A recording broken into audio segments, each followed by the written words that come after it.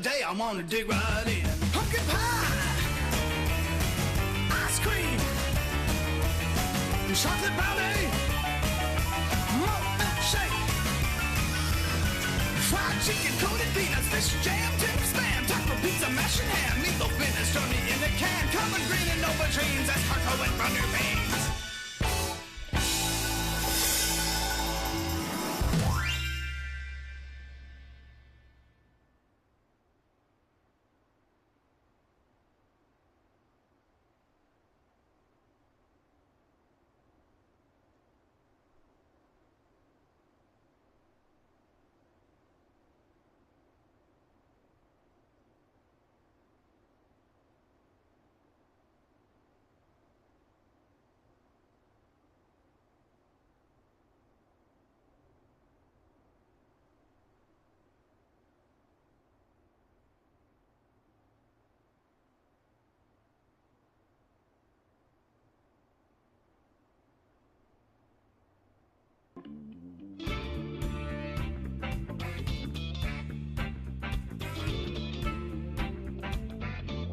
Is there anything left to say to me, to you? Have anything left to say to me, to you? Have anything left to say?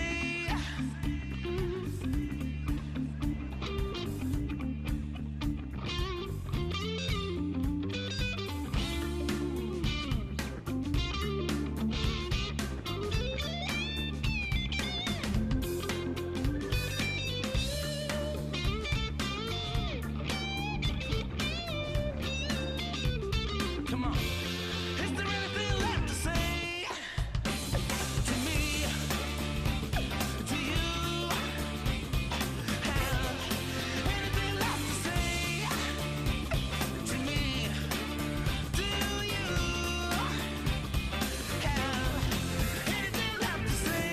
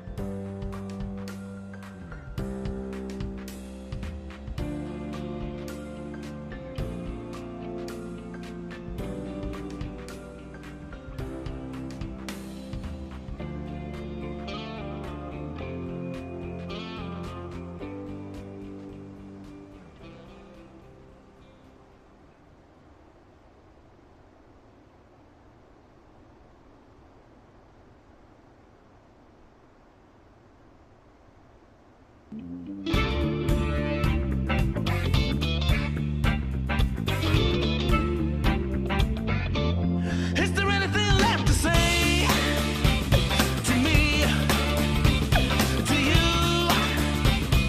Have anything left to say to me, to you? Have anything left to say?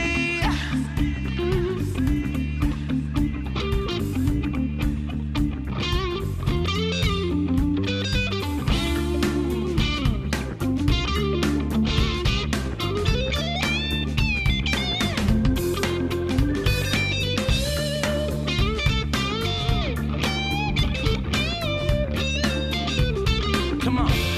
Is there anything left to say to me, to you? Have anything left to say to me, to you? Have anything left to say?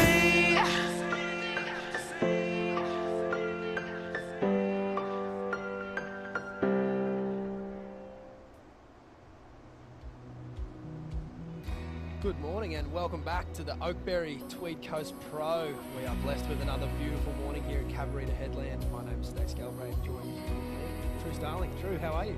I'm well, Stace. How are you? I'm really good, thanks.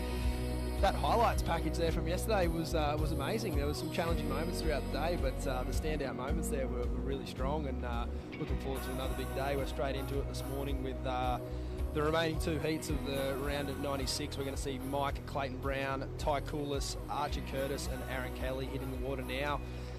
Followed up will be heat 16. We're going to wrap that round up, and then we're going to go straight into the women's round of 64. You having a surf today, True?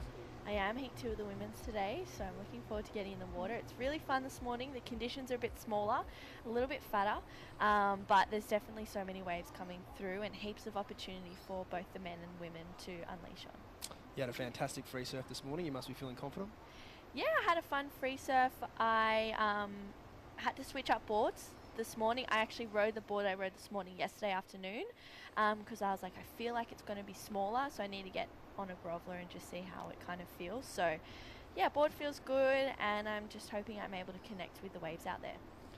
No doubt in my mind you'll get your opportunities as we see the start of this heat this morning. There's still plenty of waves on offer. However, the swell is dying, so I would say throughout the day it is going to get a little smaller, like you said, and I think we will see competitors adjusting their equipment throughout the day. I noticed this morning still some head-high sets rolling in. Just the consistency is starting to taper off a little bit. There will only be, maybe 1 or 2 good sets in a heat, so it's going to be really interesting to see as we see, I think, George Pittar there warming up. But yeah, it's going to be interesting to see how competitors play the game. Are they going to be ultra patient, or are they going to try and get something small on the board to start the day and get rid of those nerves? I don't know what option I'd go for today, True. It looks tricky out there. Yeah, it's definitely difficult, but keeping busy is probably the key. And I feel like today as well, you can either sit up the point or you can sit a little bit further down. So there's options as well. If you're under priority, you can go further up or further down depending on where you're at in the heat too. So there's heaps of opportunity coming through. We saw the judges yesterday, I would say being harsh but fair with their scoring. We didn't see too many rides going above the 7s. I think Maddie Job got a good ride in the afternoon and Taj Stokes earlier in the day, but more often than not it was battles of the 4s and 5s. Do you see that playing out the same today? Yeah, I have a feeling that it will, just because this morning it's not as critical. There's not as many vertical sections. I feel like when we do see that, that's when the biggest scores are going to come through. And here's that glare that we've got this morning. It was such a beautiful sunrise to start the day. I was up nice and early, and it was so nice to come down. The tents were already set up. Everyone was ready to go. So everyone's looking forward to a big day of action. As you see young Jarvis Earl on camera there, he'll have a heat potentially tomorrow at this stage. He's one of the later heats of the round of 64. Exciting young talent there out of Cronulla. Do you know much about Jarvis? The one thing that I know and I'm pretty confident in saying is that he's always smiling. He's all teeth and hair, isn't he? Yeah, I don't think I've ever seen Jarvis not smiling. So that's a pretty cool thing to see. Definitely. No, he's a lovely young man, and he had a couple of cracking waves on dark this morning out there. So I'm sure he'll enjoy watching the action today and gearing up tomorrow. I think it's cool to see these younger men coming up against the more seasoned competitors. We saw Dane Henry yesterday taking out Ethan Ewing. Dane placing first and Ethan progressing through in second. But the confidence that these young fellas can get, by surfing their best against some of their heroes, they can take that on for the rest of their careers. Yeah, definitely. And we saw Sophie Fletcher as well walking up the stairs there. She had those big circle art on the front of her board, and she actually draws all of them, and then she turns them into stickers, and you can put them on your computers, on your car, or you can put them on your boards as well. So they're kind of like board art that you don't have to do. All you got to do is chuck them on. It's pretty cool what she does. She's very talented, and she's always down at the Pottsville markets every other Sunday, and she just sells so much stuff. So it's amazing to see her tap into something other than surfing and create her own business. Oh, great insight there. Yeah, that is a fantastic idea. I'm exceptionally lazy when it comes to board art. My boards are very boring, just plain white. So I might have to hit Sophie up there at the Pottsville markets as we see a bit more of a pulled back angle this morning of the lineup. I would say the surfers today, they might be sitting a little further down the point than they were yesterday. We've got a high tide this morning at around about 11 a.m. I'll have to get the exact details on that for you. But it was a pretty low high tide yesterday, but it definitely shifted where the surfers were sitting on the bank. We are really lucky to have so much sand packed into the cove here at Cabarita, And like you said, there's scoring potential up right next to the rock, or if you wanted to go down more towards the soft rock section, that would be to the north, left of your screen. We'll definitely see some good rides there throughout the day. As we see up and riding, it looks like Mr. Van Life, Aaron Kelly. He's very clever above the lip, as we see there, coming unstuck. Unfortunately, that would have been a fantastic way to start the heat, and particularly with the opportunities being few and far between from what I've seen this morning, completing your rides is going to be crucial. Yeah, definitely. Well, as you said, Stace, low tide was at 5:34 this morning at 0.3 metres, and high tide is at 11:34, 1.5 metres. So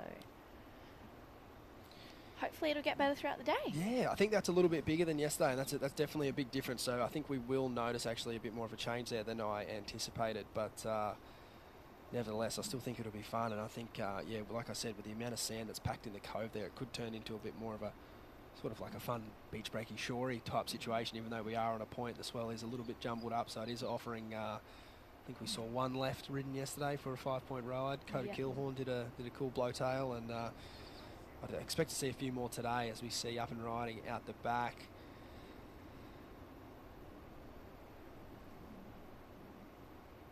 Couple of nice turns out of the lip there. I think that might be Mike Clayton-Brown potentially, or maybe Ty Coolis. Yeah, I'm not too sure. There was hair and spray going everywhere though, whoever it was. It kind of it reminded me a little bit of Aaron Kelly, but I'm not too... Yeah, okay, so I think we're getting a bit of information here that it was Aaron Kelly again. He did well to get a wave off the pack there. So now he'll find himself, like I mentioned, a bit further down the line here, and he's got plenty of space between himself and the other surfers in his heat. But everyone's got to start at this point, which is pretty good to see. Yeah, I think yesterday we saw a lot of heats with crew not standing up until about the 15-minute mark. So I think all these gentlemen here have certainly got their feet in the wax, as we say. Yeah, definitely. I think that's a key thing this morning as well, as you mentioned, Stace. Getting your feet in the wax nice and early, and this looks like a surfer up and riding potentially. That looks like Mike Clayton-Brown to me. I could be wrong. I was wrong before.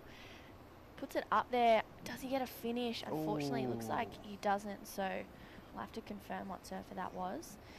But unfortunately, unable to ride out of that one. Yeah, I think it was Mike Clayton-Brown. So scores to lock in. Scores coming through for last of Aaron Kelly as well. Another crucial fall. I know there's a lot of time on the clock, but if it was anything we saw yesterday, it was that you need to be finishing your rides. There is no time for warming up, as we saw the Hog on screen there, getting a few words of wisdom from Adam Dufner there. Yeah, well, Hoggy, I think he's coming up in the next heat, and he had a surf this morning, and it's quite funny, like, he talks to himself out in the surf, so it's quite funny listening to what he says, and he's like, oh, no, too small, or no, this one's going to close out. So he's really hypercritical of the waves that are coming through, and I think in one of the last heats that actually was maybe a downfall for him, but I think coming into this event he has no opportunity to be critical. He just has to go what he thinks is going to offer at least 2 good turns on it and really make the most of it. Yeah, it's going to be one of those things. I thought Corbin Hutchins yesterday was fantastic with his patience on the wave. And knowing the Hog like I do, he's an absolute frother. Yes. So I'm excited to see if he can contain that froth and put it in to the best part of the waves. There's plenty of time spent on the wave at Cabarita, but not always time where you can be doing turns or critical turns. So I think if Hog can channel that energy and find the steep part of the waves, I'm having flashbacks to Hog just decimating every good right-hand point around the world. So I know he's got it in him. Yep. Just needs to find the most critical sections possible and deal with it. Yeah, definitely. Well, Aaron Kelly locked in a 4-point ride and a 4.17. So he's locked in a pair of 4s, which yesterday we saw kind of people progressing through heats with a pair of 4s. Mike Clayton-Brown a 2.4 and a 3.5. Sitting in second, Archie Curtis has a 2.5 and a 3.1, and he is looking for a 2.81. And Ty Coolis, just a 2.3, chasing a 3.6 Stace. If you were looking for a 3.6 out there, I feel like sitting with first priority as well, you'd be feeling pretty good. You just want to make sure that you're picking the right waves to offer at least a 4.5. Yeah, I agree. I think if you look at the score sheets here, you've got Aaron Kelly doing the runaround. But he's got a couple of fours on the board, so I think if you're Ty, as we see up and riding here, it looks like he is exercising his priority. Bit of face work to start this wave. He'll be looking for this one to steepen up on the inside. That's better. Looks like he might have got a little hung up there. Another incomplete ride true. Yeah, wow. It's these kind of mistakes that can cost you when you look back throughout the heat. I think everyone at this point in the heat has made that mistake. Yep. So if just one of these surfers had been able to complete one of those rides, they would be in a commanding position. So I guess it's we're back to square one. Everyone's going to get another swing at it now, and we'll see how the execution goes in these next couple of exchanges. Yeah, well, this is Mike up and riding on a small-looking wave, trying to find a nice connection on this one, but not offering too much. Yeah, this heat's wide open, even for first. I mean, if someone gets a 4, they only really need another 4. Yeah, so not much has really happened for the first heat of the morning with 15 minutes to go, but there's still time for sets to come through, maybe even a reposition if they feel as though they're not getting the right waves or if they're under priority. Yeah, I mean, Ty locked in a 2.5 on his last, so he needs a 3.41 now. So a smaller requirement, maybe he's just trying to chip away at that, but it's a small score today, which is hard to get. Definitely. Like you said, if he had been able to complete that right there, he could have got up into 4 range for sure. And, his heat would have a whole different sort of texture to it. But at this stage, he's still sort of starting from scratch. I don't think at this stage in the event you could be getting through holding a 2. I just haven't seen, well, none of us have seen an excellent ride this whole event. So the judges are really holding back on their scores. So I think being able to chip away in that mid-range is where you're going to have the most success and the best chance of getting through your heats, particularly with the swell dying like it is. I don't think, like you said, you could be sitting and posting up and waiting for that one crazy wave. It's more likely going to be a mixture of, average scoring rides that are going to get the job done today. And we'll see how the remainder of this heat plays out. I wonder if anyone will head down the line. It certainly, to me, looks a little steeper down there.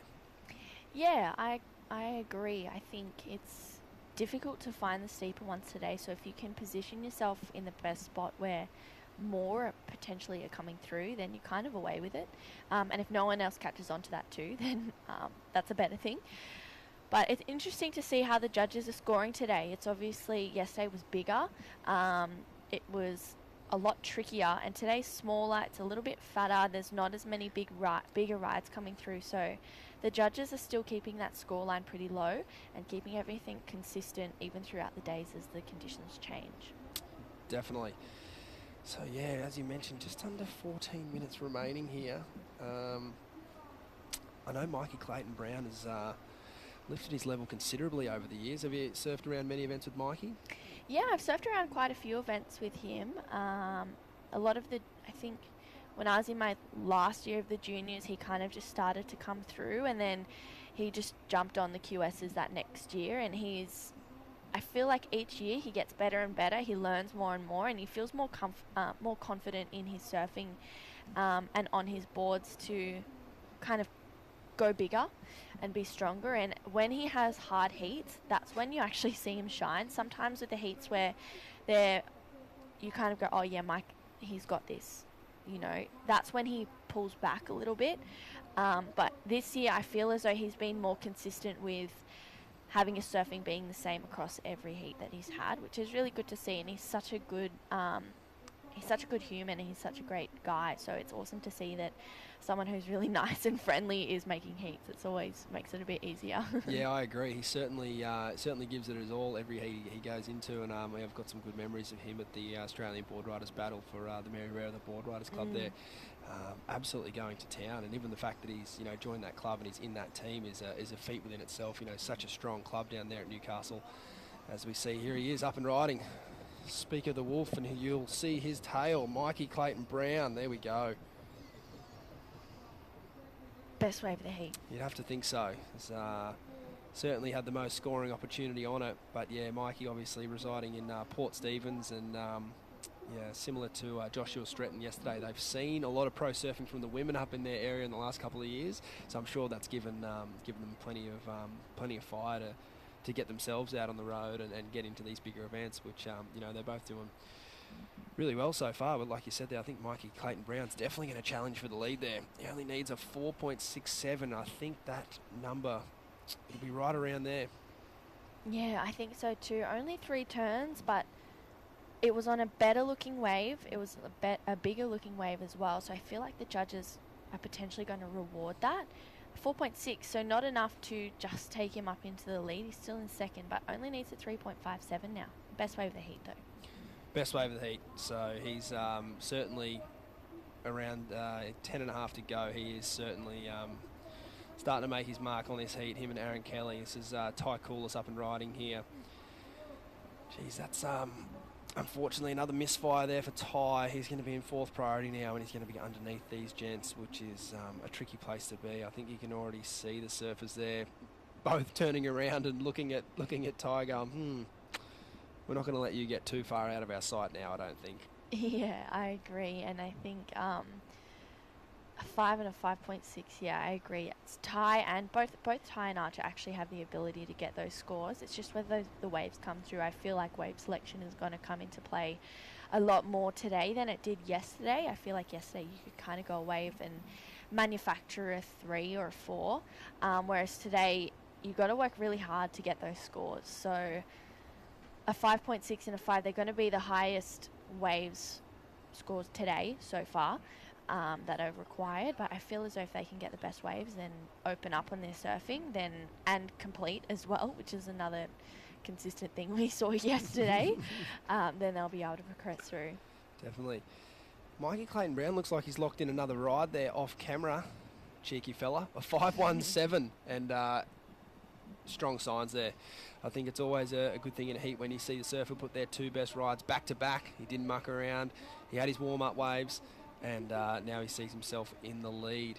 And it's, as you mentioned, Archie Curtis now chasing a 5.07 and Ty Coulis a 5.67 to jump into second position. Looks like we will have a replay here. True. Yeah, Mike just tags that first section, brings it around for a nice carve, and doesn't do too much here. He just puts it up there for a good finish, and that's what the judges really like to see. And I feel as though, that surfing is what is going to carry you on through the next round. I think either he's found 2 exact waves and done the exact same surfing, or we might have just seen a replay of the 4.6. Yes. So we'll see if we can chase down that 5.17, but it's given us a good idea of where the scale's at. 3 fairly nice turns there for the 4.6, so he's obviously gone 1 better with the 5.17. As I mentioned, these guys now in 3rd and 4th. Their requirement has been pushed out a little bit more, but like you mentioned, both capable of that score. Archie Curtis from the Gold Coast. He's I think he's just finished school, actually. He was a member of the Palm Beach Currumbin surfing program there, and I could be wrong, but I think he's in the Miami Nobbies Mermaid board riders, M&M. I think. I could be wrong. But M&M, yes. That's pretty cool. I got that out eventually. I had to remember my central Gold Coast suburbs there. I don't really go north of the bridge at Palm Beach. So, but yeah, it's a great club up there. And I think Ellie Brooks, a good friend of yours, I think she's in that board riders as well. And Archer's definitely capable of getting these big numbers. He's a whippersnapper, but he's got plenty of talent. Sort of, reminds me of a young Owen Wright in a way. Sort of got that rangy, long, drawn-out bottom turn. And when he finds a steep section, he's not afraid to get it up there and throw the fins out. So we'll see how he goes as we see Aaron Kelly here up and riding. Can launch Mr. Kelly. That section not offering enough of a ramp for him, as it definitely looks like he's telegraphing down the line. I'd love to see something huge here from Aaron. Look, unfortunately, I think that was one of those waves that just did not offer what he was hoping for. He was always sort of chasing that ramp, and I just don't think it popped up, so I'm not too sure the judges are going to go too huge on that number as he checks his equipment there on the inside. Yeah, I'm wondering if that's all good there. I mean, equipment's such an important thing, especially if you're a competitive surfer, so hopefully everything's all good, and he's just maybe patiently waiting to flip that board over, hopefully trying to hear some scores. So scores to lock in for last of Aaron Kelly. It seems as though Ty Coulis has had a wave as well, potentially. We've got a score to lock in for him as well.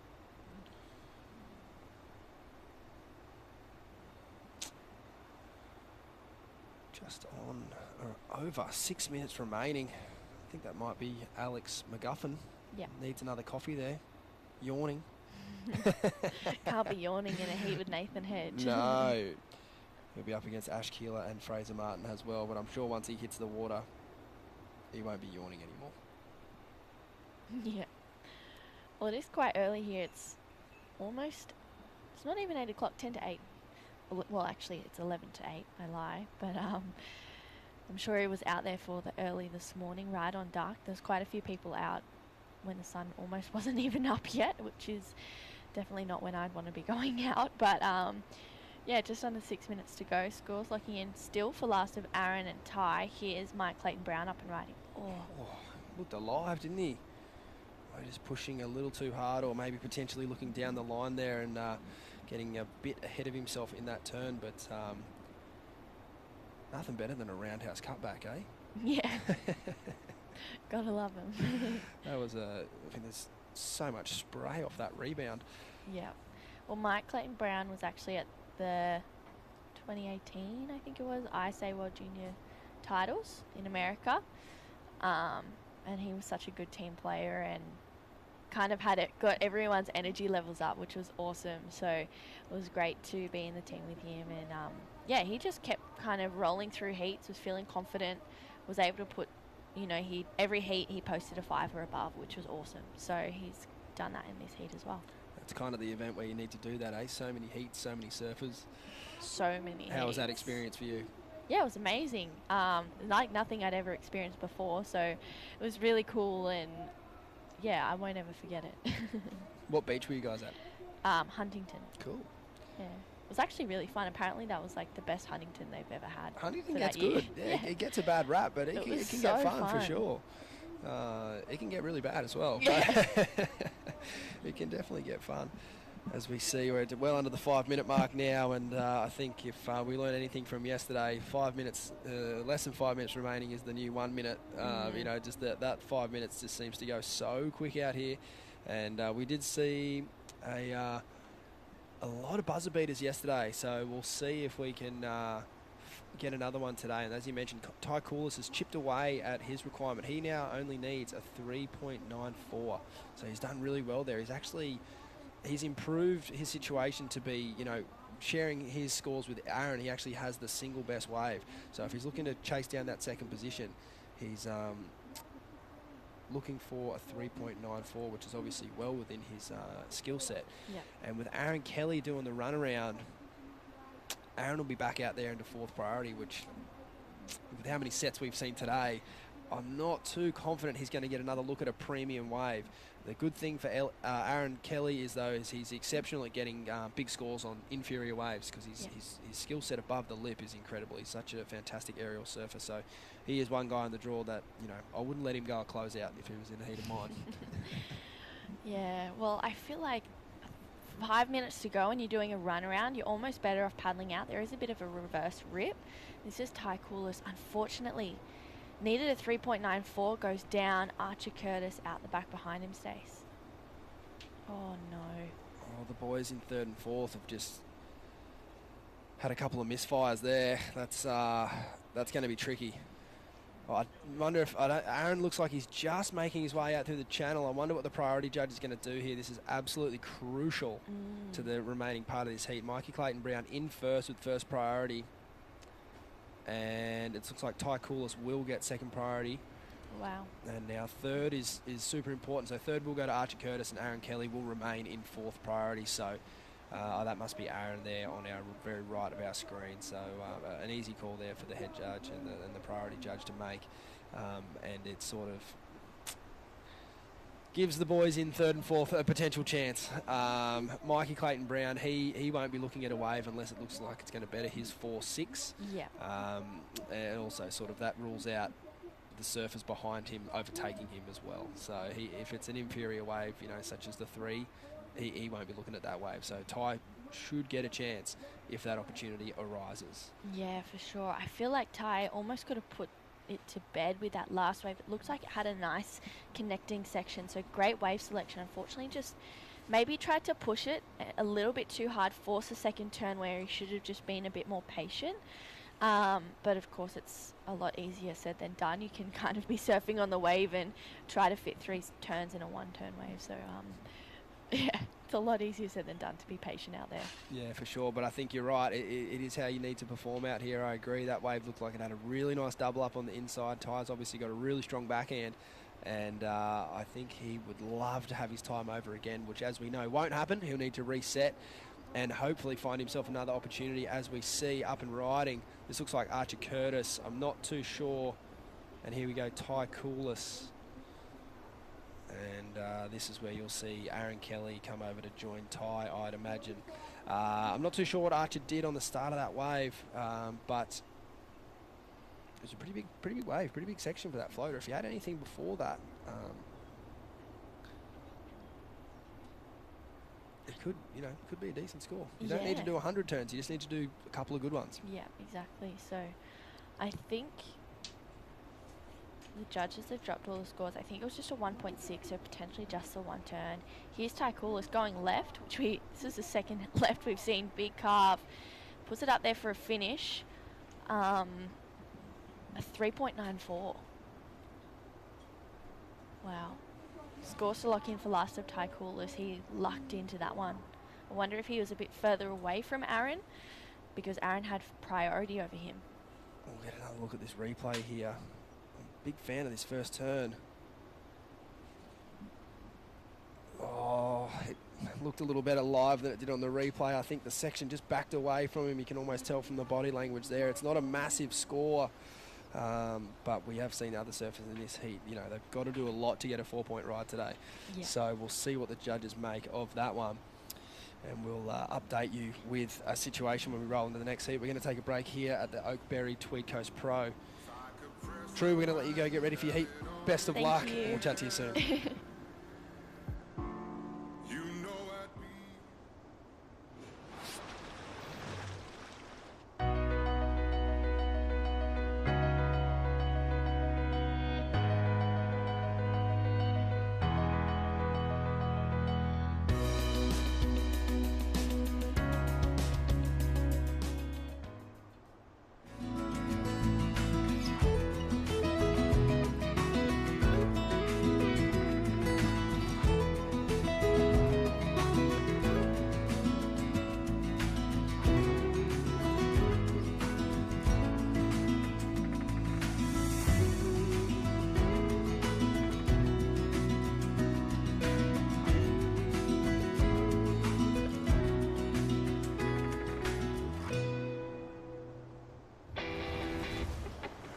Through my internship at the WSL, plus the personalised experiences and support I have access to at Bond, I know I'm well on the way to becoming the entrepreneur I want to be.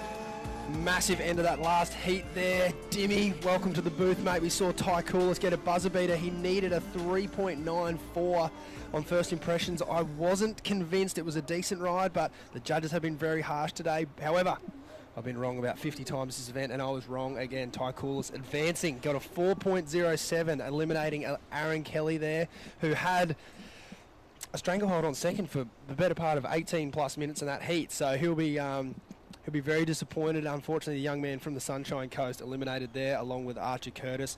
They'll be back to the drawing board. But moving on through, mate, It's great to have you in the booth. How's it been out there? It's been good, mate. I've been on the beach the last couple of days, or last day. It feels like a couple of days because we've been on tour for about a month. But yeah, we had really good waves at Avoca. Interesting scenarios there because you could see the levels and the performance levels starting to change when they went into that 3,000 event, and definitely now the intensity is definitely picked up. But yeah, I found yesterday, speaking to some of the athletes, it was like they were really concerned about what waves to go because the actual drag and the amount of push in the water really intensified exactly what they were looking at. But yeah, today's a little bit more sleepy, not a lot of tide and not a lot of drag coming across the peak, so a good day, mate. Yeah, I agree. It almost looks like it hits the bank a little bit better when it is that smaller size. I think yesterday we saw a lot of wash through sets and it was hard to surf. The first wave of the set was bumpy, like you said, had that drag in it, and then the third and fourth waves of the sets were just riddled with foam. So I think today a little bit smaller, a little bit less energy, but as you've seen in this first heat of the day, there's still plenty of great scoring opportunity as we see opening ride here from Alex McGuffin. He was yawning on the beach before, Dimmy, but not anymore. He's fired up. This is a 4.67 to start the day, so he'll be stoked with that. Yeah, and we've seen a lot of those scores boxed in over the course of the even the 1,000 events where the judges are, those 4 to 5 point ranges has been really, really obvious that they're looking at point of difference. They want to see something special if you're going to get that performance level to be raised, and I think that's a good thing too. Like, I know some of the surfers have been a little bit weird with a gun, how am I going to get a 5? But realistically, as long as the scale is set and they're consistent with it, doesn't matter anyway. Absolutely, yeah, you've only got to surf the heat you're in and beat the guys you're surfing against, and I think yesterday the judges did a fantastic job at broadcasting a very clear message. They want to see shades of CT surfing. This is what they're qualifying you for. They're qualifying yourselves to get on the Challenger Series, and then from the Challenger Series, it doesn't get any easier once you get onto the World Tour. So I actually, although the scores seem tight on paper, and you might flick through the results and go, I got a few texts, what was so-and-so doing out there? And it's like, well, if you watched your heat, or their heat, you'd understand that, a 10-point total yesterday was a good total. You're stoked if you could get 10 points in over 2 waves. 100%, and like you said, a lot of people asking me, there seems to be a lot of guys getting through heats with 8s and 9s and stuff, 2-wave combos, but as long as the actual scale is set and it's right, it doesn't matter anyway. And these guys know it now. They've been on the road for basically 4 or 5 weeks. They're in tune with what they're doing, and it's important because once you get to that challenger level, seriously, just getting a 4 is really tough. And I think that's what they've done. They've created this situation where, okay, they want to see a 4 basically translate to what you would do on the championship tour. So definitely, unless you're willing to really risk it, and that's the whole thing. There's no heats these days where you can say they're easy heats. You can't surf safe. You've got to actually risk it to get that reward. Definitely, I agree. And speaking of Challenger Series, mate, we'll be coming back to your neck of the woods in May for a big 10,000 there at Manly. You must be excited to get that back underway again. Yeah, I'm pretty stoked. I'm surprised Otts hasn't rang me and gone, mate, can I get a wild card into the trials? As we see Hog up and riding. But yeah, I will tell you, you know how we've had such dramatic floods and stuff within New South Wales. What it has created, travelling the coastline, is that it's created such good banks everywhere. Awesome, Manly, good to hear. Like, seriously, Northstone, the bank in Northstone is so good right now. It's about... One year we were down there, it was 100-foot big firing lefts was pumping. 2017, I think. Yeah, but you know what? That left is really in front of the clubhouse and it rolls right through to Carlton Street. So take us through this replay, Dimmy, of the Hog. Oh, he's got such good rhythm and pace, and I love his energy. Just his positivity is just incredible, and it's so good to see him giving back and still competing at the highest level. Look at that, Stacey. Look at the body language. Yes, Hog. There you go. That's how you start a heat. Yes, I heard him like chomping at the bit, like yeah, you can hear almost heads audible. You can hear him from the booth up here. I was the thing that impressed me the most about that ride was just how he contained the froth. A couple of down the line manoeuvres before he really opened up the shoulders, and Look, I love how the Hoggy surfs, but I think sometimes he's guilty of over-frothing. Yep. And in that wave there, he timed himself absolutely beautiful, as we see Nathan Hedge locking in a 5.23. And again, we're very excited over a 5.23, but that's a big deal. That's a big score for today. That is a big score, and that's sort of broken out of that 4-point range. But yeah, what I love about Nathan surfing on the backhand is he creates such good depth out of his bottom hand turn. And when you're coaching, and you're one of the more astute coaches in the world, you teach the grommets, even from a young age. I do all our junior development stuff, and I'm like, guys, the one important part, the structure of your surfing, comes from the start, that depth of your bottom hand turn, how low you get, how much you engage the rail. And I think that Hoggy does it just as good as anyone in the world. Oh, I couldn't agree more. Speaking of someone who knows how to engage the rail, I think we've got MCB, Mikey Clayton-Brown, on the line. How you doing, mate? Yeah, I'm pretty good. How are you? Yeah, really good. Thanks, brother. Mate, you've got that microphone nice and close to your mouth there, mate. The world wants to hear what you've got to say. How was it out there? Yeah, it's, the waves are really fun, but you go out in a heat and you have some expectations to get some sick ones, especially first heat, and then, you just got to kind of tone it back and just try grind it out.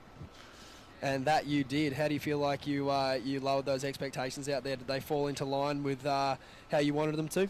Yeah, just going off yesterday's first heats, 4 and a 5 one, so really just thought, you just need 2 5s, and it's pretty obtainable, especially with the waves out there, so yeah. Hey, Mikey, how have you found the travel and the consistency of events back to back to back mentally? Have you had to really focus in on your downtime to make sure you're sort of refreshed and ready to roll every time you get in the Rashi? Well, yeah, I've had 3 round of 16 results, and then had a shocker at Avoca, so some highs and lows, and you just got to go home, go to where you're staying, just cruise, hang around, really just take your mind off everything, and you just got to cruise really. And being back at Newey next week, how fun's that going to be in front of the home crowd, and what are your expectations going into Newey? Oh, I can't wait. What about the actual, being Newey, the last real Challenger Series event that you can qualify for the Challenger? There's going to be a lot of pressure on a lot of guys sitting on that bubble. How's that going to take effect as well? Yeah, there's always pressure. It's just how you deal with it, really. You just got to take a couple breaths and really just get a good mindset into it. Well, mate, we wish you all the best moving forward. You're looking absolutely on point. So congratulations. And into the next round goes Mikey Clayton-Brown. So well done, pal. Cheers, boys. Well done, Mikey. Have a good arvo, mate. So, yeah, he's a classic kid, isn't he? Good bloke. He's a good bloke. He's come Good on, Aussie leaps and bloke. bounds. Leaps and bounds, I should say. We were just talking about him earlier. He's obviously from Port Stephens, but joined up with the Merryweather Board Riders Club there, and he's a staple part of their team at all the team events now, which is a 100%. feat in itself. Like, such a strong club, awesome town, and if you're getting the call up, even to be first reserve in that team would be something you could put on your resume. They're one of those clubs that literally in the ABB could have 2 sides that could literally make the final of any event, as we see surfer up and right in, and nice rhythm in this wave, and again just really elevating lovely. that final turn. Was that Fraser Martin, I think? Yeah, Fraser Martin looked very spiced up, ready to roll. I think we're about to get a lesson in judging here, Dimmy. Oh, yeah. This is going to be a really interesting score to come in. Obviously, a less turns than the Hogs wave. But I think potentially quality, a bit more impact. Yeah, I think quality over quantity is Yep. a major factor when Ty and the judging panel are looking through these replays and stuff. Yeah, I like the timing. Take us through this one. Yeah, I definitely agree with you, mate. He's had nice timing off the top and getting that board into the lip. He's a big, strong lad, and ditching the fins on that one, that have to have felt good. He's a big, strong fella by the look of him, so for him to get going on these waves at Cabarita, which, by all means don't have a whole lot of push, he must have, really good equipment under his feet, and his technique was looking really good as well.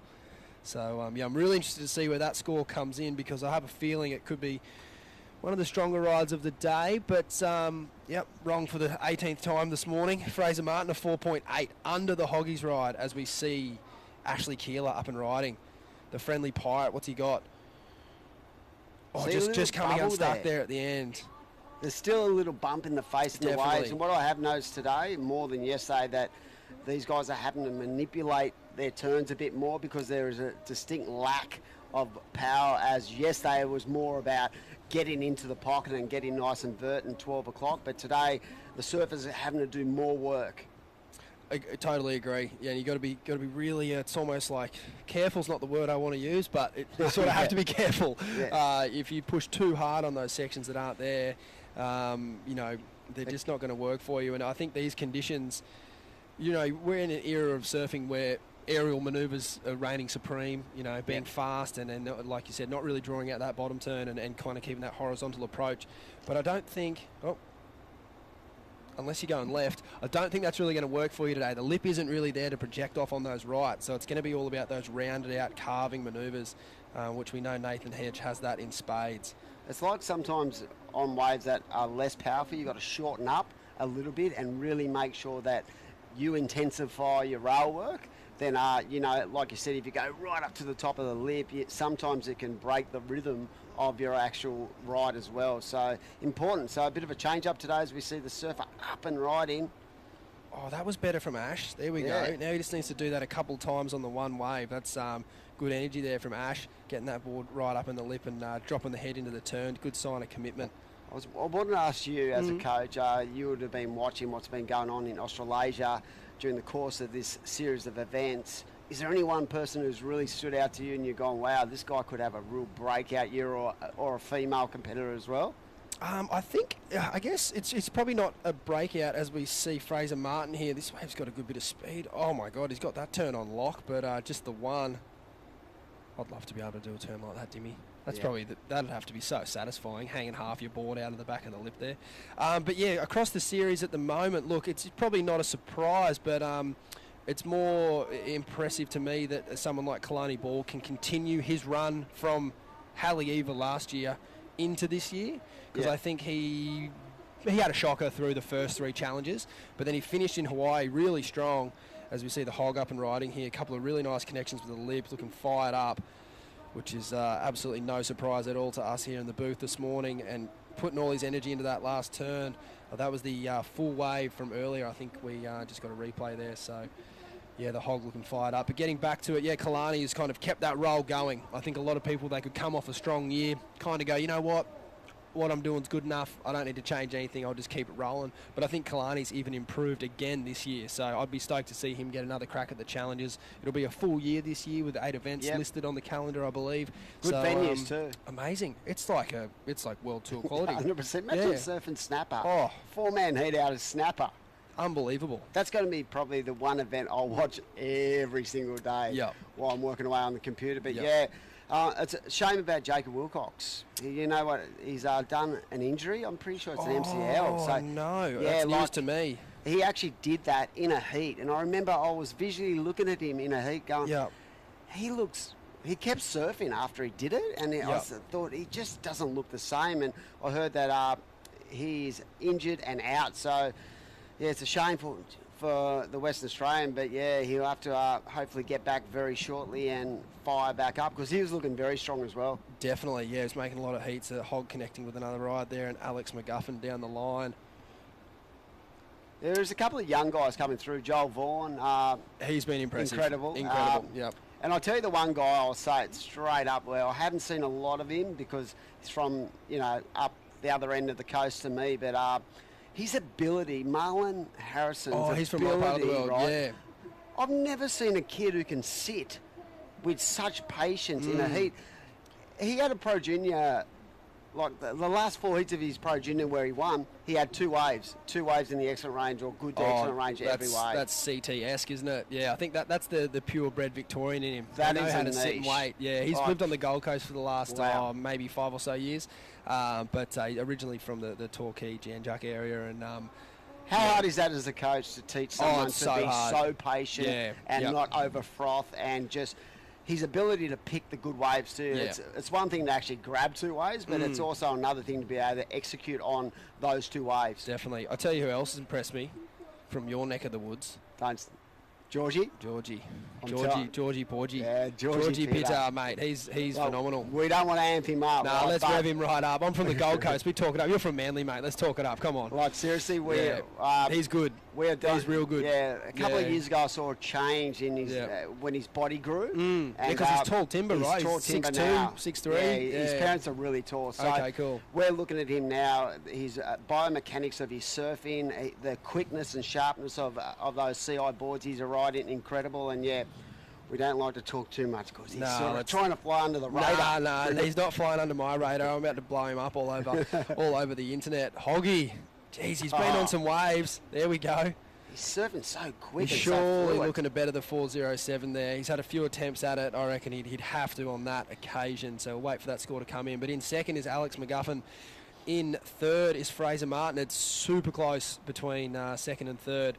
And Ash Keeler is just still waiting for an opportunity where he can link a couple of turns together. We saw a really strong single manoeuvre from Ash earlier, and he just needs to try and find a couple where he can put them together back to back. It's interesting that when you look at the scores of this, if you actually went watching the heat, you'd probably think, oh, that's a slow heat. But realistically, this heat has been exciting to watch, and it's just like we spoke about earlier, with everyone sort of boxed into that 4 and 5 point range, as we see Hoggy lock in another low 5, so that extends his lead. But it's not what it looks like. The visual is that they're all ripping. It's just who's got that point of difference. Definitely, as we see the replay here, Dimmy, what do you like about this one? I just love the rhythm and the timing of each and every turn, and even that last turn, it was very important to keep that flow and that that attack. So the judges don't like to see anyone getting caught in the lip and not really projecting out of the lip as well. So nice stuff, Nathan Hedge. He's still got so much to offer, and it'd be crazy to see him get a shot at the Challenger.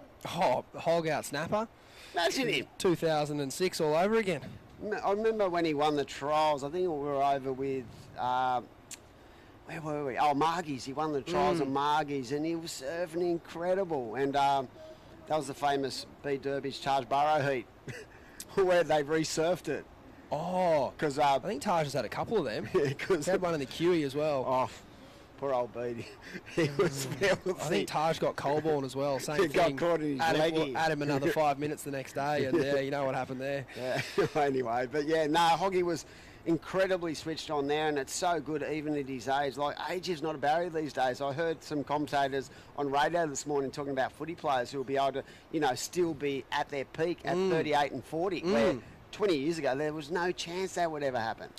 Well, I mean, not that Hog's lost any speed, but I know across other sports, certain players, they lose their speed, but they gain their more experience. Yeah. They know how to read the game. Years. Exactly. They know how to read the game, and Hoggy, he's an absolute master of this game. He's not, he's not going to give these young fellas an inch. But I think to the flip side of that, age is just a number, and it's awesome to see these younger kids coming through, like your Dane Henrys, potentially Jarvis Earl. He could, go on a similar run as well. It's one of those things where they don't have that fear of loss, and they're just going for it. And I kind of like that about under-20s footy or whatever. There's just sort of no defence, and it's just all attack. And I love seeing that from, both sides of the age spectrum, whether you're super young and just coming on or whether you're at the end of your career or a bit older. You still just that go-for attitude. It doesn't matter how old you are. You can still have that. Yeah, I feel like exactly what you said there, like that word, fear. These guys fear no one. It's just about they've all got a strategy and they try to execute. That's what it's about. It's more about themselves rather than who they're against. And I find that in a lot of different sports now. If you're good enough, get out there and have a crack. 100%. If any kids are watching this heat at home, I'd love you to pay attention to Nathan Hedge here and watch him try to sell his competitors on waves. He hasn't had any success yet, but he won't stop. He's a good salesman, so we'll see. He's down the markets just firing, just going, would you like to buy? Would you like to buy? As we see Ash Keeler here finding his best ride of the heat so far. He'll be stoked to get that one on the board with 5 minutes remaining. He can get back out the back and try to add to his total. As we see behind, potentially Fraser Martin or Alex McGuffin, I'm not too sure. Here we go. And Hog. Hog, look at that. Just really nice timing and just the patience of that first turn where he came off that edge and came off that rail and he's just attacking it. Wow. He's been on. He's having a heat, isn't he? Yeah, he's been on. I'd love to know if he sold red on the wave prior. I'm going to have to say he did. Alex has probably done it. He's serious. Turn around to see Hog going upside down 4 times. But yesterday was difficult because there was a lot of, trying to read the ocean right and trying to get that which is the best one out of the set. Some of them were those chip shots in, and some of them were the ones that were running further down to the north. It was really important for guys to actually identify what waves they wanted yesterday, and today I think it's going to be exactly the same. Quinn Bruce got a wave yesterday where he did 3 foam climbs, and I thought, this wave's going nowhere, mate, jump off it. And he found the most unbelievable little double up low road and got 6 points, on the inside. He'd been on the wave for 200 metres before he really done his first major manoeuvre. So I think, reading the lineup is hopefully going to be a bit easier today with that swell dropping off a touch as we see a replay here, Dimmy. Here we go. Surfer up and riding, just trying to keep himself nice and tight to that power source. But, just utilising priority and really, trying to get those good waves is so important in these heats where they're really condensed when it comes to scoring potential, as this is a good-looking wave. Wow, just beautiful transition from rail to rail and really executing well there. So the timing's perfect. And like I said, when you look at it online, you probably think this is a bit of a slow heat with those scores, but no, this has been an absolute cracker. Oh, it has been a cracker. This is the best heat of the event, I'm calling. Like, everyone's had their chances, and everyone's got a chance to showcase their ability. Oh, how good was that backhand carve down? Just love how patient he was too. Because he has a tendency to overfroth, let's be honest. Exactly. I mean, the only thing that wave just lacked there was just a vertical section. It would have been nice if it gave him one a bit closer to the start of that wave, just to really try and improve a bit more on those fives. I think, he might probably end up with another score around that similar range, which is, I found yesterday, Bud, if the surfers who got that opportunity at the end was a point of difference for the judges, because the visual was like, wow, that was more top to bottom. At Avoca, all the big scores in those first couple of days came at the mid to low tide, where it was basically below sea level. So there was a massive change up in exactly how the visual looked. Yes, exactly, yeah. So with 2 minutes on the clock here, it's been quick fire action. I think we have seen a bit of a situation change here with Fraser Martin on his last ride locking in a 4.27. Alex McGuffin's last was the 3.93, and he's had that P next to his name for a long time, so I'm not sure if he was even part of that last exchange. I think I might have been getting the two goofy footers mixed up there, Alex and Fraser. But it was Fraser who got the better of that exchange, and Hoggy's just locked in another 5, a 5.13, so ever so slightly increases his margin and hold on the lead. And it'll be Fraser Martin in second, with Alex McGuffin in third, chasing a 4.41, 90 seconds on the clock. Ash Keeler in fourth, chasing a 6.54 to get through this one. So I agree with you, Dimmy. This has been just action-packed. Fun as. Oh, I was going to ask you, but even if you haven't had a good start to the series, right, these 5,000s are so important. If you get a win here, you're nearly guaranteeing yourself a spot in that top 9. Oh, for sure. If you look at the top 5 right now, it's littered with people that are sitting on a total of 3,000 points. They reckon about 5. Is it going to be like 5 or 5? 5 will get you into that top 9 after these two events? I think we'll know a lot more, obviously, once this event has concluded, but my point being, you get a semi-final here, that's 3,250 points. 100%. If you go 2 semis back-to-back, I think you're looking pretty good. And that's 7,500 points. So I think you'd be looking pretty well. And you deserve your spot too. Exactly, yeah. So you could be starting your campaign here. We've seen in Hawaii on numerous occasions surfers like Dusty Payne. Michelle Perez would go 2 finals in a row. He never really needed it, but, would end up re-qualifying on the QS. And it's one of those things where if you can go on a run, as we see, Fraser Martin, he's not mucking around. He's, I reckon he's going to say g'day to Alex McGuffin. I wouldn't want him in an Iron Man. Look at him go. What about how important, the physicality of the sport was yesterday, and the amount of paddling the guys were doing, as you see. He's gone home for a... Yeah, he's thanks, really, mate. Yeah, he's really stoked to see you. Yeah, how you doing? Beat it. Yeah, no, that was a hard fought battle and a really tight one. But we're going to go to a break here, mate. It was fantastic to call a heat with you. We'll see you around, and we're going to welcome in Bugs and Shannon at the Oakberry Tweed Coast Pro, as we see Nathan Hedge coming in there, getting second with Fraser Martin. A great heat, but we'll be back very shortly.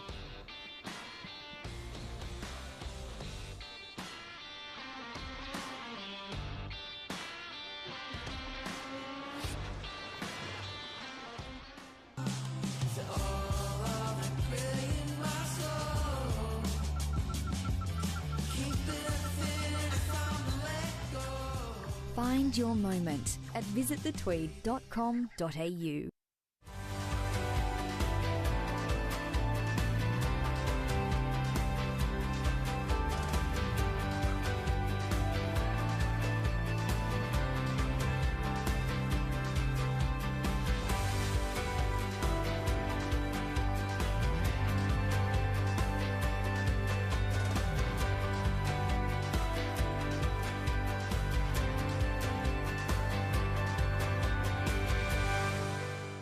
Starting the day with freshness, giving us the energy to paddle out and live life to the fullest. All natural and organic, a superfood bursting with flavour and taking you to your own piece of paradise. Sharing moments with friends, sharing them with Oakberry.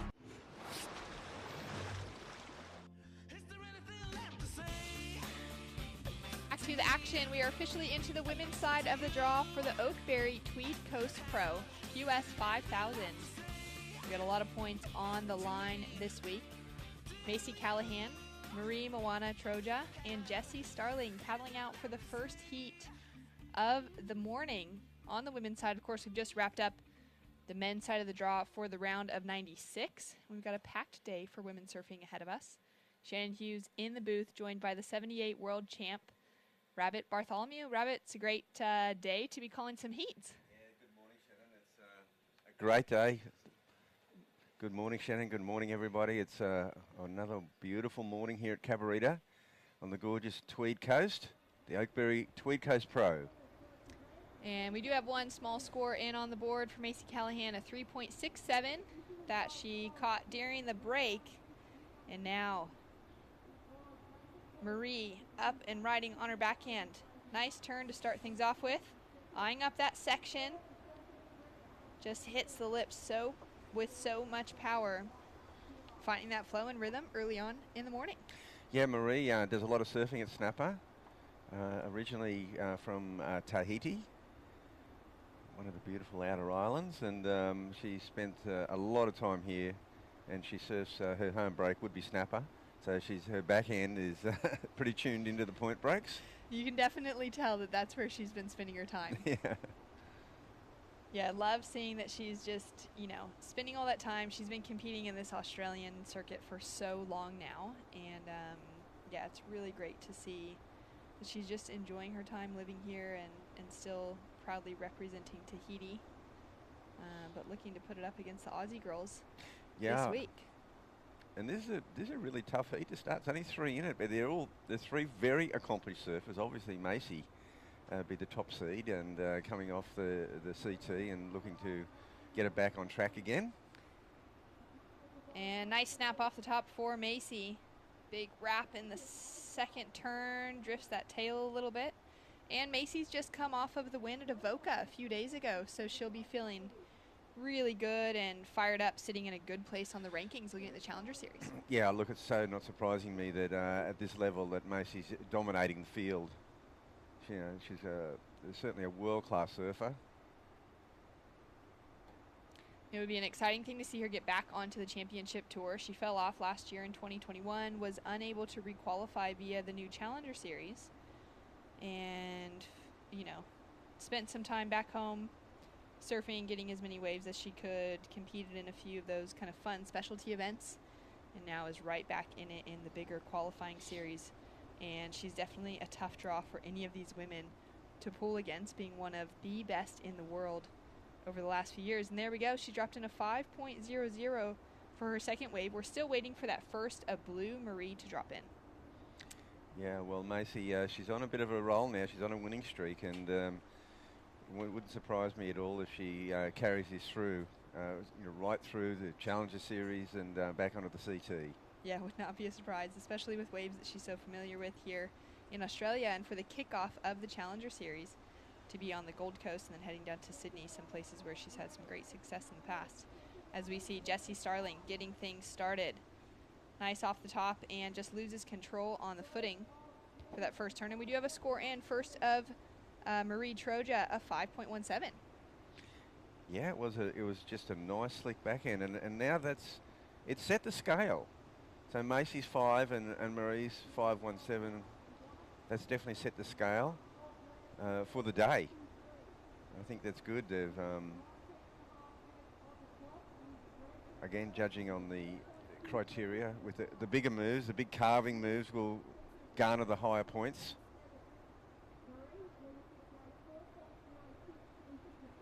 So down to just under 20 minutes. There's also 4.23 that has dropped in for Macy Callahan. So she's staying busy. And it's a pretty spread out field this morning. Bugs, in comparison to the first few heats we called yesterday, the tide was already a little bit higher. And the surfers were sitting in some different positions. Yeah, well, we saw in the last heat, Nathan Hedge started very, very wide. And some of the other guys like Ash Keeler were right up into the cove, as we see Marie once again. Great style from Marie. I really love that backhand attack and that just real flowy style coming through on her backhand. Yeah, once she gets it going, when she gets a wave that really winds down the point, that backhand, it's lethal. Like, she can get 4 or 5 big carving turns on the same wave, and that'll get her points will go right up. So she got a 3.6 that's locked in for the last one. Has her sitting in that second position just behind Macy Callahan. Jessie Starling with just that 1.0 to start things off with. Jessie, the younger competitor in the lineup, she is still competing on the junior tour and actually was planning to just focus on the junior events in this run of, the regional events across Australia this year, but decided that since she was going to be on the road regardless, she may as well enter all the big ones too. Well, it's great experience for junior surfers. There's quite a few junior surfers in the men's division as well. And they've got nothing to lose, but they've certainly got a lot to gain from the experience. Just getting used to surfing against professional surfers, and kind of the lessons learned during the heats are invaluable. And a strong paddle from Marie. Softer wave, it's just not going to pick up enough for her to get into it. And just in the sun. Jessie with a nice wrap to start it off. Connects with the lip, and she's going to look for that finishing section. It's just going to close off in front of her, so she'll put together her first complete wave. Yeah, that'll be Jess's best effort for sure. That'll get her into the heat. And Macy Callahan has moved herself fully down the point. She's sitting at a way different break than the rest of the girls, as we see this one of Jessie once again. Yeah, she's linking the turns here nicely. Nothing major, but she needs to get beyond that 1 point mark, and a series of just really accomplished turns here without anything in the major category, but it certainly will help her cause, and she gets a 3.17.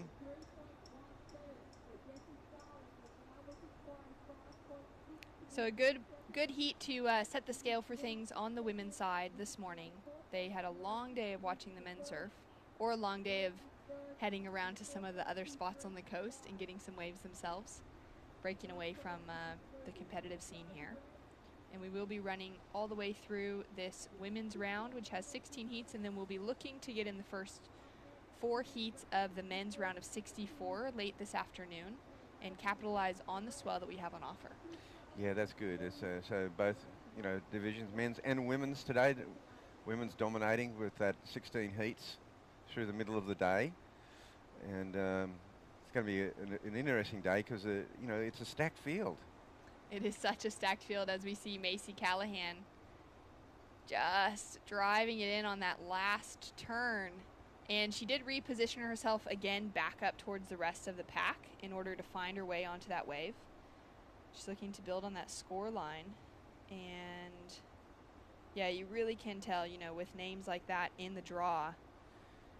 Hunger to requalify for the championship tour, of course, and some great experience for these other competitors to come up against surfers like Macy.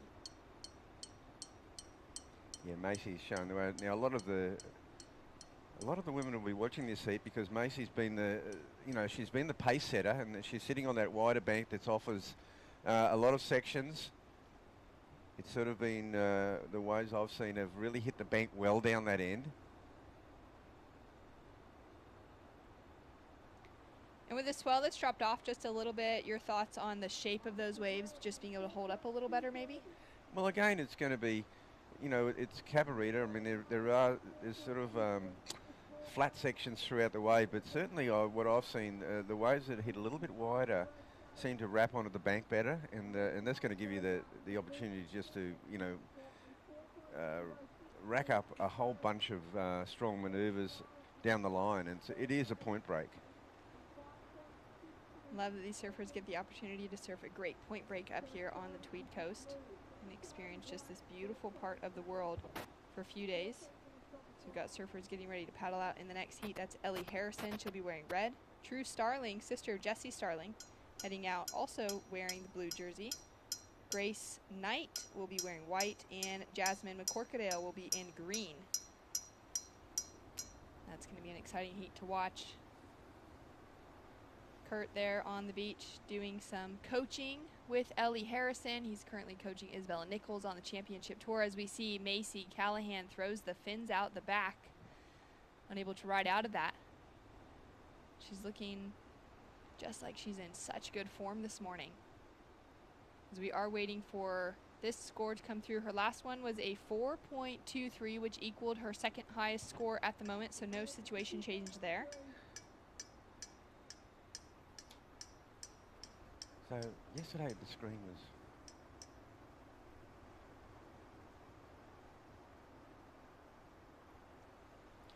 And we've got our view of the judges sitting up top. Got a great panel of judges up there. Of course, when we've got a wave ridden, we've got 5 judges on the panel. The bottom and the top score will drop out, and we'll take the average of those 3 middle scores. And that's how we'll get the official score that we'll lock through for each of the surfers, their top 2 waves counting. And with 12 minutes, 30 seconds on the clock, Macy Callahan currently sitting in the lead off of a great victory at Avoca at home for her, alongside taking out Molly Picklum, the Grom, who is just lighting up the championship tour at the moment. So exciting to see her there, and already back in the jersey, coming straight out of Portugal, straight into the jersey for Avoca, both the Opens division, making the finals there, and then she took out the win in the Pro Junior. Oh my gosh, Molly is unbelievable, and she's making great inroads.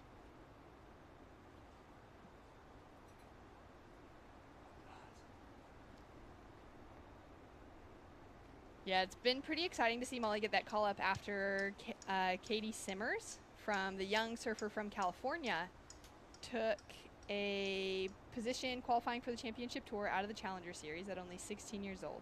And then she decided to pull out of the championship tour this year to focus on school more and just give herself a little bit more time to just prepare herself for a career of competitive surfing. And with her pulling out of it, that opened up the door for Molly Picklum to get a spot onto the championship tour. Which is an amazing situation, really. It shows a great deal of confidence in the future to give up the spot. I think the last person who did that was Taj Burrow when he was about 19 years of age. And yeah, that's right. Not many people do that. You know, they qualify and go, well, you know what, I'm not ready. And Jessie Starling finding a nice wrap to start things off. Great positioning of her body, and just hoping that that wave is going to offer her a little bit more through the inside section. Nice snap into the lip. And she's looking to build on that score line, chasing that 5.60 to take the advancing position. 4.60 is the requirement for Maria to take first position away from Macy. As we take a look at this replay here, Rabbit. Yeah. The one thing about True is Jess, she's picking waves down the line. She probably just needs to get a really good solid finish on these waves, and that's going to make the difference, and that's a better one for her for sure. So, Macy's out there in front. Marie's gone a little bit quiet, but Marie's got that 5.17. So Jess is going to need to get up in that 5-point range to really challenge here. So as we've got scores to come through, Macy Callahan currently sitting in the lead, and we just saw Nathan Hedge take out a smashing victory early in the morning out here at Cabarita. Nathan, Shannon Hughes in the booth here alongside Rabbit. How did it feel out there? Oh, it's a nice little morning. I mean, it's a little bit smaller than yesterday, but the waves are on the bank, and with the incoming tide, there was a little energy on the double up. So if you're on the right side of it, it was super playful, and yeah, and just a gorgeous morning.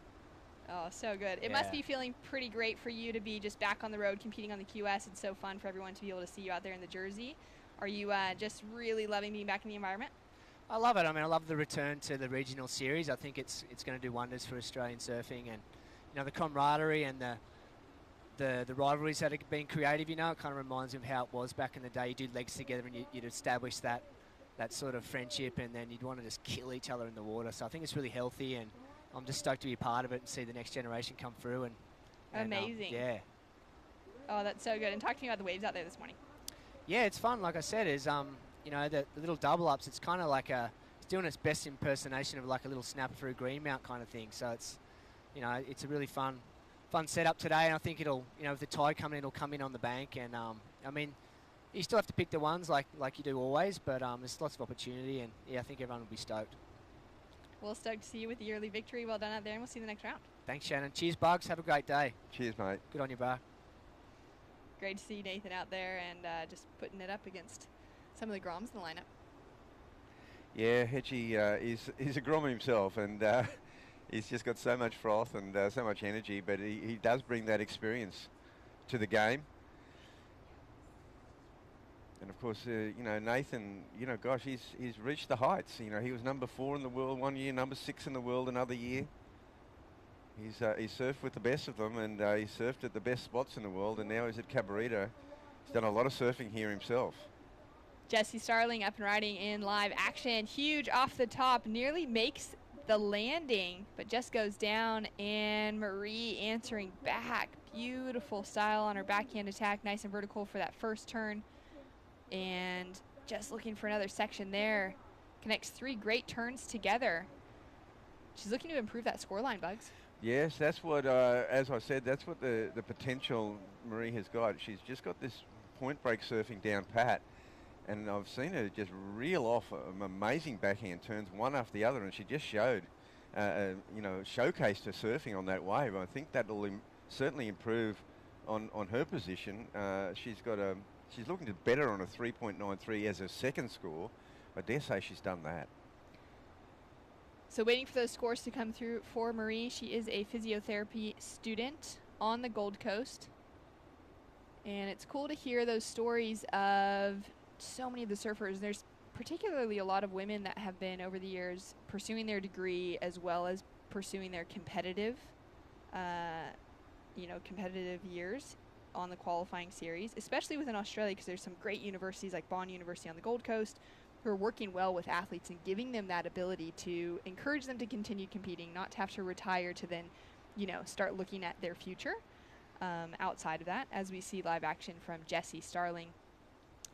Really nice connection with the lip, great flow, finds that speed and momentum to make it around the section, and little floater to try and finish off with, just doesn't find that projection out of the lip. And with that, Marie has jumped herself up into lead, dropping a 5.73. Yeah, it doesn't surprise me at all that she's taken the lead with that one. That was clearly her best wave. She already had a 5.17, so 5.73 seems spot on for the conditions. So Macy's fallen into second place, but still relatively safe there. Jess Starling needs to really, I guess, motor on to a bigger score now. As I said before, she needed a 5, and now she needs probably a bit more than that. She needs a 6 or a bit better. So this is a great ride by Marie, and she's a dangerous competitor out here because she loves these right-handers. She loves surfing a backhand. Very accomplished surfer, and the number 1 seed now finds herself in second spot. That's definitely a surprising position to see Macy Callahan not in the lead, but incredible surfing from Marie to take her through to that leading position at the moment. And here we go with another lap. She's racing down the line, looking really composed, and beautiful tap to the lip. Doesn't offer much else for her. Yeah, it was a she went fishing for a wave. She obviously, it's a wide one. She was paddling back out. She had third priority, and took a speculative wave. Didn't quite work out for her, but she's still in a commanding position, at least to qualify, to advance and progress to the next round. But it'd be a big feather in the cap to beat Macy Callahan on the first heat of the day for the women. Oh, it definitely would. I can't remember the name of the Grom that took out Ethan Ewing yesterday, but just to be able to get that heat lead above him and take away the win. Yeah, that was Dane Henry. He's a local surfer from here, and that's a huge scalp. So exciting. So Macy Callahan down into second, sitting with priority. She's chasing a 5.90 to take the leading position away from Marie Troja. Jessie Starling struggling to find some rhythm out in the lineup with a wave that's going to offer her a little bit more. She's sitting with that 3.17 and that 2.77 at the moment, chasing a 6.06 to get that leading position. The girls getting ready to head out for the next heat, and we've got a big day of women surfing ahead of us. Yeah, well, we could, theoretically have a position here. If Jess advanced through the heat, True advances through the next heat, they could meet in the next round. But Jess has got a little bit to work. But Big Sister's going out there next, and of course True joins us in the commentary booth. She's got a lot of different skills, and certainly surfing is one of them. It certainly is. It's great to see the two of them, pushing each other to really being the best in the water, but also outside the water. And they've got this great project that they've started called Murmur Mag. It's an online girls surfing magazine. And they've just been capturing such great content across the last couple of years.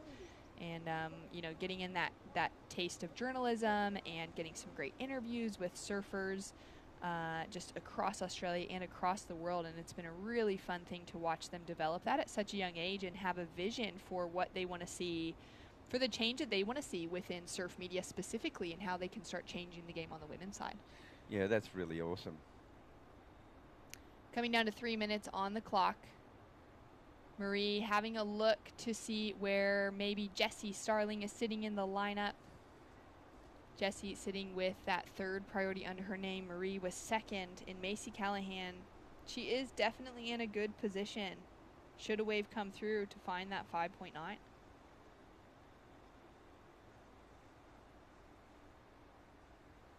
Little bit of a bump showing up here, and she's not going to have a look at it. It's been nice to see a flurry of action, even though we've seen that swell drop off throughout the morning. There's still plenty of waves on offer, and plenty with some scoring potential. And that's the beauty about Cabaretta. There are several takeoff spots along the line. The sets do come in.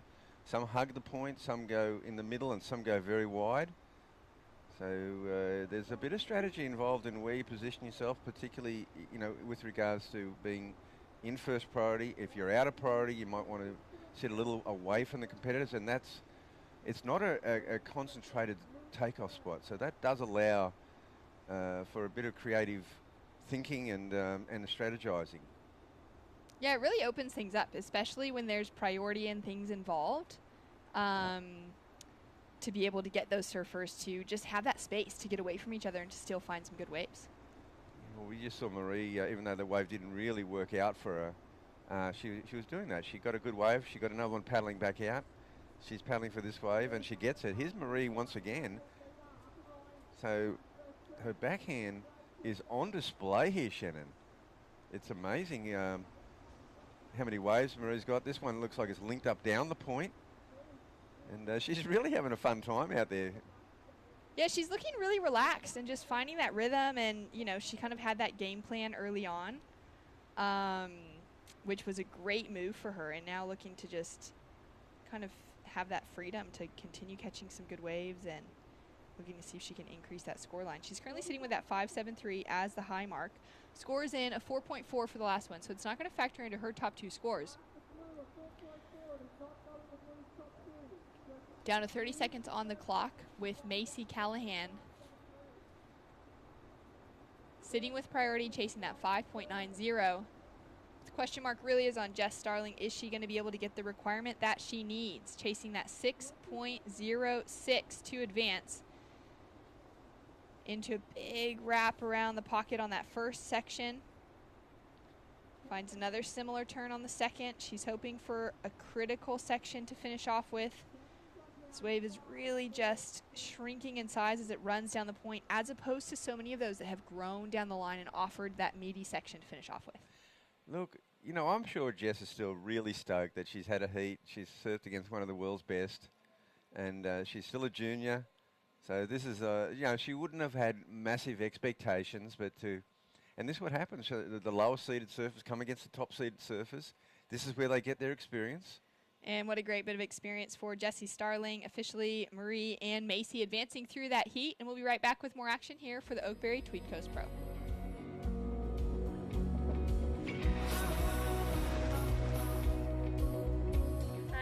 Sierra Kerr. Today we went around the Tweed and we got some good food, went surfing, went fishing, played some golf. Yeah, it was a super fun day. Some of my first memories of surfing Tweed are just exploring the beautiful back beaches, having some fun surfing around with my dad. All the beaches all the way down the Tweed coast are just coves with headland after headland, and it's just so beautiful. This whole Tweed coast region is very, very special to me.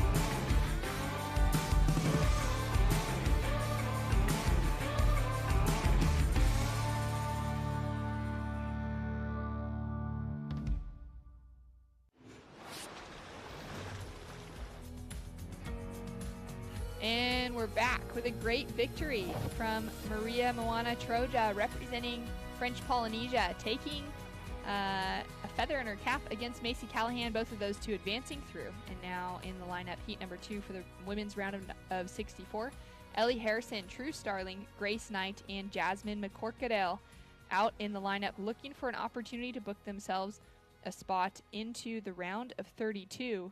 With a lot of points on the line, 5,000 points at the end of this event, and what a better place to be able to spend some time trying to earn them than at the beautiful point break of Cabarita. My name is Shannon Hughes, joined in the booth by Rabbit Bartholomew, and we've seen a few really fun waves this morning, Rabbit, with some great conditions. Conditions are excellent. We've got light winds, light offshore winds, so the surface conditions are very conducive to to ripping. And we've got some down the line waves. We're on a point break. Surfers are often starting the heat sort of towards the cove. Some of the surfers are already electing to paddle out wider and sit on the wider bank. That first initial exchange without priority is pretty critical. It's always good to get a nice one under the belt early and get the momentum. Does set the tone, doesn't it?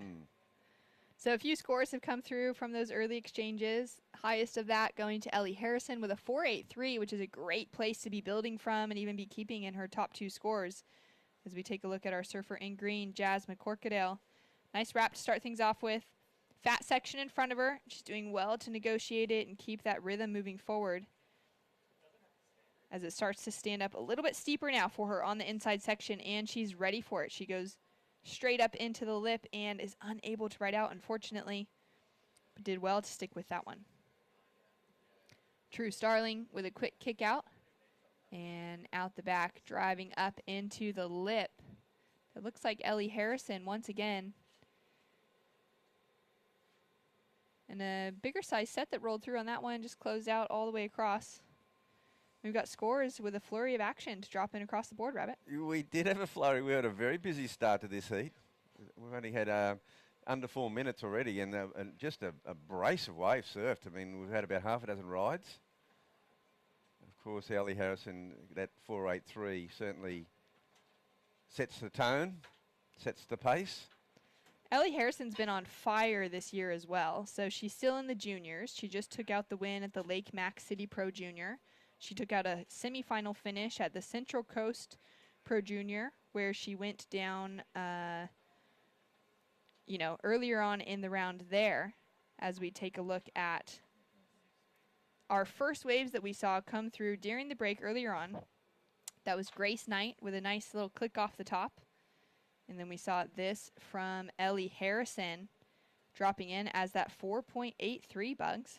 Yeah, this was she's a very accomplished surfer, and it was a great ride to start the tournament with. Waves coming through from True Starling as well. Have a look at the size of that one. Just really nice off the top, and scores to come through. Yeah, that was just, that was a case of one maneuver, but one big maneuver. It'll be interesting to see how they score that, as opposed to, say, in the last heat we saw, say, Marie doing a whole bunch of carving turns top to bottom. This was one big move for True. She's got it in her repertoire, and I like that. It was just a lovely carve, huge rooster tail, and also pretty much the biggest wave I've seen surf today. Yeah, it really had a good critical pocket on it. Great to see that size sticking through. And judges taking their time. We are waiting for scores across the board with 20 minutes now on the clock. And it is all going down here at the Tweed Coast Pro. Great to be into our second day of competition. For everyone to start finding their rhythm. Getting a few waves in the free surfs this morning. It was absolutely packed out there. As we see a nice wall opening in front of Grace Knight. Driving back into the pocket, and now that steep section opening up in front of her for a great finish.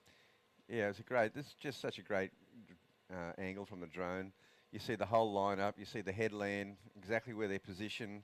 You can see they're nearly in the second bay, that wider bank, and as this tide comes onto the bank, we saw yesterday how it shifted. It sort of moved further and further into the cove.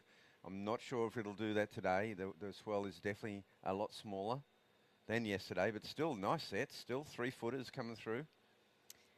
Well, those nice sets are definitely paying off as we've got some scores dropping through. Ellie Harrison has dropped in a 5.17 for her second score, which keeps her up into the lead. True Starling has dropped in a 5.07 for that big rooster tail. There you go. So one maneuver gets a 5.07, and that is a good indication of what the judges are looking for. They've been consistent with, rewarding the big moves. Starling family sitting there. You can see Jess just got out of the water from her heat before. She's already back down on the rocks to support there with the red towel for her sister True in the lineup. And would be stoked to hear that big score coming through for that single maneuver. And that's right. Now, even though True Starling sits in third place, she's in a much better position, really, because Grace Knight, she's got the 3.10 and the 2.37. She sits in second place. But it's a tenuous hold on second because True Starling sits back there with a 5.07. Her second wave's only a 0.2. So she needs virtually to double that, a 0.4, to get into second. And we know True, if she gets a good one, she's going to probably challenge for the lead here. Ellie Harrison now up and riding. Beautiful line. Drawing it out nice and patient. Goes for a nice stylish cut back on that first turn. Wraps it around for the second. And just milking this wave as she comes through to that inside, hoping for that closeout. And there it is, standing up in front of her. Gets that tail around. Unable to maintain control on the finish. Scores to come through now for Ellie Harrison. And in that last heat, we saw a great performance from Marie Troja. Marie, Shannon Hughes, and Rabbit Bartholomew here in the booth. Congratulations. So much. That was amazing. Congrats on getting the win over Macy Callahan. That must feel like a good one. Yeah, it did feel pretty good. And I'm excited for the rest of the event, like taking her on this one, and it gave me quite a bit of confidence for the next one. So yeah, feeling good.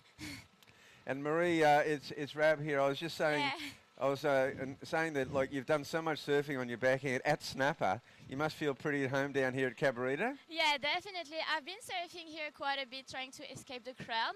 So I love surfing rides, and I've grown up at Snapper too. So yeah, I love surfing on my backhand, as you know, and yeah, it feels good. It feels good to lock a couple of turns here, and yeah.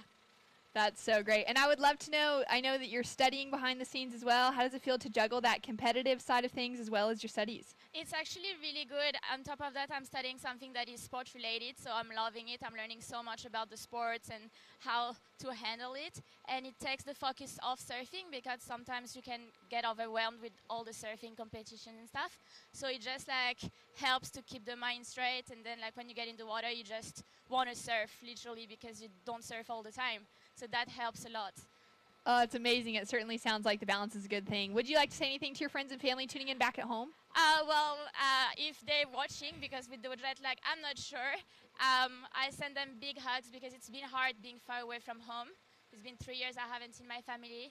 I'd like to give a special thanks to my sponsor this year that has been helping me a bit to get into the comps, etc. Coco, which is a Latin American bikini brand. And yeah, thanks and big hugs and kisses to my whole family and friends. Oh, we're so proud of you. Great surfing and way to take one against Macy. Thank you. We'll see you in the next round. Bye. Oh, that's so cool. I love hearing about that balance that athletes have. I mean, obviously, you know, the froth of being a surfer, but then being able to kind of have something on the other side of life that keeps them focused in other areas. Yeah, Marie. You know, I know her family, and you know, it's amazing that when she says she hasn't seen them for 3 years, that it's a common story across the world, really.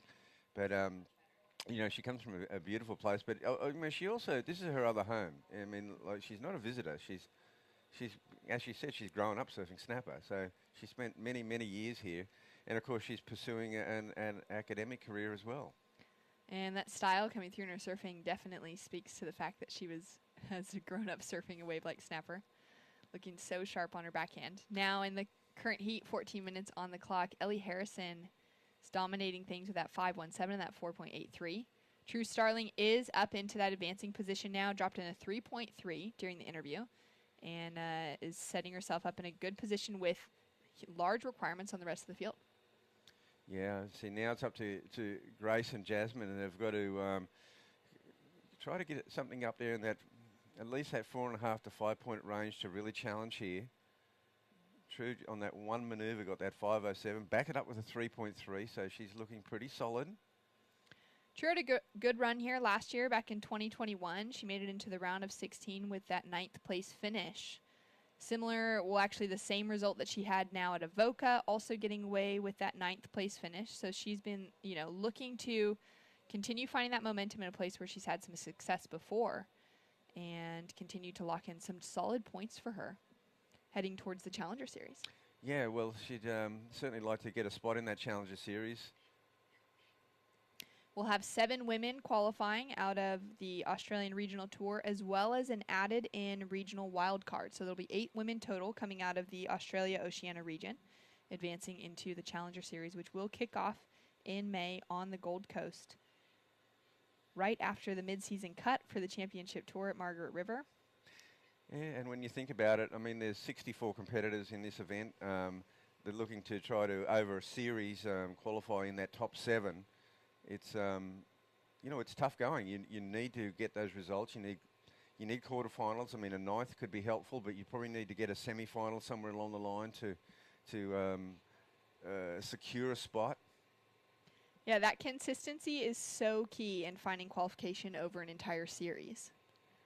It's a campaign, and the consistency is there, and also there's different size events, and we're in one of the bigger ones here. We're in the equal biggest one, the QS 5000, so lots of points on offer, and it does bring a certain different pressure with it.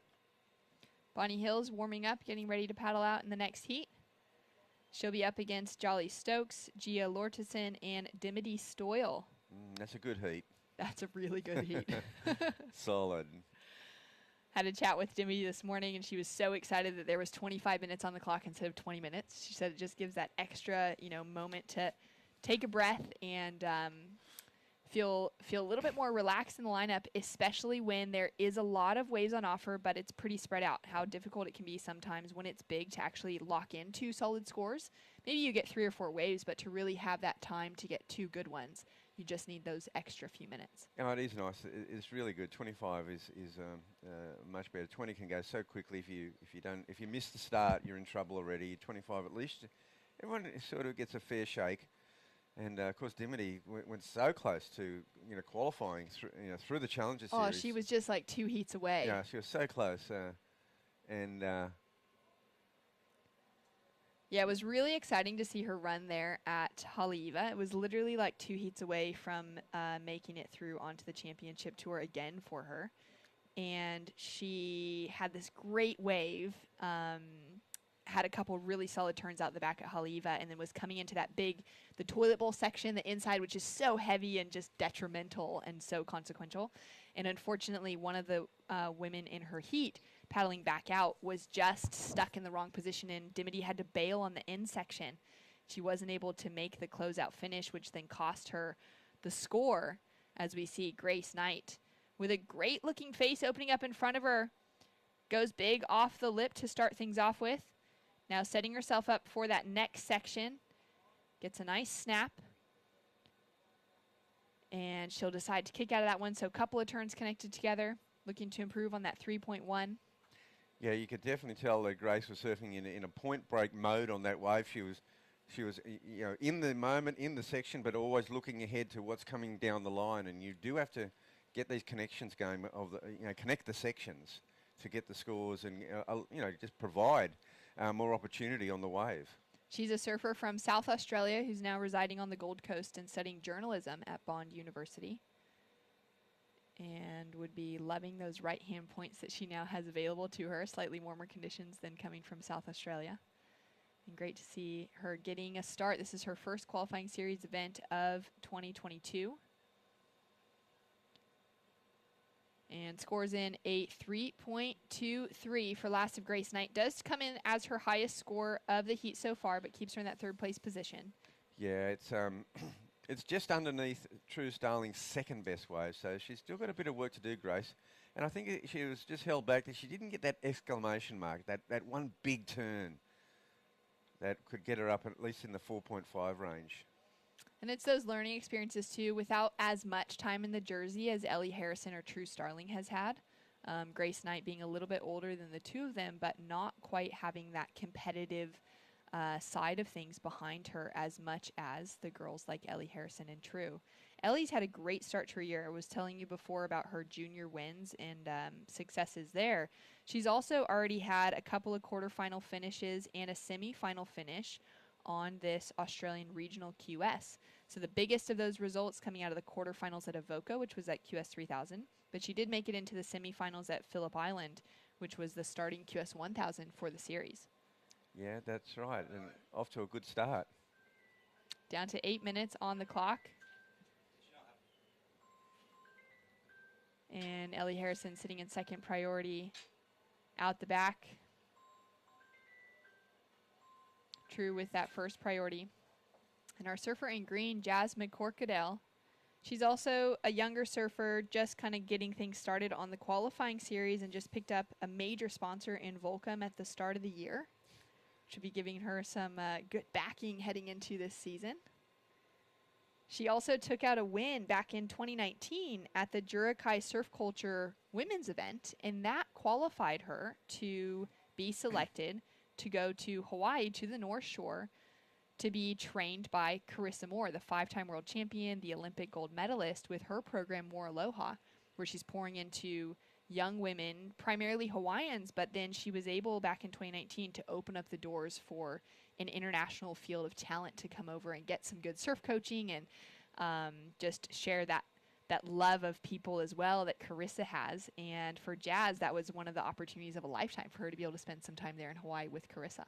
Oh, it really is, and it's a wonderful thing that Carissa is doing that. And it's obviously she started out with the Hawaiian girls and opened up to a lot of Indigenous from around the Pacific and around the world. And Jasmine was fortunate enough to win the Jurakai qualifying event. And of course, before that, Jalan Slab had gone. And it's just a wonderful opportunity. I spoke to Jalan when she came back, and she had such a wonderful time. And Carissa, obviously, 5-time world champion, one of the greatest surfers of all time, but also that real spirit of aloha. And she's just got such a sweetheart, Carissa. And what an amazing opportunity for Jasmine to be, surfing in a surf camp, Carissa's surf camp, surfing with the champion, meeting all these other girls from around the world. And, get that experience is amazing. And there's a lot of cultural exchange going on as well. Absolutely. I mean, so incredible as we check this replay from Grace Knight. So she's doing everything she can to get up into that 5.14 that she requires to take the advancing position. And a great snap for that first turn from True Starling. Great 2 turns connected together. Comes in for the third on the finish. And she goes so strong. My apologies. That was Jazz McCorkadell with that sunlit background behind her. And putting it together, that was a good-looking wave, Rabbit. A very good-looking wave. What did you like about this one? Oh, well, yeah, I like that. This is power. You can see the power on this one. This surfing here is just what it's all about, really. And the finishing move here, yeah, this is class right now. I really like that ride. It just shows a little bit more intent, a little bit more aggression. And that's going to be, I think, one of the major scores for sure. She's chasing that 5.80 to take the advancing position above True Starling, who's still sitting out the back with priority. And what a life-changing experience that would have been for Jazz to be able to spend that time sharing the aloha especially in the proving grounds of surfing, for her to have that opportunity to then go have that cultural exchange, but also to be able to spend time surfing on the North Shore of all places. And now with women's events reintroduced to the North Shore on the professional side of the tour, it's somewhere that so many young women are flocking to and getting to spend time at and planning their trips and trying to plan to spend the winter seasons there, the same as so many young boys get that opportunity and have had that opportunity for decades. And now the women are right back in that conversation, and it's really exciting to see.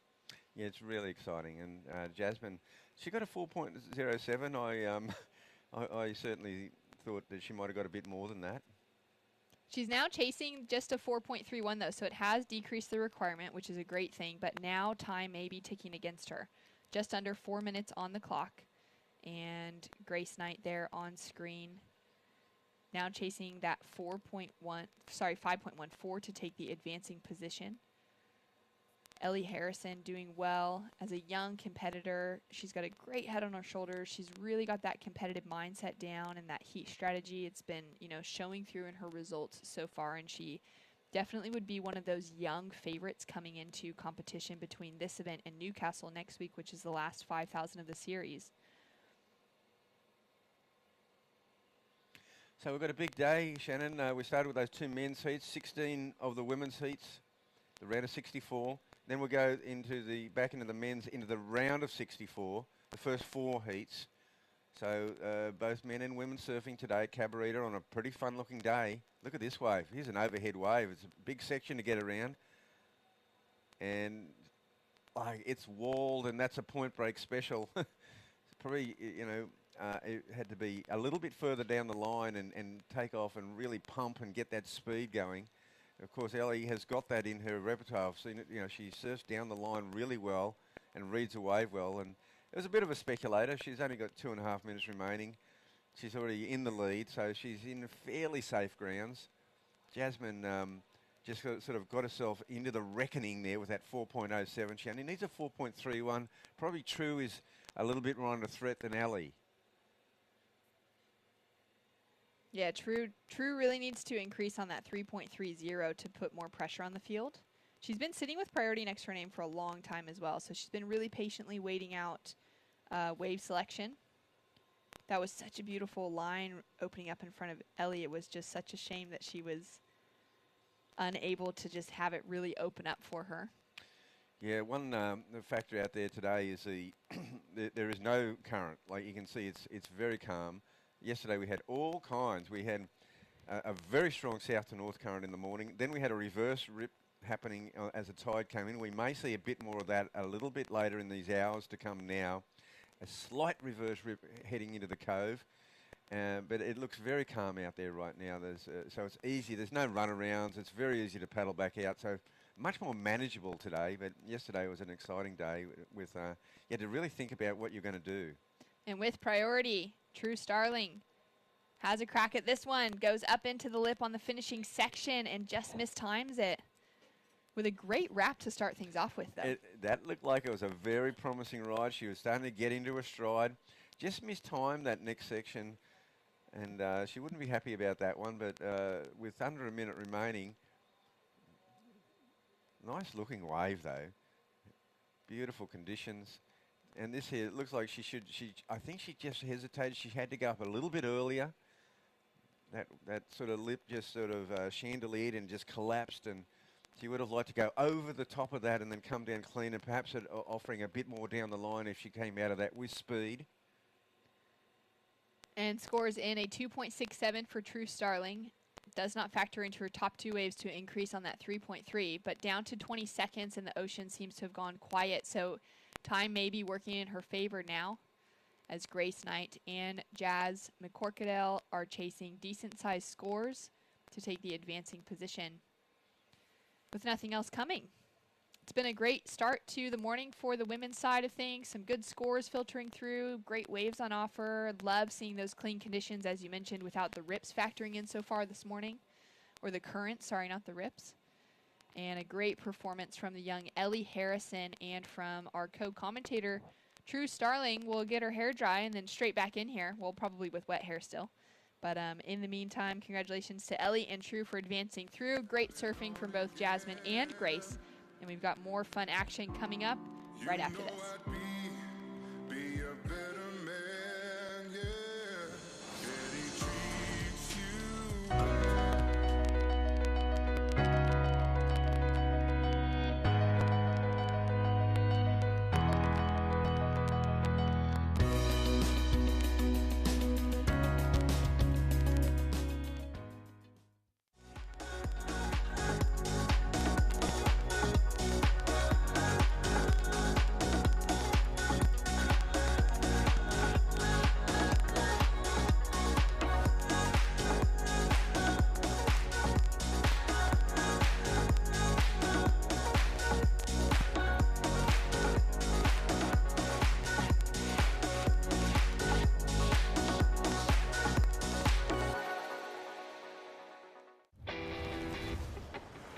Through my internship at the WSL, plus the personalised experiences and support I have access to a bond, I know I'm well on the way to becoming the entrepreneur I want to be.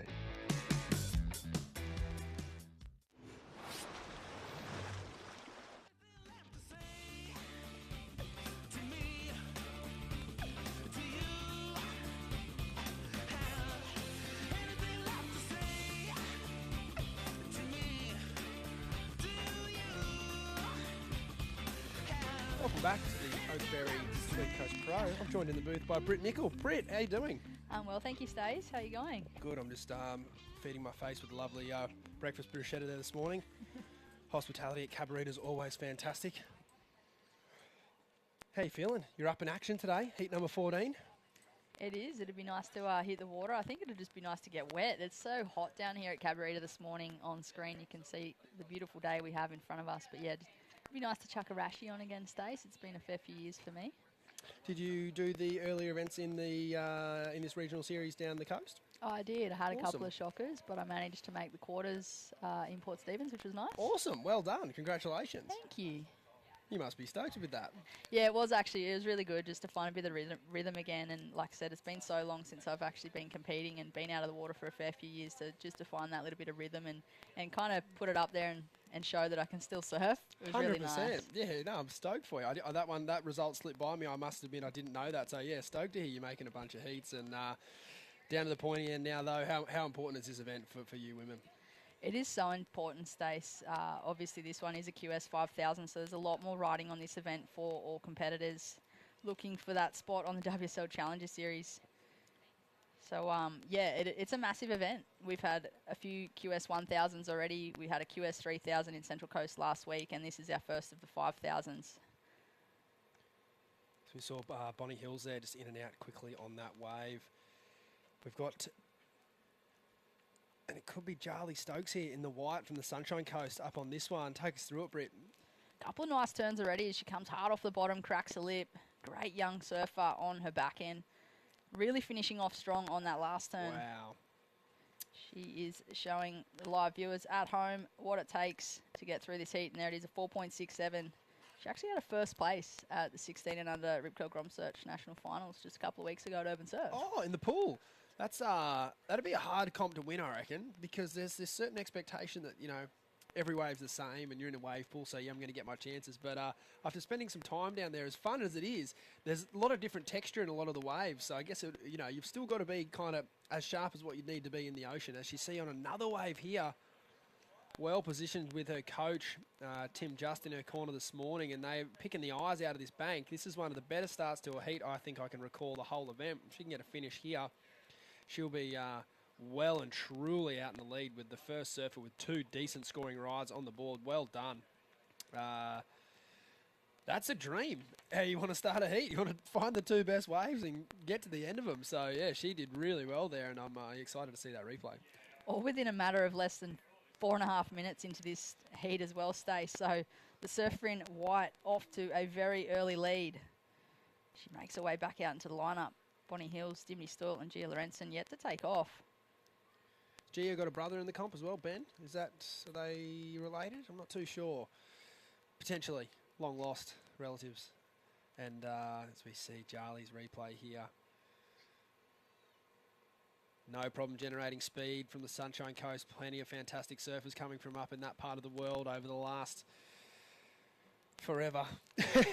It's a really strong part of the coastline in Australia. Lots of different waves, and as we see up and riding here, this will be Gio. You want to take us through it, Britt? Nice first carve there. A little hung up, but she's trying to get this inside section flying down the line and just straight through the back of the wave. We actually have 3 Sunshine Coast competitors in this one heat. We do. So who are you counting as a sunny coaster out there? Am I missing someone? Well, Dimity Stoyle, originally from the Sunshine Coast, Yes. now based on the Gold Coast. Yes. We also have Gia from Noosa, Yep. and then Charlie from the Sunshine Coast as well. Classic. I wonder if Bonnie Hills is Mile away. from Bonnie Hills. That's actually kind of close. Kind of close. Close enough. Darren O'Rafferty territory down there at Bonnie Hills. Yeah, classic. Yeah, Shimmy Disco, DJ Dim. Been based out of the Gold Coast now for a couple of years, but still a very proud Sunshine Coast surfer. I think she might represent the North Shore board riders. Certainly knows her way around a right-hand point. So I'd be looking for Dimity to really open up the shoulders once she gets her opportunity. What is it? It's a Tuesday, so I don't think she would have been out late last night working anywhere. So I'm sure she got a good night's rest. And what's the time of day? It's It is 20 past 9 here. 20 past 9 local time. That's Dimity hour. She'll be primed. She'll be primed. She'll be ready, raring to go, I reckon. So, yeah, I'm excited to see her get her first wave under the belt. And as we see their scores dropping in, we'll get a replay to you shortly. It looks like a 4.07 for Dimity Stoyle's opening ride. Gia Lawrenson opening up with the 2, and Bonnie Hills just in and out with the 0.05. But, yeah, getting back to Charlie. The 2 best waves of the heat in the first couple of seconds. Obviously, without anyone else riding a wave, it's easy to say they're the 2 best waves of the heat. But you and I know, after being here for, the better part of a day and a half now, they're great scores for today. They certainly are, Stace, and it has been hard for competitors to crack over that 5-point ride. On screen, we have Dimity Stoyle in the red, looking to back up that 4.07. Strong last turn there from Dimity Stoyle. She's coming off a 5th place at the Sister Evolution Central Coast Pro. That was last week at Avoca Beach. So Dimity coming into this event with a bit of form. Yeah, good time to strike a bit of form, and I guess we should tip of a cap there to Dimity. She's managed to secure a bit of support there from Roxy, which I know, you can probably speak to this as well, Britt. It's a tough time out there to be a pro surfer, and for Dimity, I think at the young age of 30, I think she turned 30 last year. That's really promising signs, isn't it? I think, you think you're seeing women's sport, the support tends to drop off around that mid-20s mark, unfortunately. But it's really good to see Dimity jagging that support at this stage in her career. Obviously, she's surfing just as good as ever, so it's fantastic to see Roxy getting behind her. I think it is great there, Stace, and as you mentioned, Dim is a little bit older, and sponsors do normally drop off. So to see Roxy come on board with Dimity at the age of 30, she's definitely still got the talent, so age no barrier there for the surfer in red, but on screen, that was Bonnie Hills in the green. Awesome. Someone who's coming on with a bit of form as well is young L-Dog Harrison. L, how are you? Oh, I'm doing fantastic. I watched your heat from the sand down there. You're absolutely shrouping. Thank you. Yeah, it was really fun out there. Can you tell me what score you got for that one massive carve with the blowtail slide? I think it was like a 5. I kind of lost control, but then kept my... Don't say that. No, you had full control. Okay, I had full control. It was a beautiful turn. It certainly caught my eye down there, and it looks like it was your highest scoring ride, a 5.17 and a 4.83. We were talking about how important a 10.2 wave heat total is out there, and you managed to secure that. But yeah, for the viewers at home, can you tell us what it's like from the beach and then what it's like once you're actually out there? Well, yeah, when I was looking at the other heats, it looks completely different to when you're actually out there. It's kind of hard to find your position because there's those wider ones and you're not sure to sit at the top of it or at the end of it or the middle. But I found a couple. I had to paddle to get them, and yeah, they were all right. I kind of had to race to open up, but they were all right. Ellie, you've already surfed in a couple of events this year. How are you feeling leading into this QS 5000? Obviously, it is a bigger event. Is there anything that you've done differently? Well, this year was pretty much just a year to try everything out and see how it go. I didn't really have any expectations to, do well or not do well. I was kind of just seeing how I go. So I'm coming in confident. I don't know. Yeah, just see how I go. Is there anyone from Victoria that you'd like to do a shout out for before we wrap up this interview up? My brothers, my mum and dad are here, so normally I would say hi to them, and just the rest of my family, cousins, if they're watching. Well done, Elle. Looking forward to watching you in the rest of the event. Enjoy the rest of your day off. Well done. Thank you. What a classic. She's a character, isn't she? She certainly is. She's a great young surfer from that Victorian region. She spent a lot of time in that wave pool that we were talking about earlier. Charlie Stokes looks as though she has improved on her lead, a 5.5 and a 5.67. Dimity Stoyle in second with a 4.07 and 3.67. Now chasing a 7.1, but highly achievable score there for the surfer in red. Dimity Stoyle, ex-World Tour surfer. G. Lorenzen in third, Bonnie Hills in fourth. Without giving too much away, Britt, I know you've got a really good handle on this part of the world, but what are you enjoying with this tide coming in? Yeah, obviously with the high tide, there is a little bit more water that's pushing onto the bank.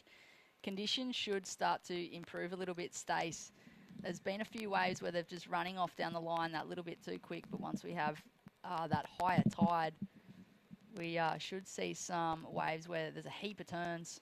But I'm actually excited to see the mid-tide. I'm around 145, which is around that mid-tide, so it should be pretty fun. I like the sound of that. You've just manifested a perfect scenario there. I like it. No, but I'd have to agree with you. You don't want too much water on this bank. You might end up doing a few cutbacks, but certainly I think you might be at a similar tide to what it is now, and yeah, it looks ideal. Nevertheless, though, the judges are still making you work pretty hard for your scores. Did you have any favourites from yesterday from the men's side of things? Oh, I mean, this morning, Hedgie, he's always a favourite. He's living in the local area now. There was a few surfers that locked in some high scores, but throughout the day, Ethan Ewing, he actually started in the first round. Yeah, wasn't that a surprise? I checked the heat draw in the morning trying to do a bit of research and thought I clicked on the wrong event. Up and riding, Gia Lawrenson looks like she's found a good bit of ocean to work with here. Nice turn out of the top, waiting patiently off the bottom. A nice carving manoeuvre there. And she'll kick out of that ride. So that'll be, that could be up there with one of her better scores. She only needs a 3.01 to jump into second position there. And look, it's at this point where I say I'm not a judge, but that would be a lie. But the way I've been judging from the commentary booth to this point has been pretty poor. So I might just keep the roll going. I'll say she's going to get it, but I wouldn't bet my house on it. That's for sure.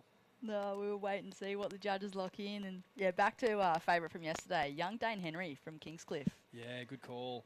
Shimmy Disco. Bit of interest on the peak there from the other surfers, so she did well to really show her intentions. Beautiful carving manoeuvre out of the top of the wave, turns the shoulders a bit more into that one and rips it right back. You can really see that CT power. But it wasn't Dimity's absolute best effort there, but you can just see she possesses that natural power game, beautiful rail surfing, and I think the judges will have a hard time, denying giving her a decent score for that ride. We have the replay. Dimity Stoyle racing down the line, looking for this section. Cracks the first turn, a heap of spray. Opens up for a carve. Looking for this last turn here. So Dimity Stoyle, she's just such a natural talent. She's got such a beautiful style, really effortless. Tell you what, they don't call it sticker confidence for nothing. I reckon I noticed just 5% extra flair in that ride, just that bit of variety with the Larry. I guess it's something we more talk about, you've done a lot of coaching yourself and you're dealing with kids, and it can just be that little bit of extra support that you get that does lift your level. Having that sticker on the nose, it sort of gives you a bit of extra pep in your step. And I think I can notice a little bit there with young Dimity coming on strong with the 5.4. And knowing Dimity as I do, I'd say she's still in second gear on that wave. So I know she's got a lot more to give. I'm excited to watch her for the rest of the heat. An important ride here for Charlie Stokes, who started the heat about as good as I've seen anyone this whole event. Now she's really got to slam this one shut. She's looking to better a 5.5 on this wave. So, what do you reckon, Britt? I think she might do that. I honestly think that Charlie did the work out the back there, Stace. Really strong goopy footer. Great to see such a young competitor. Like, as I mentioned, she did win the 16 and under division in that Rip Curl National Finals, which obviously means she's 16 and under. So to see her up against the likes of Dimity Stoyle and putting Dim on that back foot, it shows a lot of maturity in Charlie Stokes' surfing. Definitely. It's a cool opportunity that a lot of these surfers are getting, isn't it, to surf against, Dimity's have been on the tour for a couple of years, and we'll just check this replay here if you want to walk us through it, Britt. Great first turn there for Charlie and straight into a second, so absolutely no downtime between these two turns. Probably surfed that wave a little bit out on the face, but she's definitely made the most of the sections in front of her, so strong surfing here from Charlie. Already in the lead, she is looking to extend that and make it a little harder for second, third and fourth. Not sure if that score has dropped. She is looking to replace that 5.5 from her scoreline. It's going to be right around that number, isn't it? It's good surfing all the same. A 5.07, so not improving. I guess the one thing you could say she did well out of that, though, was that she took a wave off someone else. She was on that wave and the other surfers weren't. So a really good, strong ride there. Gia Lawrenson's last ride, I believe, was a 4.73, but of course it wasn't enough to get her up into second because Dimity Stoyle dropped the 5.4 and Bonnie Hill's in fourth, looking for a 5.97 as we see Gia up here on a good set wave. Unfortunately, the wave just running off down the point, and behind her this was potentially young Bonnie Hill's on a wave that is kind of got the opposite characteristics to the previous wave. It's looking like it's not going to run off down the point. It's going to shorten up and she'll get 2 turns in there. So that could be rivaling around her best score so far. So she's got a couple on the board and she can get back out there and build off that. It is a tricky location, trying to find the right positioning. Dimity Stoyle sitting out there on screen in the red, chasing a 5.77 for first place.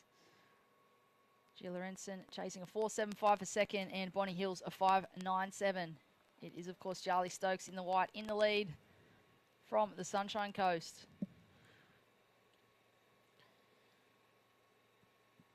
This is an interesting final 7 minutes we've got. First, second and third, all in first, second and third priority. Oh, excuse me, Dimity's in first priority in second position. So it's a very commanding position for Charlie and Dimity to be in right now. All things being equal, they will be on the next 2 best waves that come through should they make the decision to go, which I'd be very surprised if they didn't. And then that's going to leave Gia and Bonnie out the back with, a few minutes less on the clock. We have seen some pretty long lulls in between the major set waves. There have been these smaller waves like this one on the inside, but I don't know how much scoring potential these surfers will be able to find on this wave. As we see Gia up and riding here, a nice opening carve, a better one in the pocket there. This wave running through to the inside. She needs a 4.75 on this wave, and I will say the surfing was warranting a big score, but unfortunately the sections on that wave I don't think really allowed her to open up to the level that she'll need to get through into second place at this stage. It was a smaller wave there for Gia. It looks as though it might have come through as a 4.73. So whoa, that's 3.17. Sorry. Okay, sorry. Yeah, I was going to just say seen that. The 2 scores change. Yeah, that's getting really close. I was like, she did well to get. If that was the score, she would have done very well to get so close on such a small wave. But yeah, as you say, the 3.17. So yeah, still requiring that 4.75. She's been working with the Noosa Surfing Academy a bit, so I'm sure that they're tuning in if they're not down the beach, helping her with her coaching and her heat strategy. And yeah, Gia, she's looking for that 4.75. I just don't think that wave was big enough, Stace. As you mentioned, her surfing was definitely there, but the wave didn't necessarily cooperate. We have a replay here, a recap from the surfer in white. Charlie's opening ride, I believe, or one of them. Really strong start from the young surfer from the sunny coast. This is followed up by the veteran Dimity Stoyle. Beautiful turn out of the lip there, and Dimity really showcasing her power here in this third turn. Beautiful layback gouge in the pocket, and I'd still say Dimity's got a little bit more to give, so I'm excited to see her catch her next wave. But then this was Charlie's backup ride, which came in, I believe, at a 5.67, so a beautiful ride, and she's just positioned herself perfectly in this heat. She's been on the 2 very best waves, and she's surfed them accordingly. So at this point, job well done to Charlie. She now holds second priority. There's 5 minutes remaining, and she's the one with the target on her back. Everyone's chasing her. shimmy disco, finding her next ride of consequence. Oh, beautiful carving manoeuvre there. I love how she's just focused on major turns. There's nothing in between. It's either major or nothing. And that's the attitude you've got to have if you want to take these things out. So a smaller wave compared to Jarley's, but potentially some more dynamic surfing there. I'll be interested to see where the judges put this score in. Dimity surfs with so much speed. She's looking for that 5.77. She's no stranger to a right-hand point break, Stave. She does surf snapper rocks quite a bit. She does. Wait for those scores to lock in. Dimity Stoyle. She gets a wave or two out there. She does well. She gets a lot of waves out there, actually. A lot. I'm sure that that first WSL Challenger event at Snapper Rocks would be an incentive for all these competitors. Definitely. Oh, for sure. As we see Jalan Slab running out there from the Jurukai board riders. I'd say the only surfer in the event that's riding her own boards. I'm happy to be wrong there, but I think that I can't think of anyone else that's riding their own equipment. But yeah, Jalan's been shaping for a few years now out of Fingal Heads and yeah, doing an awesome job. So I'm excited to see how she goes out there on her own equipment. It's almost of a bygone era, you know, the crew riding their own boards. So yeah, I'd like to see more of it. I think it's important to know a lot about your equipment, and you know, you see Jalan there setting a very good example. So I'm excited to watch her coming up. Also setting a very good example, Dimity Stoyle, a 6.27 for that last wave. So Dim in the red, she got the score she needed. Now in first place, Charlie Stokes in the white in second, now chasing a 6.1 to take the lead back. Requirement a little bit harder for third and fourth. Gia in the blue chasing a 6.44 and Bonnie Hills in the green a 7.67 with just over 3 minutes on the clock. Yeah, smaller wave there from Dimity, but I think, as I alluded to, the surfing just a little more dynamic, a bit more oomph in the turns, and yeah, the judges rewarding that accordingly. And as we saw, you know, Dimity, she wasn't interested in anything but a major turn. She didn't have speed. She was looking to generate speed again. And I think for, you know, some of the younger surfers in the draw, whether you're watching the men's or the women's event, you'll notice that's where the judges give the bigger scores to. Combinations of major manoeuvres is typically what the judges are looking for, but you've got to be realistic about the situation.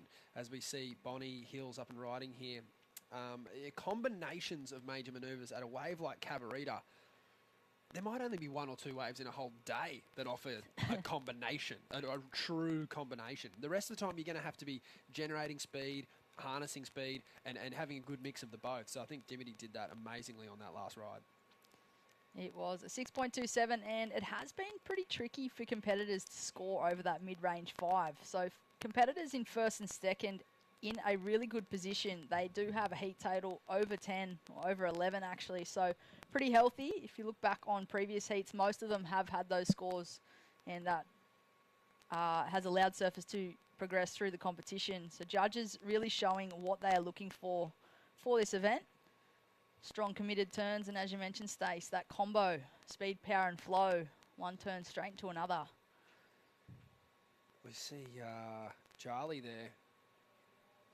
Amazing strategy. Like, so many people with priority are way too scared to go and sit on their competitor, and particularly if it's a friend or someone you know or someone you're traveling with. But it's a heat, you know, and what goes on out there should stay out there. And as far as I'm concerned, I love watching young surfers learn how to manage heats, because once they do get on the Challenger Series, you know, eventually, and then onto the World Tour, there are absolutely no friends, and you'll have, you know, particularly the Europeans, they don't mind sitting on people, so you got to be careful. You got to make sure you got your wits about you, and you got to make sure you know how to close out a heat when you can. Surfing's one part of it, but strategy is another massive part of competitive surfing. On screen, the surfer in blue, Gia Lorenzen, looking for a 6.44 as she races down this section. Great turn, but unfortunately just a little hung up on the heels. So important to note there, Charlie Stokes had priority, looked at that wave, deemed it to not be the 6.44 that Gia was requiring. No doubt in my mind, Charlie's still watching that wave very intently, because Gia's obviously the surfer who has that plenty of power in her turns. She could get a big score just with one turn. Obviously, falling on that occasion, so it won't be the case. But it's always a nervous wait, isn't it, Britt, when you let a competitor go a wave? It is. You're definitely questioning your decision, Stace, and with only 10 seconds on the clock, she would have been watching very closely. We're going to count this one out. That will be it. Dimity Stoyle in first, Charlie Stokes in second, Gia Lawrence in third, Bonnie Hills in fourth. Britt, it was awesome to have a chat with you. Best of luck this afternoon. And as a part of the commentary team, we'll be cheering for you. Thanks so much, Stace. There we have it again. It's official. Dimity Stoyle in first, Charlie Stokes in second. Unfortunately, eliminated from the competition, Gia Lawrence and Bonnie Hills. This is the Oakberry Tweed Coast Pro. We'll be back in a moment.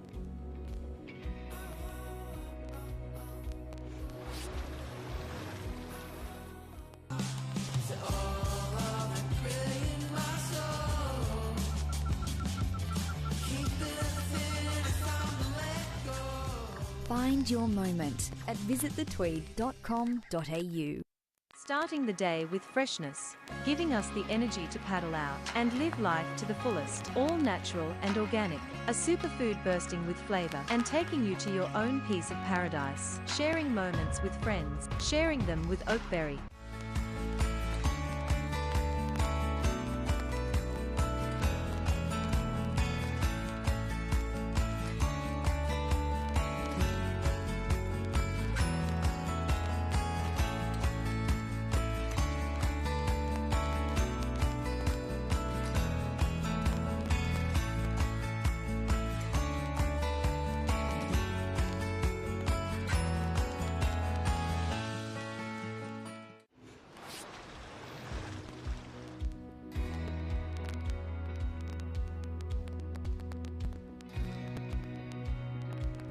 Welcome back to the Oakberry Tweed Coast Pro. Preparing through the round of 64 here, I'm joined by True Starling, who progressed through her heat early this morning. Well done, True. How was it out there? Thank you, Stacey. It was good. It was trickier than it looks, but still super fun. Awesome. We are getting right in the action here. That was Gabby Spake in the white, as we see Ellie Brooks here in the red. We will have Jalan Slab in the green and Amelie Burke in the blue. Am I getting that right, True? Yes, Amelie Burke. Amelie, excuse me. Excuse me, Amelie. But, yeah, the waves are looking like they're certainly turning on out there. And you're stoked. You're done for the day, eh? Yeah, done for the day. How did you manage it all? I was worried about you. You've got a lot on your plate at the moment. Walk us through it. You're setting a very high standard for other competitors in the draw as to how to juggle your personal, professional, and jobs all in the one. Yeah. I don't really know how I juggle it, but I guess you just got to put everything aside for a 25-minute heat and just go from there. 100%. Yeah, so it's actually really fun out there. It got pretty slow towards the end, and I had first priority, and there's Amelie, huge first turn. Oh, no. Yeah. Great intentions. But yeah, sorry, you were saying. I had first priority for ages towards, I think, like 8 minutes, and not really much came through. And then I managed to get one of the girls off a wave, so I stopped her from getting a wave, which I was happy about in the last minute. So awesome. We spoke about that in the last heat, how important it is to use your priority wisely, to use your strategy. Sometimes it can hurt, particularly in these regional series, tight-knit bunch of competitors, particularly the women. It's hard to do these types of things, as we see Jalan Slab up and riding here. Mentioned as she was running out, she was on her own equipment. This is a board that Jalan has made, and it's good to see her get an early start here, getting the feet in the wax and getting those early morning nerves out of the way. She'll be stoked to get back out the back and grab another wave. Yeah, for sure. It's definitely something that I learned as well, is just making sure you get it back up nice and quickly. I kind of sat with a 3 for a while, so it would have been nice to get another backup, but I was in two minds. I was like, do I back it up on a smaller one, or do I wait for a set that might come through and hopefully get another 5? So yeah, I was kind of in two minds about what I should do. And what did you end up doing? Sat and waited for a set, but not one really came. That's all right. That means no one else got one, right? Yeah. No, well done. I saw your first wave. It was a beautiful snap in the lip, a 507 for one turn. Going to go out on a limb and say that's the highest score we've had for a single manoeuvre this event, so well done. Thank you. It's kind of your go-to, isn't it? You are strong at that. Yeah. Who you got your eye on for the rest of the event now? Obviously, you want to win this thing, but who do you see as some of your greatest challenges? I definitely think, of course, Dimity in the last heat, and Macy was looking really energized as well in her first heat. But throughout the rest of the round, we've got heaps of women coming up, and I feel like, oh, there we go. I'm trying to find it out. Zali's been looking really good. Philippa, she got heaps in the free surf yesterday in the afternoon, and Kobe Enright was also getting a couple too. So there's so many girls. Freya Prum, I know she's feeling good. Nixie, she's probably going to be wanting to keep that number one. Nixie's on a bit of a roll, isn't she? Yeah. Talk to us about that. She's obviously got the talent, but it's awesome to see when it comes together for someone, isn't it? Yeah, it's really cool, and I know that Nixie's really stoked, and she just has a different approach to this year. She looks more relaxed. She looks more steady within herself, I guess, and she just is looking confident and ready for any heat that comes her way. Yeah, awesome. I like the Kobe Enright call. I think Kobe's a big, strong, tall, powerful surfer with a beautiful style, and I think these waves will definitely suit her. There's been a lot of big carving manoeuvres, getting big high scores, so that's Kobe's go-to, obviously, from Snapper Rocks. As Jelana has to give way here to Ellie Brooks. That was a sensational bottom turn. Her Luke Short surfboard there looking unreal under her feet. I'd like to see her bite into one now. She's had a couple of down-the-line snaps. That's better in the lip. But the overall speed she's carrying on this wave is just fantastic. Squaring up, opening up the shoulders as she heads up towards the lip. That's full commitment in her surfing. And she had the quick start there with the three-point ride. That is going to better that and some as we see Jelana Slab out the back. I know she has a model of surfboard called the Lucky Duck. I'm not sure if she's on that model today, but this board carrying her through the flat water really nicely there. She gets a turn up in the lip to finish. So that's definitely Jelana's best wave. And look, I'd say that'll be enough to solidify her first place on second at the moment. No doubt in my mind, Ellie Brooks is going to go to the lead quite clearly after that exchange as we have a replay here, True. Yeah, Ellie, great first turn to start this one off. Again, for a second, she's just keeping up with the pace of this wave here as she stays nice and tight in the pocket, puts it up there for another turn, and brings it around for a fourth and manages to just continue on with this one as she's eyeing off a finish. So Ellie just wrapping it around. Doesn't really do too much more than what the wave is after. She just keeps up with what the wave's doing and then just tees off when she needs to. I think, we talk about having a good bottom turn and what good fundamentals look like, and I can tell you when you're throwing that much spray off your bottom turn, you are in sync with your equipment and the wave. So that was a fantastic sign to start that wave, and as we see a 6.67, and if I'm really critical of that wave, there wasn't one real major standout turn. It was just that was an exhibition of just beautiful flow. She, like you said, she read that wave absolutely perfectly. So if that's your feet in the wax wave, I'm excited to see her next one. I think similar to Dimity in the last heat, they've got plenty to give these red jerseys. They're in the red jersey for a reason, and I'm excited to see her on this next ride. Yeah, definitely. And I think Ellie, she's been looking the same thing, really confident within herself and on her boards throughout these events, and she's been making it to quarters and I think maybe even semis in a couple of the events so far. And to open up with a 6.67, you'd be feeling pretty good. Definitely. Do you think that time on the road for the Challenger Series events, in Ellie's case last year, given her some confidence coming into this year? Yeah, definitely. I think all the ladies that went to the Challenger Series have come back with a whole heap of confidence.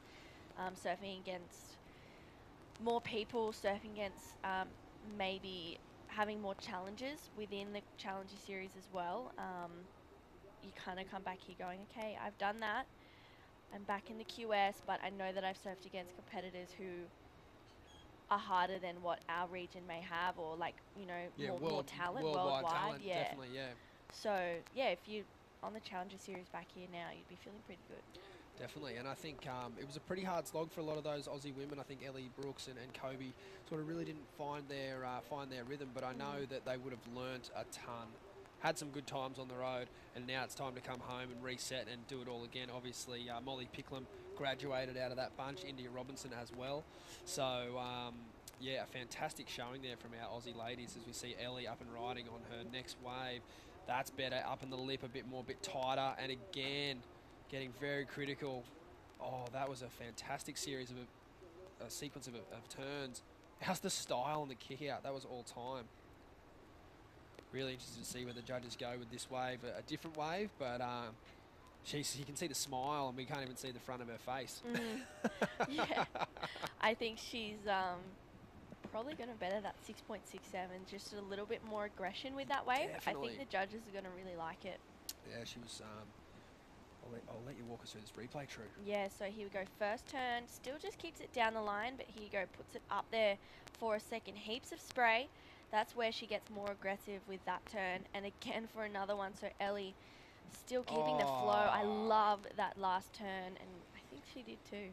That was cool. Yeah, I think one of the free surfers there was giving her a bit of a rev up as she paddled past, and I think she loved it. But in second place at the moment on screen, Jalan Slab. She's got a 2.7 and a 1.83.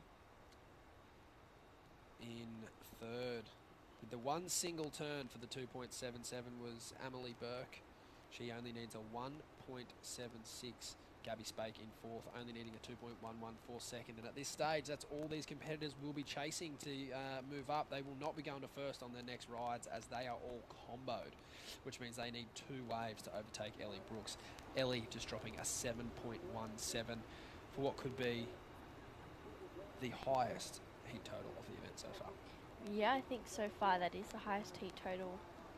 From memory yesterday, we didn't have any over 12, I don't think. I think one of the last heats we had off, I think Maddie Job went crazy and got a 7 and a 6. But Yeah. other than that, you're spot on. I think there was heaps of heats with 10 and 11 points. So for Ellie now to get up into that 13, nearly 14 points, yeah, she's doing really well. And, you know, you talk about heat averages.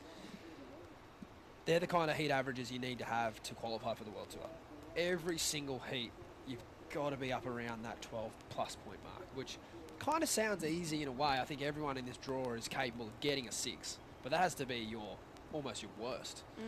Obviously, if you're averaging that every heat, you've had heats that have been a lot stronger.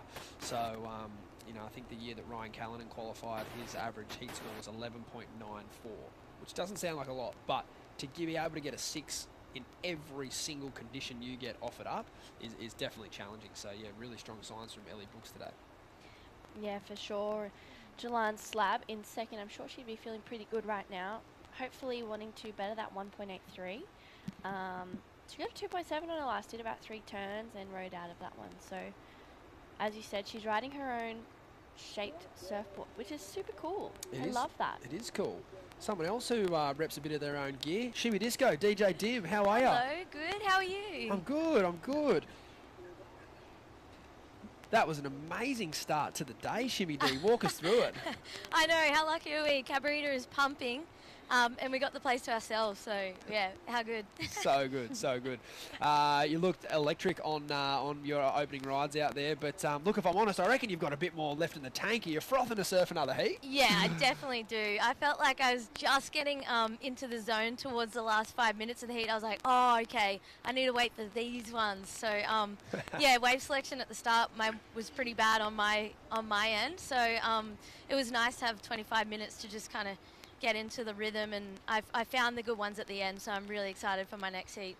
Talk to us about Sticker Confidence, some new support there for the 2022 campaign of Shimmy Disco. How much does that add a little bit of pep in your step? Because certainly from our end, it looked pretty good. You looked pretty fired up. It looks pretty fast, doesn't it? It does.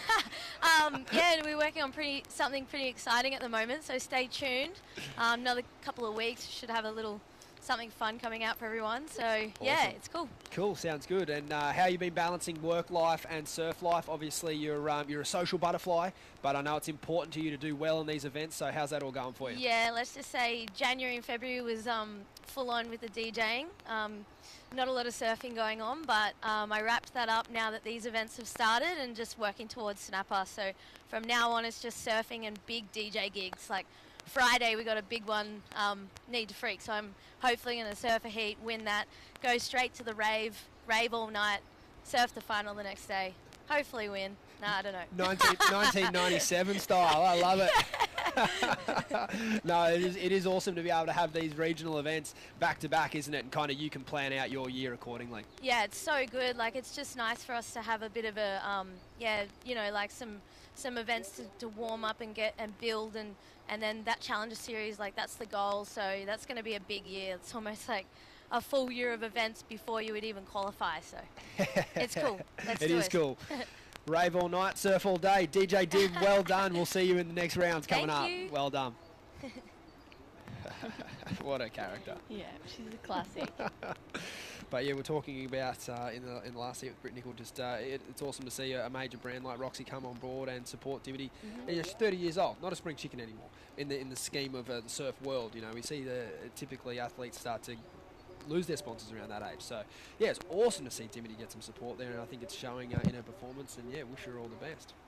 Yeah, for sure. And I think she's well deserving of it as well. Oh, She's been around the absolutely. block a couple of times, and she surfs so good. So I think it's a long time coming. Definitely.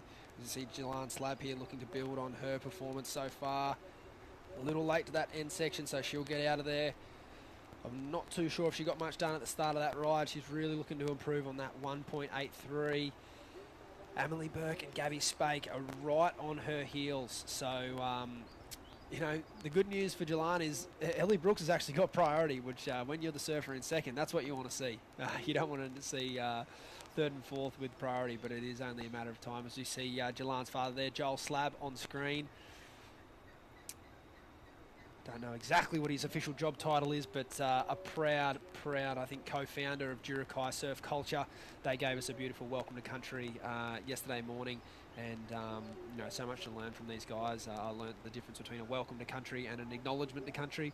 Joel was explaining to me that anyone can do an acknowledgement to country, but a welcome to country is much more important. It involves a ceremony and basically the local people looking after everyone on their journey while they're here and as they leave. So it's awesome to have that welcoming spirit, and that's sort of engagement with the local community. And we're grateful to be here, and to the Cabarita locals and everyone on the northern New South Wales coast. We're grateful to be sharing these waves, and thanks for letting us have your point for a couple of days, because it's absolutely firing out there. Yeah, it definitely is. Well, Gabby just locked in a 4-point ride.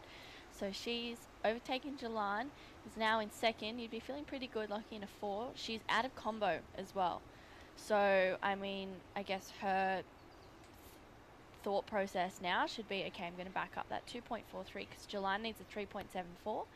Emily only needs a 3.67, so still small scores to get to second place. I think first is well and truly out of the game. I'd have to agree with you at this point. Like you said, you're either looking to back up that 4, which is probably your safest bet. You're not going to need a crazy quality wave, but it just puts it out of reach for third and fourth. If you can put a bit of pressure on them with the clock counting down, come in and reset, and then look to have a bit stronger of performance on your next wave. But as you know, True, it's the details. It's a game of inches. Emily had an amazing first ride. If she finishes that second turn, she's in second at the moment. But that was 15 plus minutes ago. So it's amazing how quickly these heats can go by and how important these completions are. Looks like we have Keisha Wakeham getting ready for her heat there. Pretty colourful looking wetty. Yeah, very colourful. Pink and blue, I think it was. So loving the colours, a bit of pop of colour for you ever match your ladies. get up to your rashy colours? I'm not much of a bright coloured bikini wetsuit wearing person, so I'm a black and white. Black and white, love it. That keeps it simple. Yep. I remember the year that Malia Manuel got second at Honolulu Bay. I think she was in the white jersey the whole way through, and she had the white shorts on, and it almost looked like she was walking out to Wimbledon. Just the kit was just perfect match. White and white spray. Yep. But yeah, 6.5 minutes on the clock. Obviously, the situation hasn't changed too much out in the lead with Ellie Brooks, but there has been a shuffle between second and third. It's been Gabby Spake jump up with that 4-point ride, now pushing Jelan Slab into third, and Amelia Burke. Here we go, a bit of a replay. True. What do you like about this one? Yeah, this is the 717 from Ellie Brooks. I love that she just keeps up with the flow of this wave. She doesn't do too much more than what is needed. Bringing it around, I love this last turn coming up, and here we go. I think this is the 667. I could be wrong. Maybe it's the other way around. Yeah, this is actually 717. So Ellie puts it up there, vert, and this turn throws so much spray.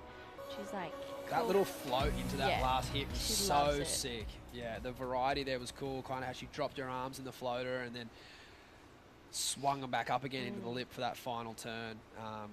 It's a fine line, isn't it, between having like perfect flow and then like a little bit of catch just to dirty it up for the judges. Yeah. And I think that wave was the perfect blend of looking stylish and pretty on the wave, but also notching up the aggression and a bit of, dirtying it up a little bit. Yeah, for sure. I think it's good to see the women kind of bringing that kind of approach today as well. So hopefully it continues to flow through. Zali Kelly up next with Sophie Fletcher, Jade Wheatley and Keisha Wakeham. That's going to be a good heat as well. Be a good heat. Look at these sets coming. I think everyone a little deep unless they've started scratching wide. See Jade Wheatley getting ready there. I know Jade unfortunately has done a bit of a knee injury there, but you've got to beware of the wounded warrior as we see Ellie Brooks up and riding on a large set wave. Unfortunately just caught behind in the steepest bit of that wave there, but again, a very stylish kick out, bit of anger in that one. She didn't better her situation, but nevertheless, it won't really affect her at this point in the heat. But yeah, getting back to Jade, I know she's got a bit of a tweak in the knee, but she strapped it up, and she's a battler, and she's good to go. And yeah, like I said, I think sometimes when you see these surfers with these injuries, you've almost got to take them just as seriously, if not more, than before, because the job almost becomes simplified for them. They can't, to Jade's point, I don't think you'll see her sniffing around on the inside. I'd be very surprised to see her do anything but sit up, drop anchor, post up, and wait for the two best waves. And she's a phenomenal surfer, strong, powerful carve. If she can connect with one or two big sections out there, we've seen the scores that Ellie Brooks is capable of getting, and I think Jade Wheatley's the same. So, yeah, if I was a competitor in her heat, I'd be keeping a real close eye and using my priority very wisely. Yeah, and I know that she's come into this event with no pressure as well. So a Jade Wheatley with no pressure is dangerous. How do you get no pressure but without doing a very fatal injury to yourself? True. Where's that perfect rhythm? Yeah, I guess I can't really tell you because I'm still figuring that one out. I don't know, lots of meditation, you'd think. Yeah, get in the Zen zone. Yeah. You saw Griffin Colapinto getting very zen as he chaired himself up the beach there in Portugal. But no, it is, I think it's got something along the lines of the fear of loss. When you're injured, you don't really have that fear of loss. Yeah. You're already kind of feeling like whatever happens from this point on is a bonus, and you just go out and surf a bit more freely. Yeah. So, but yeah, you're right. It is a journey. It's a hard place to find. As we see Jalan Slab up and riding, this looks like a strong wave. Big first turn, and a better turn up on the lip here. Definitely Jalan's best ride. A 3.74 for the lead, and it's going to be right there. A nice combination of manoeuvres. Look, worst case scenario, she doesn't get the score. She will definitely lower that requirement, as I think it's her best wave. Oh, the judges, they're keeping me honest. It looks like it'll be a 2.67, not quite. So Jalan's requirement will still remain the same, a 3.74. Her best ride is a 2.7, so anything higher than that will lower the requirement she needs, but at this stage it's still the 3.74 she needs. As we see another set pouring in here. Yeah, the surf just keeps getting a little bit more consistent each heat. Amelie is sitting with first priority, 2 minutes to go. This is where the stress kind of starts to kick in for Amelie and Gabby as well. Amelie with priority, Ellie on the victory lap. Wow, that board's looking phenomenal. Another surfer who's picked up some new support there for her year, which is, yeah, again, fantastic to see. Ellie's a hard worker and a clever surfer, so yeah, no surprises there to see her get that support. 90 seconds on the clock. I love these situations as a commentator, true, but I absolutely hate them as a coach. Yeah. I think they stress me out commentating. Sometimes I watch people or friends or whatever. Yeah, and I go, it is hard watching your friends, isn't it? Go, you can get it, but yeah. Look, it presents an awesome opportunity to prove yourself, really. You're going to hopefully get a chance, and if you get that chance, how are you going to deal with it? We saw, obviously Kelly Slater at Pipeline in this situation against Baron Mamiya there, and unbelievably let a wave go. And it looked like it had the score potentially in it, but he knew better, and the best wave was behind it with 4 seconds to go. So you're never out of it. Yeah. So that's to Amelie's point there. I think that was a good leave. She wasn't going to get through the heat on that wave, and now she's put herself into this wave. Not a very confident paddle in. So it gave me a bit nerves. Let's see what this wave does. She's going to need to belt it. She's trying to get around this one. Can she do it? She just... Unfortunately not able to get around the section there. And I don't like to be the bearer of bad news, but it looked like that was the first wave in what will be at least a 3-wave set. Not too sure what these waves will look like as we see Gabby Spake getting caught behind there. And look, that looks like that'll be all she wrote for that heat. Unofficially, well, I'm pretty sure officially Ellie Brooks in first, but unofficially Gabby Spake in second, Jalan Slab in third, Emily Burke in fourth. We're going to come up next with Heat 5 of the round of 64. It's Zali Kelly, Sophie Fletcher, Jade Wheatley and Keisha Wakeham. As you see there, the results there from that last heat, Heat 4. Ellie Brooks and Gabby Spake getting through that one. This is the Oakberry Tweed Coast Pro. We're going to take a quick break and we'll be back with Bugs and Shannon.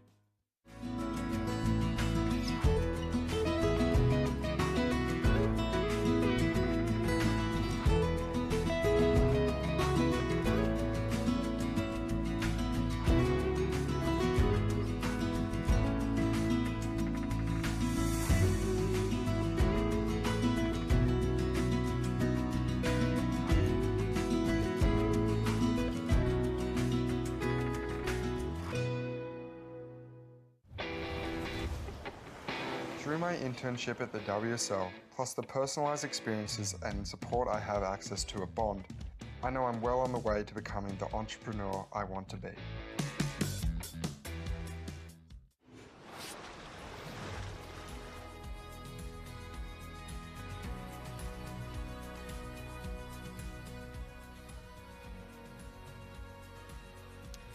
Welcome back to the action into heat number 5 for the round of 64 with Zali Kelly, Sophie Fletcher, Jade Wheatley, and Keisha Wakeman in the lineup. Shannon Hughes here in the booth alongside of the 1978 world champion, Rabbit Bartholomew. It's great to be here calling heats with you on your home turf.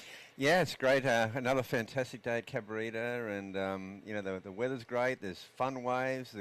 The ladies are ripping it up.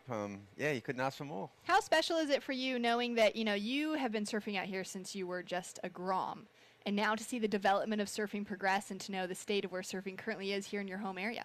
Yeah, it really has developed. I mean, you know, because you've got the Tweed Coast and the Gold Coast, they're very combined, and this whole coast, yeah, I've been surfing up and down here since, you know, I was 12 years of age, and it's always been a special part of the world, and it still is, you know, it's still... The Tweed Coast is very undeveloped. They've done such a great job in protecting the headlands. I love that.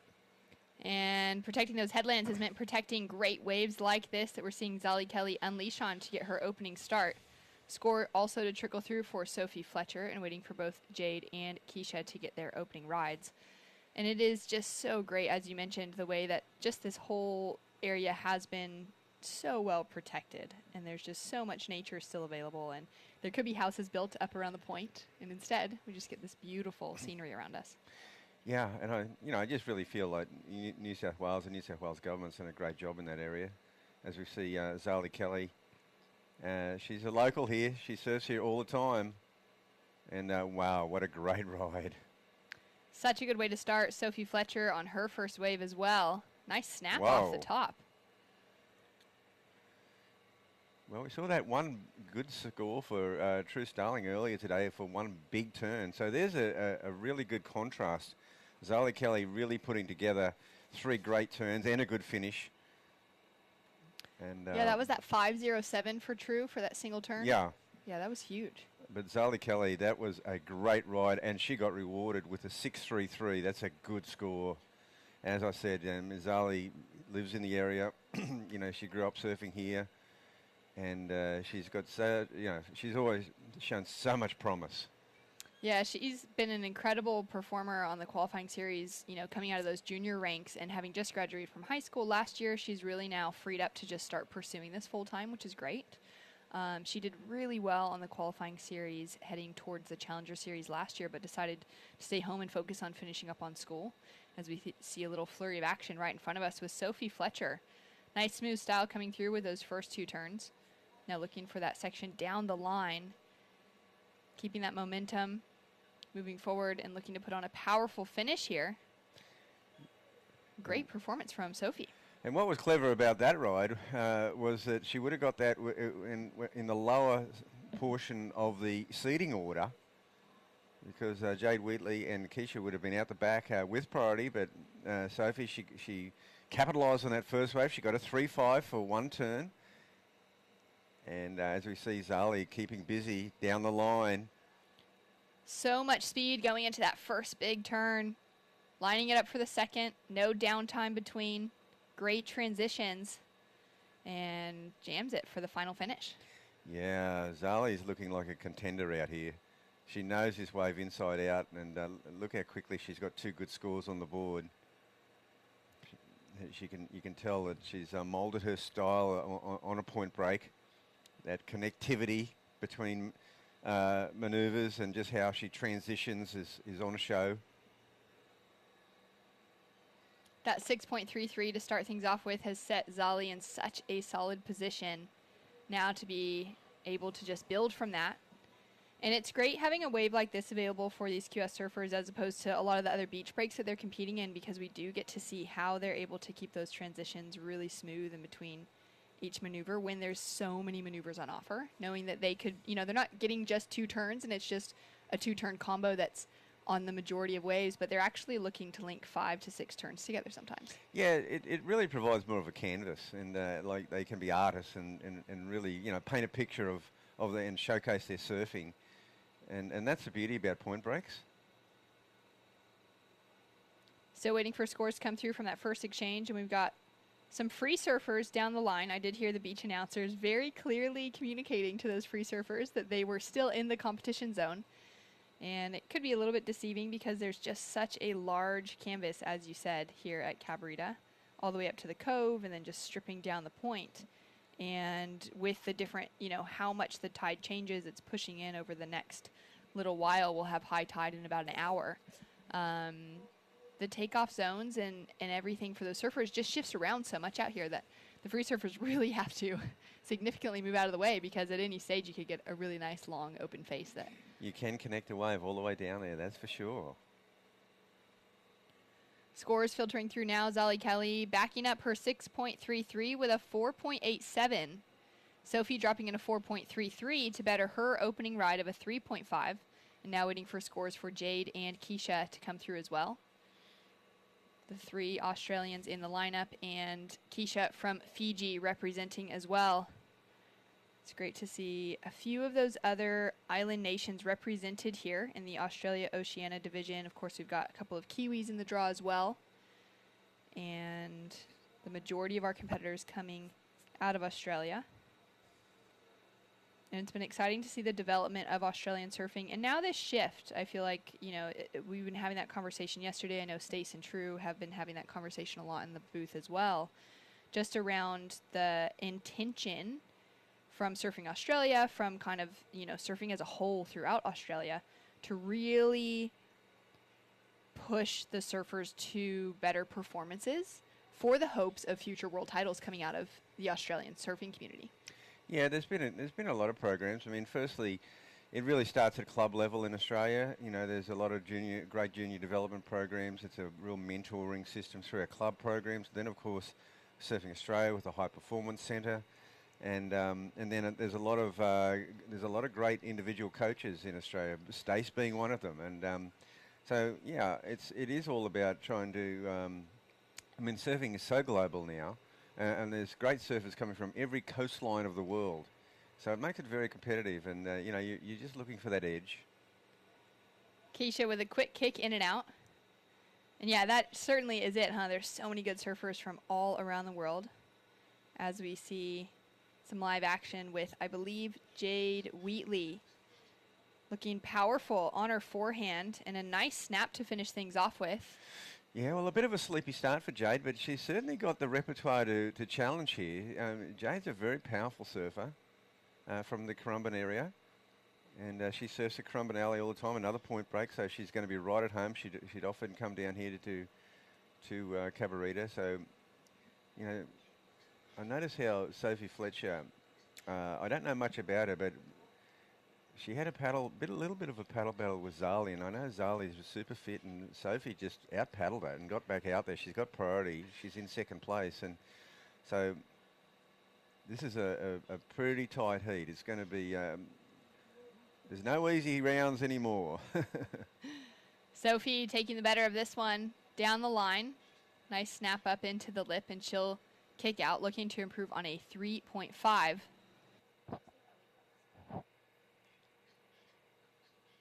And we just saw Ellie Brooks take out a win in the last heat. Ellie, you looked good heading out into the water. How does it feel to walk away with that victory under your belt? It was good. I just had so much fun out there, so I enjoyed just putting on a rash and only surfing with 4 other girls. So much fun. Talk to me about your equipment that you're riding and how you felt prepared coming into this big QS 5000. This board's my old faithful. Like, I haven't got off it the last few events, so it's been feeling good. It's a bit bigger than I usually ride, so I don't know, it seems to work, so I love it. So good. And how does it feel to be, you know, on the road with all the girls traveling together as a pack? Oh, it's the best fun. I've had like the best couple of weeks, so just enjoying time at home and then head down to Newey. Fantastic. Well, best of luck in the rest of this event. We can't wait to see how you go. Cool. Thanks so much. Thanks so much, Ellie. Bye. It's cool to see, you know, Ellie's got a whole crew of girls that she travels with, and it's kind of the same, you know, every different group has their little pockets of friends and stuff, and just to be able to see that ability to carry home with them wherever they're going. Yeah, it is really cool, and it's also obviously works out really good economically. You know, Absolutely. I mean, Australia's still a big country to get yourself around and be able to share transport. You know, 2 or 3 in a car, sharing a hire car or someone's personal car. Obviously, that would be more the case. But just you know, staying in accommodation. You know, you've got to sort of. There's not a lot of sponsorship around, so. And, of course, there's a lot of friendship and a lot of networking and camaraderie.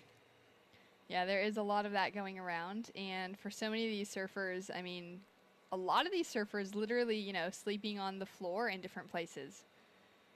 Booking into big places of accommodation and taking whatever they can get, a couch, a bed. As we see Zali leashing into that first big turn, into the second one, throwing heaps of spray, keeping that momentum and speed moving forward. Great flow, and puts on a powerful finish. Yeah, that's a good ride. And Keisha was a little bit too deep on that one. She had a look at that wave. She paddled for sideways, deemed a little bit too deep, and Zali absolutely in the perfect spot. Scores to come through now for Zali Kelly. Already has that 6.33 on the scoreboard. Connects multiple turns together on this one, coming from behind. Yeah, this is just that first look. I mean, massive spray. I mean, she's really got the power, but it's her timing. Her timing is sensational. Great 3 turns connected together, and she's one of those surfers too that's just got such a good variety in her surfing. When it comes to power surfing, great rail work, great speed, but great air game as well. And again, sitting a bit wider here. This one looks like Jade, or is it? Jade up and riding. Nice 2 turns. Like you mentioned, super powerful surfer. Just hooks it in on that finish as well. Yeah, so now she's challenging for second place at this stage. I would think that Zali is going to improve on that 487 on that last wave. But this is away from Jade from this angle. Great snap there. And she'll be looking for this finishing move, which we know she got. So there's 3 nice turns, and she got that wide, paddling back out. So she's going to really challenge for a second spot here. And Bugs, you'll notice on her left knee, she's got a brace there. Just at Avoca, she injured herself with a minor ACL tear. Ooh. So she's looking at surgery in the future now, but she's already started rehab and has a team behind her helping her to be able to still compete out here. But that's a tough one because that would have just been a few days ago. And so that's a very fresh injury to be competing on. That's very tender. And she'd be managing that. And you could probably see that, you know, she wouldn't be going for the massive big floats. But she was able to work that into her repertoire. And it didn't hinder her her potential on that wave. She got into second place with that wave. She 4.4, just edging out Sophie. So there's Jade with a 4.4 and a 3.63. Sophie with a 4.33 and a 3.5. Super close. So close between second and third. Zali Kelly up into the lead, increases it. She just dropped in a 5.77 for her last wave, those 3 turns connected together. So she's in a commanding lead. As we see Keisha Wakeman goes for a late turn on the section. And she'll get that recovery, get back out into the lineup, and look for another one. Yeah, well, hopefully she'll sort of just hang a little bit wide here and look for an opportunity, because she's had a bit of a slow start, and I think she was a bit too deep on most of those waves, as I said before, the one Zali had before. But here, entering back, Sophie Fletcher, she pulls through on that one. Not sure what she did at the start of that one, Shannon, but she'd be looking. I'm not sure if that will improve her position. Sophie had a good start to the season. The only other QS she competed in so far, as we see Keisha getting that one on the way back out, exactly as you called it, Rabbit. Now looking for that inside section to stand up for her, and she'll put on a clean finish, and that's exactly what she needed to do to put a score on the board. Yeah, that's a better way for Keisha. She'll feel good within herself now, and she's wide, and she may keep capitalising on that on the wides. Paddle out, and there's these beautiful little ones come through that no one else can get, and when you're outside of priority and well behind, you're kind of looking for those. Zali now up into the lip on that first turn, straight away, lets the tail just flare out a little too much on that second turn. But Zali, she knows she can push the envelope now, because she's got the 2 scores. She's got a 6.33 and a 5.77. She's cruising through this heat. Yeah, it'll be exciting to see, as you mentioned, like she's freed up now to be able to just start putting something else out there as we see the women warming up for the next heat. Zali's a great skateboarder. She's got a great air game as well. And so now that she is just able to continue to see what the judges like, throw out some variety. Well, yesterday when the swell was a lot bigger, obviously, the men's were on, and we didn't see much aerial surfing. It was big, powerful cabarita, and it was the power game, the carve game was dominating. Yeah, absolutely. But as this swell drops a bit, I think the aerial attack will come into play. Very exciting as we come down to 8 minutes on the clock, and there's been just so many waves coming throughout the morning. It's great to see everyone's getting those 5-6 waves under their belt in each heat.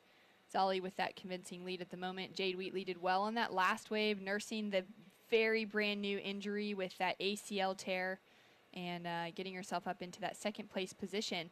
But it will be a hard ask for her to keep Sophie Fletcher off that advancing position. Sophie chasing just a 3.71 at the moment. And she's a great competitor. She had a 5th place finish, as she is up and riding now on her forehand at the Phillip Island Pro, the only QS that she entered so far this season at home there. A couple turns connected together nicely. She could be looking for that score. Yeah, she could have improved her position, because she did answer back to Jade when Jade had just leapfrogged her into second place. Sophie answered back, but it didn't work out, but that wave did. And here's Zali on a clean-looking wave. And as I said, she's really pushing the envelope now. I think she's having a bit of fun out there and seeing what sort of creative surfing she can come up with. Yeah, that was really good, really dynamic, and just throwing something different as we take another look at Sophie's. What did you like about this one? Well, I like these 2 turns. I think they're really crisp. That's just a great carving manoeuvre, and maintaining the speed, looking down the line. She only got the 2 in, but the first one was a pretty major manoeuvre. And talking about, points of differences that the judges are looking at a wave like this at Cabarita, where it can be really slow, is that speed one of those points of differences those judges are going to be paying close attention to? Well, they are, because it's where it leads to. It's a transition move, and Cabarita is known for its flat sections. There are flat sections in the wave, and you've got to traverse those ones. As we see great power surfing from Jade. 2 great turns to start things off with. Puts on a powerful finish. Saves the knee on the jump off the board. Okay, we are seeing a great match here between Sophie Fletcher and Jade Wheatley. Zali Kelly sitting pretty out in the lead. Jade Wheatley, it's power and versus finesse. And a great wave selection out of this one. Yeah, this is a good wave for Jade. She's opening up on this one. That's a power move and maintaining speed down the line. You could tell she's a point break surfer. Incredible performance. So Sophie Fletcher with her last wave did get the score she required to move into the advancing position, that 4.6. And now as we wait for scores to come through from Jade, she's chasing a 4.54, which will be her highest wave of the heat. If she could get it, she'll be back up into that advancing position. And it is really so tight between that second and third at the moment. For Keisha Wakeman, first QS experience right now. She's just getting her feet wet with it. She's got a lot of experience she's going to be gaining in every second of this heat, things she can reflect back on, and moments where she can go, okay, maybe I should have had this, maybe I should have done this instead. And really to be able to just get out there as well and to see the other women and how they're surfing at this level. And so for Keisha, it's a really cool learning experience for her. Well, for Keisha, you know, it's really hard to settle down. It's really hard to calm the mind. There's so much going on, so much information. Now, this exchange here is really amazing. This is a recap. That's that one great move by Sophie. Here's where the 6.33 comes into play for Zali Kelly. The great finish there. And then, again, this is her back up the 5.77. So she's really established a solid lead here and really announced her as a contender in this event, I feel. Although it's not up on the same score as Ellie Brooks in the last heat. She got 7s and 6s. So some great scoring potential out there today, as we're seeing in the last couple heats of the women's round. Scores are in across the board. Aside from one new one to drop in for Zali Kelly, we see a 3.83 for last of Jade Wheatley. Does not factor into her... it does factor into her top two scores, but it's not enough to take her into the advancing position as we take another look at this one. Yeah, just flying down the line. The speed and just knowing that the section was down the line and maintaining, as you said before, that's what the judges are looking for. It's a means to an end. It's how you get to to where the pockets are. But look, I'm a little surprised that Jade didn't crack the 4-point mark on that last wave. I thought it was, she did it, you know, maintained a speed and power throughout. So yeah, they went a bit pretty hard on that wave. Down to 3 minutes, 30 seconds on the clock, and Sophie maintains that advancing position over Jade. Sophie does have a big requirement, a 7.5 ask to take the lead away from Zali, so that's going to be a tough one right now. But the question mark is sitting on Jade Wheatley. She's got priority back again, which is great in her favor. I mean, the one thing that you can see in this is just how competitive Sophie Fletcher is. You can tell just by the way she's paddling. She paddles with such intent, and she's always looking. You know, she's very, you know, she's got a sharp mind. Jade Wheatley having an answer back, just bites the outside rail coming off of the turn, and that's not going to factor in for her. Now, they're the ones that you know, if you do, like, that wave power for power, it wasn't there. Like that move she attempted then, she didn't have the speed and power to pull it off. And they're the ones, when you've got a knee injury, you've got to let it go. If you stick with that, you will strain that injury for sure. So she's going to be in those positions sometimes where when it doesn't feel right, she's going to have to let it go and just slide off the side. And that's just such a shame, knowing that, you know, she's going to have that in the back of her mind of going worse injury, hurting it, you know, more time out of the water for the future. There's no laybacks. There's no whitewater recoveries. You know, all those are out of the picture right now. It's got to be clean carving on the open face, power for power, and really, you know, she's got to land flush. So it's very technical when you've got a knee injury. All the technical aspects coming into play in the final couple minutes to see if Jade Wheatley will be able to get that advancing position. But now that priority is back to Sophie Fletcher, and so the entire situation has changed again. Sophie in that position where she could put some pressure onto Jade, keep her off of a wave, if she can find her in the lineup where it's so spread out. It is, yeah.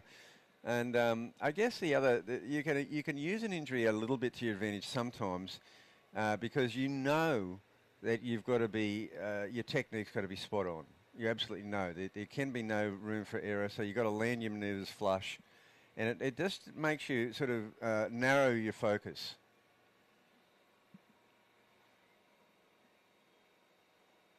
Minute 15 seconds on the clock. For both Sophie and Jade, they've had quarterfinal finishes on the QS 1000 level. For Sophie, it was at home at Phillip Island, the starting QS of the year. For Jade, it was in Port Stevens. And this is Jade's first year competing hardcore on the entire qualifying series. It's great to see her in the mix.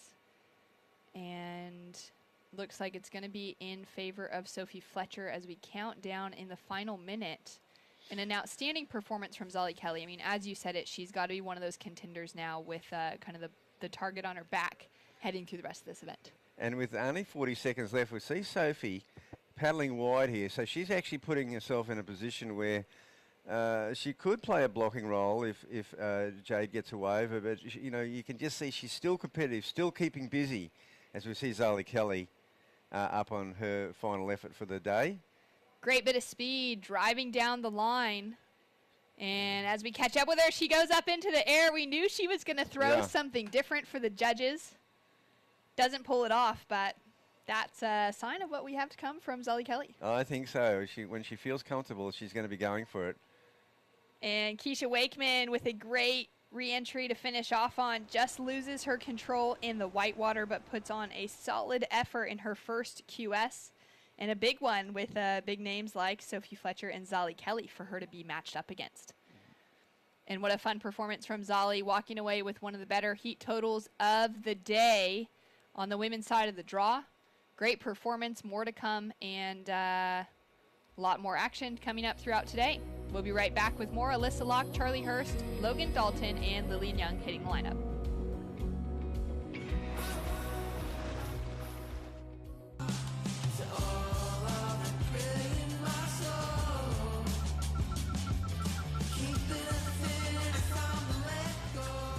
Find your moment at visitthetweed.com.au.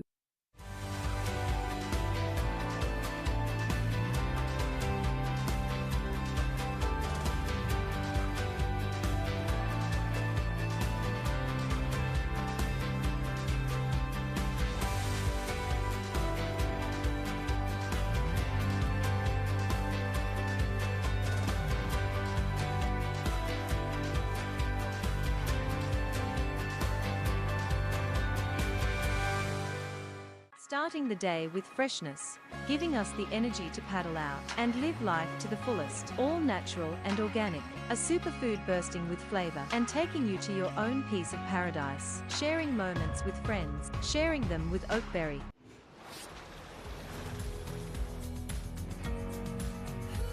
And we're back, heat number 6 for the Oakberry Tweed Coast Pro, 5,000 points on the line. And live action up and riding in white. Logan Dalton finding a beautiful right-hander, opening up in front of her. Dreamiest conditions on offer today, and having a chat with some of the women before coming into the booth. They were all just so excited that these were the types of conditions they were getting to paddle out in today, Rabbit. It's a great day. You know, we've opened up with two, really awesome days here at Cabarita. Out in the lineup, Lillian Young, Charlie Hurst, Alyssa Locke, and Logan Dalton. Alyssa undoubtedly the favorite coming into the draw. She's had some great results on the qualifying series before. Her best to date was a 9th place finish in Newcastle, which is that big QS 5000 as well. So she's been able to make it through the rounds into that round of 16 on this side of the draw. And we'll see how she fares this year here at Tweed, as Zolly's all smiles coming into the sand. Yeah, that was a great performance, a great start to a campaign. She'd be happy with that.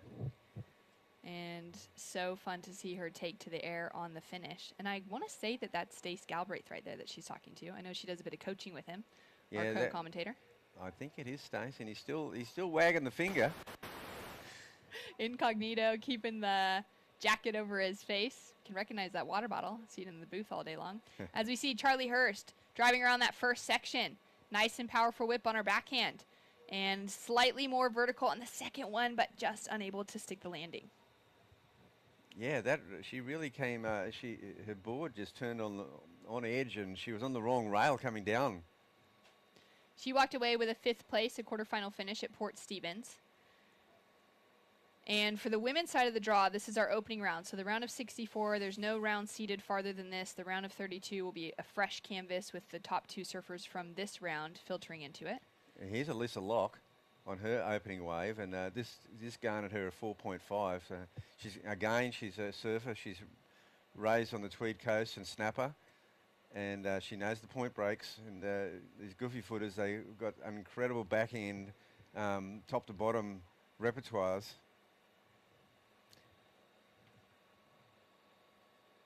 Scores through for first of Alyssa Locke, a 4.50. Charlie Hurst with a 2.5 as her high score at the moment. And just thinking of goofy-footed surfers looking powerful on their backhand, Bronte McCauley, Caroline Marks, a couple of those names that just really stand out in my mind. Thinking of those kind of backhand attacks that we want to see coming out from someone like Alyssa Locke now with these great rights on offer.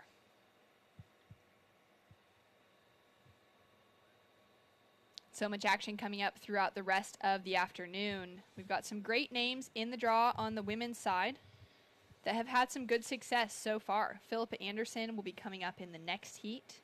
She made it onto the Challenger Series last year, was unable to find the rhythm she needed to advance onto the championship tour, but she did have a great run around the world.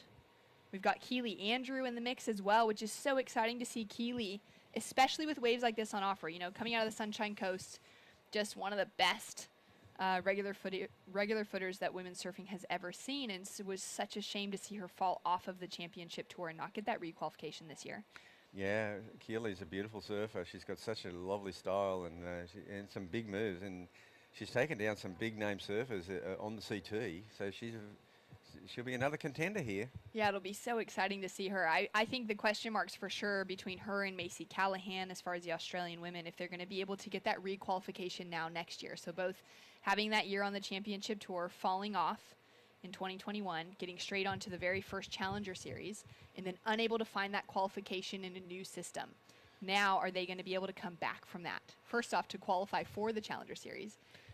And really that really shows what the pathway is up, both the pathway up and the pathway down or sideways, because you if you're on the CT and you don't requalify, you automatically go to the Challenger Series. At that point though, you've really got to then requalify quickly, or else you go back to this level. Exactly, and Brisa Hennessy was the only surfer that we saw do that on the women's side of the draw this year. As we take a look at this big re-entry from Logan Dalton, that was a solid size in section to go up for. Yeah, and she maintained a poise. Scores through for that one. A 3.67 has her in the lead. Small scores across the board. Alyssa Locke still sitting with that high mark of a 4.5. Charlie Hurst with a 3.00 on the board at the moment. And that big paddle out to the lineup. Great to see the conditions staying pretty glassy throughout today. A little bit of texture on the surface, but not that wind that we had kick up so early yesterday morning. No, yesterday was the last of a pretty blustery southerly. That low pressure system sort of trailed off towards the South Island of New Zealand, and so that's sort of diminishing now, the influence of that system. Yesterday we still had a fairly strong southeaster blowing in the afternoon. It just ruffled it a little bit, but there was still a lot of smooth faces. But today, lighter winds and just lovely conditions. You know, being the end of the system, you would think in the next couple of days we might see a bit of northerly as well. Having a look at the draw for another one of those names that's had that big championship tour experience in Paige Hareb. She'll be coming up in the draw later in the week as well. I mean, later in the day. Yeah, Paige has represented New Zealand on the major leagues, and yeah, fantastic surfer.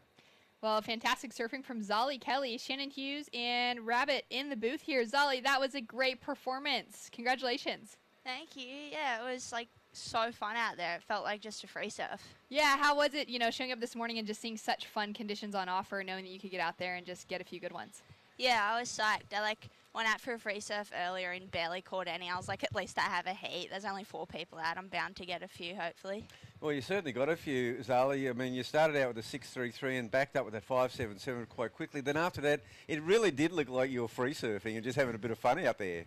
Yeah, it really felt like it. I came in and Stace was like, that's good. You fell off on your last few waves. That's what you want to do when you already have 2 scores. So it was fun.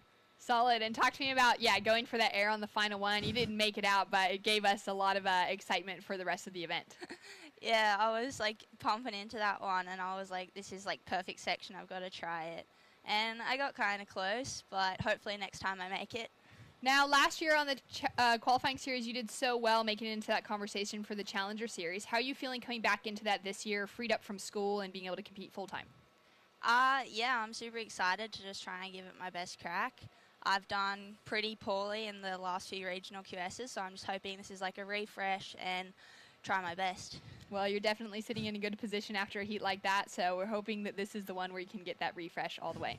Thank you. Thanks so much, Zolly. Thanks. And out in the lineup, Logan still sitting in that leading position. And that would be a tough one, you know, for Zolly after having such a strong performance last year to know that she has a lot of pressure on her now coming into this big QS 5000 as we see Lillian Young just stuck behind the section there, unable to make it around. Yeah, and Alyssa Locke, she had to sort of give right away on that one.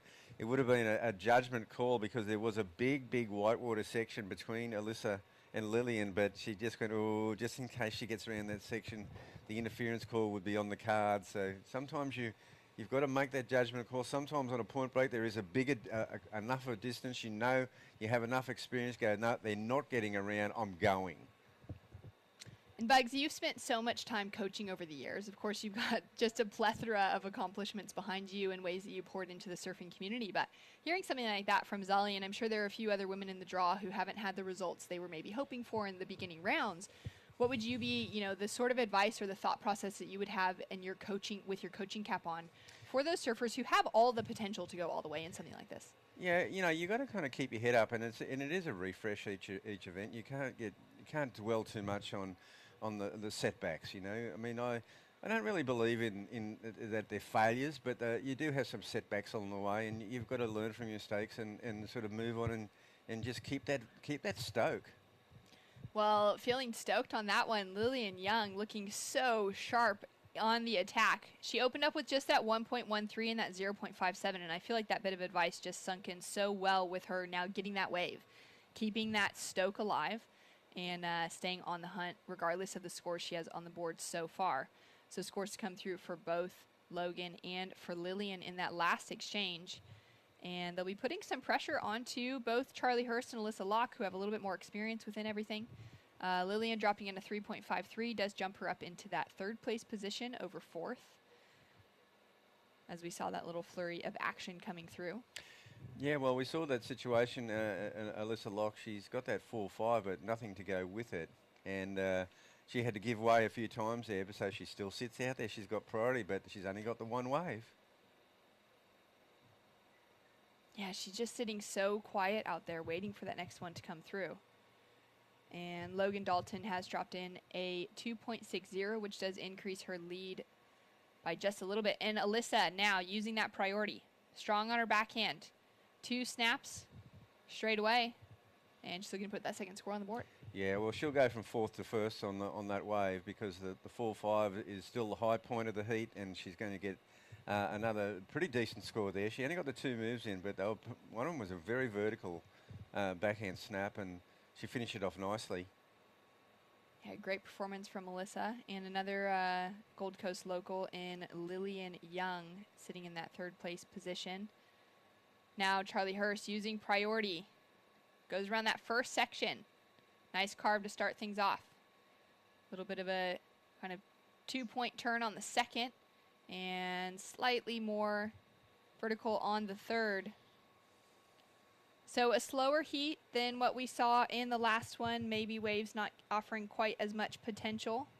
Yeah, well, the last 2 heats have been pumping, and this one, you know, we've got to also, I guess, factor in the tide coming in. It'll be coming right onto the bank, so there'll be less waves kind of, you know, fluffing up on the outside and allowing that outside entry. You know, we may be, you know, the coaches would be watching this. There was dramatic changes yesterday between the low and the high tide. And, I mean, it was really quite radical. Not many places you go where you have a raging current going one way and then a raging current going the opposite way in the middle of the day, then it going back to the current, you know, in the afternoon. Plus the actual lineup itself completely changed. It went from, you know, the wide bank into the cove. It won't be so drama-filled today, but we will see some changes as it fluctuates between the tides. As we see Keely Andrew there getting ready for her heat later on. That high tide today is going to be at 11:34 a.m. It's currently 10:42 a.m., so we've got just under an hour for it to continue to push. And it really was about an hour and a half before the peak high tide and an hour and a half after yesterday where we saw it as a completely different playing field.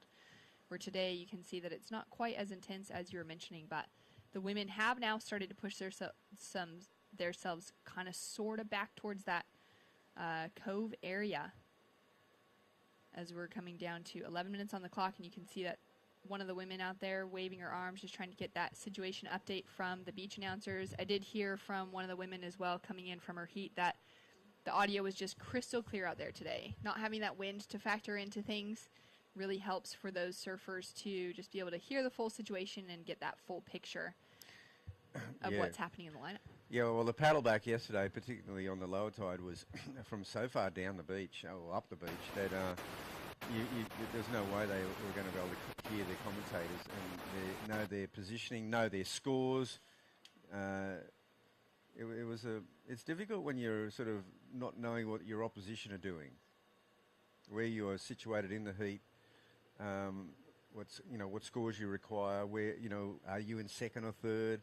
They're critical things for competitors to know. It's so difficult being in the lineup in a jersey and just having to kind of go blind and kind of, judging possibly where your score might be coming in and checking someone else taking off down the line and trying to see, okay, did they finish that wave? Did they not finish the wave?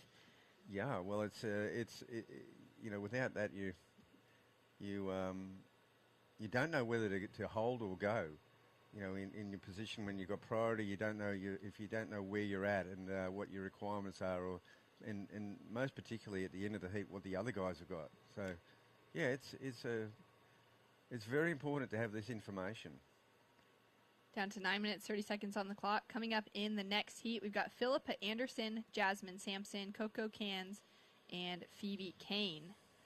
And Philippa, that's going to be an exciting heat to keep an eye on.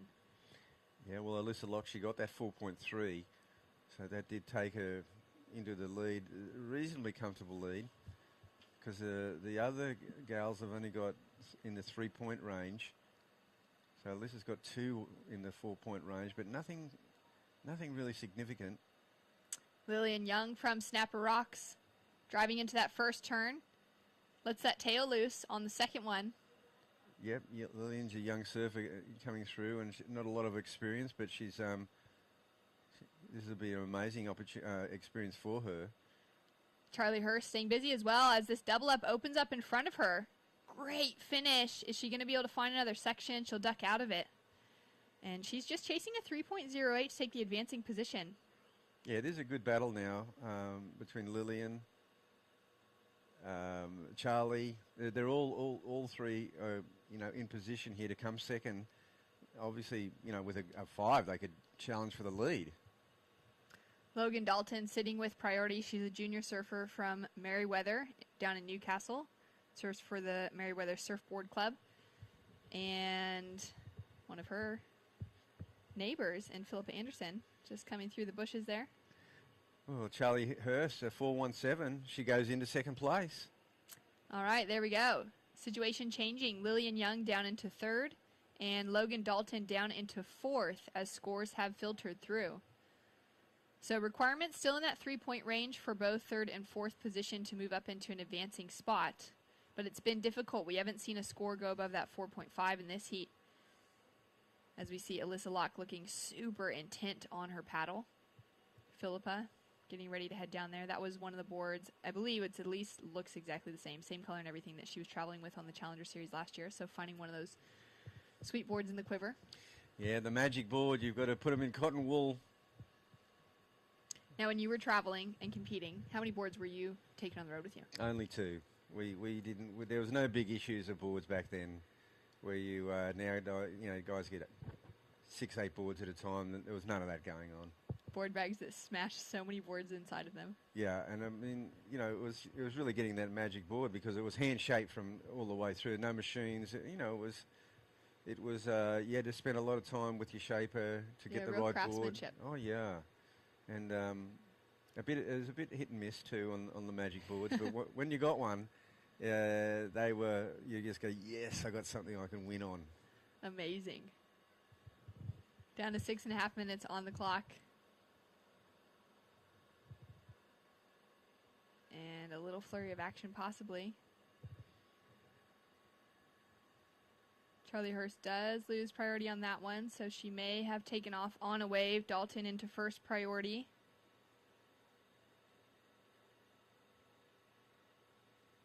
and just pristine conditions out here at Cabarita today. Such a beautiful region of the coast that we get to spend our time in here. Just south of Queensland in northern New South Wales on the Tweed coast, with Lillian Young now flying down the line, driving into that first turn. And what went wrong there on the finish? Well, what I think, I think she should have continued down the line. I'm not sure what that wave offered at the end, but as soon as she did that really deep cutback, she'd already sacrificed the down the line. So I just think there was a little bit too much happening there and in too short a space. And it just, the wave quality wasn't there. Those closeouts were in that previous heat. We saw Zali Kelly really just driving down the line for a long time before going into those first turns. Yeah, that's right. And you know, it's even, I can just sense that the tides just had a little bit more of a bearing on it, even in that, from that heat to this heat. Yeah, that does make a lot of sense as to it just slowing down a little bit, a little more water, not quite the shape that we were seeing earlier on. And with the tide, the slightly lower tide, the wave just lifts up a little bit further out, so that gives you the run into the next section where it all comes square into the bank. You know, you're going to have to find the corners. Wow, look at this wave. Up and riding Charlie Hurst on her backhand. First carve, goes in for a second one, throws a bit of spray behind. And as it starts to stand up for her on that inside section, you can see that wave is still really fat, but she's doing well to keep that smooth, graceful style throughout. Straight into that pile of free surfers. So for Charlie Hurst, she's looking to improve on that 3.2 to put some pressure on the rest of the field into that 4-point range on their requirements.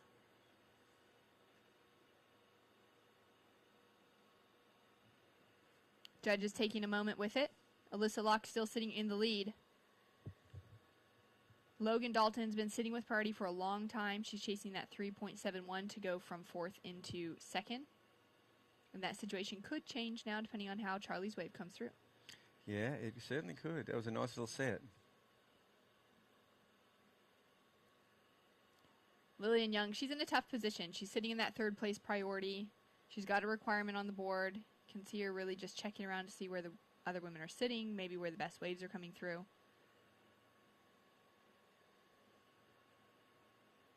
Judges still deliberating that last of Charlie. A couple of juniors in the lineup sitting in that third and fourth place position between Logan and Lillian, just getting some great experience out here. A big QS 5000 as we see Logan Dalton going for a big re-entry. And Lillian Young goes up and just releases the tail completely. Scores to come through across the board. Yeah, across the board we saw Alyssa Locke paddle for that wave, but she didn't have priority. And kind of got a feeling she might have sold Logan on that one, because Logan utilised her priority, but it was a pretty dud wave. Didn't really offer anything. Great move from Alyssa Locke. Now sitting in the lead, holding priority. Lillian wanting to know those requirements. So Charlie Hurst has dropped in a score. A 3.77 for her last one does bump the requirement now and increase it up into the 4-point range for both Lillian and Logan, which is exactly what Lillian wanted to know in raising her hands there. So she's now chasing a 4.41 to get that advancing position over Charlie, and the ask is just that much more by the extra point. Yeah, there wasn't a lot of movement in that last exchange there, but Charlie just solidified her position in second place, just a tad.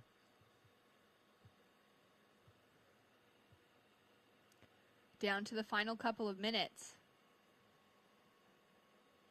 And it's been a great morning to see the women in the lineup.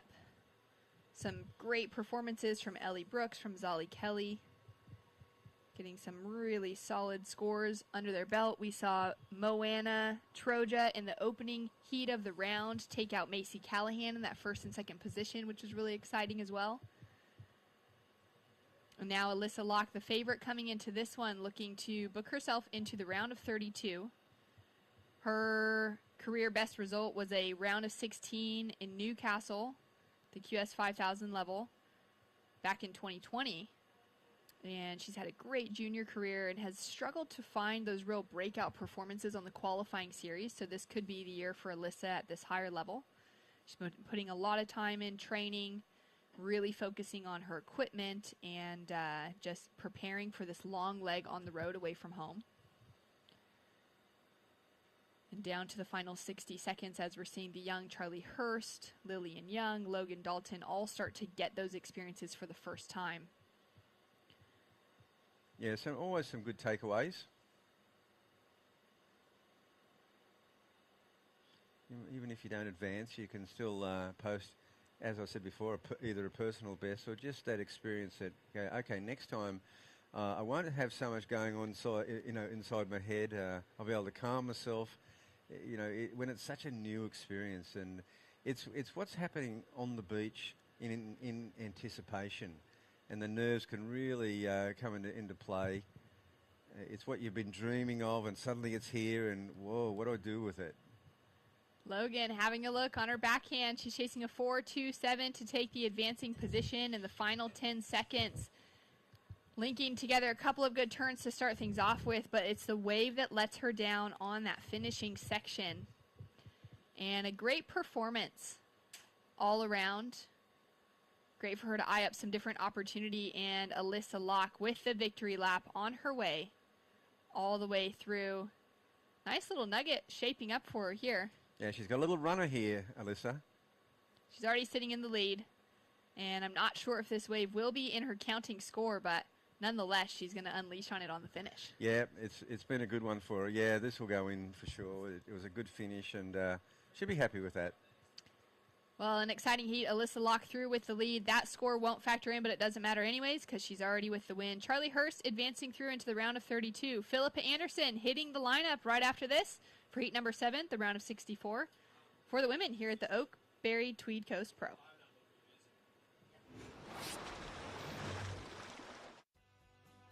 I'm Sierra Kerr. Today we went around the Tweed and we got some good food, went surfing, went fishing, played some golf. Yeah, it was a super fun day. Some of my first memories of surfing Tweed are just exploring the beautiful back beaches, having some fun surfing around with my dad. All the beaches all the way down the Tweed coast are just coves with headland after headland, and it's just so beautiful. This whole Tweed coast region is very, very special to me.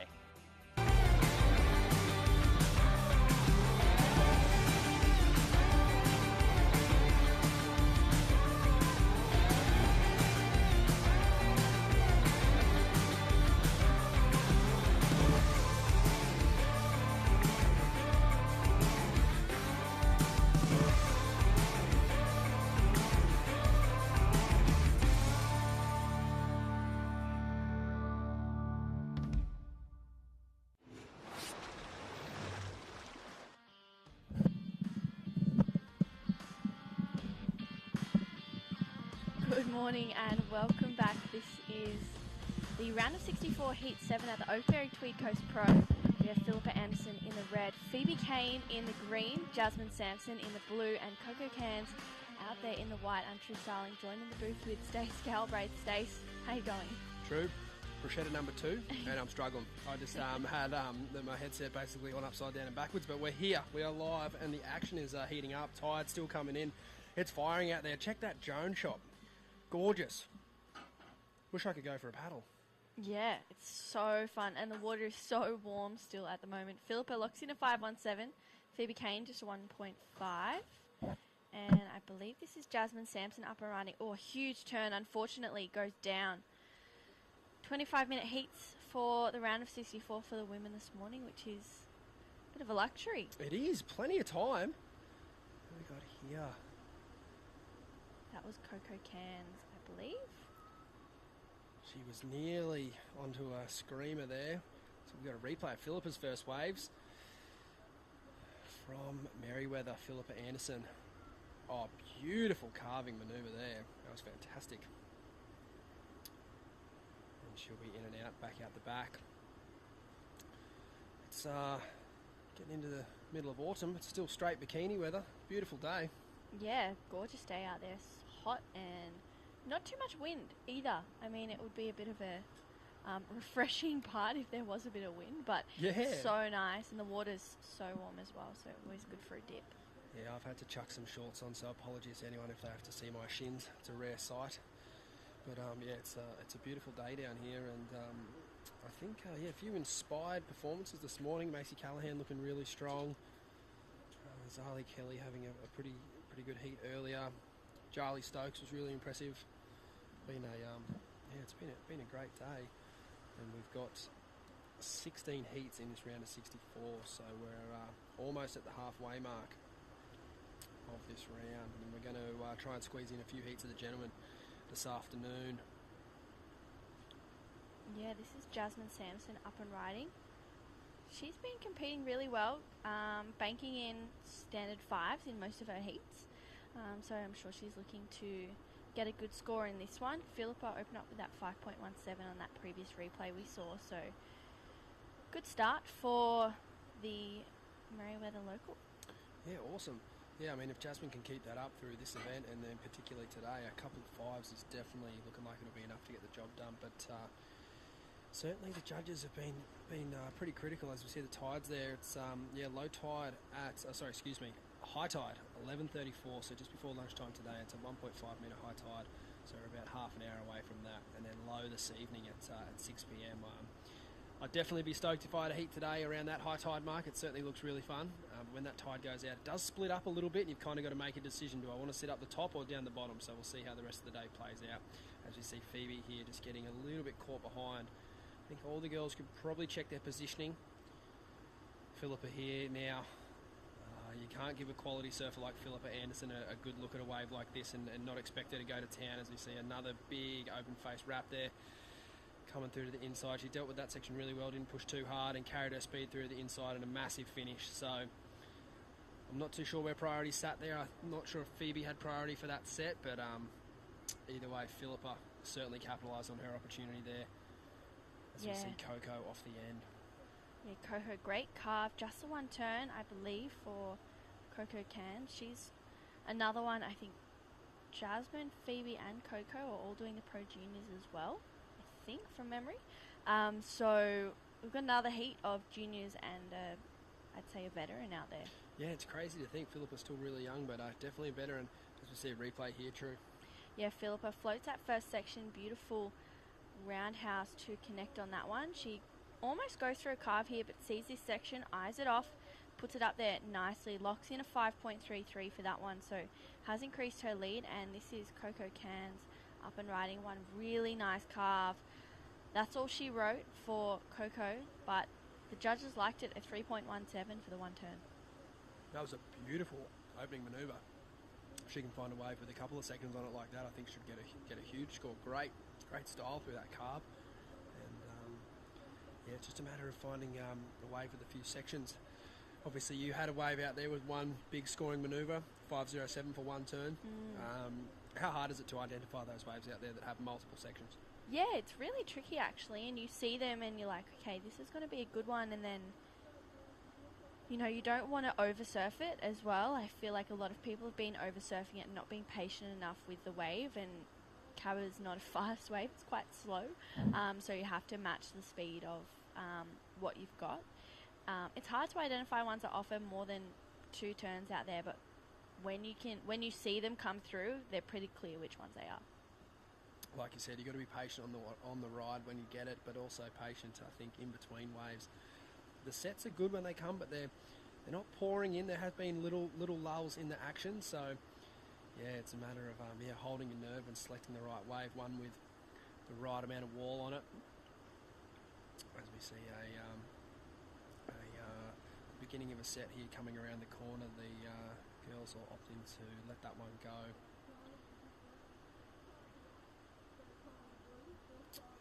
Someone who had a pretty good rhythm in that last heat, Alyssa Locke. It's Stace. How you doing? Good, thank you. How are you?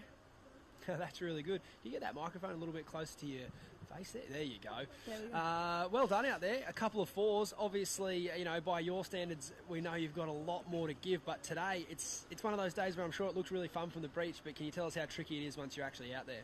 Yeah, it's definitely a lot trickier once you're out there. There's less waves than what it looks like from out the back. But Yeah, I would have liked to get a set to open up a little bit more, but it is what it is. Got through, got it done, so stoked. Hey Liz, it's true. Congrats on winning that one. I was watching. How are you feeling? It's obviously everyone's back into round one, but coming here in a right point and surfing snapper a lot, how does this wave differ from snapper and your local break? I guess the wave's a little bit softer, but most of it is pretty similar, and I'm really excited to be on my backhand for this contest. The last few have been on my forehand, and yeah, I'm excited to mix it up and get a few big backhand turns.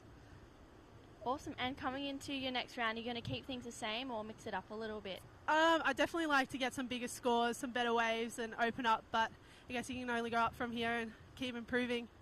Awesome. And would you like to say hi or thanks to anyone watching online? I guess you're at home here, so anyone watching online? Yeah, I have a bunch of people supporting me from work, home, my family, so thank you everyone. It makes it all worth it, and it's really exciting. Awesome. Congrats, Liz, and see you soon. Awesome. Thank you so much. Well done, Alyssa. Thank you.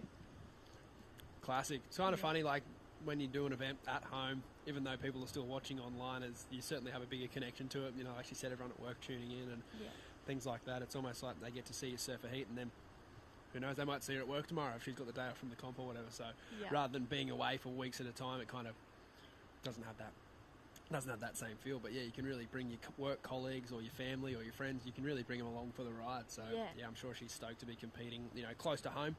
And like I said, favouring her backhand. She's obviously growing up at snapper and has a fantastic backhand attack, so I'm sure she's looking to utilise that throughout the rest of the event.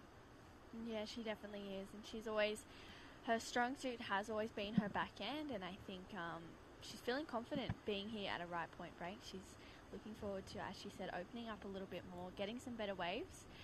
Even though she only got 2 4s, it's still a pretty decent total today. But Philippa out there with a pair of 5s, a 5.33 and a 5.17. Coco in second with a 3.17 and a 0.67. She needs a 7.33 to go to first, so I think her mentality right now is probably to better that 0.67, because Jasmine only chasing a 1.92 and Phoebe a 2.35. Yeah, so I mean, if we look at this heat, you know, taking Philippa out of the equation, the rest of the surfers here, barring the 3.17, they really haven't had a start, true. So, you know, if you're in this position, how are you looking at it from here on in? Are you thinking that you might count that 1.93, or are you looking to replace both of those scores? Oh, I definitely think replacing both of those scores are one. Anything in 2s and 1s you kind of want to be using as throwaways, especially on days like today when there's heaps of waves coming through.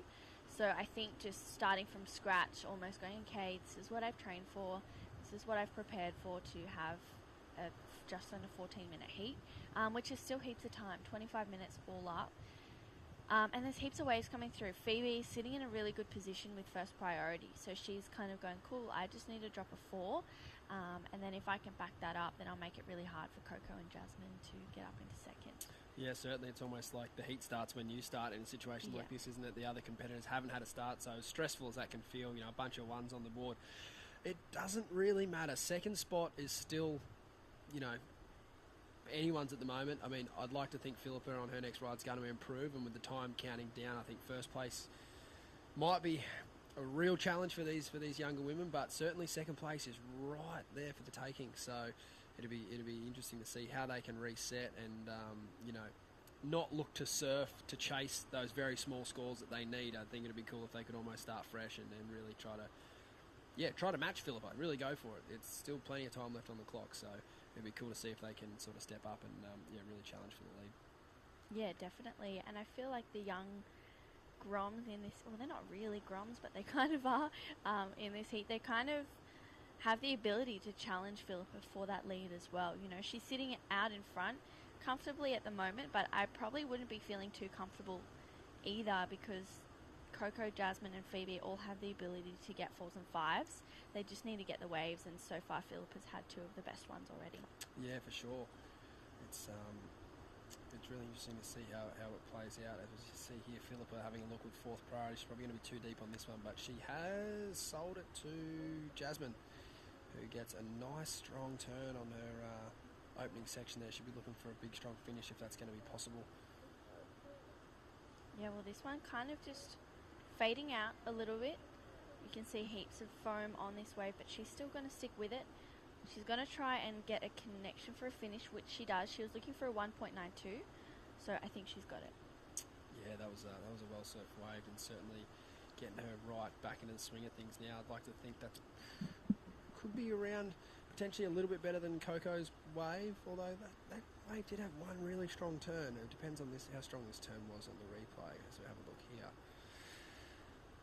Yeah, if I'm critical, I probably like the one big turn of Coco better. It'd be interesting to see where the judges go with this wave. I do know that they like quality over quantity, so we'll see how that one falls in. And looks like I'm right for the first time this year. 3.07 for Jasmine's last ride. So yes, a series of smaller manoeuvres, but she's on the board now, and she'll be looking to better that.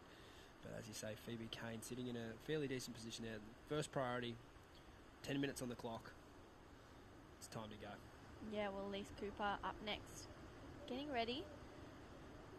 She had a pretty good result in Nias on her backhand. She's a goofy footer, so she's feeling pretty comfortable out here. She's from Queenscliff Board Riders on the northern beaches of Sydney, works for Maddie Cattle. But I'm sure she's chatting to Alyssa Locke right now going, okay, where do you sit? What's a good lineup? You know, so definitely the wider ones at the moment have been the best. But as the day goes on, that might change a little bit. Who knows? Another surfer from the same region, Bodie Lee Jones from that area. Bodie is from Avalon. Avalon. Yeah. And saw Concha Balsamo there, representing Portugal. She'll be in the next heat also. But yeah, she's lived in Australia for the last couple of years now, going to PBC and doing her high school here in Australia. But she's all finished up now and at university. But yeah, it's unfortunately this one has been a little slow on the wave front. We're under 10 minutes now, and realistically, other than Philippa Anderson's two strong scoring rides, it's been a mixture of sort of threes and throwaways for the rest of the crew here in second, third and fourth. It'll be one of those things, I'm sure. It's going really fast for second, third and fourth, and really slow for Philippa. Yeah, definitely. And that's a good thing for Philippa. That's Madison Parker. She's coming up in the next heat as well. So just making sure she's hydrated. That's a massive drink bottle that she's got there. So big cauldron. Yeah. Eli McDonald surfed in the event yesterday, her partner, but was unfortunately eliminated from competition. But it's good to see him down here supporting his misso, as they say. I wasn't used to that term moving up here. I'd never heard it before. Misso. Phoebe Kane up and riding. Unfortunately, just getting a little stuck on that first turn there. She'll be a little disappointed with that execution with first priority. She did wait a long time for that opening strong score, and unfortunately, I think it'll be another throwaway, a 1.27. So she'll paddle back into the lineup now. I don't mind it. She'll be a little bit further down the line. Hopefully, she can break away from the pack and sneak something without priority. And you know, sometimes without priority, you kind of feel less pressure to ride the wave, and you just surf a bit more naturally. Sometimes with first priority, can weigh you down. As we see Coco Cairns, a big strong first turn there. Brings it around. I love that high line. She just didn't rush it and finishes that one. So Coco, she needs a 1.83. She's definitely got it on that last one to go back up into second spot.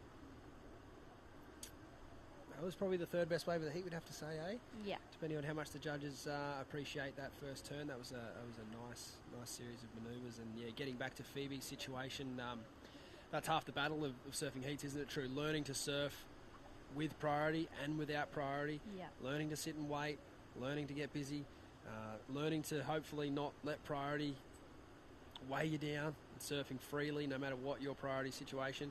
But as we see here, Coco up and riding, replay with her. Yeah, Coco carving away, love that second turn, and puts it up there for a finish. So makes the most of what she's got there, 4.93.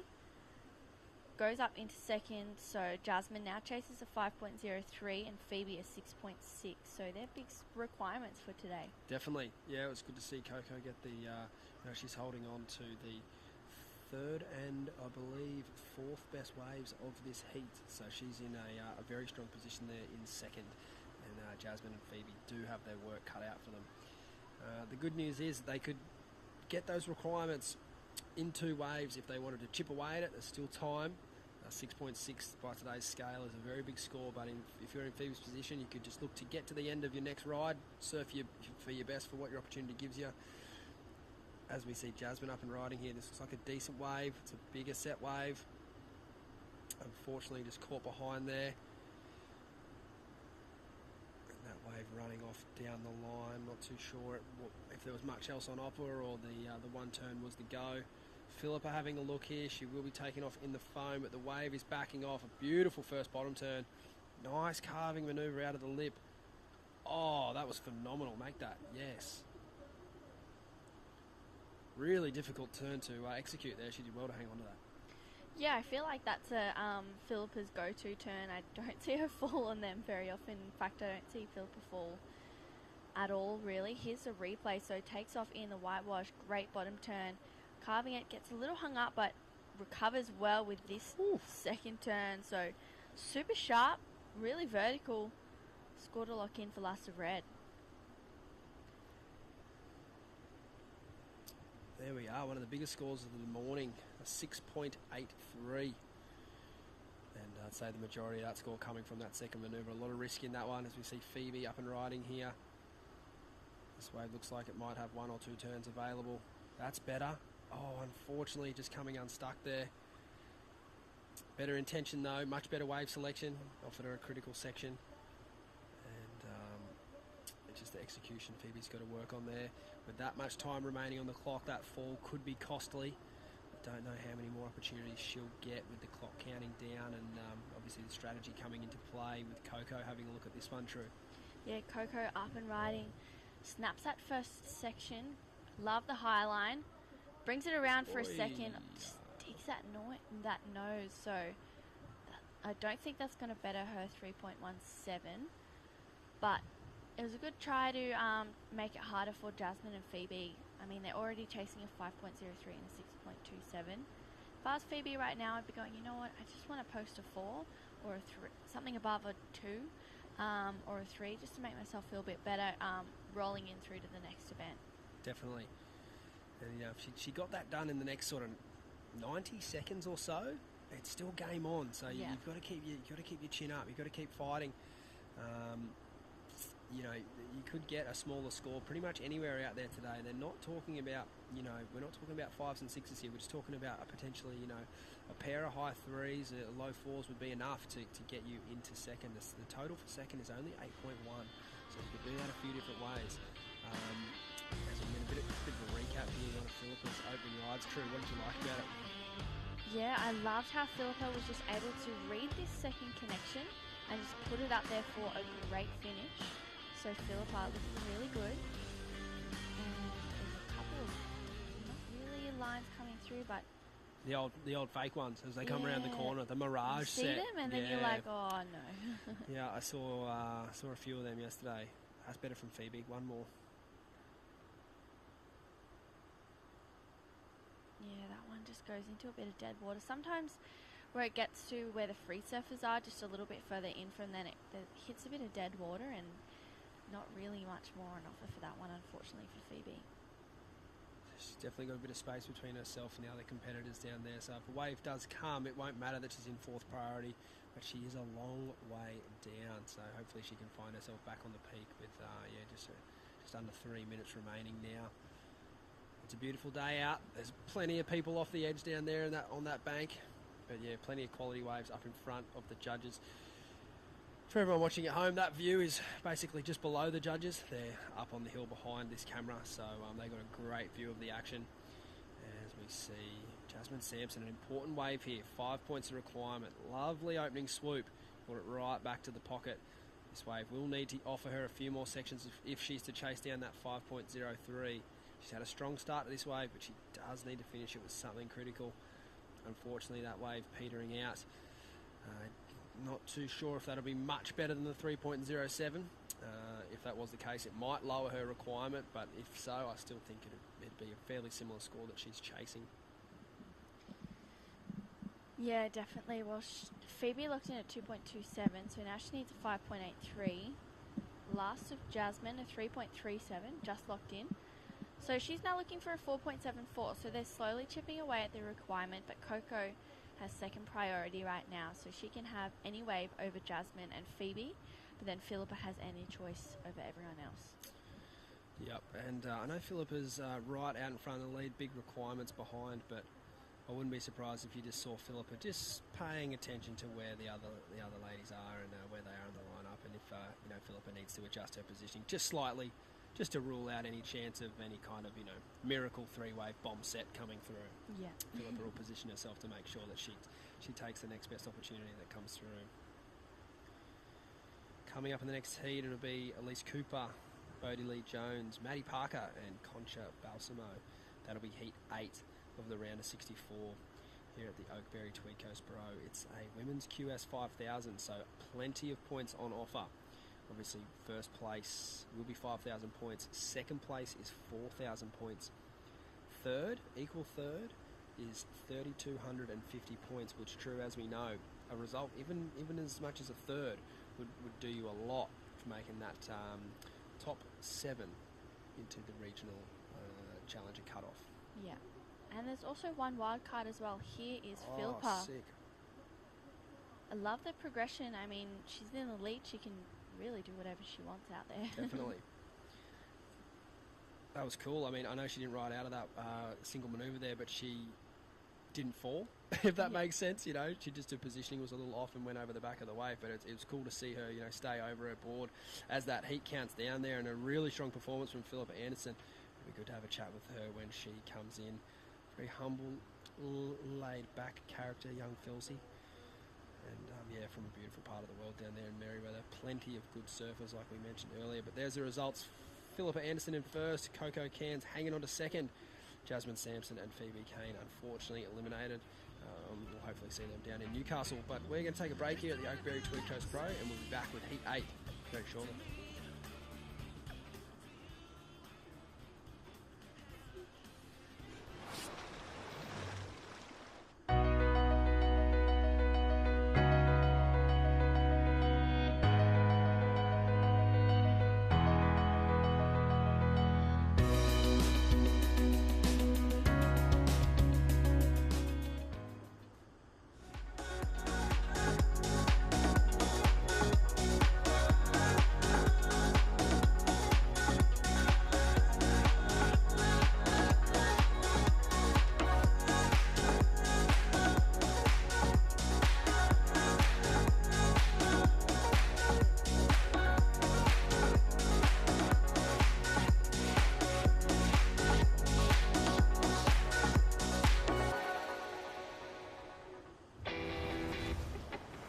Through my internship at the WSL, plus the personalised experiences and support I have access to at Bond, I know I'm well on the way to becoming the entrepreneur I want to be.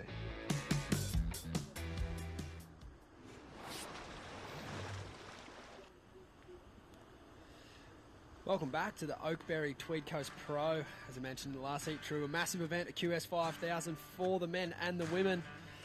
We're coming up to midday here, and it might be about Oakberry side time. What do you reckon?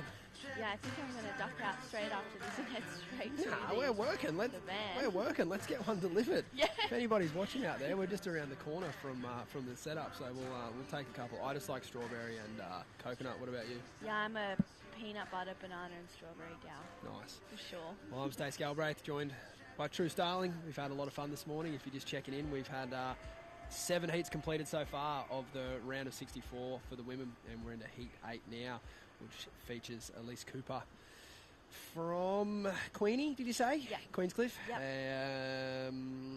We also have in this heat Bodie Lee Jones, Maddie Parker and Concha Balsamo.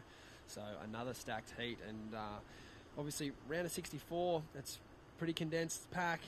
You got to be good to get into this event, and from this point on, you've got to be really sharp if you want to make it any further rounds. As we see a replay here, True. Yeah, this is Bodie up and riding. Snaps that first section, almost catches a rail, but recovers nicely. And unfortunately, that wave just puts her a little bit behind the section on that one. And here she is found again. Another one. Wow, so great carve to start this one off. Puts it up there for a finish. So Bodie locks in a 1.83 on her first and 3.17 on that last wave. So sitting out there in the lead, and I think Elise Cooper also has a score to drop. The women are off to a cracker. Gee, that carve was nice. Yeah. From Bodie Lee Jones there. If she can find a wave to get a couple of them rattled off, it's going to be a gigantic score. Yeah, for sure, and maybe even a bigger looking wave, that first one. Maybe it was a bit smaller, which is why the score was capped. But she finished it nicely, and here we go. Elise Cooper carves that first section, just waits for this one to bowl up a little bit, so Coops finds a nice steep section, puts it up there aggressively, and again for a second one. So Elise just really enjoying herself out there for a finish. Good way to start the heat. That was beautiful surfing. I mean, we've talked about patience a lot this event, and you just saw at the start of the ride there, you could just see her waiting on the tail. That's just such good composure. As you know, True, once that jersey goes on, the heart rate can come up, the decisions there, you've got to make them really well every time. You can't make a bad one. And just here, it was really nice to see her just wait and not get into this steep part of the wave. Wait for it to come to her and then tee off on the inside. This is sort of reminiscent of Ellie Brooks earlier in the day. Yeah, I'm a sucker for a good style, True, and Coops, as you said, she's got plenty of it. That was a great start. Yeah, a great start, a 5.83. The judges loving that. So Elise sitting in the lead, and I feel as though if she gets a good backup, she's going to be sitting there comfortably, but Madison and Concha yet to put a score on the board. I think that may have been Madison up and riding. It was, so Concha sitting out there with first priority. This is Bodie Lee Jones up and riding. Stace. Looks like this one's running off down the line. She's found some green face. Nice turn in the pocket there. Comboed up with another carve. Oh, and some more. She's absolutely picked the eyes out of this wave. I thought she might be too deep off the start, but what would I know? That was a really, really well-ridden wave, and it did well to get out on the green face after starting from behind the section there. Really well done, but I did see her, in and out there from Maddie Parker, and this looks like it'll be Concha up and riding. She is from, I think, Algarve, down in the very south of Portugal. Beautiful part of the world there. Obviously, we just had the World Championship Tour event there, which was won. The men's was Griffin Colapinto, and in the women's was Tatiana comes to mind, but I'm not too sure that was the case. Yes, no, it Tatiana was. did Yes, win, it was Tatiana. So yeah, they got great waves over there for the event at Super Tubos, and then even after the event, round the corner when the wind went around the other way, and they were on the side of the peninsula where Kelly Slater did that 540 all those years ago. Crazy barreling right sandbars, so yeah, it's a beautiful part of the world. But yeah, Concha calling Australia home now, and fitting right in. Yeah, for sure. Well, last of Bodie locks in at a 3.9, so she's in the lead. Elise now only needs a 1.34, so small score. Here's a replay. Just highlines that first section and brings it around. Heaps of spray off that first turn. Carves it again for a second one, so Bodie, as you said, picking the eyes out of this wave, just making the most of what she's got there. Leans into that one and kicks out. So that was a 3.9 for Bodie Lee Jones. And here we have Madison Parker up and riding. Puts it up there for a finish and gets it. So a score to lock in for White as well. I'm going to say a nervous wave selection moment there from Maddie. She's a local girl to this area. She knows the lineup really well. Works at Halcyon House down the road. Spends a lot of time on this beach. I'd like to see her on a little bit better wave from this point moving on. 18 minutes to go, so plenty of time left on the clock. But as you can see, the surfers that managed to get that good strong start, they're the ones who seem to have the freer heat. They can look a bit more relaxed on the wave and not have that kind of added time pressure that can creep up on you. But, getting back to Bodie's wave, I thought the output was pretty good on that wave. I think the judges potentially just keeping the score a little bit lower there because unfortunately she did miss that first section of the wave and got her best work done more towards the inside. But all the same, great energy and certainly not afraid to put her board up in the critical section. So if she can just get that same energy but a bit closer to the start of the wave where all the risk is, I think she could easily get a score up into, that high 6-7 range. Yeah, definitely. And just on 17 minutes to go, heaps of time left to do it as well. Definitely. So it's not like one of those heats where you go, oh, there's 8 minutes, and then 8 minutes turns into 1. So plenty of time left for the ladies to get some good scores. Here's Elise up and riding. smaller wave to start, but this one starts to grow for her, so puts it up there for a first turn, gets out of there nice and quickly. That'll take her up into the lead. Was only looking for a 1.24. Definitely not the score she was looking for, but I think, like you said, that'll be enough. There it is, more than enough. A 2.23, so it does see her well and truly in the lead. And now with that strong start from Elise, like the requirements now from the other surfers are actually kind of getting up there already. Bodie Lee Jones now needing a 4.17 as we see Concha up and riding here on what looks like to be a better wave, bit of green face. She's on her Cemente surfboards there out of Irasira. That's a beautiful turn. And unfortunately just couldn't get another turn up in the lip, but that was a nice strong re-entry and a good example of the power that Concha can display. But Concha's dad, a bit of a TV magnate back in Portugal back in the day, founder and creator of Portugal Radical, famous TV show over there in Portugal. So I know if he's not down on the beach, Enrique, I'm sure he's tuning in, so g'day mate. And it's cool to see the next generation of surfers obviously coming through. We're I guess we're all a part of it, it's especially in Australia, and I guess globally now with other surfers, it's really strong. Yeah, definitely, and it's an exciting time to watch it all happen and see it all unfold. Here we go, Elise Cooper up and riding, tags that first section, brings it around for a huge finisher. So Elise, her backhand is looking absolutely on point today.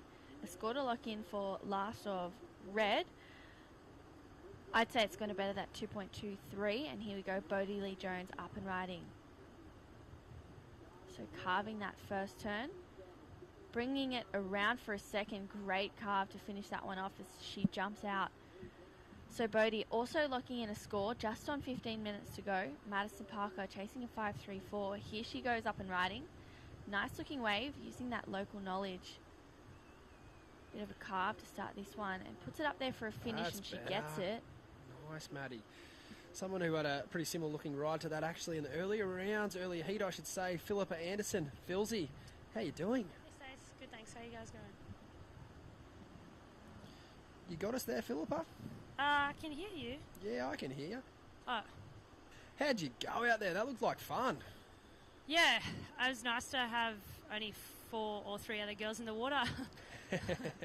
You had a great momentum into that heat, a couple of 5s, then obviously finishing the heat there with the 6.83. Perfect way to start the event, you could say.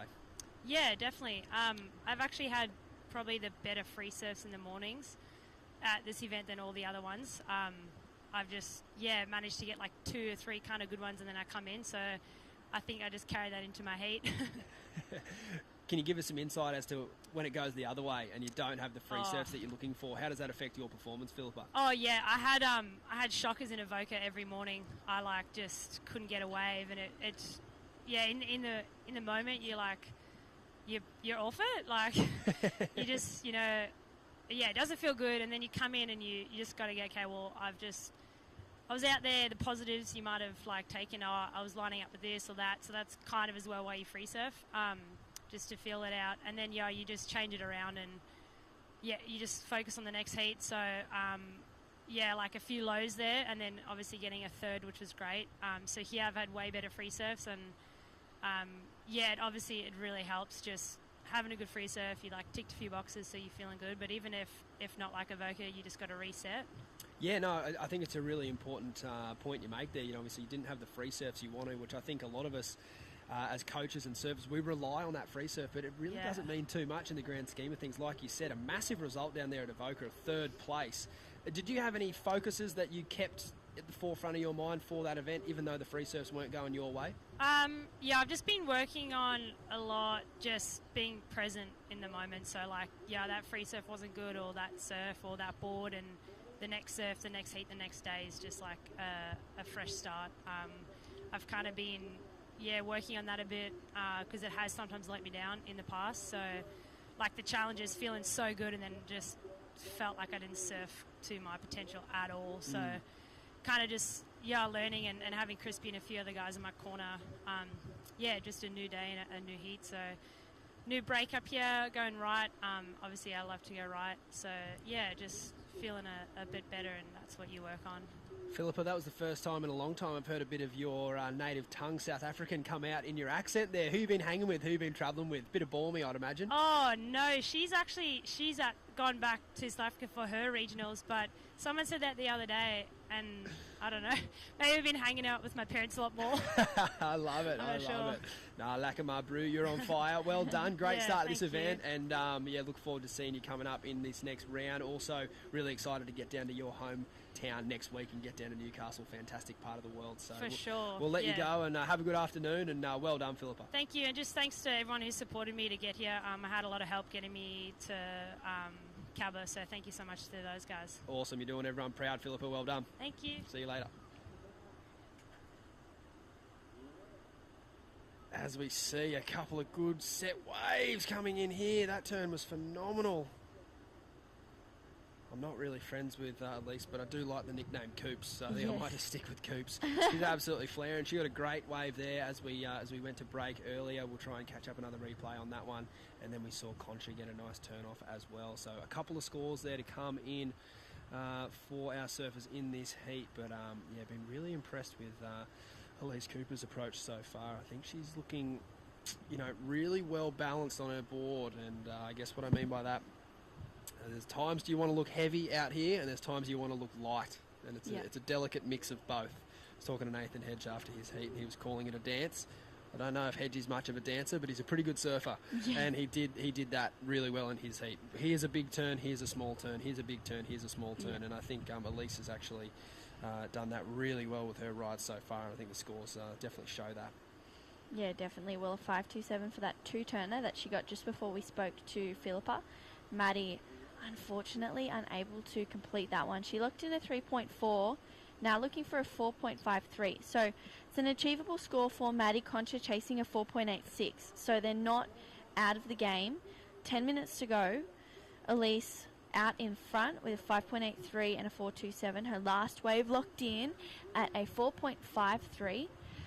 So she'd be feeling pretty good and comfortable in the lead at the moment. Yeah, definitely. And I'm not too sure where the other women were positioned in that sequence of events when Coops rode that set wave, but it could be a message for these other surfers too, particularly Bodie, who hasn't cracked really much into that 4.5 and above range yet.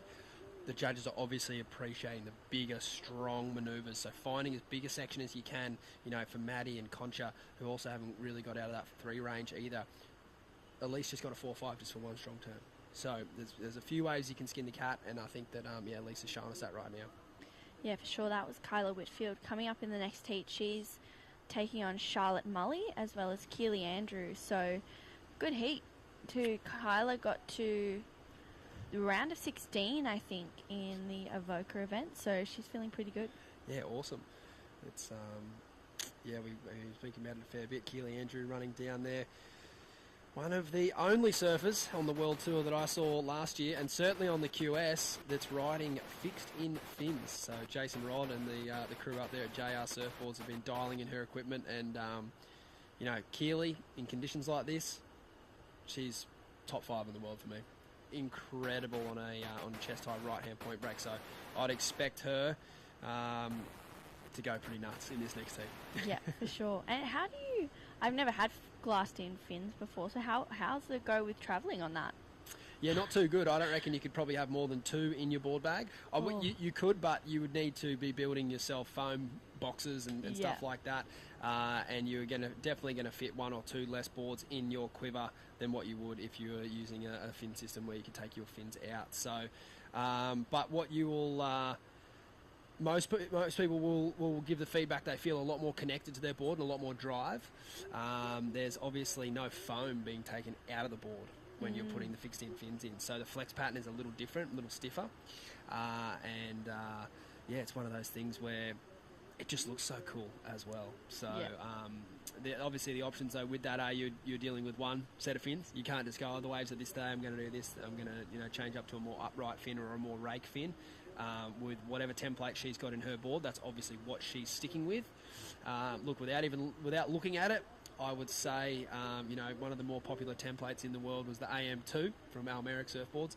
or Channel Island surfboards, I should say, sorry, and I think a lot of fin templates are modified some way or another off that. Yeah. Another popular fin is obviously the Mick Fanning fin. It's one of the most popular fins in the world. But I would say for the women and their weight and their size, they're probably riding that in the medium. And on a day like today, I'd say a fin like that would do pretty well, as we see there. There's a set of AM2s in that board, and they are one of the most popular fins going around. FCS make them, Future Fins make them. It's just such a well-rounded fin. It's got a bit more rake in it, so it's going to help you draw out those turns. The back fin's slightly smaller than the two side fins, so it gives you that release out at the top of the wave. It is an interesting one. Fin talk, it can get pretty tech, as we see Bodie up and riding here. Yeah, great car for Bodie Lee Jones. She brings it around for another one. Puts it up there for a finish and rides out of that one. So Bodie was looking for a 7.07 to take the lead. Potentially going to back that 3.9, get rid of that and lock in a higher score, making it harder for Maddie and Concha. We'll see what the judges are going to do with that score. Just on 6 minutes to go. Scores to lock in for last of Bodie.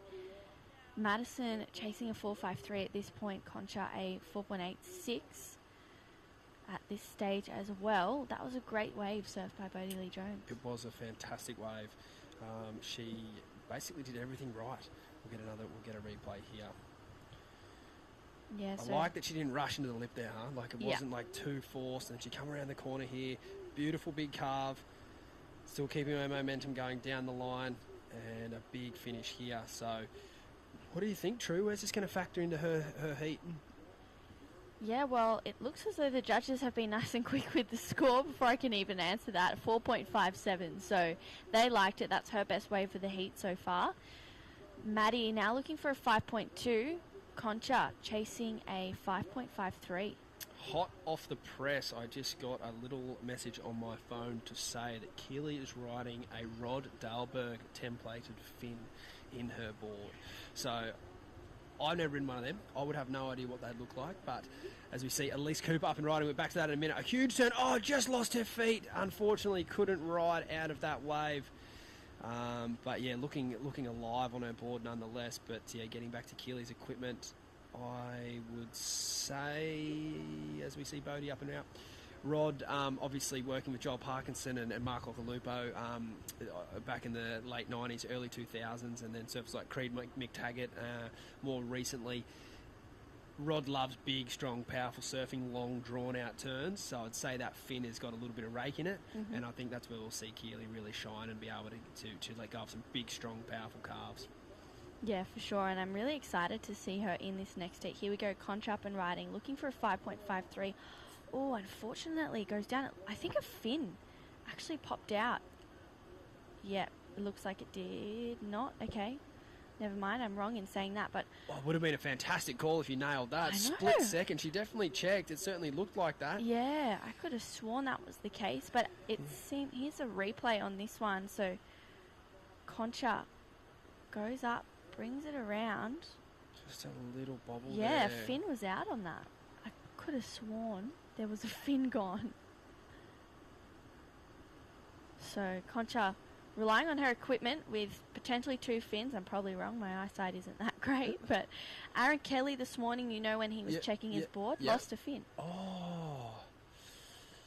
So. Right. So, yeah, well, it's a theme of the minute, isn't it? All this fin talk. Yeah.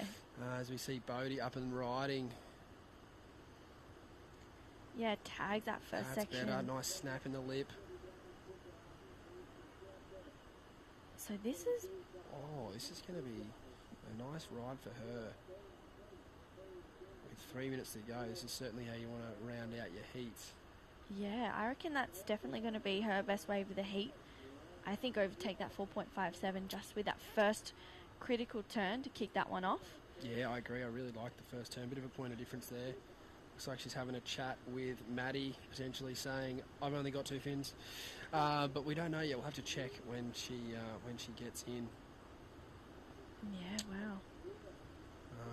The one thing I would say about that last ride is when she popped up, her foot just looked a little off-centre. Just back to that you probably want your foot slightly left of centre when you're surfing a right-hand point break. As we see Maddie up and riding, and when I mean slightly, I mean just slightly. This will be Maddie's best wave if she can get to the end of it. There we go, a nice turn in the lip, and it's a little bittersweet, I think, for Maddie. She's got that surfing in her, but with 2 minutes to go, I'm not too sure she'll get the chances to do that much again. It's a bummer, kind of. You want to finish your heat on a strong wave, but then it's also like, well, where was that 20 minutes ago? Yeah. Yeah, it's a tricky one. Well, last for Maddie, a 3.4. Pair of 3.4s, so certainly a few lessons to take out of this one from Maddie, potentially spending a bit too much time on some inferior waves at the start of this heat. And we have Concha Balsamo out there, potentially only on 2 fins, chasing a 6.3. We'll have to confirm that later. Yeah, well, last for Bodie locked in at a 4.8, so that was her best wave of the heat so far. So she's extended her second place. Looking for a 6.33. Last of Elise Cooper was a 5.3, I believe. If you had a surfboard out there, yes, with FCS2, yeah, and you just lost a fin, yeah, and you had 2 left, where would you put them? I'd probably chuck one and make it a 20 or something like that. I Good feel call. like I reckon 20. Yeah. You wouldn't be able to push too hard. No. But it's not going to have that asymmetrical planing Yeah. sort of thing going on. Then again, you could quickly get on the phone to Ryan Birch and go, hey, I'm a natural footer. Well, not that it matters. I'm surfing a right-hand point. Help. What do I do? Do I go one in this side or one in that side? Do I want a strong bottom turn, or do I want it to be able to hold in through the carve? Yeah. I don't know. I think I'd want it holding in through the carve. Yeah. 'Cause you'd let the rail hold in through the bottom. Maybe. Hopefully. But yeah, I think 20 would be the safest call. I'd love to see someone do that. That'd be the sickest thing ever. Imagine if someone did that and then won their heat. That won't happen today because that heat's over, but sorry about that, Concha. Yeah. Imagine that. That'd be the sickest thing ever. Go out on a 20. Just go like, I'm not Take it losing, and just snap your fins out, chuck in a 20 and just annihilate everyone. Unfortunately, not the case today for Concha Balsamo and Maddie Parker. Unfortunately eliminated from competition, advancing Bodie Lee-Jones. A strong performance there, Elise Cooper. Even better in first. We're going to take a break here at the Oakberry Tweed Coast Pro QS 5000. We'll be back shortly.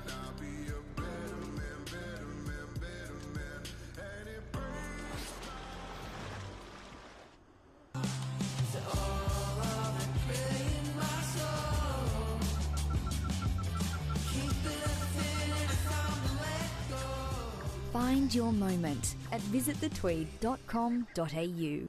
Starting the day with freshness, giving us the energy to paddle out and live life to the fullest. All natural and organic, a superfood bursting with flavour and taking you to your own piece of paradise. Sharing moments with friends, sharing them with Oakberry.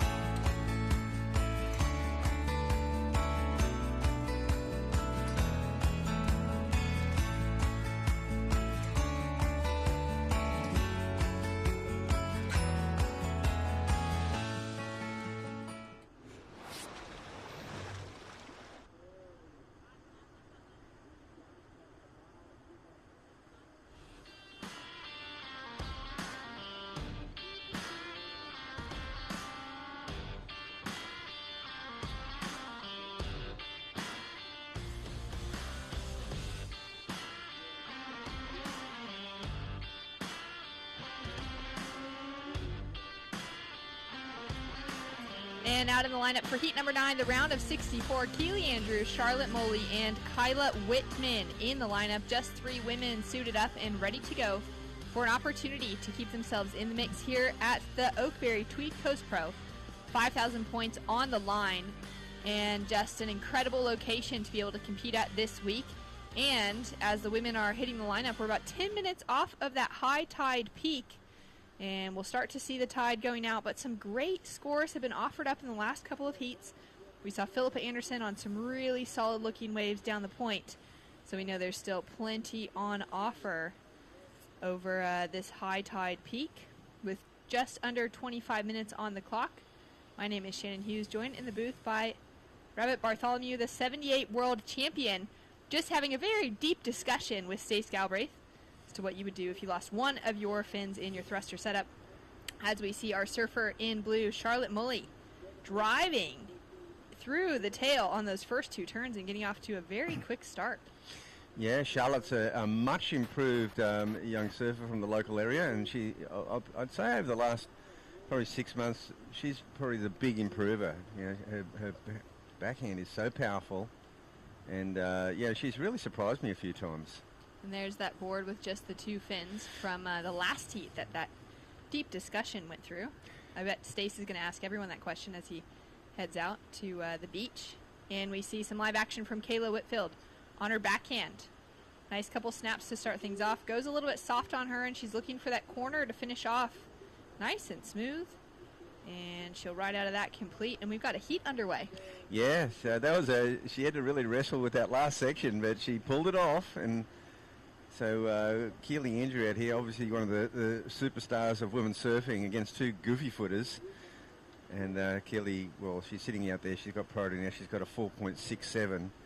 That's a pretty good opener. Here's the replay on that. This is early in the heat, and she goes into that smooth, silky smooth style of hers. This is so suited to her, Shannon.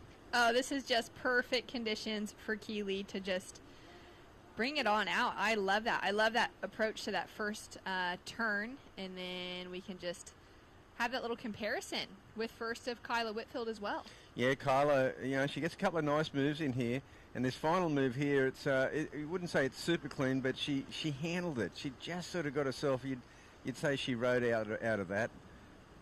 Maybe just. Just got there. So great start off for Keely Andrew. Competed on the 2021 championship tour and put together just a solid performance to start off her season. Bugs, she had a 3rd place finish at the event at Newcastle, a 5th place finish at Narrabeen. So she really started out one of her stronger campaigns after an early round loss in Maui. But then she just couldn't find her way out of those 9th place finishes through the rest of the year. And it was a strange year anyways, less events on tour, a little bit less time to really make things up. But with that, she found herself again in that position of not being able to requalify. She then jumped straight onto the Challenger Series, competed in the first 3 events, but wasn't really in the conversation coming into Hawaii as far as, you know, being in a good, comfortable position to be able to get that requalification unless she walked away with likely a win at Haleiwa. So she actually opted to skip that event and take the time off and put it all back out there this year in 2022. Yeah, well, I spoke to her earlier in the year, and she was still not totally committed to this year. She was trying to work out what she really wanted to do, and you know, I mean, I was full of encouragement for her. I really thought that she should give it another crack. You know, she did have that good Australian season last year, and that round of 16 in the women's CT is so difficult. I mean, it's so the depth makes every heat so difficult, and she just got herself in a little bit of a hole, and then the seeding gets worse. She comes up against world title contenders. That's exactly it, as we take a look at that replay. So that judges took a little bit of time with that score. Bugs came through as a 4.5 for Charlotte Mully, puts her up into the lead. But it is a tough one on the championship tour there. Yeah, getting seated up against those world title contenders or holders already.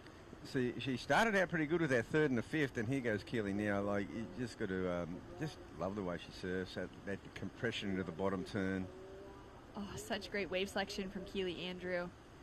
Gets a little hung up on that 2nd turn, but now just so smooth coming through to the inside. Real frothy in front of her. She's going to execute perfectly, keeping low, composed on that finishing maneuver. Great ride. Really awesome technique. And yeah, she's looking to be in fine fettle coming into the Oakberry Tweed Coast Pro, and a big event for her. As we said last year, she came out of Australia on the CT leg. And it's really, when you get that pretty semi-decent start, you've got to keep that momentum going, you know, and she lost a couple of round of 16s, and that just dropped her seeding down. So you come down to that when we'll see this wave here. Look at the speed and that compression off the bottom. Solid bottom turn, top turn combo. Keeps the rhythm going, and this is what her surfing's all about. And I just suspect she's going to get a good score because she finishes with some flair. And scores are in. A 6.67 takes her back into the lead. Yeah, that was the best wave I've seen ridden for a little while now. And as you were explaining there, for Keely to have gotten that quick start on the CT, get a couple good results, a semifinal and a quarterfinal within the first 3 events, those are great starts to the season. But then to have to maintain that flow throughout the rest of the year, what does it really take for those surfers to keep themselves in that momentum? Because it's a difficult thing to do. Well, I think your point before was the critical one. It was a shortened tour. It's a tour where you really can't afford back-to-back early losses, because by that stage, the women are coming down to who's going to make that big 5. Those round of 16 heats are everything. Round of 16 heats, quarterfinals are everything. And she just got into a little bit of a hole there. Especially on the women's side of the tour where it's just those 10 that are going to get that requalification. Getting into the quarterfinals is essential. Where on the men's side, they've got double the numbers. There's a little bit more room to breathe getting in those 9th place finishes or below. Yeah, ninth is still a keeper in the men's. As we see Kayla on her backhand. Nice attack on those first 2 turns, really pushing that tail out and staying almost linking together, but just mistiming the finish. Yeah, well, Keely's really got herself out front now. It's seemingly a battle for second place already. 6.67 and a 4.67. Charlotte Mulley's got the edge here with that 4.5, and it's going to be a good little heat. Only three ladies in this one. Only 3 ladies out in the jersey. Still sets coming through, so that swell is just hanging in there. We're still seeing some beautiful sets. Yeah, it really is just so stunning. And in that last heat, we saw a great result from Elise Cooper. Congratulations, Elise, on a great win. Shannon Hughes here in the booth alongside of Rabbit. How does it feel to walk away after surfing in such great conditions today? Yeah, I'm stoked. It was so fun out there. There were so many good waves to catch, and yeah, I'm pretty buggered. That's probably the most waves I've caught in a heat in a long time, and yeah, but I'm happy. Yeah, and how do you feel, keeping your mind in that mindset of not staying too busy to where you're tiring yourself out too much, but also knowing that there are some great conditions on offer and you kind of just want to catch everything that's out there? I think I was just, on my paddle out, just trying to catch my breath, and if I saw a good one, I would just turn around and take it, but luckily, every time I got out the back, I had a good minute or 2 to have a breather and wait for a set and hopefully get on the next one. Fantastic. Is there anything you'll change heading into the next round? No, I think I'll just keep the same routine, get a coffee, bacon and egg in the morning.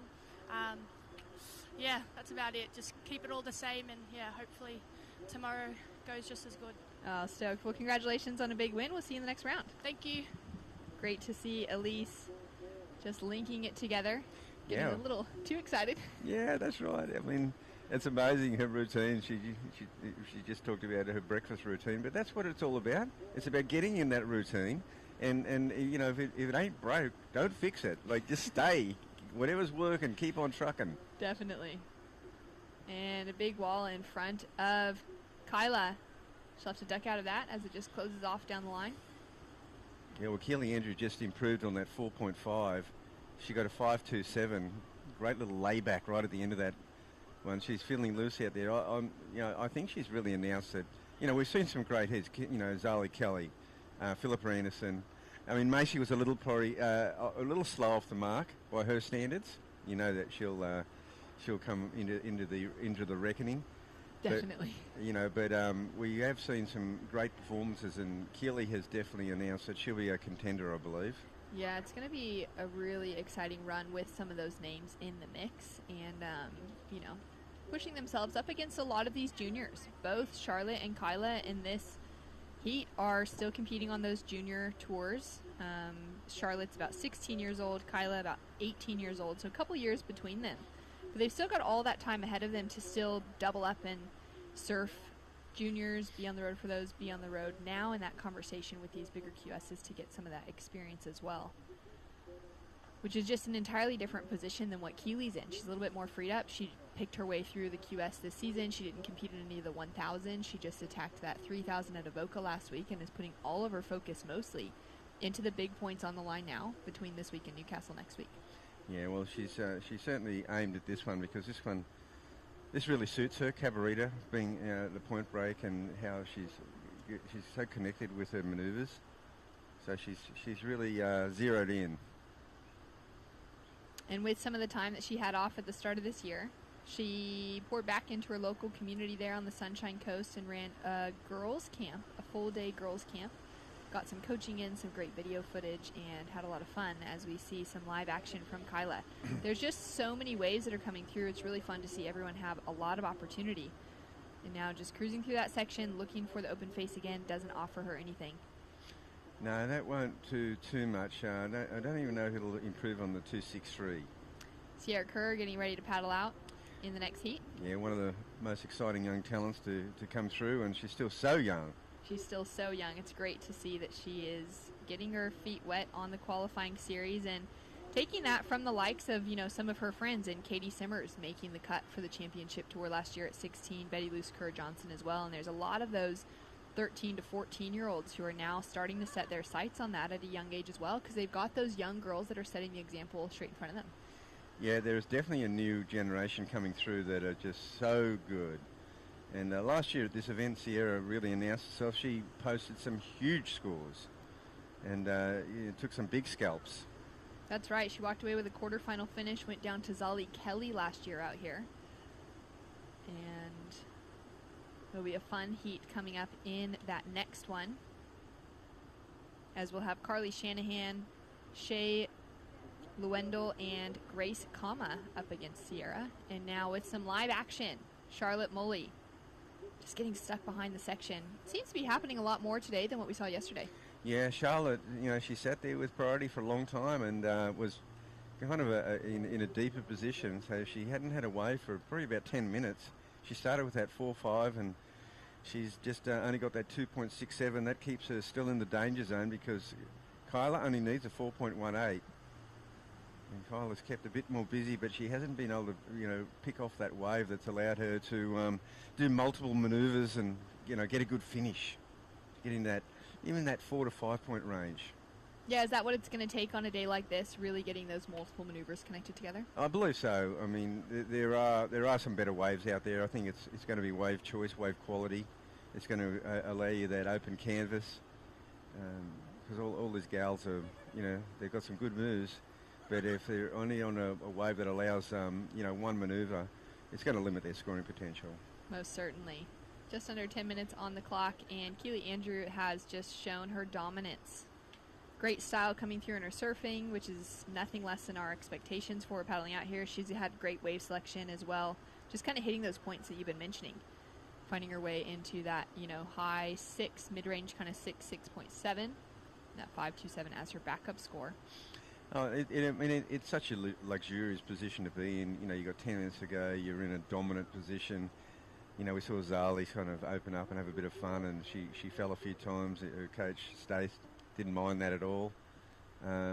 Keely finds herself in a really similar situation, whereas Charlotte Mully now, it seems like she's must have moved a bit further wider because she's got second priority, and I think she's in a better position than she was a bit earlier in the lineup.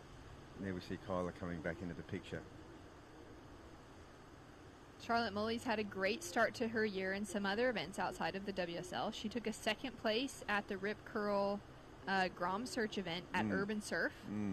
Great final for her. She also made the final of the Usher Cup against Macy Callahan, Keely Andrew. So these two met up recently outside of the WSL jersey as we take a look at the recap here with Charlotte Mully on this great backhand attack. Yeah, she's got a really good backhand attack, and Keely is all class out here today at Cabarita. She's making this wave look absolutely fabulous. Just love this, how she just looks so confident. This wave here, this is her 5.27. I love that little layback there, drop wallet. Like, she's just got a lot of moves, and she's producing, but her wave choice has been impeccable. Yeah, the wave selection, it's just making it so, it's making me want to get in the water, that's for sure. Knowing that there's a few waves like that on offer. Yeah. You can see Sierra checking her equipment before she paddles out. Looking a little concerned. Now, the one What do you think's thing going through her mind? I don't know, but there's one. It looks like one of the fins are loose. Sometimes up in that corner of the cove, there's some rock showing. It seems like it's fairly covered with sand, but often there's a lot of little pebbly rocks. She may have hit one when she was in the water, but it looks fairly covered with sand at the moment. But there's a lot of rocks underneath that area right there. Yeah, I wonder if she actually started paddling out and then noticed that she maybe duck dove into something even. It does appear as though she's come back to the beach, but checking on her fins, but and she's wondering, Dad, why aren't you down here? Where are you? There's a reason we work together. She's got plenty of time on the clock, though. I mean, she would also be aware, but there's, nearly 7 minutes still to go. Typically, it's a 5-minute paddle out, but knowing that there is just, especially yesterday with the current involved, they were giving the guys a 10-minute paddle out. Yeah, well, today you'd be happy, you'd be easy with a 2-minute paddle out. There's no current whatsoever. It's very pleasant conditions to work your way around. Yesterday, that full 10 minutes was needed. That says a lot. It's pretty rare for a contest director to issue a 10-minute paddle out. Yeah, I haven't heard that in a long time, actually, now that I think about it. And, why not? I mean, it's you're surfing to the conditions. You want everyone to be able to get out the back. We did see yesterday those big combing sets on the outside, some of the big surges coming off the headland. There was lots of ways you could get caught inside. Yeah, and just get swept totally out of position. Yeah, and there's a certain point here too on a day like that when, you're duck diving, there's still 5, 6 whitewaters to get through. You're not going anywhere. It just holds you. It puts you in a holding pattern. That can chew up about 3 or 4 minutes. Yeah, and that's where those extra 5 minutes are so great to have. But then when it's conditions like that, it almost is the same as still needing to get that really quick start on things. So she's headed back out. So she may actually just be waiting to paddle out into the lineup, knowing that, they don't need that full 10-minute paddle today. Conditions are so different than yesterday. Or has she just been a super grom and having some little shorey, a little bit of fun on the shorey? I think but she so. does look to be looking inland for for a bit of something. Or else she could be looking for the yellow flag too. That's it. Yep. Just the yellow flag. Just that she's got that grommet nerves and excitement of wanting to get straight out there. And then she's just catching a few waves. There's Grace Karma paddling out with her. And the little groms on the inside. On the softies, getting pushed in, so it's such all a happening. perfect location for that, where one of the world's best in Keely Andrew is just flying down the line. Beautiful style, puts in a great little layback snap and just throws it up into the foam on the finish. But I like the way she came out of that with speed, and if there had been another section, she would have got there in time. And she's showing great point break nous to be able to still do the big manoeuvres and then instantly get the speeding, and that is such a critical component of point break surfing. Down to 4 minutes on the clock, and it's just such a pleasure to be able to see Keely on these point break waves, finding some great conditions in front of her. And as I mentioned before, she was able to spend some of her off time earlier this year pouring back into her local community, ran a girls camp, and just is feeling, she put up a post saying that she was really feeling grateful to be able to pass knowledge on to the next generation from her years of competitive history, which has been so strong, as well as traveling and so many other tips that so many of these young girls will just be learning as they kind of find their way along, like Kayla. A couple snaps on her backhand. Softer section, she makes it through with ease and goes up into the closeout, doesn't pull it out on time. It's really similar to an earlier wave she got. And here we see Keely. She just seems like she's getting the better of the waves, and it's a bit like Zali. Like she's just sort of going for it now, and she's coming unstuck. But it doesn't really matter. It's not going to hurt her progress. Absolutely, and we saw Philippa Anderson with that same approach. So Zali was the one to start it off, got out to a great lead, and then just started kind of pushing things a little bit farther. Philippa followed the exact same thing on the last couple waves. She came in and told me it was just so fun out there. She had to just start trying something different. And now we're seeing the same. That red jersey is really freeing up those heat leaders. Well, here's an interesting wave for Charlotte Mully. This wave, it hasn't come onto the bank yet. She's trying to get herself back in. It still looks like it's got a bit of body down the beach. She hasn't got a major manoeuvre in yet, but it looks to be lining up now. and she got one in, and yeah, she pulled it off. Now, I guess she's only looking to improve on that 267, but didn't really offer a heck of a lot for her. And it's going to take her a long way to get, you know, she rode a long way, she stuck with it. Okay, there's something going on now. So there's Dad, Josh Kerr, definitely one of the greatest surfers the area has ever produced. And she has the spare board, but there is a loose fin, and one knock by Dad, and you know, you're on your way, kiddo. Straight back out there, same board. That was a classic. He just went one knock. That fin's in. Sorted. Don't even think about it. She still got, you know, about a minute, 45 seconds on the clock. You're calling I 2 minutes today. That's perfect amount of time to get out there. Let's see if she pulls it off. I think it's fine. Oh, that's good. She's got a good heat coming up ahead of her. And, oh, yeah. Yeah, it's just going to be a real fun one to watch. A couple of those young names as well. A little bit more experience in the lineup with Grace Kama, Carly Shanahan, and Shay Lewendell heading out next. Well, Shay and Grace surf together all the time. They're both in the Snapper Club. They very strong junior development program they've come through, and yeah, they surf together all the time. So now they're in a heat, and obviously Sierra too. She's also a club member, so they all surf together. So fun. It's so great to see those, just, you know, that conversation around club surfing. Yeah. Here in Australia, as we see Keely Andrew freed up, taking one last lap as she comes through the inside, gaining some momentum. Whoa. Hits that corner so nicely, throws heaps of spray. Now just styling through, puts on a, well, nearly clean finish. And yeah, she just let that one go. That last manoeuvre, she didn't really try to recover. But she'd be happy with that performance. It was just solid all the way. Very little, you know, noticing her surfing, her technique, her style, very little out of place. Like, there's no extra movement. You know, when she wants to get some speed, she compresses and leans forward, leans into it with the shoulder, those knees bent nicely. She's really got good poise, and her weight distribution is spot on. That's exactly it. Great breakdown for the great Keely Andrew. Walking away with a solid victory. And a close heat between Charlotte and Kyla. Charlotte getting the upper hand, advancing through into the round of 32. And we'll say goodbye to Kayla Whitfield as she has one last look at this one. Beautiful conditions. And she'll make her way through. Carly Shanahan, Sierra Kerr, Shea Lewendell, and Grace Kama coming up right after this.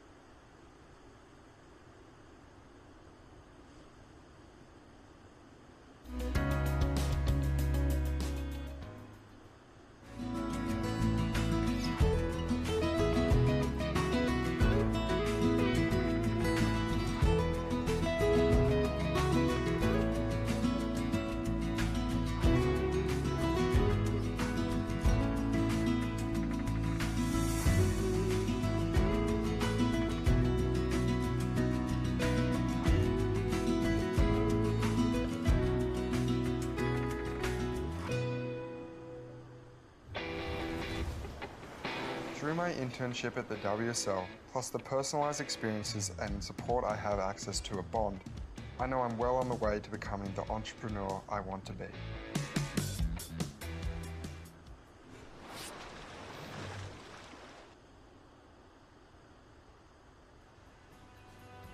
I'm Sierra Kerr. Today we went around the Tweed and we got some good food, went surfing, went fishing, played some golf. Yeah, it was a super fun day. Some of my first memories of surfing Tweed are just exploring the beautiful back beaches, having some fun surfing around with my dad. I've spent a lot of time overseas, especially over the last 10 to 15 years, and to be able to reconnect with it, especially with my daughter, show her everything I had growing up around here, and it's just so special. And all the beaches all the way down the Tweed coast are just coves with headland after headland, and it's just so beautiful. These little regional communities and towns tucked in between it all. It's a beautiful place. And surfing my whole life here, and yeah, it's given me everything. Yeah, my dad grew up here and he's been living here his whole life, so he knows all the little spots to go to, and we can always he'll be like, oh, this spot will be good for some fish, or this spot will be good for some waves. This whole Tweed Coast region is very, very special to me.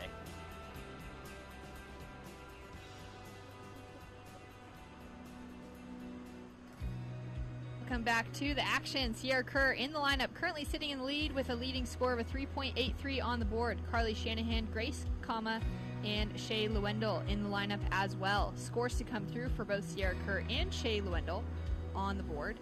And great to see a little flurry of action to kick things off. And what a fun childhood Sierra Kerr has had the privilege of growing up in with her dad Josh, and just great to know their love for this local area. Shannon Hughes here in the booth alongside Rabbit Bartholomew, the 78 world champion, breaking down all the action. And we've got a little back and forth out in the lineup. Big re-entry from our surfer in green, and our surfer in red just goes streaking past the screen. It's all going down here, Rabbit. Yeah, that was a late takeoff there by Carly Shanahan in the red, and I don't think she might have got around that white water. It was a pretty long section, but we saw Sierra paddle out with 1:30 remaining, and she still already had 2 waves in the first 3 minutes. A little bit of that Grand Froth definitely coming into play. Yeah. So if you're just tuning in, we did see Sierra just prior to paddling out, having a little look at her fins, not happy with the way they were sitting in there, had to play around in the froth just a little bit, waited for Dad Josh to come down and give it one good hit to make sure that fin was in place. Oh, she'd be happy with that 5.33, her second wave. So she's already got a keeper in there. Great surfing from Sierra. Locked herself a place into the quarterfinals here last time, as we take a look at the 3-point ride from Carly Shanahan to kick things off. Nice opening turn. Goes straight up into the lip on the second one. And then for Sierra, the 5.23 two-turn combination. Yeah, nice two-turn combo. She kept the speed and she really hit her marks. She's come off of a second place finish to Ellie Harrison at the Lake Mac City Pro Junior. So she's also been just getting more time in the jersey. She's one of those young competitors that didn't compete a lot before last year, and now is getting as much time in the jersey as she can. Driving into this first turn, nice slash to start things off with.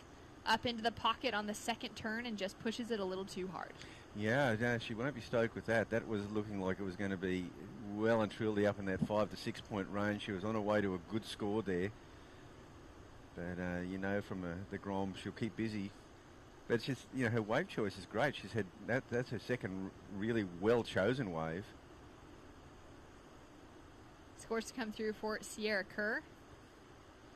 And Carly Shanahan got a solid start to her season. She got a quarterfinal finish at the Phillip Island Pro, which was at QS 1000. And back in 2020, she made it into the round of 16 here, so she's also feeling comfortable back in the lineup at Cabarita. Yeah, that's a good experience, and she's up against the 3 local girls. The 19-year-old in Shay Lewendell still able to compete in those junior events, and it's been one of the things that's been so common now looking through the men's opening rounds and this women's opening round is the number of surfers that are juggling between both the juniors and the pro level now. And a lot of that is due to the fact that the juniors' age has been upped again from 18 to 20. What are your thoughts on that and the WSL opening up that juniors, that age limit and just pushing it up to 20 again? As we take a look, we'll get back to that conversation with Sierra Kerr. Just going to duck out of that one. I'm a huge supporter of it. In international soccer, it's under 23s is still considered the. Wow, I wasn't aware of that. See, I've always thought the under 18 thing, it's really amateur surfing. This is pro junior surfing. I'm a huge, I get concerned about there's those years between 18 and 21 when they're really dipping their toes into the water at this QS level. Perhaps some of them are not of that maturity yet to really do that. You don't like to see them get lost, so they get cut off at 18, and there's a couple of years there where they can get lost amongst the whole system. Whereas at least the under 20s, it keeps them in the system, keeps them on the WSL pathway. And it keeps it absolutely connected to the next phase of their development, being the QS. And that's why you're seeing them doing both, because in that 18, 19, 20 year group, that's what they are doing. They're overlapping. But they've got so much energy, and it's not a burnout. That's definitely evident, isn't it? Yeah, so I was from the word go, I was a huge advocate for the under-20 division. Yeah, that's so good. As we take a look at live action here. And a cruisy paddle in for Shea. Nice style for that opening snap. Wave shuts down in front of her. And I think the other thing too, I thought it was quite cruel. First of all, we'll see this.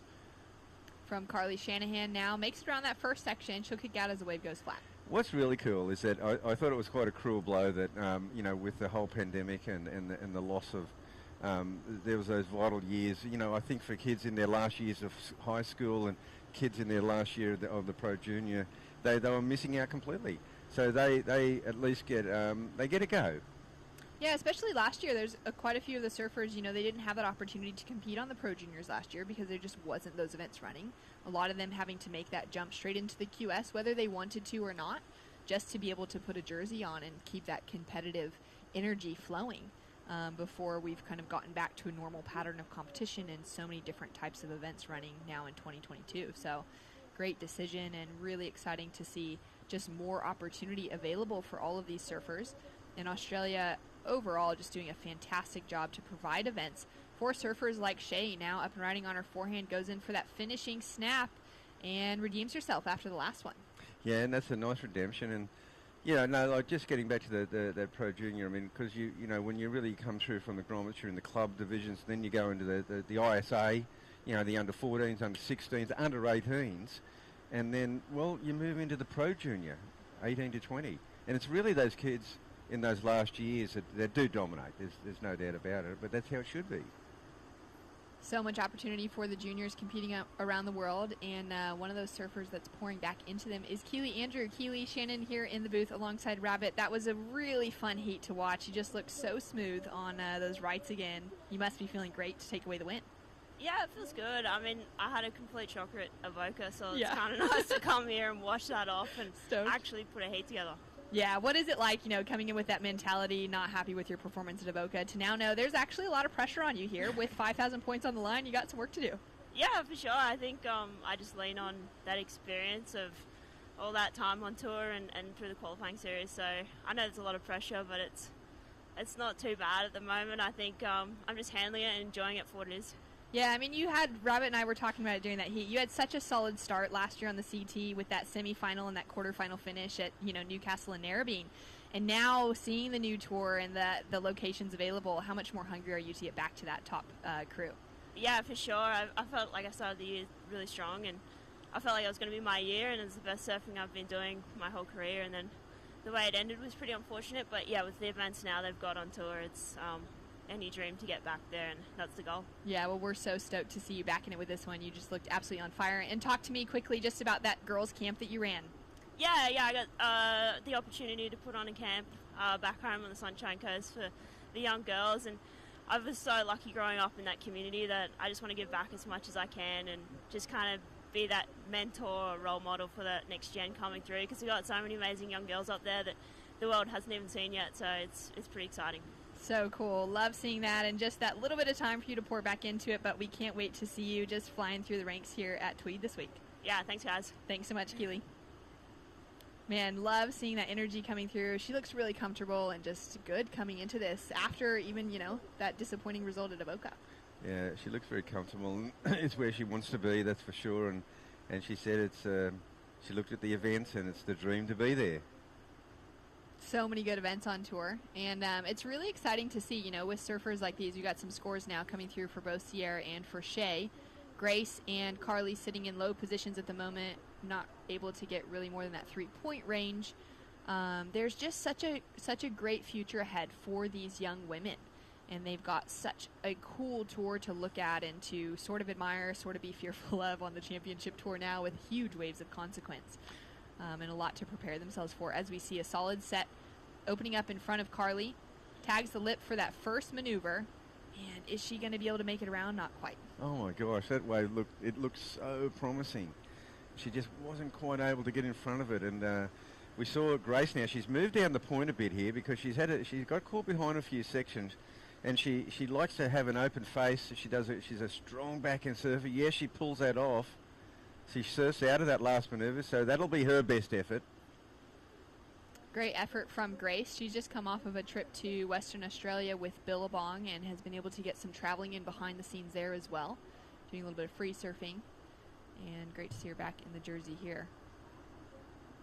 And it is so exciting just to see those changes to the tour and to know that, you know, Sierra Kerr is one of those surfers that's, you know, fortunate enough to be from a family that has the ability to travel a lot and to put her into some of the world's best waves and to spend time surfing on the North Shore and preparing for what her future will hold for her.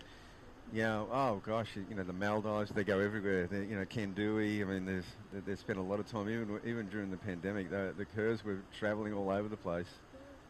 As we see now, oh, well, this one doesn't improve on her 383, which is a bit surprising. She just didn't get that finishing move in. You think it would have just been that end section even maybe? Yeah, I'd say so. It was just, here we see Shayla Wendell on her replay, and that wave just sort of fizzles out a little bit. Now this wave of Grace, this is her best wave for sure. And she gets a 3.17. Yeah, so that improved her position. So it's pretty close. Sierra's out there with that 5.33. That's the only point of difference. All the rest are in that 3 and 2 point range. Super, super close for second. Yeah, it is really, really tight. Sierra's done well to set herself apart with that 5.33, which has been kind of the benchmark. There's been a couple of women that have actually been able to push into that 6 and 7 point range today, which is exciting to see. And I'm sure Sierra would kind of have that within her sights, knowing that there's some good scoring potential on offer. But some pressure on the rest of the field as it's pretty tight now for that second place position.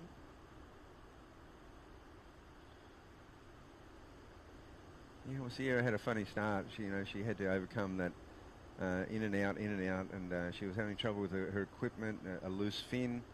She wasn't able to work it out exactly what the problem was. The father came down eventually with the spare board, but had a look at the fin, one knock, and she was out there. Here she goes again. So, and one thing about Sierra is she keeps busy, and she's going to get. No, she doesn't get around that section. So that's a kind of a bit of a wasted effort, but it won't bother her. She likes to get a lot of waves in a heat. She's such a busy surfer, and eventually she will get 2 good scoring rides. You kind of feel confident about that. As we see Carly once again, is she caught behind the whitewater once again? She is going to. It's a similar wave to the last time. Absolutely carbon copy. Caught behind the section. Here we see Shay Lewendell. There's a better wave for Shay. It's got a nice section here. If she can pull this off, but she gets bounced, and she didn't. It didn't seem like a lot of confidence going into that last manoeuvre, but it's well within her capability. Maybe she needed to just widen the stance a little bit more, just get a little bit more solid on the board underneath her. Yeah, it's just that little bit of self-belief to just put the board there and trust that you'll come out of it. Well, look at this, how quickly she's turned around now. And, well, she does finish off that wave, but she finishes it off on the next wave. So 2 smaller waves. I don't think it'll have much bearing. And there's Carly, and both of them really have not added to their score in that last exchange. But Shay, this is a little bit of a paddle battle going on as we see Grace now. So Grace Karma trying to get into the picture here. Her last wave was the best so far, and she's able to put together a couple of moves on this one. So this is a better wave for Grace. This could well see her into second place. So it's a critical wave here that she can finish. Her opponents have not been able to get from behind whitewaters and do finishing moves, and she did some good work in the middle. Yeah, she got that really good turn in there. She's only chasing a 2.9 to take the advancing position. Scores are in across the board, and as you mentioned, no one improved on their situation with that last exchange between Carly and Shay. So Sierra's still out in the lead. And for Grace, this is going to be an interesting one to see how it comes through. And that paddle battle must continue because priority has only been given to Sierra. So Shay and Carly still battling out there to get back into the lineup where priority is designated. As we see Grace here, it was a beautiful cutback. She floats over that section, maintains her poise and her speed. And just a little bit more work to do on this one. She'd be hoping for a nice finish, but it sort of just fizzles. It doesn't quite stand up. Hits that gutter section, goes a little bit flat. Still waiting for that score, though. 2.9 is what the requirement is. It's not that much, is it? It's really not a lot. Judges taking their time with it, as we're just waiting for things to drop through now. And we could be seeing that situation change with Shea moving down into that third place position, Carly down into fourth. It was a good size wave. It's nice and smooth on that opening maneuver. Got that little floater in to make it around the section where Carly was getting stuck behind the section. Yeah, I feel she got it, and she did. She got a 317. I was thinking that myself, a 317. Equal to her best wave, so 2 317s on the scoreboard for Grace Kama. And it's been a busy week for the Akalupo family with all of the kids in the lineup and Mark himself paddling out yesterday.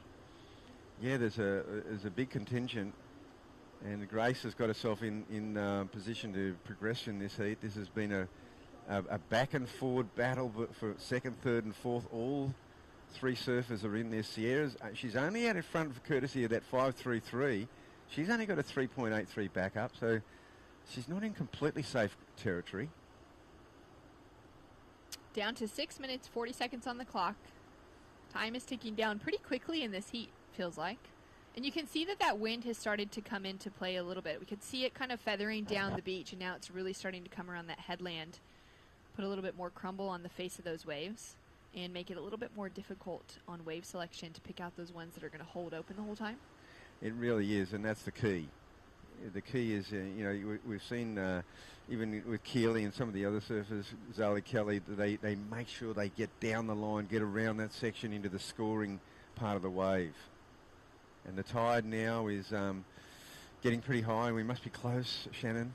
Yeah, we're actually on the backside of it now. So high tide was just under an hour ago, around 11:30 this morning. Yeah, so we haven't really seen much movement yet. That first hour after the high tide, not a lot of movement, but in the next hour we will.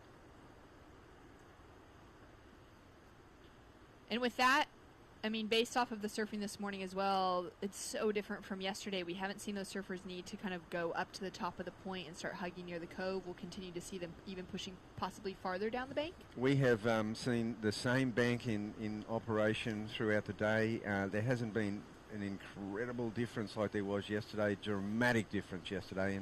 And today it's held right through the high tide. I'm actually surprised that it didn't come right onto the bank and have short rides, because we've seen Keely, we've seen Sierra, linking sections together on and still, fortunately, enough swell to hang in there. Oh, hang on. That was incredible. Sierra Kerr with a huge straight air. Draws that high line on the takeoff, finds the speed, goes for the grab, and just executes perfectly. Really perfectly executed. It was only one maneuver. This is going to set a new scale to see where this goes in the judging criteria. It's the first we've seen in the entire tournament. And she just draws that perfect high line, goes straight into the air, and executes it just exceptional. We've seen a couple of other women start to throw something into the air. We saw Zali Kelly make that attempt in her heat, but that was after she was freed up with a significant lead. And now for Sierra, you can see it with the Grom, the Stoke up there on the hill as well, coming from Dad and the friends watching. And of course, Dad, one of the best aerial exponents the world's ever seen. The first, a world aerial champion before he went on the CT. She just made that look so effortless. That was ridiculous. And we know that Sierra, among that crew of young women that are, her close friends, they're all pushing the boundaries with that. They're all entering those stab high events and really getting to spend a ton of time pushing into the air. And so for her, it's really just something that she does on a daily basis, as we see Shea with that big carve and wrap back into the pocket. Yeah, resuming the battle here for second place. And I feel that's Shea. That could be her best effort. So she got knocked back to third place by Grace. So they are club mates and teammates, and they're having an incredible battle here for second place, because Sierra Kerr is still waiting for that score. They are deliberating. They're going, where are we going with that score? Oh, here's Grace, in and out for Grace. She didn't like to look at that one. She may have to answer here, because Shea has gone into second place. And Carly with a big bit of rail work on that first turn into the second one, and now that wave may start to steepen up in front of her. There it is. That's exactly what she needed for that finishing touch. She's going to find a little bit of projection to be able to ride out of it cleanly. Yeah, she probably could have snapped it a little bit harder there to get a dynamic finish, but she did pull it off. Like, she rode out of it. That's the first main thing. But she might get docked a little bit there for getting caught in the lip, taking a little bit of time to finish it off. But she got some good turns in the middle part of that wave. So the judges still taking their time. Sierra Kerr currently out in the lead with 2 minutes, 15 seconds on the clock. She got that 5.33 as her second scoring wave, has sat with that 3.83 as her backup score throughout the entire heat. But then she goes for a massive frontside air, lands it, executes perfectly. As we take another look at it now, gaining speed, projects down the line, goes for that front rail grab, and just perfectly lands it. And then the answer back from Carly Shanahan. This drops through as a 3.2 on the scoreboard. Factors into her top two scores, but not enough to change her situation and move her up into an advancing position. And there it is. The first excellent score of the event on the women's side. Sierra Kerr drops in an 8.5 for massive frontside air. Perfect execution. And the grommet is showing us all how to get it done. You know, to me, I started having flashbacks to Carissa Moore at Newcastle last year on that one manoeuvre, and it was so perfectly executed, and Sierra exactly the same. It was the execution, and that has really blown this tournament wide open. And there's that 4.77 that came through for her wave after that, which doesn't factor into things. But an 8.5, and the conversation has just changed on where women's surfing is going to go right here on the Tweed Coast this weekend with 5,000 points on the line. Sierra has just become one of the front runners in that conversation, and with conditions like that opening up for some variety. And now we come back to this absorbing battle for second place. It's amazing. These girls are going toe for toe and answering each other, leapfrogging back and forward on the leaderboard here. And that wave just fizzled out. Very similar. See, Grace has got that 3.17 and a 3.17. She's only got 30 seconds left, so that's her final go at it. I'm not sure if she's going to get the requirement. She needs a 3. Sierra looking to the air once again, throws that tail high, and she's going to now link it together with a couple of turns on the inside section.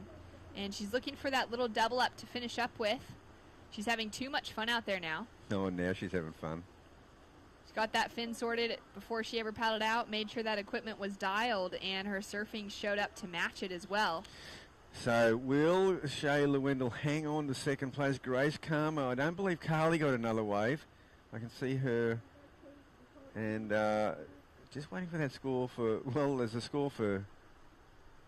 So small scores in for Grace Karma. It's a 3.43, which jumps into her top two, but it's not enough to move her into the advancing second place position. And with that, we have a big finish for Sierra Kerr in the lead, taking the win. Mum and Dad proudly clapping on the hill. That's there you go. Good work. That was amazing. Huge front side air for the kid, taking it through with an 8.5, highest score of the event so far, men's and women's combined. Sierra Kerr, she's the one to keep your eyes on. We'll be right back with more action. Stace and True in the booth right after this.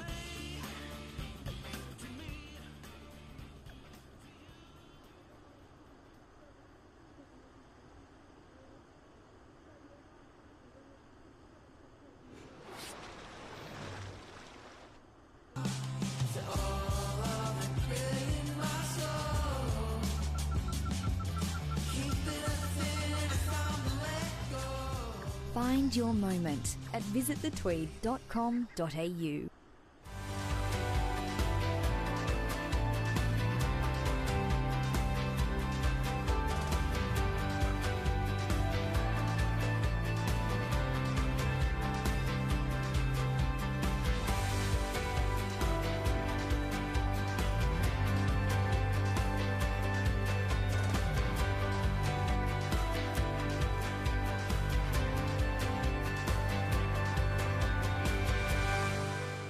Starting the day with freshness, giving us the energy to paddle out and live life to the fullest. All natural and organic, a superfood bursting with flavor and taking you to your own piece of paradise. Sharing moments with friends, sharing them with Oakberry.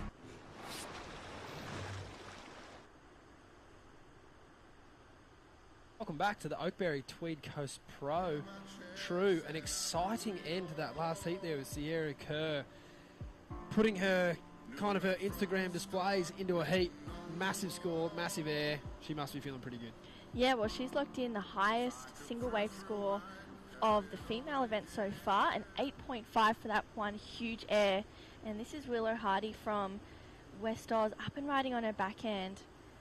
She's such an exciting young goofy footer. Puts it up there for a finish, rides out. So Willow looking to get a start here in the next round of the round of 32. Yeah, saw Willow and her dad Jean walking past before. They're looking in the zone.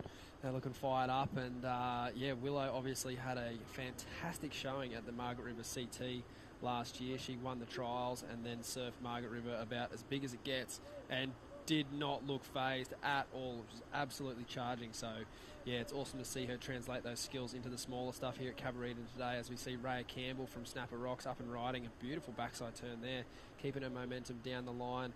A little bit caught behind on that second turn. She'll be looking to finish strong here. It's a great way to start a heat. So, everyone's kind of got one on the board there. Willow Hardy had a 3.93 to start. Ellie Lampkin a 3.5, and Rhea's got a score to come. Kobe Enright's first wave was a 2.23. So a pretty stacked heat here, True, for heat 11 of the round of 64 in the women's QS 5000. Yeah, really stacked heat. I think every heat's a stacked heat, no matter who you've got in it. So this is a good one to watch. Willow's also been doing an Ellie, and I think Rhea as well. So we've got a whole heap of juniors as well in this heat too. They just keep popping up out of nowhere. Of course, that age bracket open from 20 and under, so there's more and more females and males in the Pro Juniors at the moment. Kobe, fresh off the Challenger Series last year, straight back into the qualifying series events, looking to re-qualify back for the Challenger and then hopefully get that qualification onto the CT. Yeah, definitely. I think, Kobe along with Ellie Brooks, they would have taken a lot out of last year. As we see, this is Ellie's first ride. What do you make of it, True? Yeah, a couple of calves to start this one off, and puts it up there again. And does she get the finish?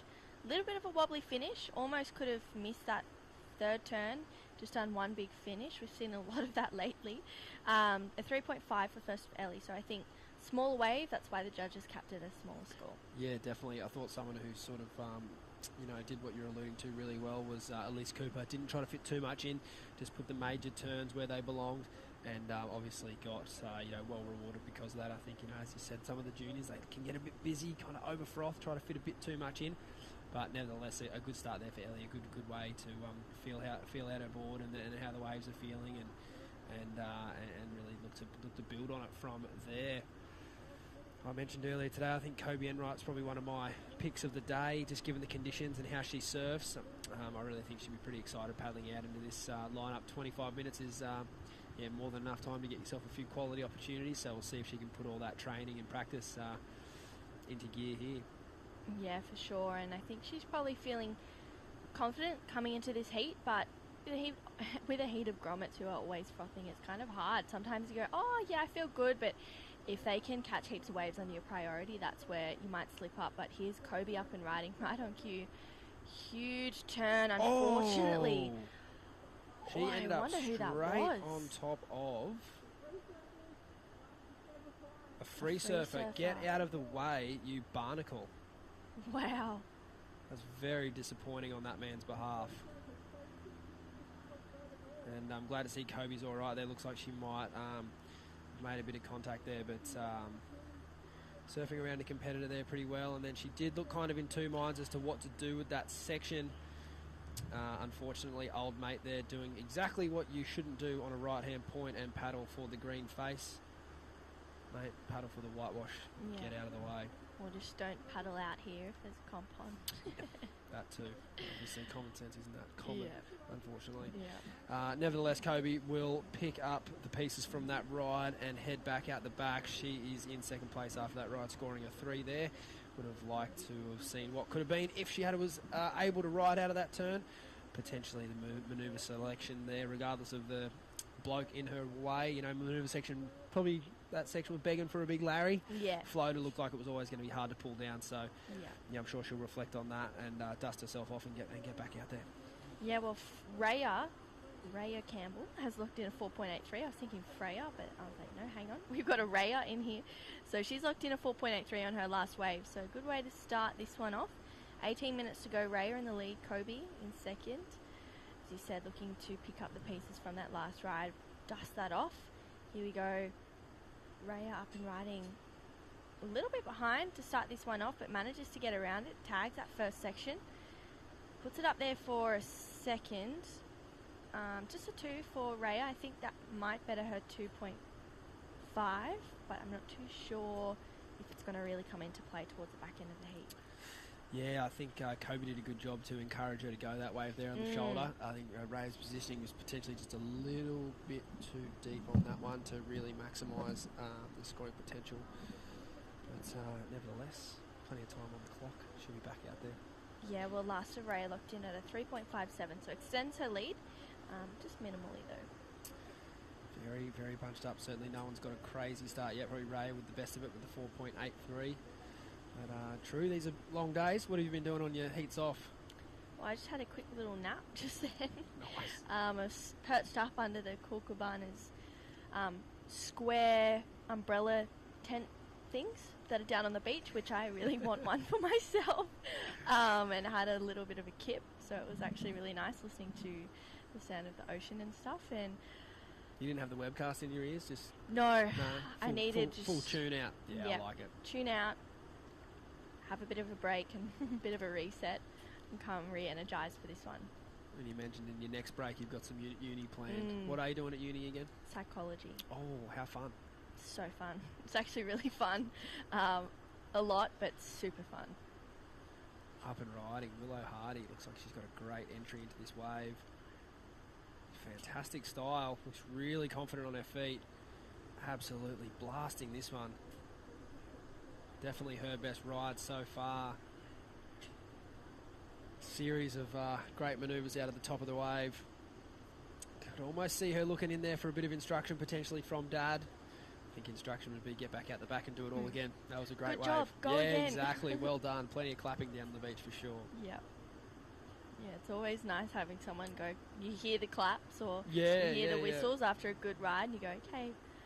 What about it gives you a bit of confidence. What about when it's not you? But someone who was getting a lot of cheers in that last heat was young Sierra Kerr. Sierra at Stace and True in the booth. How are you doing? Yeah, doing good. It was super fun out there, just catching some waves, having a good surf. That's certainly what it looked like. You certainly look like you're just having a free surf out there. Can you tell us a little bit about, obviously you're well renowned for those big, strong aerial manoeuvres, but how hard is that to bring that from a free surf into your heats?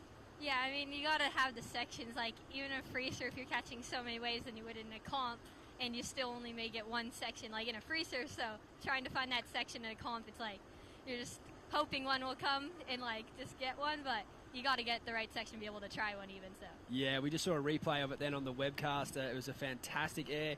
Can you give us a little bit of insight into where you look to project those airs? Are you looking to go height or length? That one I'd wanted to go, you don't really think about it as much, but that kind of wanted to go up but out at the same time, not as much far, because it's a straighty on an end section. But if it was an air rev, you just probably go straight out. But since I did a straighty, I wanted to go high yet out at the same time, so it's you just got to find that medium right for the lift and just punch it out. Oh, absolutely. You like you said, it was just instinct for you. You didn't have to think about it. You looked really calm and in control. You're spending a lot of time in Australia here at the moment. You're obviously doing the Australian Regional Series, but yeah, just confirming your love for Australia. I did see an Aussie flag next to your name at an international event recently. Yeah. Is that your plan, Sierra? You will be representing Australia in years to come? Yeah, that's what I want to do.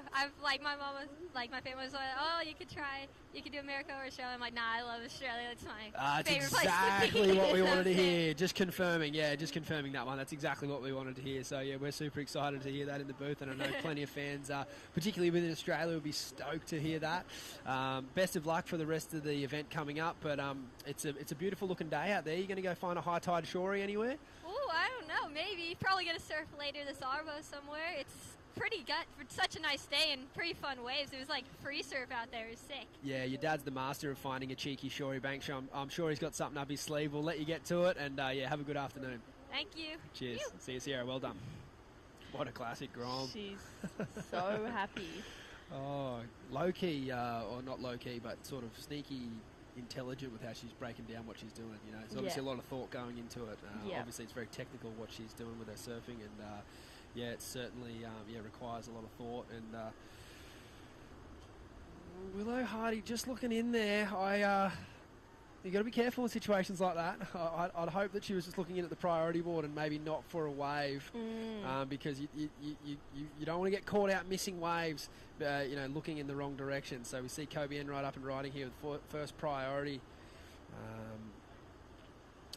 Couple of beautiful turns at Kobe's trademark manoeuvre there. She'll be looking to get a little bit more vertical on this finish, and a nice wave there. So that's it. We've got probably more of a confidence one for Kobe after that fall earlier. That'll be her best ride. I don't think it'll be a gigantic score by any stretch, but good to get a completion with 12 minutes remaining. Yeah, for sure. Well, that 3-turner we saw from Willow Hardy locked in at a 5.17. So Willow rocketed straight up into the lead. Rhea now in second. Ellie chasing a 5.1, and Kobe in a position we're not used to seeing her in, looking for a 5.6 to move up into second spot. But there are scores to lock in. Definitely, as you said, all the heats are stacked. They're either stacked or very stacked. So yeah, this one definitely right up there. And Kobe narrowing her requirement there. Not really getting out of second gear, but still posting a 4.2. So that's really strong signs for Kobe as we see a replay of Willow's wave here. True.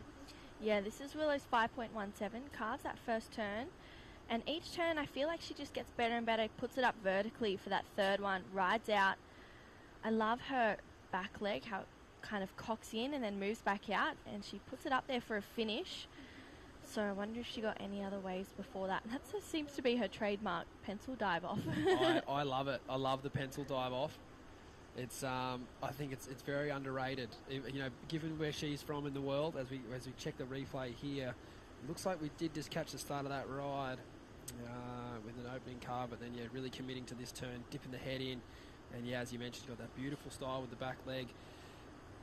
Facing inwards with the little knock knee. It's technically that having that stance is going to give you a much more bigger.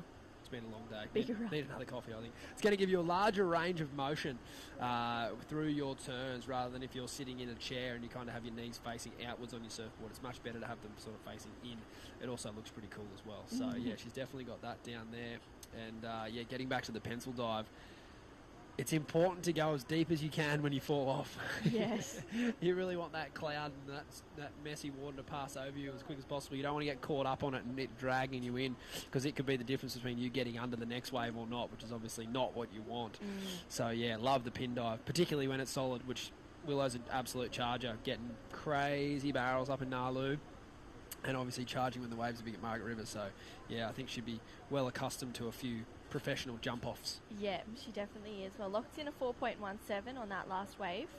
And here we go, Rhea up and riding, looking to upgrade that 3.77. Huge turn. Can she get around it? She does, but I wonder what more this wave has to offer, needed to make most of that steeper section stays. Yeah, I really think that was where the money could have been. Just a big carve down into a big hit. Don't worry about the rest of the wave. That's definitely an opportunity going missing. I don't think she'll better a 3.77 on that ride, and I think if she had her time over again, she might have just squared up, and sort of similar to Willow's last wave, really cranked a big closeout manoeuvre, but not to be on that occasion. With 9 minutes remaining, it's Kobe Enright back into first priority. She's chasing a 4.41. Ellie Lampkin, who's been fairly quiet since that quick start, she's actually got third priority, so she must have got a small wave and kicked in and out. She's chasing a 5.1, so we saw on her earlier ride she's definitely got the skill set to do it, But like you alluded to, True, just wave selection key. Yeah, definitely. I think we saw on a bigger wave, just one turn. Unfortunately, that wave escaping from her. I feel like sometimes the sets sometimes aren't really the best ones out here. Maybe it's those medium-sized ones that start to grow. They're going to offer more opportunity, but there's definitely still some sets out there that are really good. I think the conditions have improved definitely since the free surf this morning. It seems as though it's got a little bit bigger, and there's more sections with this high tide that are steeper and will offer more critical turns. 100%, and I think there's a bit more of a even playing field too. This morning there was a clear difference between what the best waves were and what you could maybe get a wave. I didn't really see too many waves that you could get with fourth priority and maybe manufacturer score. It was either sets or nothing, whereas now it seems like there's a lot more sort of consistent sort of medium-sized waves, and that the surfers are able to kind of maximise their opportunities. As you see here, everyone's got 2 scoring rides that they've either had their opportunity on and fell, or they've executed. So yeah, it's been good to see, and it's a fantastic piece of sand. I know the event staff have been scouring around the coast looking for a bank that would hold up once this swell drops off a little bit, as it's predicted to throughout the week. But I think it'll be here. Look, I'd love to say there's banks around the corner at the back beach, but unfortunately, because we've had so much swell recently, it's just ripped all those sandbars out. And there are waves on high tide. You could probably run a few heats, but a reliable bank that you can run across all the tides, I think this is definitely going to be the best option for us. Yeah, and I think there is going to be a light northerly tomorrow from what I've been told and what I've kind of seen, which I don't think is a bad thing. I think we're going to be seeing some more people go to the air as well, especially coming in through to people like Sierra Kerr, who's just comfortable to do that. Totally. So hopefully we see some more of that from the women, and I'm sure we'll see some of that from the men as well. Yep, definitely. No, I agree. I think a little light onshore out here will be super fun, and I think sometimes when it's smaller, you'd rather it be a little crumbly onshore than potentially sheet glass. I don't know. I find it quite difficult to surf when it's glassy, when it's small. They can't really see the ocean. Everything looks the same. Yep. Whereas with a bit of texture on the wave face, it becomes a bit easier to tag. As we have Kobe Enright up and riding. This is an important ride for Kobe here. She needs to put a big score on the board just to give herself a bit of breathing room going into this last 5 minutes. 2 nice strong setup cards. She looks locked into her board. A better turn there, and she'll be looking for hopefully a steeper section here to finish this ride. Well timed. Bit hung up on the last one, but she's kind of Wonder Woman in that sense as far as having that flexibility. Doesn't fall off too often, very Kobe Enright. So that was a great way to finish her ride there, and no doubt in my mind she'll get that 4.41 and move up into the lead. On the flip side to that, she is chasing a 5.13 for the lead. So potentially 5.14. Sorry, she could be challenging for that also. Yeah, potentially. I really like that ride, those beautiful calves. Here we go, Raya on the answer back. Great turn to start this one off. A bit of a smaller looking wave it seems, but Raya is going to stick with it, and as this one grows, she's keeping up with the pace of the wave, puts it up there for a nice finish. So who knows what Raya's going to need if Kobe gets a score, which I agree with you, Stace. I think that she will. So just over 5 minutes to go, 5.5 I should say. It's going to be a tight end to this one. It is. It's going to be another absolute buzzer beater potential for us here with another 5 minutes to go. As we see replay of Kobe's wave here, True. Yeah, Kobe brings it around to start this one off. Heaps of spray as she always throws. So Kobe carves again. That's that trademark that she's got. A nice snap there for Kobe in the pocket as she's eyeing off this one. As you said, gets a little bit hung up, but very rarely do we see her fall. And then here we go. This is Raya Campbell up and riding. Tags that first section. Brings it around, stays nice and close to the power source here, and she eyes off this end turn. So up and she goes and rides out cleanly. But there we go. Last of Kobe, a 5.27, goes straight up into the lead. Raya now looking for a 4.52 and scores to lock in. Yeah, great call on Raya's wave there. That's an interesting wave. I wonder how the judges are going to piece that into the puzzle that is this heat. It's certainly right around that range. They're having a long, hard think about it because Willow Hardy's had some pretty strong rides earlier in this heat. So if they're going to bump her out a second, I think Raya's going to have to make a quite clear cut. And wait and see. There it is, a 4.23, so just not enough.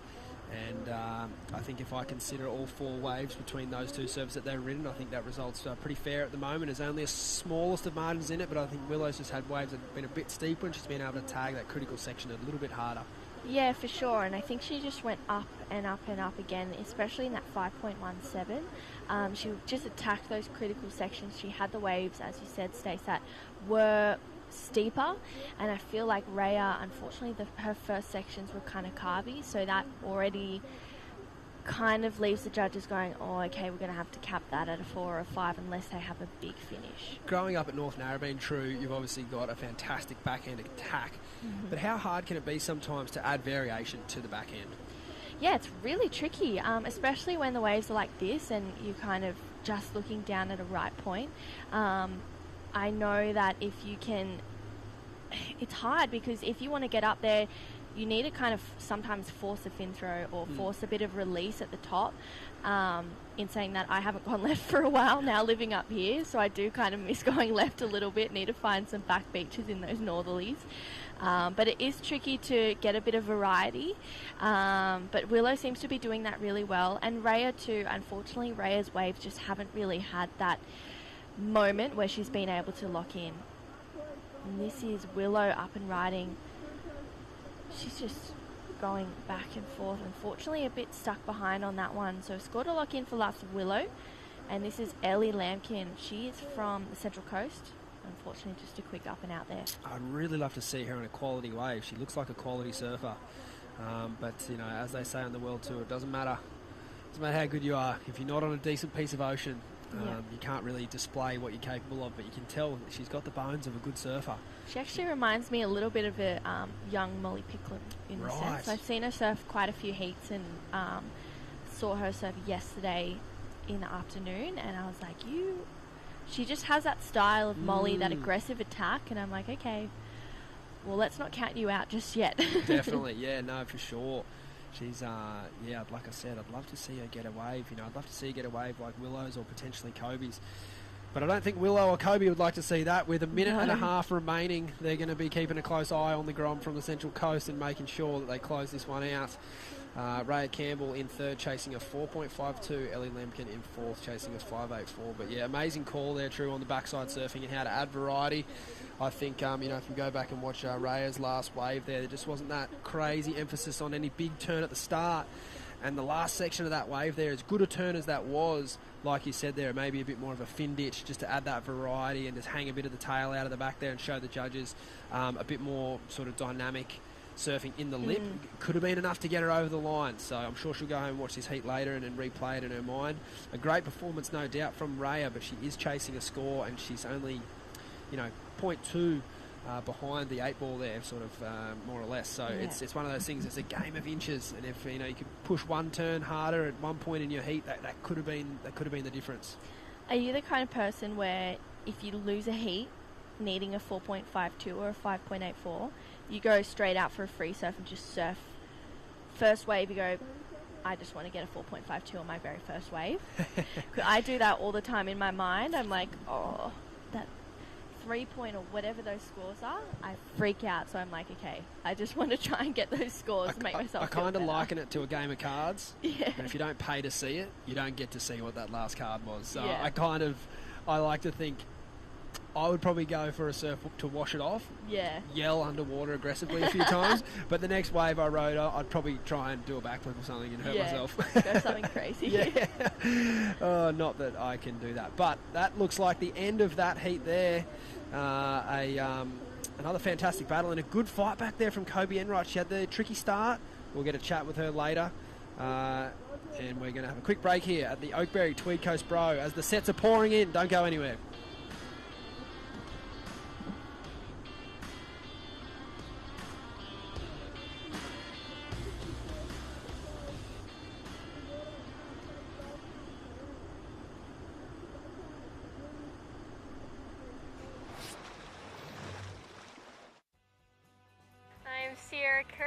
Today we went around the Tweed and we got some good food, went surfing, went fishing, played some golf. Yeah, it was a super fun day. Some of my first memories of surfing Tweed are just exploring the beautiful back beaches, having some fun surfing around with my dad. All the beaches all the way down the Tweed coast are just coves with headland after headland, and it's just so beautiful. This whole Tweed coast region is very, very special to me.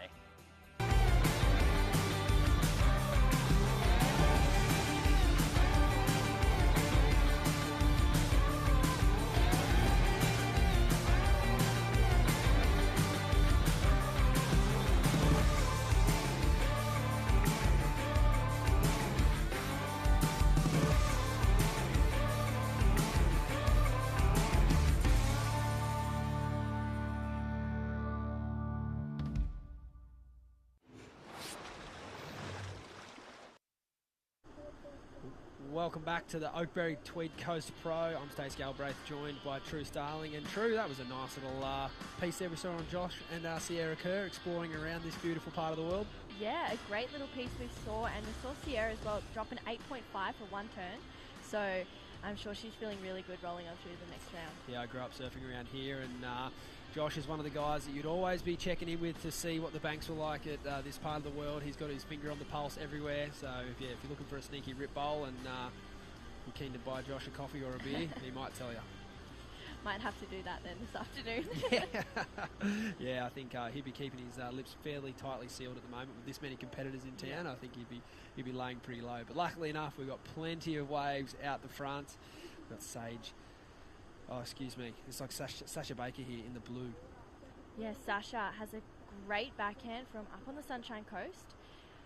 It looks like this heat is the battle of the backhands. Sage Goldsbury, Sasha Baker, Tiana Breeze-Demuth and Oceana Rogers. We were crunching numbers earlier in the judges' booth, talking about the chance of an all-goofy heat. And the percentage is quite low. Well, because it's probably 2 to 1, you'd think, natural footers to goofies. Yeah. As we see Sage up and riding here. This is her opening wave, a 4-5. Not a bad start. Yeah, so Sage opens up with a 4.5. Sasha Baker, a 4.17. Oceana, a 3.67. Tiana, just a 1. So from memory, I'm pretty sure that Tiana is the goofy footer. We'll see. The stats would say otherwise, but we'll see. But that's a really strong start there from all the three surfers in red, blue and green. You know, like we've been saying, kind of like a broken record. Those medium-sized, smaller scores, they can be your keepers. Yeah. If Oceana now was to go and drop a 6.5 or a 7, she's on her way to a great heat total overall. So she's got her start, and she can build on it from here. Yeah, for sure. And Oceana is a younger competitor. She's 17, and she's only just started doing the QSs this year. So first year in the QSs, she's trying to give it a nudge. There's Kobe Enright, previous heat winner. Tiana, natural the footer. stats, you just can't lie. They just don't lie. Yeah. They want to lie to us, but they just don't.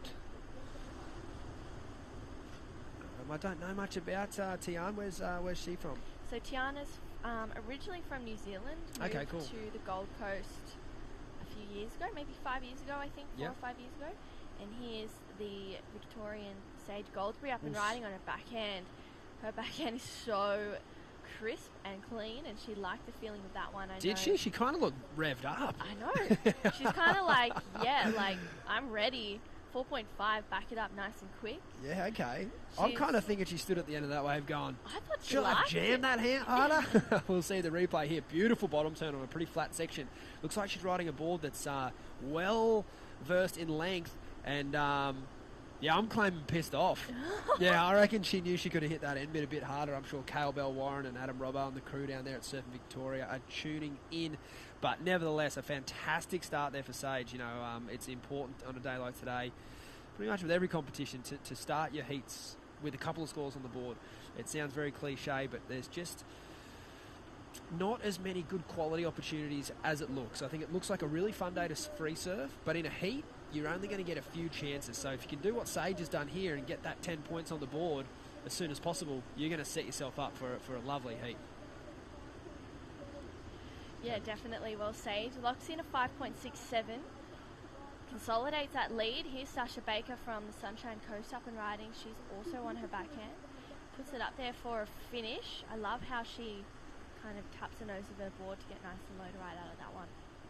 Yeah, great compression there at the end of that turn. A section that she dealt with nicely as we get a replay here. Another great style.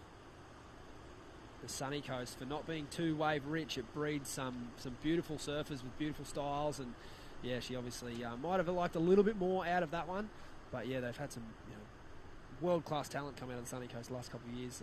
Think of the title runs of Julian Wilson's and Wade Goodall, and there's just so many good surfers from up that way. Mitch Colborne, Lee Sedley, Dean Brady, the list goes on. So yeah, I'm sure that Sasha's proud to be flying the flag for the Sunny Coast. Yeah, last of Sasha 3.7, so increases her position in second, but Oceana only needs 4.2 and Tiana 5.64, so she hasn't quite run away with it just yet. This is good. So a mixed bag of scores there, but yeah, Sasha and Sage, the first surfers to complete their first 2 rides. So they're certainly in a very, very fortunate position now with time. They've got plenty of time on the clock. Sage in second priority, so she'll be due for another wave very soon should she elect to go. And you'd have to think in her mind she's looking to close the heat out here on her next wave. Yeah, definitely, and I feel like Sage is such a smart competitor as well. She hasn't really had the best of luck so far, but coming into Avoca, she was able to get a couple of heats together, and I think coming into this bigger event, she feels kind of at home here at Cabba. I spoke to her before, and she's looking really comfortable and confident. Definitely. Someone else who found their confidence through that heat was Kobe Enright. Kobe, it's Stace. How you doing? I'm good. How are you guys? Oh, I'm really good. You're from Snapper Rocks. You should know better than to try and run over a free surfer. Talk me through it. Well, I feel like that's what you got to do out Snapper, right? So I was like feeling right at home there. There should have been a few more people in the way, and then it would have been perfect. But no, I know. Hopefully he's okay. I didn't really see him after, but sorry if your board's injured or anything. Nah, you're right there, cuz. No chance. Are you okay? Yeah, I'm all good. Check my board, all good, so I'm worried about his. No, you're too kind. You built into that heat very, very nicely. Obviously, you had that shaky start. Talk to us about sort of dusting that off and finding your rhythm again after an interesting start like that. Yeah, for sure. I mean, I think I struggle sometimes when there actually are waves on the QS. Like, every comp is usually 1 foot onshore, so to actually have waves and have a good bank out there, it was a little bit daunting, but I'm glad I got through. I just had to force it towards the end there. Willow and Rhea were surfing so good on their waves, so yeah, good job to them. You did really well the first priority. Every time you stood up in a wave, it was a quality wave, so you must be pretty confident in your wave selection out there. Yeah, for sure. I mean, I think it's a lot of waves out there were closing out, so I was just trying to pick ones that I could do a couple cutties on, and I got lucky. I think I got like 10 cutties on that one wave, so yeah, stoked. One of them was a carve. It was. You've been riding the JS20 a lot out Snapper. Must feel good to get back on a thruster. Yes, for sure. I love the twin fins. I've been struggling actually to get back onto a normal board, but no, I'm stoked. I think I had a bit of a mistake in the board I chose out there, so I'll have to reassess for tomorrow. Why is that? What was wrong with it? I picked kind of a grovel board, so it's like I didn't really think there was going to be those sets that were out there, so I probably should have just stuck with my normal board, but I'm really bad at second guessing, so aren't we all? Yeah. Talk to us about the difference in performance then from the board you would have chosen if you had ridden the other one. What's it going to do differently? I think the one I would have chosen, it just has more drive to it, so on some of those sets I think just one good turn would have helped a lot with the score. We didn't have very high scores out there, so instead of just trying to milk a wave on a 2-3 footer, I think I would have been able to get a bit more drive and maybe do 2 good turns or 1 good turn instead of 5 average ones. Fantastic breakdown there, Co. Well, unfortunately, well, maybe fortunately for you, because apparently you love 1 foot slop, it is looking like it is going to drop off, so keep that groveler on ice. It was looking good on the waves you rode, so I'm sure you'll make light work of the conditions coming up in the next couple of days, and well done. Thank you guys. Oh my goodness. Sage Goldsbury. I think that is what Sage looks like when she's happy. Yes. That turn was incredible. We'll have a replay coming up for you shortly. Wow. Yeah, well, this is Oceana. This was a 4.73, which is what got her up into second. Oh, that's sick. Huge turn. I reckon Sage has probably heard that, and here she goes, and has gone, you know what? It's my turn now, so she puts it up there. Even for a that was quick pretty run. sick. Yeah. Almost sprays her, well, pretty much sprays her competitor. I love that. I don't know how she got out of that one. That was sick. Loving it out there, Sage Goldsberry, 6-point ride. Fantastic surfing, and exactly the kind of score you want to put on the board now. She's surfing a perfect heat. Finished every ride, improved on every single time she stood up. Well coached. Good athlete. She was stoked. That's well done. She's performed unbelievably. So now she's got 13 minutes to go. The game's not over, but she can certainly start to, as they say, let her hair down now. Yes. Well, I think she's definitely doing that. She's having a bit of fun now. She got an earpiece in. Is that cheating? Yeah. Getting back to Kobe Enright's interview, though, very good insight there into board selection and how you can obviously second-guess yourself. How would you go in a situation like that, True, if you knew you were out there on not your best piece of equipment? I think that's a really tricky one, especially surfing at Cabba today. It is a little bit of a trickier situation coming in and swapping boards. I think watching it all day and going, you know what, it is a groveler, and there are smaller ones today. I feel like those sets that Kobe got, they've only just really started to come through, especially in this heat as well. I think you just got to stick with your equipment and stick with your choice and back that. If you have that doubt in your mind of going, I should have brought my other board, it's like, okay, well, that's already the first negative thought that you've got in your head. So just focusing on, you know what, this is the board I've chosen, and I feel as though it's going to go good if I can get the best weights. I just have to trust my equipment and rely on what I've got under my feet. And would you slightly adjust your surfing accordingly, knowing particularly that the waves might be better or worse than what you've decided? In some cases, yes, but overall, you just want to keep your surfing the same. If there's a lip, you're going to hit it no matter what board you're on. Yeah, exactly. And I think Kobe Enright did that really well there. Like she said, potentially a little more drive and a few more, a bit more length to her turn perhaps if she had ridden a bit more board that was a bit more short-boardy. But certainly that groveler looked good as we see Sage up and riding here, looking to better that 5.67.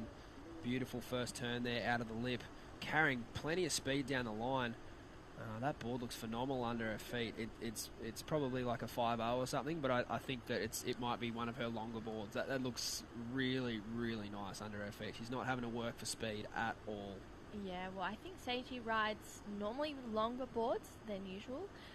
She loves that length underneath her feet, and I think coming from Phillip Island, that's potentially, I feel like, a consistent thing that we see from people who originate from Phillip Island. Sophie Fletcher rides boards that are a little bit longer as well.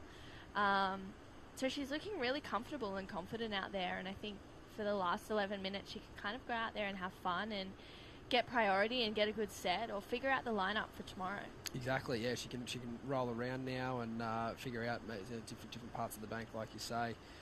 But yeah, I certainly like the look of a surfer who has control over equipment that's a bit longer. I definitely think that, Victoria in particular and places in Western Australia, they definitely harbour that talent that are really comfortable on bigger equipment. And then it's refreshing to see them stick to that equipment or style of equipment in smaller waves, because no matter how big it is, if it's half a foot or 10 foot, the judges are still looking for committed, big turns, and if you can put them together, even better.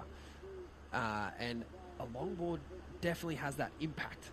If you've got your timing there, they can throw just as much spray, you can push them harder, and there's certainly nothing wrong with riding a little bit of extra length even when the swell drops a little bit. I think Miguel Pupo is the only person on the tour that sticks to that program, but I think it looks really good. Yeah, I agree. And I wonder if that's something that Sage is going to consider for tomorrow, or if she's going to swap that over for maybe more of a groveler, seeing as the waves are going to be a little bit smaller tomorrow. But you never know, we could turn up, wake up at 6 o'clock in the morning, it could be still super fun. The swell's holding all day. It hasn't shown any signs of dropping off, so we've been super fortunate. If we can get another day out of this swell, I think we're doing really, really well. It is coming off the back of that high tide now, which was about 2 hours ago. So we will have the tide going out all afternoon.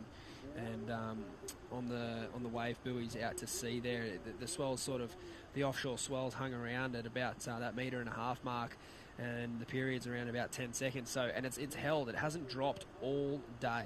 So, if we can keep that rolling into tomorrow, I'd even take a small drop in size, and it'll still be fun. Yeah, I think super fun. Yeah, and I think up here people are like, oh no, northerlies, we're going to have to go to the back beaches, but I don't think it's going to be a strong northerly. Yeah. So I feel like it'll still be super fun, and I think that there's definitely going to be waves around. Yeah. And I feel like we're going to get heaps of people making the most of it. And that's Sophie McCulloch in the red, Safi Vetti from New Zealand in the blue. They also have Lucy Littlechild as well as Jessica Borner in the next heat. So Sophie got to the round of the quarters, I believe, and was knocked out by Molly Picklum in the semis, I should say, at Avoca. And here's Sasha, beautiful turn, brings it around for another one, puts it up there again, and rides out. So Sasha chasing a 4.24. Is that going to be the score? Here's Oceana on the answer back. Good quality set coming in. Beautiful technique off the bottom there, and a great carving snap down the line out of the top. She'll be looking to square up now, though. She's got the speed, and hopefully finding one more steep section on offer here. Like we mentioned earlier, True, it is difficult to show variety on the backhand, but when you get those steeper moments, I think you have to make the most of them. And Oceana on that wave had a couple of beautiful turns, but I think the wave just didn't really give her too many opportunities to add in a little bit of variety, which I think will hurt her score there. Yeah, I think so too. A score to lock in for Sasha. I wonder if that's going to be the score. If she got anything else previous to those first few turns that we saw, Tiana, she's just looking really quiet. And here we go, Sasha. This is the replay of that last wave. Carves that first turn. And this is the turn that we saw. Great second connection. Carves it again for another one. And puts it up there for a finish. Almost comes unstuck, but manages to wind those windows and hang on to it. And there we go. We see situation change. Last of Sasha Baker, 5.17. Oceana has a score to lock in. She needs a 4.62. I wonder how the judges are going to handle this one, because she did about 500 turns on that wave. She did rattle off a lot of turns on that wave. Unfortunately, it just wasn't one major turn that stood out to me there. The wave, although it was hard to surf, I think she did the best she could. But sometimes, the ocean just doesn't cooperate, and it's one of those things, paddling into that wave. You're a brave person to let that wave go. I think you've got to ride the wave, and I think she did the best she could with it. But yeah, looking out the back now with 5 minutes and 50 seconds remaining, it's Sage Goldsberry in the lead with priority. She's in a commanding position here, so I think, she probably isn't too interested on riding the next wave. She's probably more interested in seeing where her competitors are at, waiting for them to get back out the back, and then looking to take a wave off them. Obviously trying to limit their scoring potential in this final minutes. Yeah, for sure. Well, last of Oceana, 4.33. So that was not enough. She needs a 4.62, so she's going to have to really be able to find a section where she can open up and, as you said, Stace, get vertical, introduce that variety to keep the judges excited, because that's what surfers are, I guess, at this point in time. We're all entertainers. So exactly. Yeah. Want to keep people excited and elevated. Definitely, and at the end of the day, judges are just human, so if you want to get their attention, send a few rooster tails up to the heavens. I think that'll get their attention. It's been a long day. We're just after lunchtime here on the east coast of Australia, and if anyone's in a bit of a lunch slumber, I think a few backhand Rios will wake them up.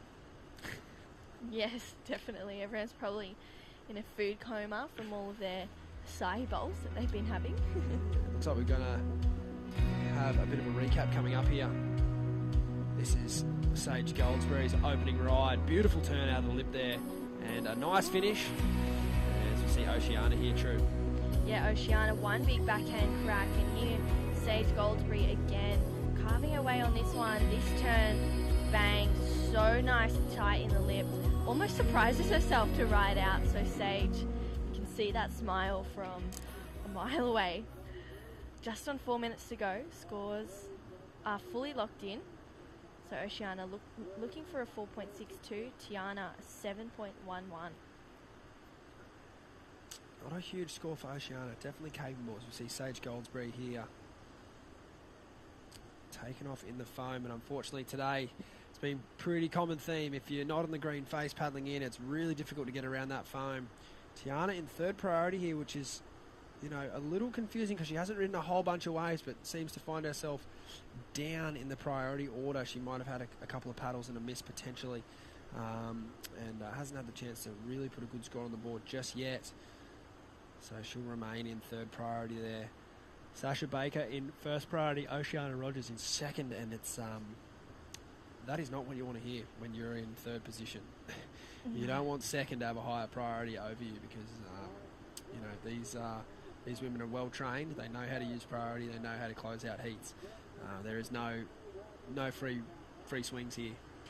Every decision is got a lot of thought going into it, as we see Oceana trying to create a little bit of space now between herself and Sasha. Yeah. I'm not too sure if paddling up the bank is maybe the right call. I think potentially paddling further down, getting wider, hoping to luck into a wider set that maybe Sasha isn't on. As well, if Sasha lets one go, then Oceana can pick up on it. But here we go, Sasha on the outside of Oceana, uses her priority, carves to start this first wave, and floats that section. Unfortunately, that's all that Sasha's going to get. That board almost hit her in the head there. Yeah, that was close. So looked like there was a few waves in that set. Yeah. I'm interested to see if Oceana can find herself a wave here. It's like a good leave. And it's Tiana off the edge. She'll be looking to find some steep water on the inside here as she generates speed down the line. One big hit. Unfortunately, just getting a little too vertical on that attempt there and not able to bring it down. There's 2 minutes to go. I'd like to think she'll get back out the back for one more chance. Yeah, well, this is a stressful minute 45 for Sasha Baker because Oceana has first priority. She only needs a 4.62. So I wouldn't be feeling too safe right now. I feel like her heart is probably beating a little bit faster than it should. And I think the same with Oceana. I love these opportunities. Like I said earlier in the day, it's certainly fun to call it in the booth. Not so fun if you're out there, a parent or a coach. These are the times where it can age you terribly, professional surfing, particularly if you've got a loved one involved. Yeah. So it doesn't get any easier too. Once these girls progress through the QS, the regional series, they'll go on to the Challenger series where the stakes are even higher. And then what follows on after that is obviously the World Tour, where we're talking about going for world titles and winning six figures at different events around the world. So it's it only gets elevated from here. So if you're feeling cold and clammy now, I'd tap out now. Yeah. But if you love it, stick with it. It's a fantastic sport. Yeah, well, 40 seconds to go. Oceana with first priority, looking for a 4.62. Sage managed to get this one under priority, but not really much on offer. Oceana, I really like her energy. She's moving around the lineup. If an opportunity presents itself, she will be ready. I saw a couple of the gentlemen get caught off guard yesterday with a few of those Mirage sets just popping up out of nowhere, and they weren't ready for it, and they went by them. So Oceana here, she's got her eyes and ears pricked up, and she's trying to get herself into this opportunity here. It does look like it has a lot of wall on it. Hopefully, it's a bummer. She looks so intent on getting that good wave under her belt, but unfortunately the ocean just did not cooperate from her there. A valiant effort nonetheless, excuse me. She should hold her head high after that one. But it looks like the results will be Sage Goldsbury with a convincing victory over... Oh, we've just lost our screen there, I'm sorry. There it is, Sasha Baker holding on to second in the end, and Oceana Rogers in third, and Tiana Breeze-Jamouge in fourth. It's the Oakberry Tweed Coast Pro. We're going to take a break and we'll be back with Bugs and after this.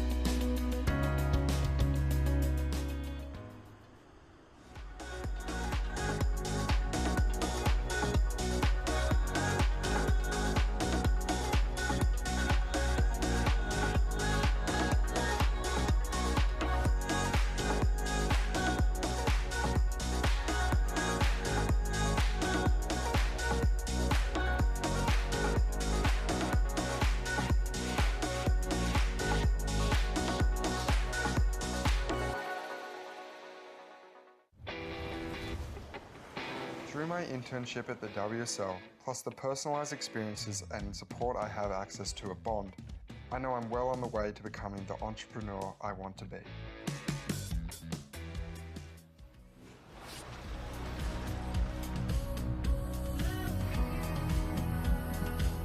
Welcome back to the action. It's been a great day of surfing. Women are having a blast in the lineup for the Oakberry Tweed Coast Pro. 5,000 points on the line. And, yeah, there's just so much excitement out there.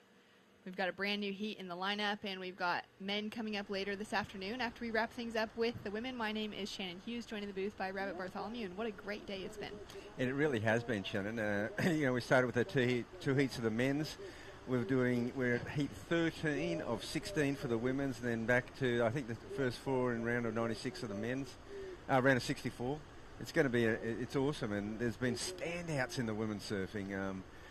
Probably one per heat has really stood out, and it's going to be great as they converge in the next rounds. Yeah, it's going to be really exciting as we start kind of chipping away and we get those top two advancing through, and the round of 32 is going to be very hotly contested to see who can make it into even that top 16 conversation. As we see a quick in and out there from Sophie McCulloch just finding her way in the lineup. Yeah, Sophie's been in incredible form this year, and she's definitely been one of the standouts, so it'll be interesting to see her in action out here for the first time. Yeah, I'm really excited just to see how she goes with everything. Look how quickly she backed up there. She got that quick wave, and then bang, she's on like an excellent looking wave. Great smooth style, bringing all that speed and flair into the game. Small scores on the board so far for Lucy Littlechild, a 2.5. Sophie McCulloch in the lineup, Safi Vet and Jessica Bowner. Safi the Kiwi, and the rest of the women representing Australia. As we see Sasha Baker climbing her way up the rocks at the beautiful Cabarita Beach. Yeah, there's just so many little nooks and crannies on the headland too. Lots of shade under the pandanus trees. It's really well set out. It's a perfect venue for a competition like this because there are those outcrops of shade as well. And no matter where the surfers are sitting in the lineup, the family members, getting ready for your next heat, all those kind of things, you can find a little spot even when it's, the changing of the conditions, and there's just plenty of shade available for everyone. As we see Safi Vet laying it onto the rail for that first big turn. Goes up into the lip on the second and goes down on the finish. It was a promising looking wave. I thought, hang on, Safi's going to lay down the gauntlet here. So exciting to see Safi and Paige Hareb, who's coming up in the next heat, the two Kiwis, back in the jersey. They both didn't have the opportunity to compete as they were in New Zealand all through last year, through 2021, and missed out on the opportunity to compete in all of these regional events that the Australian women and men had on offer. And so it's great to see her loosening it up back in the jersey. Yeah, look, this wave looks unbelievable right there. And I went, hang on, she's going to get something in the 6 or 7 point range. She was heading towards it and then just came unstuck. But she's just showing a lot of potential, and there's still waves. So as this tide runs out, is moving onto that outside bank that we saw yesterday a bit more. Yeah, it's really looking so fun out there. I think that's been the common consensus from every person that I bumped into down on the beach, talking to anyone that's involved in running the competition here today, as well as so many of the surfers. Just really grateful for the conditions on offer and some really fun waves all around. Yeah, it's a fun day. I mean, this morning when we first got here, it looked like the swell was backing off so quickly, but it's just hung in there. And Cabba, it is a bit of a wave magnet. So the last of the diminishing swell, as we've got that low pressure system that's now, its influence is leaving us, and we're getting the last few days of it here. But at least Cabba, went back up home, and it's a lot smaller up there. So it's hanging in there at Cabarita. Yeah, I heard the same thing from Sierra Kerr. She mentioned to me after her heat, her big win with that huge front side air, getting that 8.5. That this morning she paddled out at Snapper to get a few waves and get a little warm up in, and partly she was very frustrated because of how many people there are. But she said it was only like knee to waist high max. Yeah, that's right. It's a lot smaller up there than down here, and I noticed that. Sophie McCulloch with a quick click off the top to start things off with goes up for that big finish. Oh wow, really very impressed with this young lady here. Sophie is just on fire this year. I think she's she's one of the surfers, one of the Australian surfers on her way up. Yeah, she took out the win at the start of the year down in Phillip Island, got her first big QS win, which was huge.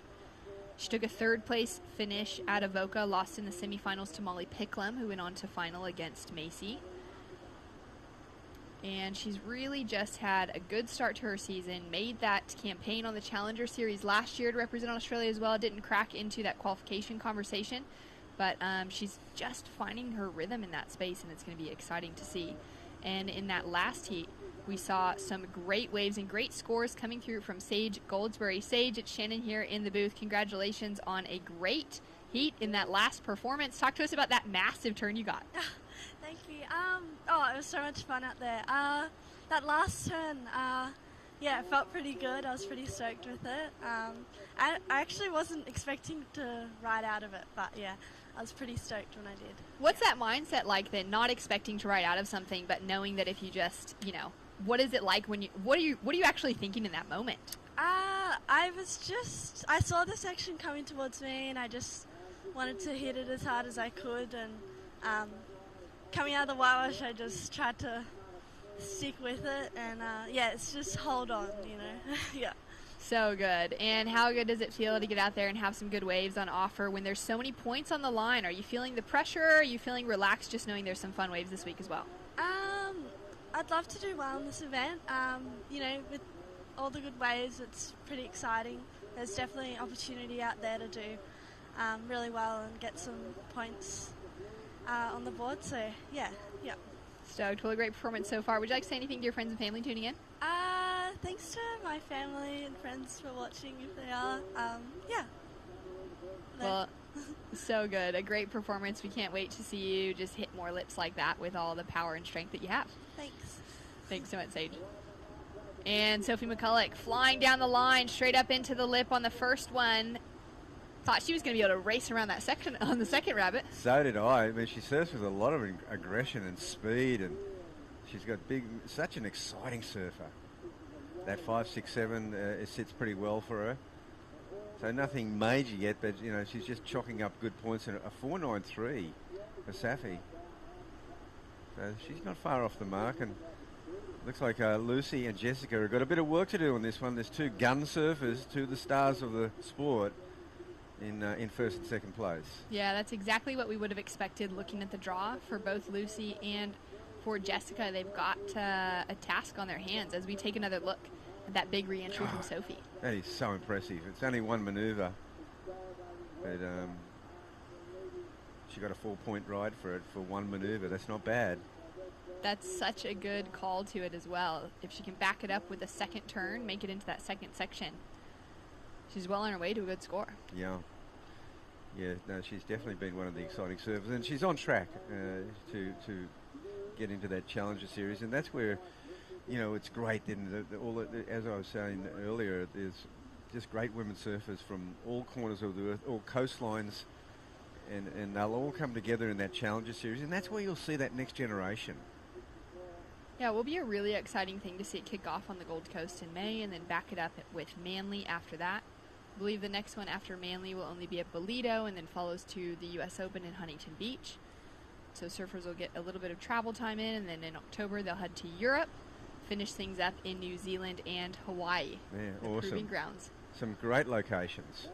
Really good waves on offer, and I love that move from the WSL as we see one of our co-commentators, beach announcer for the week, Britt Nichols, getting ready, having a stretch, getting ready to paddle out in the next heat. She's feeling so stoked to be back in the jersey.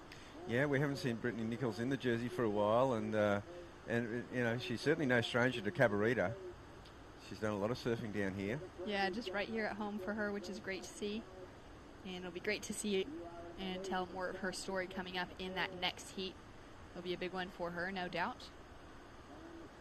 And taking a look at the rankings, heading into this event, obviously we could see things change all over the show because we got 5,000 points on the line this week. Next week, Newcastle has the same amount of points on the line. So that's 10,000 total over the next 2 weeks. And that could really shift things up on the rankings on both the men's and women's side. But at the moment, Sophie McCulloch, she's sitting at equal third in the rankings with Philippa Anderson. We've got Nixie Ryan sitting in first on the rankings and Macy Callahan in second. So We got some solid performances from those surfers who have taken out the wins so far within those QS 1000s in Avoca. And then a few of these surfers who have had that rhythm to also get a good backup result behind a win. Yeah, well, and even a high placing or a winner of top three in a QS 1000 could be a backup score, a backup points. And it could get so close after these two 5,000s that they still may come into play, those 1,000s. Absolutely, especially for Nixie Ryan, who's leading the charge on the women's side at the moment. She's got 2 wins on the qualifying series so far. She won at Boomerang and then won at Port Stevens, which were both 1,000s, but that's enough points to keep her up in that leading position. She had a quarterfinal finish at Phillip Island, which is another 1,000, and then she had a 9th place round of 16 finish at Avoca, which was just 50 points more than her wins on the 1,000s. So it's a bit of a strange one, that one, because she's really got 3 1,000-point totals there. But these, she's number one, but it's a tenuous lead on number one with these two 5,000s. Yeah, that's a great call, especially considering that for Macy Callahan, she's got 3,000 of her points coming from the win at Avoca, and then just an early round loss at the only QS 1000 she entered, which is just shy of 300 points. So that's really a huge advantage for Macy right there. But the thing with it's I think the women that have actually competed and won, they've got that winning feeling. They know how to do it. They know how to get those through those tight heats. So that will come into play. Yeah, they've got all that experience that they can draw from, as we just saw a great wave from Jessica Borner, one of the local competitors, and getting a strong whip on her backhand. So scores to come through. Situation at the moment, Sophie McCulloch still in the lead with that 5.67 and a 4.00. She's been able to build on that score line through her 3rd and 4th waves. Safi Vet sitting in a good position as well, putting a lot of requirement on the rest of the field into that 5 and 7 point range for 3rd and 4th positions. So that's a really tough ask at the moment for those two surfers, even though Safi Vet's only sitting with that heat total of the 796. Yeah, it is true. Safi, we saw potential on that first wave, and there we go, Sophie McCulloch again. This time, if she gets a connection, she'll get some amazing turns in, and look at that. That's some of the most dynamic surfing we've seen today. They're short rides, but she's packing a punch. That was incredible. Perfect, flawless execution between the two. And Lucy answering back on her forehand, little off the top there, and she's looking for these more critical sections as she comes through to the finish. She's not going to be able to get one more on there. She's just looking to drop that 2.5, but back to Sophie's wave. Oh, just mind-blowing. The vertical attack, she's so dynamic. You could watch her all day long. Look at the speed. And she just attacks this section. There's such a good carving turn. And this one here, vertical, bang! Wow. She's really got a lot of confidence. And able to really draw out that first turn as well. A lot of the turns today have been kind of quick. They haven't had that kind of drawn out, almost slow motion feel to them, where we know that surfer's really engaging that rail and getting that power out of things. Yeah, that's very true. She carved it down, and then she just got straight back to a deep bottom turn and went vertical and just attacked that lip. And the way she came out of it, they was so confident. There was no way she was falling. There was no way the board was, nose diving or catching a rail. She's got some good equipment under her feet. That's true as well. Absolutely. And how important is it with the equipment, the wave selection, everything coming together to get her into the excellent range? That last score drops through, Bugs, as an 8.33. Well, there you go. And in a way, this is how you reply to Sierra Kerr in a way. It's really unbelievable carving. I love that turn there, but this turn here, this is sensational. This is the turn of the day. I'll tell you what, this would go, the men would have to surf well to stay with that kind of turn. That was awesome. That was incredible surfing for Sophie McCulloch, falling just shy of the biggest score of the event so far out of Sierra Kerr, that 8.5 that we saw just a few heats ago for that single big air, but just throwing that progression and the major amount of risk on the line. Yeah, and I think that with 9 minutes remaining, I think Sophie's got a good chance of actually posting the highest combined score of the day the way she's going, because I don't think she hasn't really put together a wave Imagine if she gets a wave where, you know, it connects all the way down the point. She'll just go to town on it. That's a really good point, because we've got a 13.84 heat total that came through for Ellie Brooks off of a high 6 and a low 7. And then aside from that, we're really looking for those surfers. We got another high 13 from Sierra with that 5.33 and that 8.5. And now we've got Sophie knocking into that 14-point range. Yeah, there you go. And she's still got 8.5 minutes remaining. Plenty of time on the scoreboard, and exactly what we've seen from the other women who have taken that early lead, where they're just able to feel freed up. Well, Sophie's gone wide now, and she's gone wide to where these little waves are connecting and peeling down the line. And she's just showing how much she's got in a repertoire. That wave sort of fizzled out. It won't go into a top 2. But this is what she's going to do. Like now she's got the 2 waves posted. She'll stay away with fourth priority and look for a couple of opportunities wide. Perhaps when the other girls get a wave, she'll move back up and into a more dominant priority position. She's got plenty of time to do that. But the battle's on for second place, because Safi, she's got that 4.93. She's only got a 3-point backup. Really low scores there for her to be able to replace, but also for the other women to be able to achieve. Chasing that 4.87 for Lucy is a big ask, but being able to build on that score line will help her nonetheless. So we see another great line rolling through. Everyone's going to just get their way through that one. 7 minutes on the clock. Ando Santos warming up, getting ready to head out against Holly Williams, Paige Hareb, and Britt Nickel in the next heat. That's a great heat coming up. Very excited to see those women hit the lineup.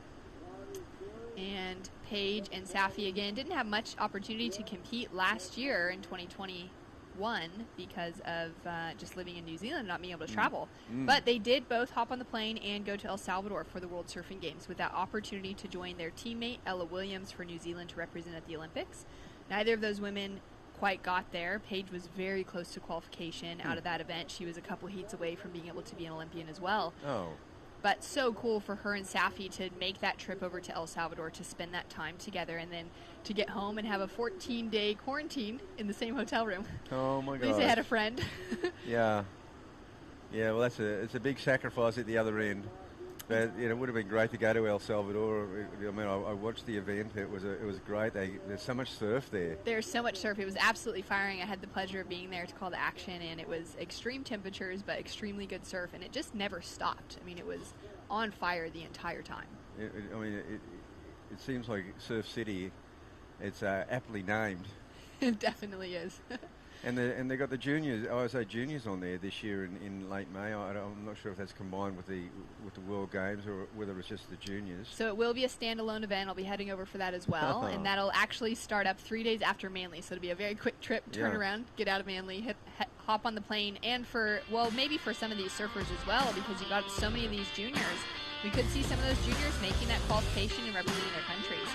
As we see the recap from Sophie McCulloch, just coming out swinging, putting together a great heat so far, and Safi doing well to keep herself in that second position. Yes.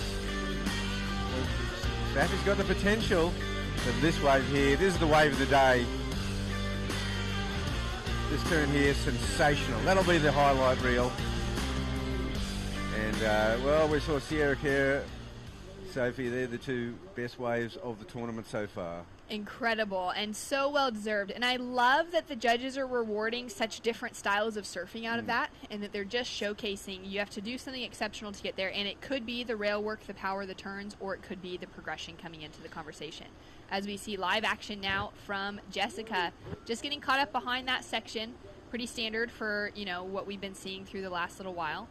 And I think what the judges are saying, the statement they're saying is that, hey, you go to the Challenger Series, you go beyond that to the CT, it's, you're going to have to be doing world-class surfing to get the points. That was world-class surfing. Both Sierra's wave and Sophie's wave, world-class. We have seen some other great scores today in the 6-point, 7-point range. But you get into that excellent range, you've got to do something like that.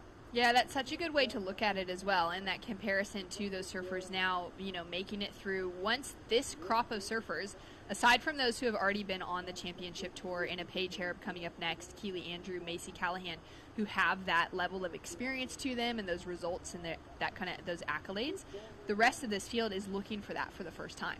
And so they really need to understand that when they hop into that Challenger Series, they're battling it out with the women who have just come down from the championship tour. And so they really are battling it out with the best in the world. They're going to have exceptional surfing in order to match up. Yeah, and we're going to see it this year. It's going to make for a fantastic series because, as I said, I mean, these regional qualifiers are happening all over the world, and I'm sure there's surfing of this caliber happening. Sophie McCulloch up and riding, getting those two turns connected together into the third, throws the tail loose. She'll nearly ride out of that, not quite on her feet. Yeah, I don't know what the judges will make of that one. She was on her haunches there for a while, and I thought she was going to... I think she might have just had a bit of a chuckle, actually. So much fun. Similar to Zali just kind of pushing things at the end of her heat as well, as we take another look at it here. Yeah, it's a fun ride, isn't it? She floats around there. I love the speed that she comes out of these turns with. And this definitely would have pushed the envelope. Like, she's just about made it there and then went, oops-a-daisy.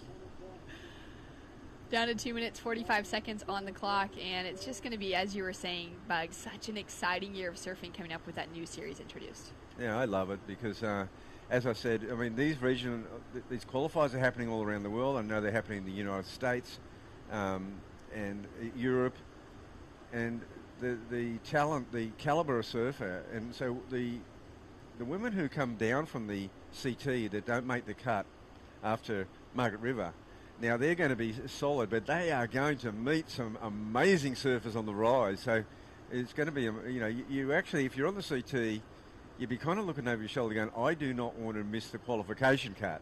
It's so true because, just for me, thinking of a couple of those names that have been standouts globally, we've got Alyssa Spencer out of California, who's taken out, I think, 3 of the major QS events that's going to qualify her into the Challenger Series over the last few months. She's won them. So she's one of those standouts on that side of the world that's just up and coming. She was super close to qualification last year at the Challenger Series as well and just missed it again by a couple of heats. She's one of those surfers we're just expecting her to blow up once she makes it. And then in South Africa, that tour has been running as well. Their qualifying series, it's just wrapped up.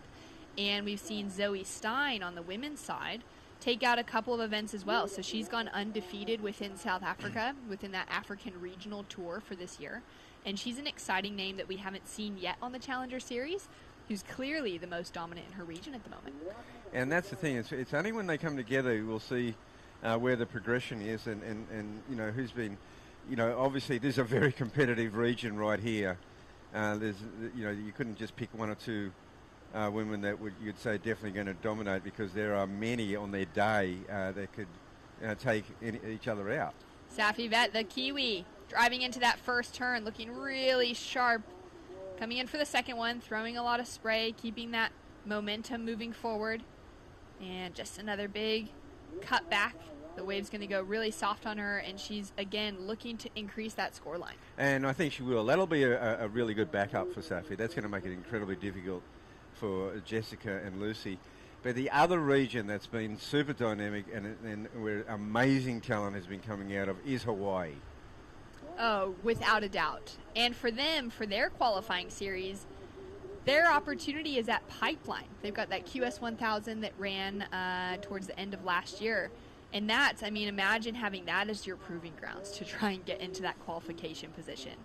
A little bit different than surfing out at a fun beach break here. Oh, yeah. It's all on the line out there at Pipeline. Well, there we go. Sophie McCulloch, highest heat total of the women's round with that 14.00, taking the lead. Kiwi, Safi Vet still in the draw as well. The rest of the women bowing out. We've got more exciting stuff to come. Heat number 14 out in the lineup right after this. Stay tuned. Mama told me never look back, said, things tight across your back.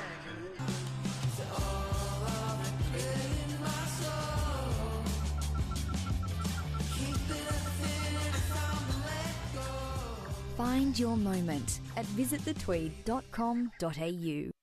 Starting the day with freshness, giving us the energy to paddle out and live life to the fullest. All natural and organic, a superfood bursting with flavor and taking you to your own piece of paradise. Sharing moments with friends, sharing them with Oakberry.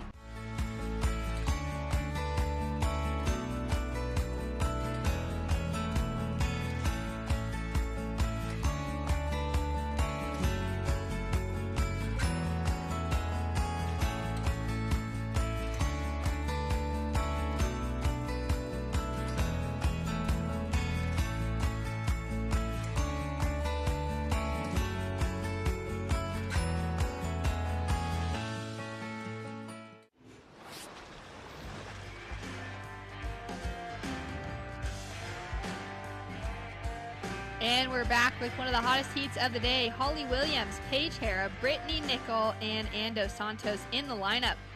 Bit of a international field here with the two Australians, the Keely and the Brazilian, hitting the water, but all of them spending so much time competing and surfing here in Australia over the years. Paige, of course, just over for this series. She'll head home after this. Ando Santos from the North Narrabeen region with her family. And great to see these four names in the lineup. Rabbit? Yeah, there is a lot of experience out here. You know, Paige has been on the championship tour before. We saw Holly Williams rising up. I'm not sure what Holly's done this year so far, Shannon, but she's had some strong years the last few. She's actually had a really good start to her year. So a quarterfinal finish. She hasn't broken through the quarters, but quarterfinal finish at Phillip Island and a ninth place round of 16 finish at the Great Lakes. So she's found some rhythm and momentum in making it through some heats. Yeah, and she's a powerful surfer. And of course, Brittany, we haven't seen Brittany in the jersey for a while, but Ando Santos gets a 3.83 to start her campaign. Nice whip on her backhand for Anne, starting things off. Brittany hasn't been in the jersey since about 2018, so she is a Crohn's and colitis ambassador. She's very vocal about representing that and creating awareness for Crohn's disease. And she's just recently had a colostomy bag, and that's actually allowed her to get back into the water and to feel freed up again. So now she's, for the first time, back in competing at all the events, and we're just so stoked to see that Brittany's on the heel and rising as we see Holly Williams lock into that first big turn. Yeah, and Holly just gave us a little flash there of her potential on that wave. Just one quick hit, and priority now sits with Britt. So Britt was sharing with me before paddling out that for her she made it to the quarterfinals at Port Stevens was her best result. She's not only competing in all the events, she's working all the events, she's also studying full time. So she's got a little bit on her plate this month in the next couple of months. But really cool for her. She said just to be able to find that rhythm and get heat after heat advancement through. She lost in the quarters there at Port Stevens, but it just gave her that love for the sport and the competitiveness that she's just had to miss out on the last few years, unfortunately, due to health. Yeah, well, it is really great to see her back and that she's found a way that she can do it.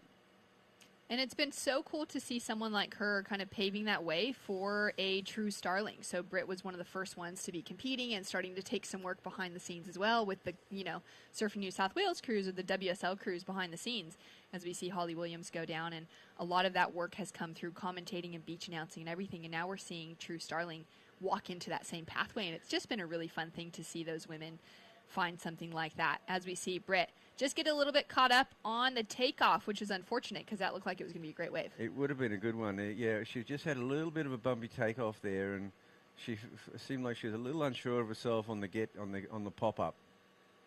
Strong snap from Paige Hareb. Love that backhand attack. Those whitewater takeoffs are not easy. There's one thing about them is that you can't hesitate. It's all got to happen in one motion, and if it's a bit flunky, a bit clunky, that's what happens. You get caught behind the whitewater. The wave doesn't wait for you.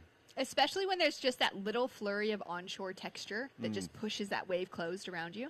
And there was a lot of those yesterday where the guys were pulling back because they were powerful whitewaters and they're easy to get bowled over or just take that extra nanosecond to kind of get your feet in the right position and turn out of the section, and you get caught behind and you've blown the priority rotation. Exactly. And there's just so many things to consider that are different from paddling out for free surf and taking off a little too deep and you fall and it's fine. You grab your board back again. But in competition, it's all on the line. It is. And it's good to practice those whitewater takeoffs. Down to 19 minutes on the clock. Ando Santos right there sitting with priority.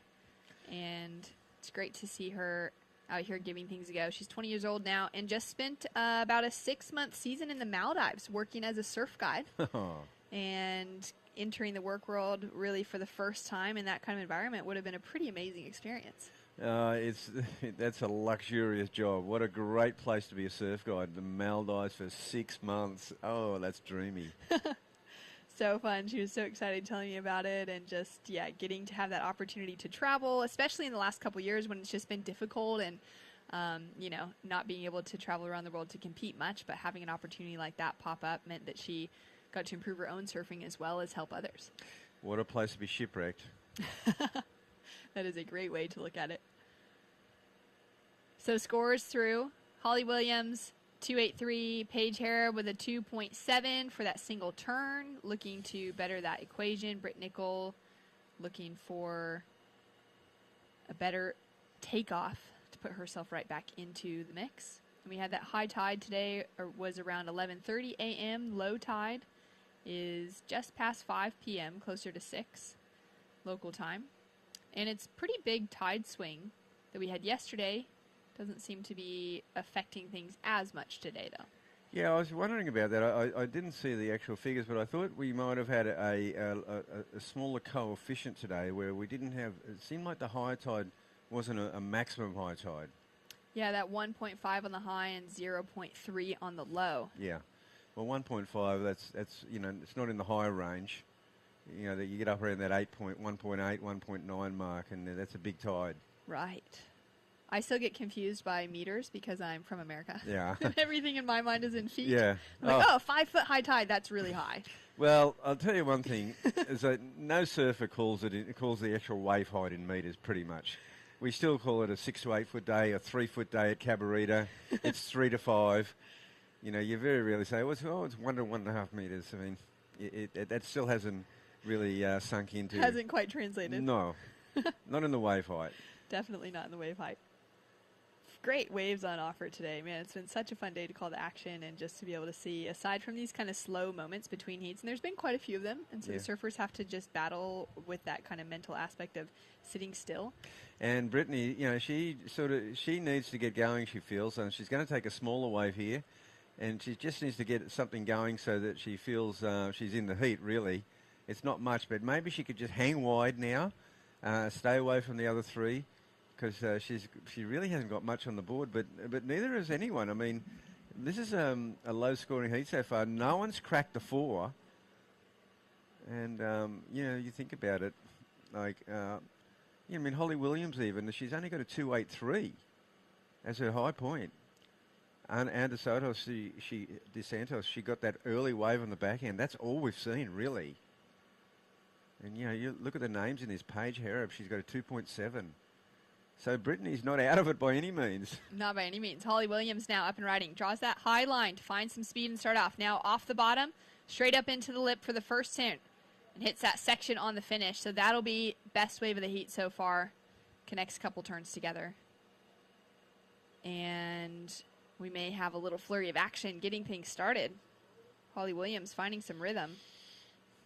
Yeah, that'll be Holly's best wave for sure. So she's going to post something here that's going to make a point of separation.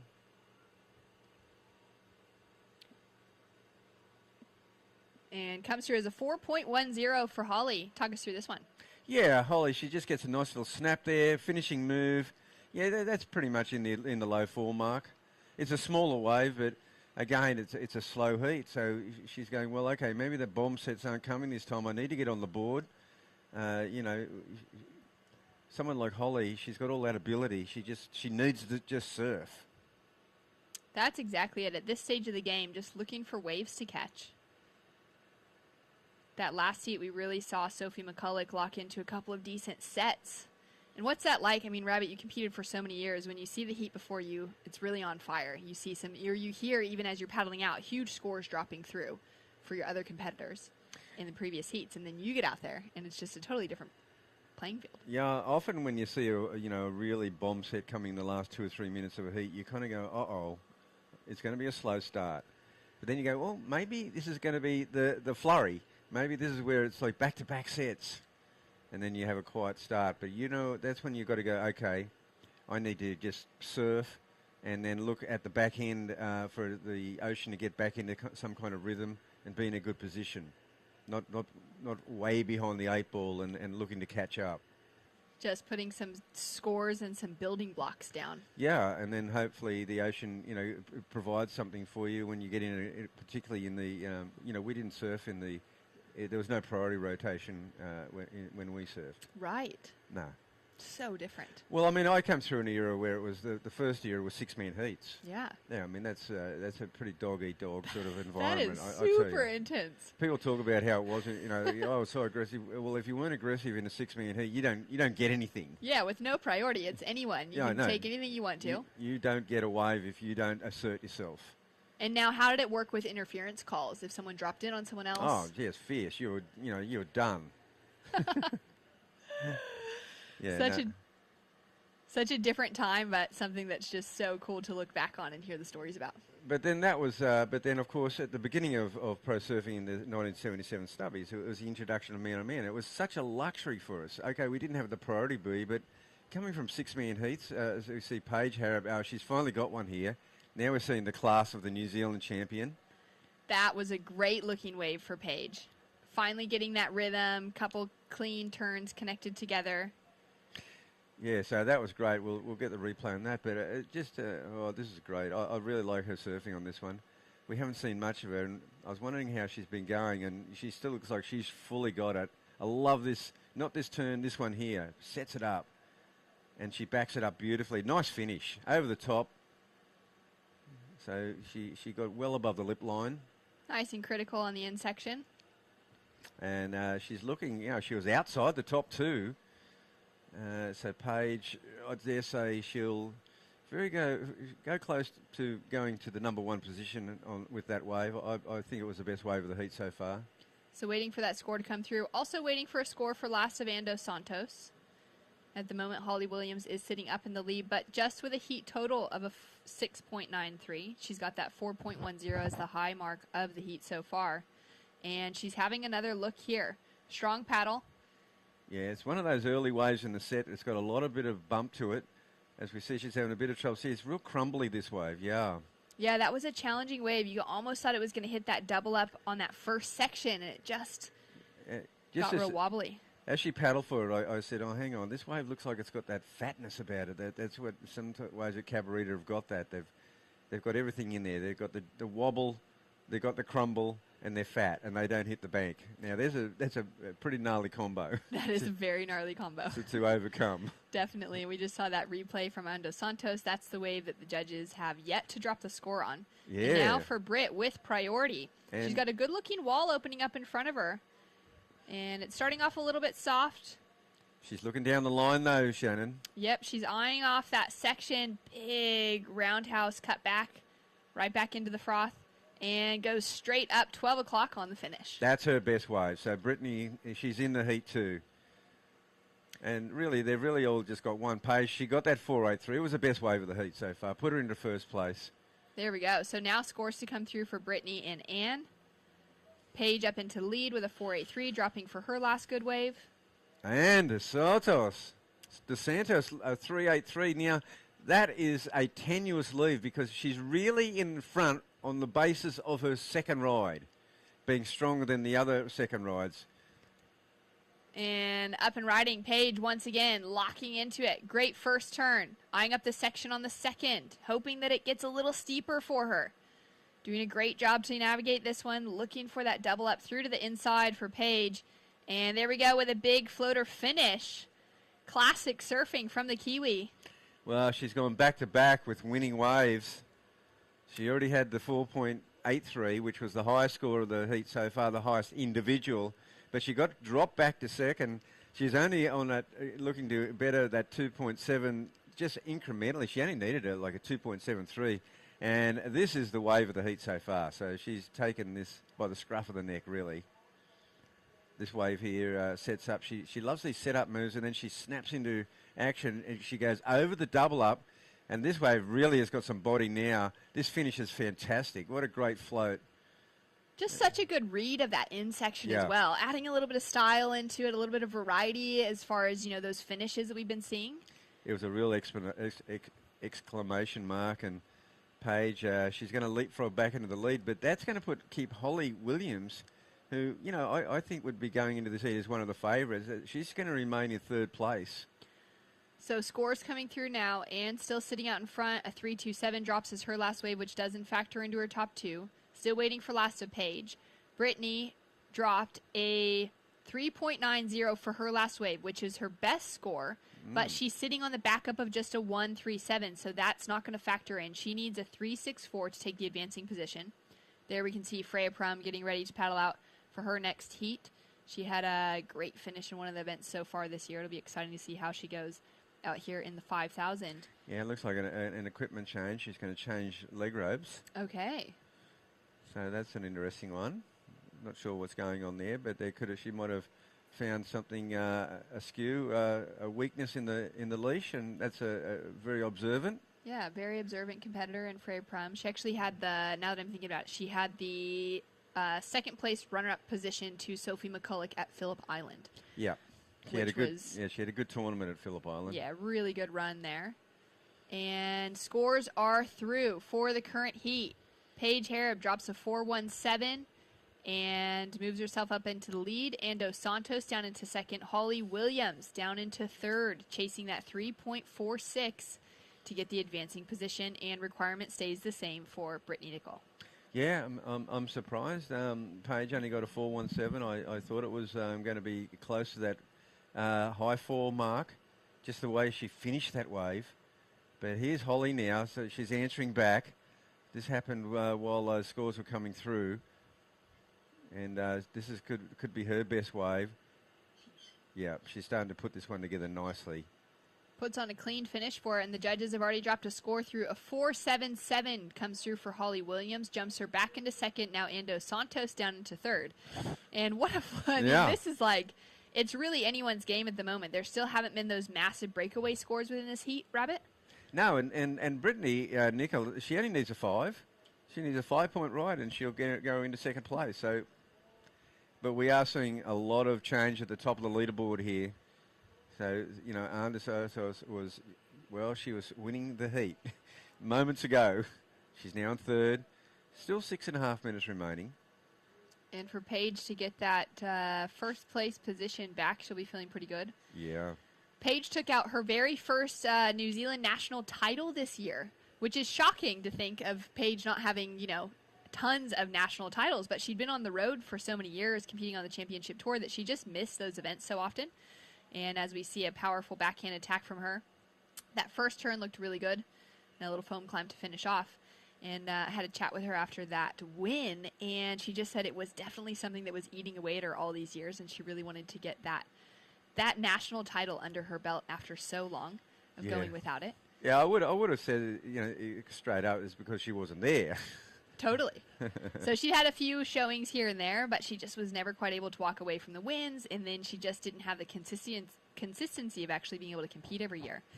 And it's pretty cool where we've got like Billy Stearman, who's in the mix on the men's side and has had, such close calls to qualifying for the championship tour. I think he's got 9 or 10 New Zealand national titles where he's, been present to compete and hold it down. Oh, wow.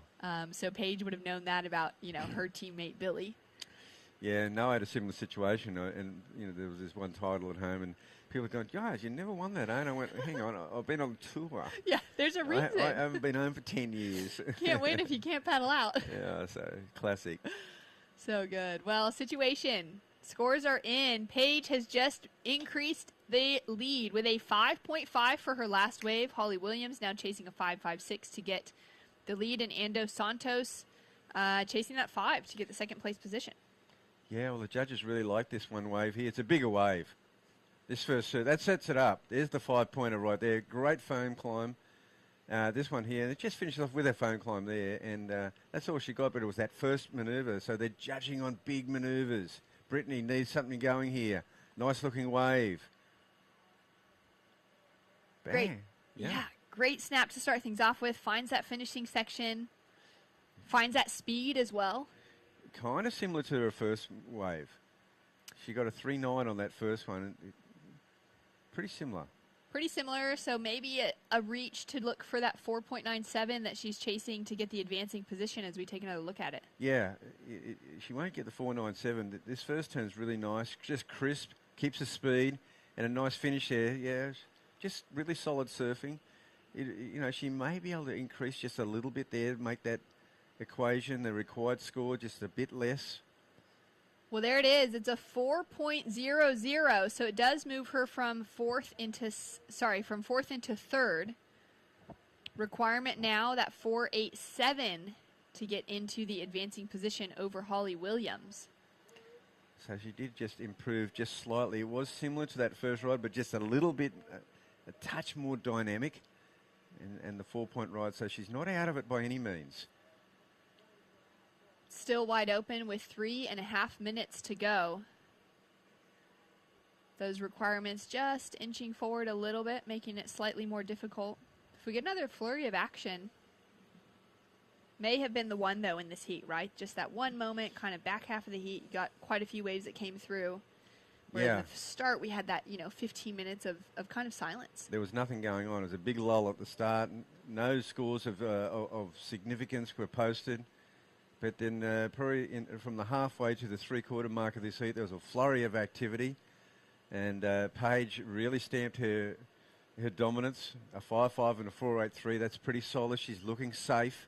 Holly Williams with priority. Brittany Nicol looking a bit wider now, maybe a bit more offering down the beach. She gets that double up lining up for her, finds the speed, goes up into the section and hits it hard. Just gets bounced off the finish on that Almeric. And Anne's gone really quiet. She was leading, and now she's gone into fourth place. She just hasn't been able to break out of that 3-point range. And I feel she was sitting a bit too deep. But then again, the engine turned off again, didn't it? It really did. It's so unfortunate because she'd maybe put herself into that position where she thought the waves were kind of coming through, and then suddenly it's shut down, aside from this one. But she is only sitting with third priority, so that's going to work against her. Holly Williams with first priority. Well, Holly's going to let her have a look at this one. 1 minute, 50 seconds on the clock. Ando Santos now up and riding. Has to work for it on that first turn as the wave goes really soft, goes up into the second one. And she's going to look for that inside section now.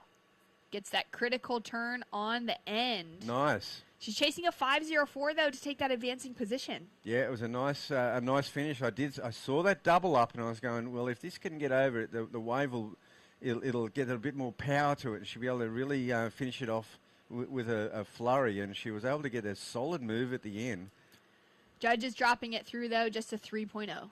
Yeah, it's these first turns just a little bit soft there, and it's the wave. The wave's not offering anything. A little crumbly white water.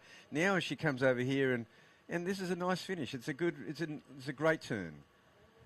But the wave itself not offering that 5-point range that she needed, and I think time's going to run out for Anne. Yeah, and you really feel for her because she finally had that opportunity. She'd waited for it again. Maybe out of position on the last set that rolled through. Didn't think she was going to have anything, and that wave stood up for her. Holly Williams paddled over it. It opened up the door. But then it just, as Holly maybe was seeing in it already, it wasn't going to have the scoring potential. That's right. I think Holly passed it up.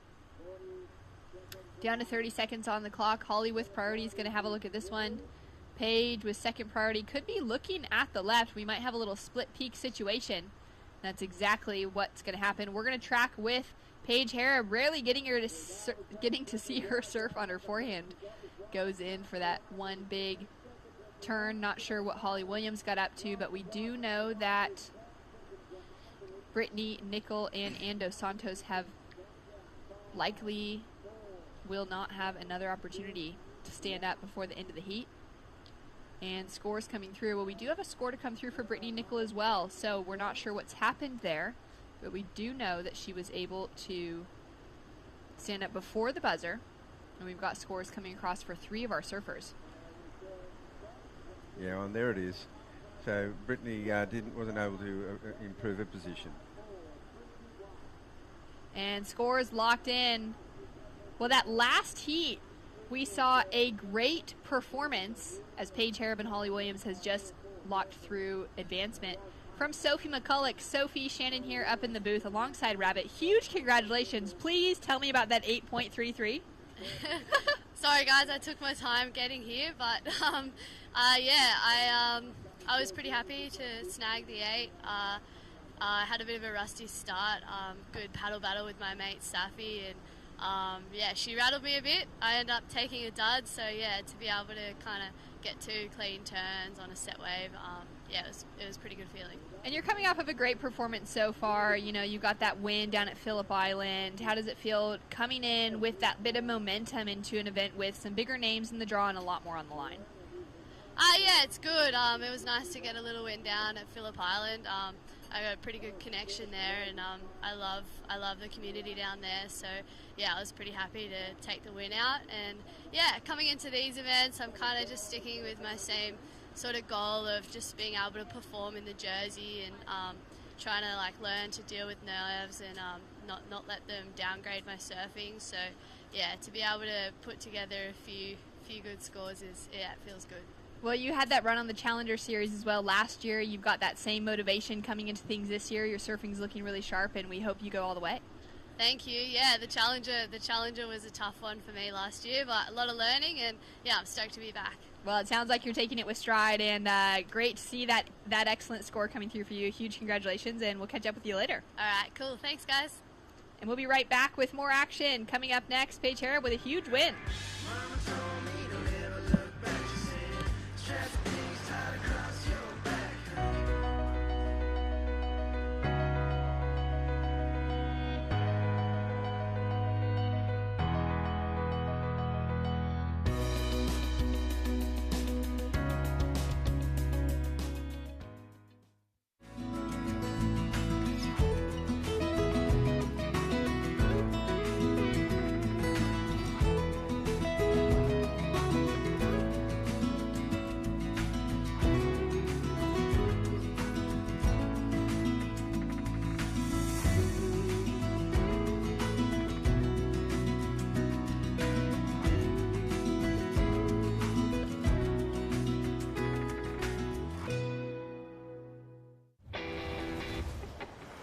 Through my internship at the WSL, plus the personalised experiences and support I have access to at Bond, I know I'm well on the way to becoming the entrepreneur I want to be.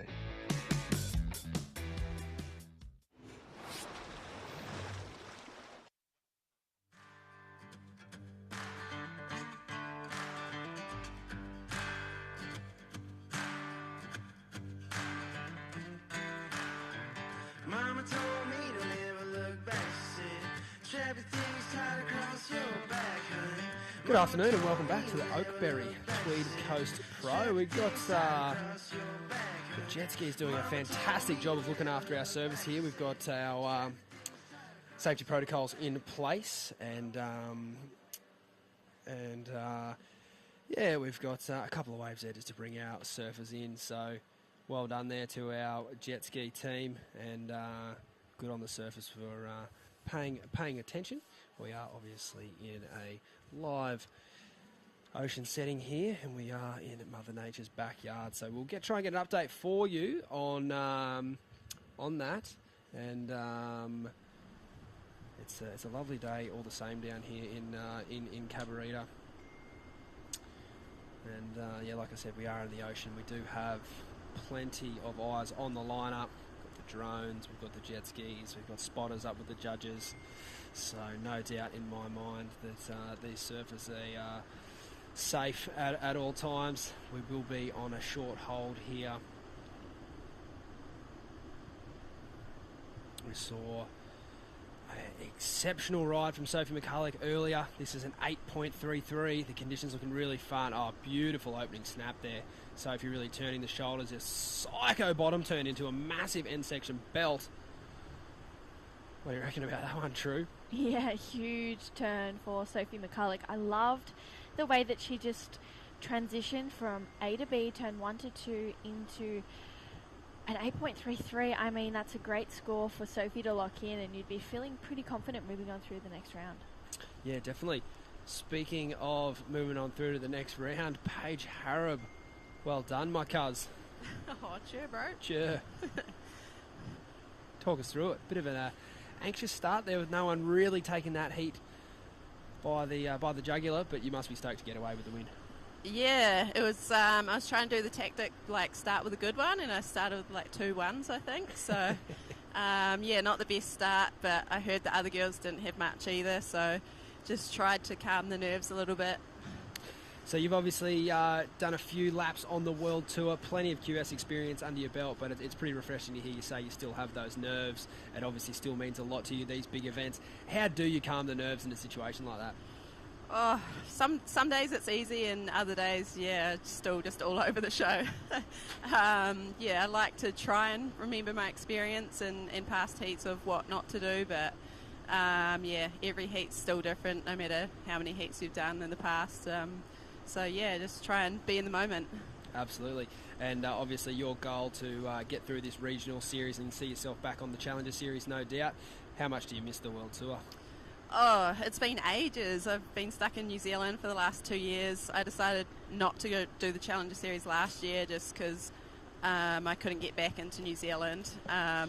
So yeah, it's kind of weird being back in contest mode, but I'm really enjoying it and hoping to get some good results in these next 2 events. Yeah, absolutely. I saw you in the car park yesterday morning, kind of back and forth with boards. What did you end up on this morning?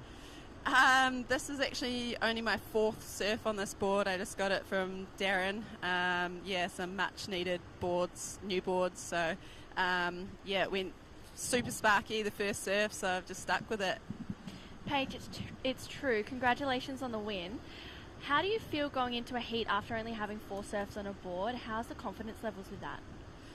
Thank you.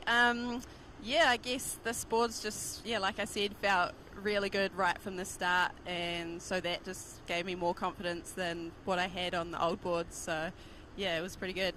Awesome. And anyone that you'd like to say hi to and thanks for watching too back at home? Just all my friends and family, and thanks heaps to all my sponsors, especially the ones that have stuck with me through the last 2 years. I know it's been hard for everyone, so yeah, thank you. Awesome. Well, we look forward to seeing you in the next round. Thanks, Paige. Thank you. Great questions there, True, and a good chat with Paige. You know, one of the veterans here on this regional QS. She's spent a couple of seasons on the World Tour. Obviously, got a fantastic backhand attack there, and one of New Zealand's favourite daughters. And I know she'd be stoked to get back on the World Tour. We are on hold here for heat number 15 of the round of 64 of the Oakberry Tweed Coast Pro. Our jet ski patrol there, headed up by Mr. Garrett Parks. A former QS contender, and was one of the first reserves on the World Tour, I believe, in 2015. I know he's done a great job there to get everyone out of the water. We're just observing a situation here where we might have identified something in the lineup that we're not too stoked to have the ladies in the water with, so we will be keeping a close eye on that, and we'll get back to you guys with an update as soon as possible. But as always, the safety of our surfers is paramount, and the safety of our staff also. So all water photographers and surfers have exited the lineup, and we'll be back shortly with a bit of an update. Mama told me to never look back, she said, strap your things tight across your back, honey. Mama told me to never look back, she said, strap your things tight across your back, honey. Mama told me to never look back, she said, strap your things tight across your back, honey. Mama told me to never look back, she said, strap your things tight across your back, honey.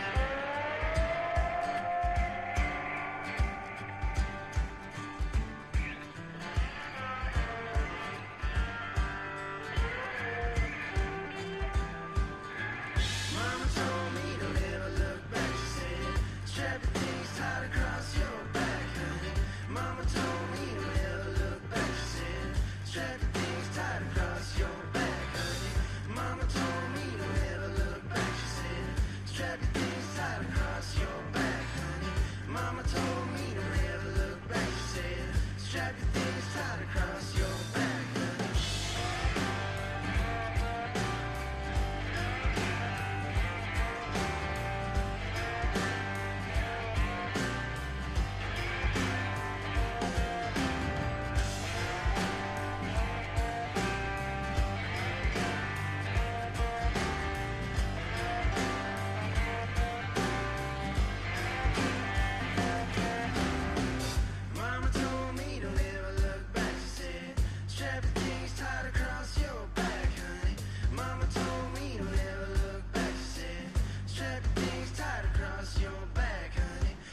told me don't ever look back, she said.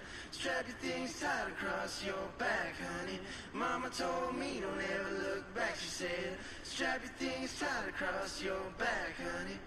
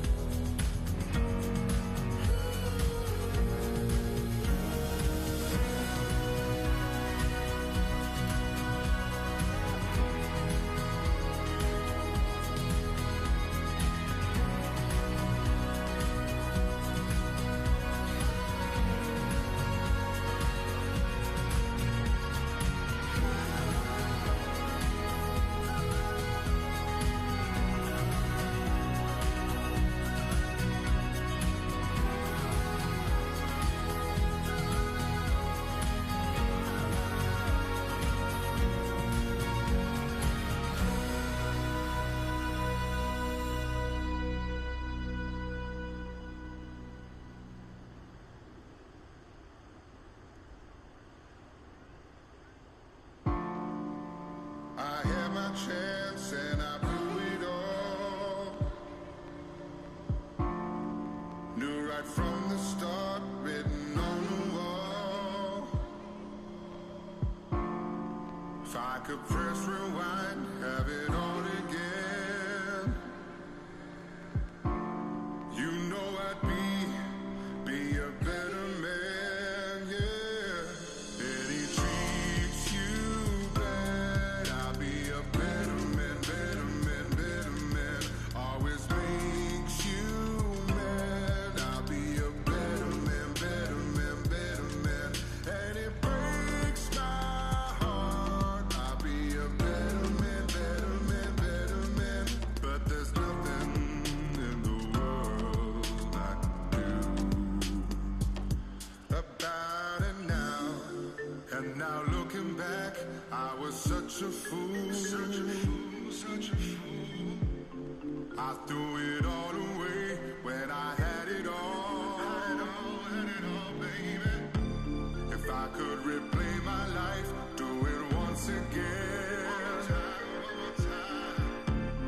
You know I'd be a better man, yeah. And he treats you bad, I'll be a better man, better man, better man. Always makes you mad, I'll be a better man, better man, better man. And it breaks my heart, I'll be a better man, better man, better man. But there's nothing in the world I can do about it now.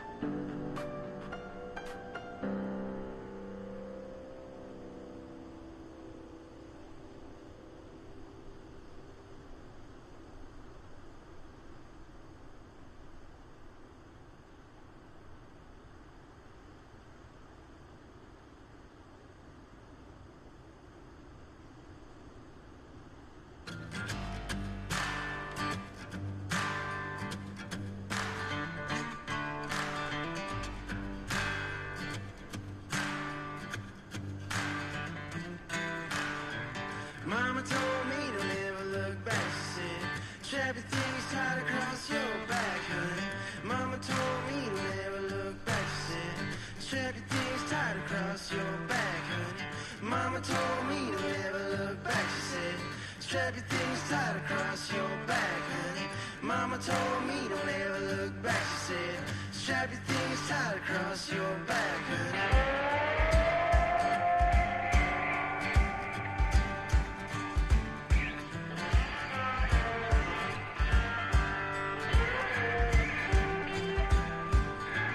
Mama told me don't ever look back, she said. Strap your things tight across your back, honey. Mama told me don't ever look back, she said. Strap your things tight across your back, honey. Mama told me don't ever look back, she said. Strap your things tight across your back, honey. Mama told me don't ever look back, she said. Strap your things tight across your back, honey. Mama told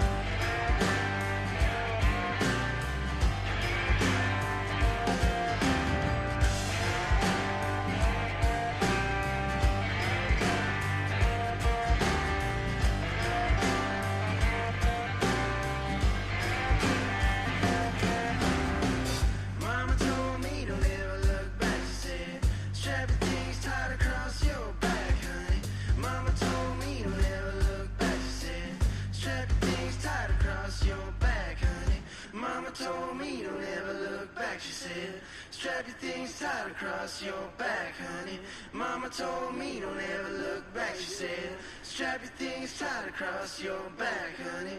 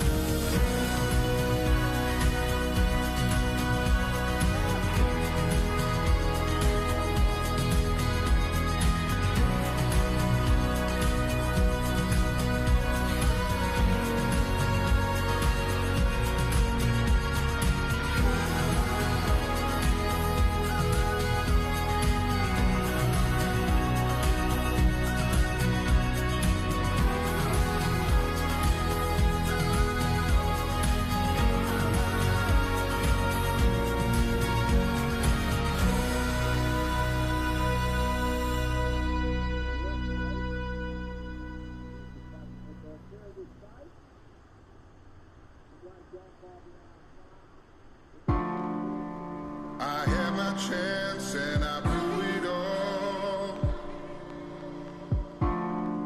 Knew right from the start, written on the wall. If I could press rewind, have it all again, you know I'd be a better man, yeah. That he treats you bad, I'll be a better man, better man, better man. Always makes you mad, I'll be a better man, better man,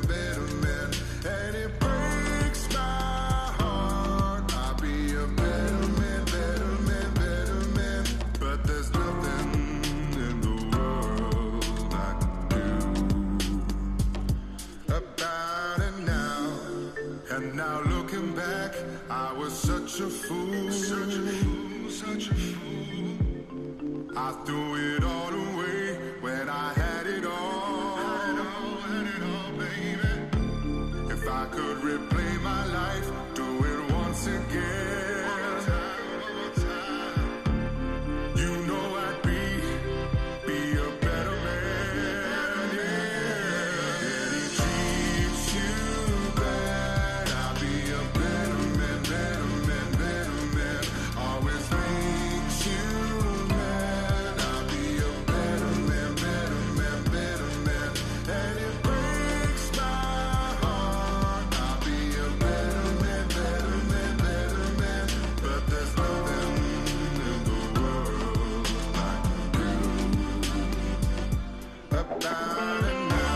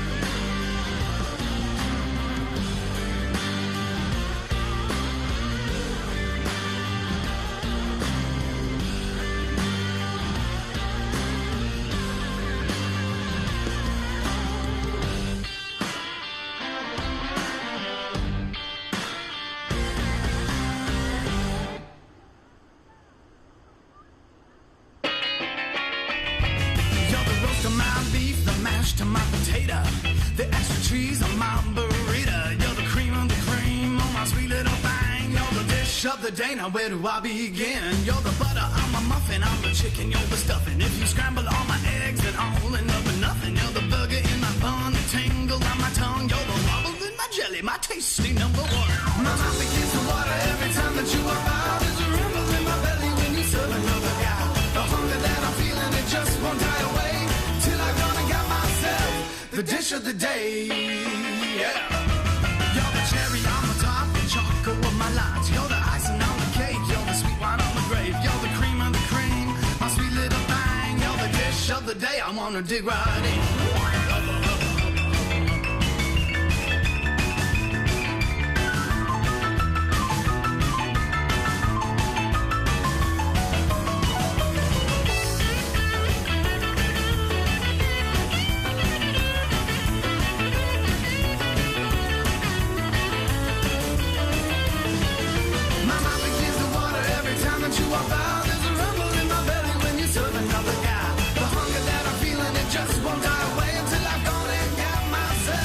the dish of the day, yeah. I'm the coffee, you're the cream, I'm the spoon that you lick clean. I'm the cognac, you're the sherry, or maybe a Bloody Mary. You're the cream and the cream, my sweet little thing. You're the dish of the day, I wanna dig right in. Pumpkin pie, ice cream, chocolate brownie, milkshake, fried chicken, coated peanuts, fish jam, tip spam, taco pizza, mashed ham, meatloaf, minestrone in the can, common green and aubergines, and sparkling from your veins.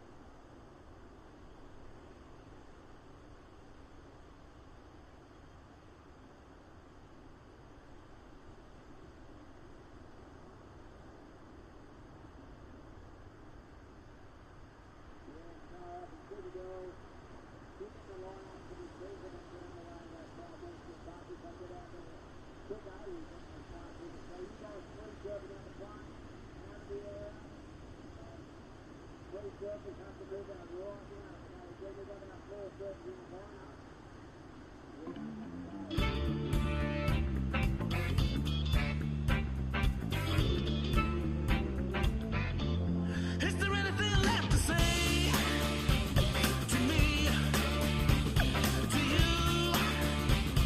Have anything left to say to me, to you? Have anything left to say?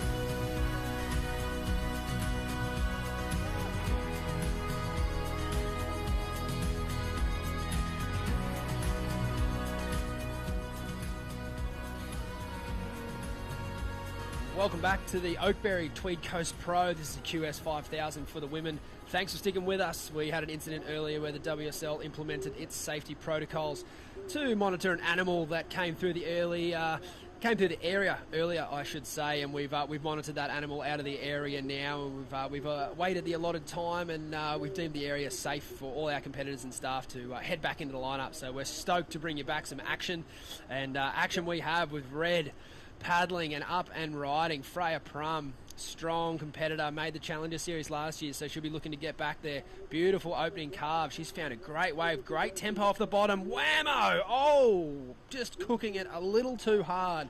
But she was on her way to a great score there. But just getting back to that, big shout out to our jet ski team headed up by Garrick Parks and the rest of the members there, doing a fantastic job keeping everyone safe. Yeah, they most certainly are, Stace, and I feel like the women in the lineup are making sure that, you know, they're feeling safe out there. Everyone has made their way back out to the lineup, so there's obviously been no tests against it, and everyone feels nice and safe, so that's the main thing. So scores for first of Freya are 2.5. It's good to have this heat underway. This is a good heat in the lineup. Yeah, it is, and certainly looking relaxed on that first wave. Like I said, Freya Prum, really strong contender through this regional series in last year's season, and expecting her to be doing it all over again. In the blue, in the lead at the moment, Bella Wilson, all the way from, I always get it wrong, Janjak, Torquay. I've got to be careful. Yes. Torquay region. Yeah, Torquay region, Victoria. I know her dad, Willow, and the family will be tuning in down there, and the rest of the Torquay board riders. So, yeah, g'day to all you guys, and wishing Bella all the best for this heat. We saw a strong performance earlier from another one of Victoria's favourites, Sage Goldsberry, all the way from Phillip Island. She had a great performance, so hopefully Bella can take a bit of a note out of that and put her own flavour on the action this afternoon. In the green, what do you know? We have Taylor Green, and in the white, Layla Rich to round this heat out. And the action has just been non-stop. We saw Paige Hareb get a close fought victory in heat number 14 of this round. And judging by that first set that came through, when the waves come, still really, really fun. Yeah, so fun out there, and I feel like the whole day it's just been really consistent.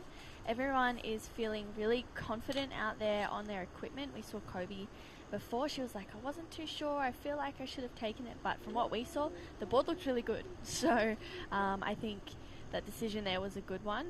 Arabella out there, she's got, I think almost every board in her quiver is that hot pink colour that she's got. So she knows each board very well. She knows which one she's going to take out. So she's out in the lead with 367.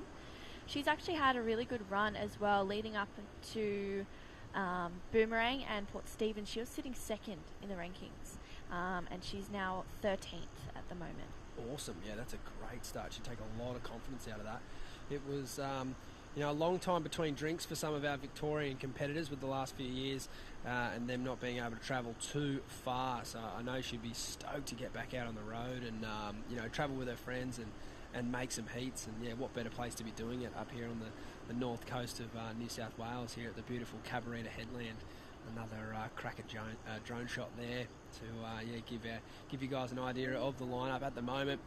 These surfers are sitting down the line, but I would suspect with this tide going out this afternoon, we're going to endeavour to get into a few heats of the men's round of 32, and I'd be surprised if we don't see someone sort of inch up more towards the headland. Perhaps one of these ladies, even in this heat or the next one, they might look to adjust their strategy and head up there. It just looks like a bit more of a clean water up there, and it certainly could be an option if you needed to get yourself out of trouble and create a bit of space. Yeah, definitely, and I guess that's the beauty of having it here at Cabarita Beach, there's so much room, there's so much ocean that you can kind of pick and choose where you want to be sitting. We've seen all day this wide spot has been the bank. That's where a lot of our surfers have been sitting. But now, as the tide gets a little bit lower, the surfers are potentially going to be moving their way a little bit further up to the headland, as you said, but some might decide to stick wider, as there is still some really fun wider sets yesterday afternoon.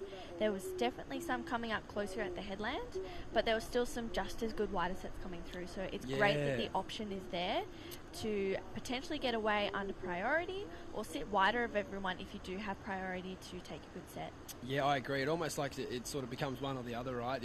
This spot in the middle gets a little bit sleepy, but down the line to the left of our screen here, it hits the bank a little bit better. And I'd be very surprised, like you said, if people don't sort of opt to go one or the other. You can sort of see there the waves looking pretty straight at this part of the bank. The waves needs to be a bit bigger and break a bit further out for them to have a really good opportunity. But yeah, further down the line, plenty of chances here. Speaking of which, down the line, Freya Pump off the bottom.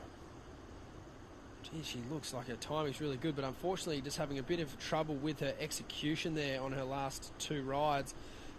But I guess the good news is there, she knows how to find them. In the white here, Layla Rich, nice turn out of the top, and she's able to ride out of that, so she'll be stoked to get her completion on the board nice and early and get herself back out the back nice and quick, and hopefully do it all again. Yeah, well, Layla locks in her first score at 2.07. Scores lock in for last of Freya as well, which was a 2.93. So small scores on the board just now, but I'm sure we've got some big scores to come. 16 minutes to go.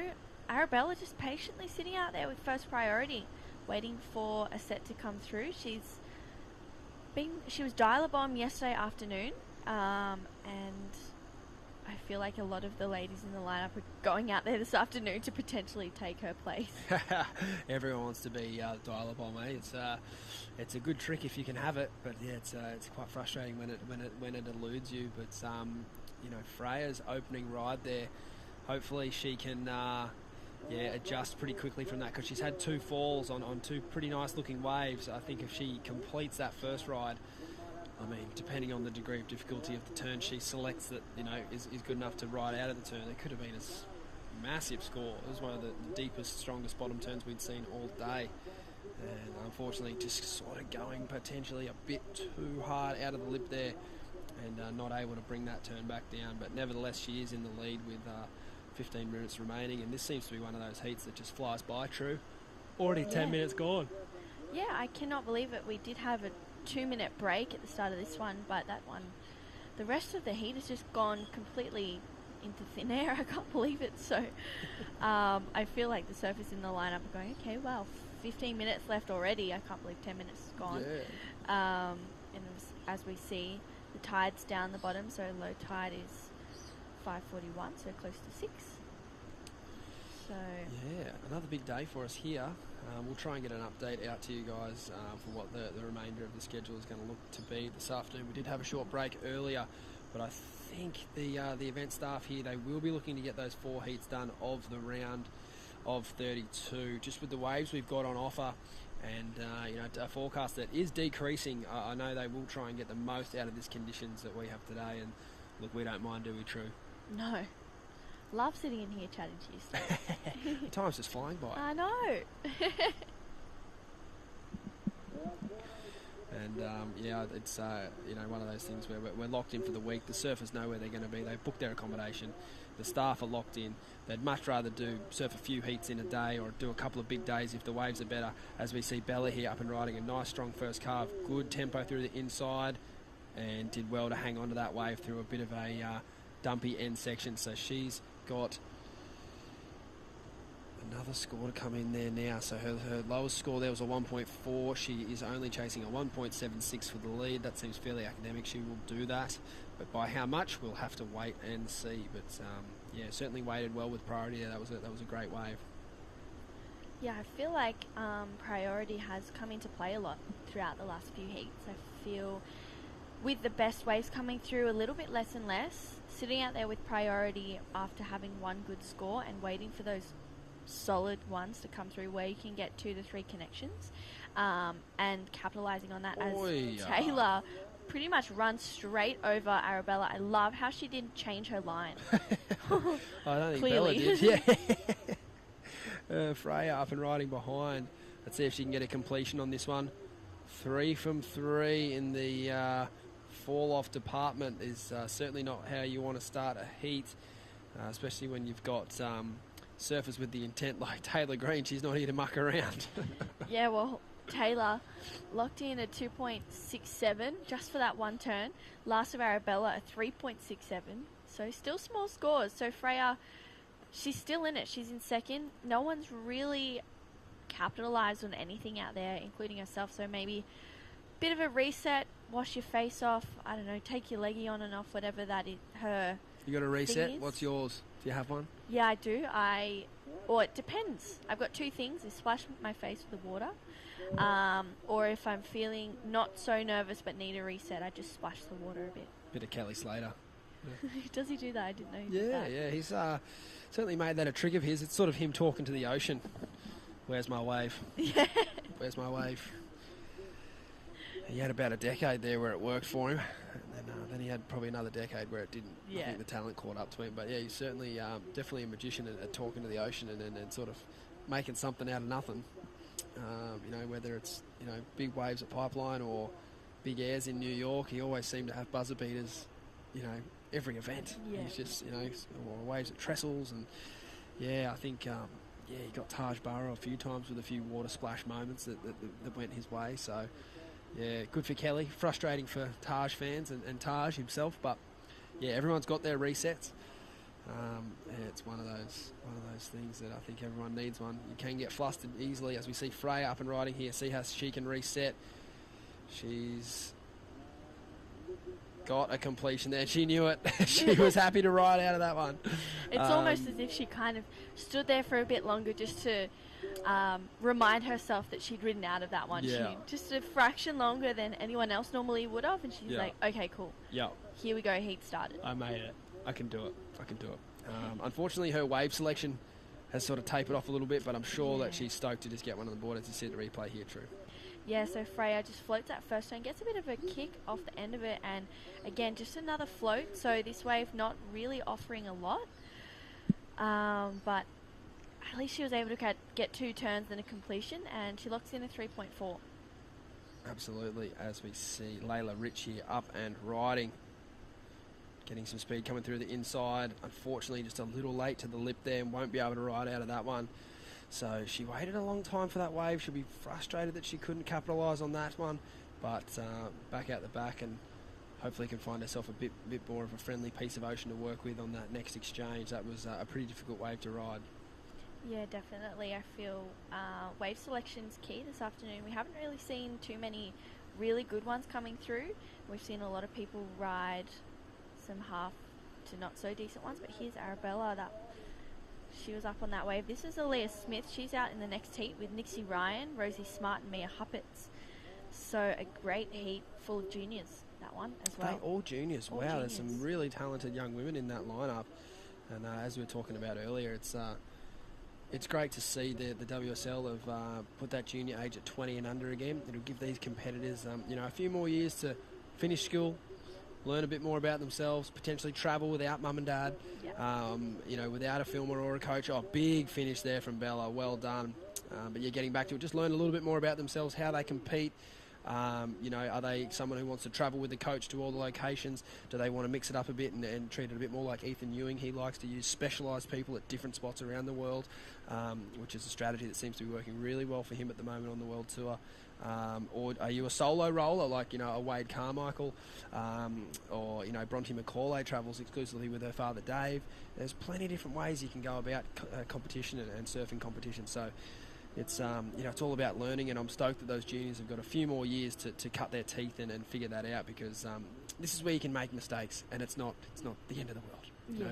But when you get on the World Tour, that's where it can be a little bit more stressful. Yeah, it's where the anticipation rises and the nerve levels increase about 100%. Explode, yeah. But it is, it's an awesome sport to be a part of, and grateful to be able to sit here and call a few heats with you, True. Yeah. It's been an epic couple of days. As we see, this heat counting down now. I'm interested to see Arabella's last score. We had Freya locking in a 3.4 in her last wave, and Bella locking in her best ride and the best ride of the heat, a 5.5. So talking about anticipation and nerves, that'll definitely take the nerves out of Bella's cheer squad back at home in Victoria. They'll be stoked to see her in this position and, hopefully look to close it out strongly from here. Yeah, definitely. Well, Bella has been travelling around with Angela Ball, a fellow Victorian, in their Juicy van. Charger. Yep. Couple of charges, actually. Couple of charges, big time. So Is that the same Angela Ball from Brown Cardigan? I don't know. I'll have to show you later. Roxy? I'll have to show you later. That's all I can say. Okay. Yep. We might get a replay on the webcast. Nice turn out at the top there from Bella Wilson. Squares up the inside and a massive finish. She'll be really stoked with that wave. Looked like she was on a Channel Islands OG flyer, if the decal served me correctly. Ike, you got any insight on that? Yeah, well... I know you like those boards. Yes, I do love the OG flyer. It's a good board. It's a groveler, so it's perfect out there for today. It kind of sits in that 0 to 3, potentially 4 foot, depending on how good your board goes and how well it holds. And would you say it's also dependent on shape of wave? Yeah, I think, I don't know, mine are kind of all-rounders. They go in anything, which is great. That's handy. I'm not too sure about anyone else's, but I find that mine consistently go whether it's fat or sucky. Yep. And then anything above 4 foot, that's where you kind of retire that and pick up a fever, like what Aaliyah Smith is on, or you could go to a 2 Happy. Yep. But they've just released a new Happy Everyday model as well. I did see that, yeah. So there was some team testing. I saw a couple of pretty sick airs from Geordie Lawler. Oh, yeah. Your boy, Geordie Lawler, North Narrabeen's finest. Narrabeen boy. Have you been speaking with him? Is he going to get a start at Bells Beach that you know of? I haven't really had a chat. He's not in the country at the moment. No. So I'm not too sure if he's going to get a start. I know that he's hoping to get the wild card for the Challenger Series because he's not here for this event, and I don't know if he'll be here for Newcastle, but I think he's in America at the moment, spending some time with his new girlfriend. Yes. Serena, I think her name is, just looking on the Instagram and observing. Snooping, I think we call it. Yes, well, we got to look after our big brothers 100%. from Narrabeen. You got to make sure. Exactly, yes. Just checking in. Yeah, have exactly. Have a little sus. Also heard a lot of gossip from Maddie Cattle, so that's been confirmed from him too. Bit of Maddie Cattle, gossip girl. Yeah, it's good. Well, with 5 minutes remaining, the scores are looking really tight for third, fourth to advance into. I nearly said fifth. Not at the moment. No 5-man heats here. That was Surf for Sanity over the weekend. I think they had a 10-minute heat. Gerlach and Will Lewis and a bunch of other crew down here on Saturday. Justin Gain. So, that looked like a fun time. But no, we're back into 4 man and woman heats here. And in 4th position at the moment, it's Layla Rich. She needs a 4.26 to advance. Taylor Green in the green needs a 3.66. And Freya Prum, if she wishes to advance to first, she will need a 5.77. She's looking to improve on a 2.93. And the clock is just disappearing on these young women. It certainly is. It was 15 minutes about 4 seconds ago. Yeah, it felt like just like a minute ago, didn't it? What's going on here? All 3 surfers having a look, but it's priority with Green. Taylor Green up and riding. Saw good intent from her first opening ride. That Matt Hoover surfboard's looking phenomenal under her feet. That was a good strong turn there in the lip. Unfortunately, didn't get the finish, but jeez, I like that's going to go close. Yeah, that's going to go really close. I'd like to see a replay before I stick my long neck out there again. It's been chopped off a few times today, this head, but I'll give it another go. What do you reckon, True? Yeah, I love that first carve. She doesn't cook it, and then this one, I'm going to stick my neck out and say I reckon she gets it. They're 2 great turns on a decent-looking wave. I have a feeling that they're going to give it a 3.66. Okay, just for fun, I'll say no, but I reckon it's going to be really close. I reckon it's going to be like a 3.63. As we see Arabella, couple of nice turns there. Looking to wrap it back again. That's a nice turn. Oh, I thought she was going to pull in. Well, she's not scared. I'm sure she will. Yeah. All right, we've got scores to come. I'm kind of nervous.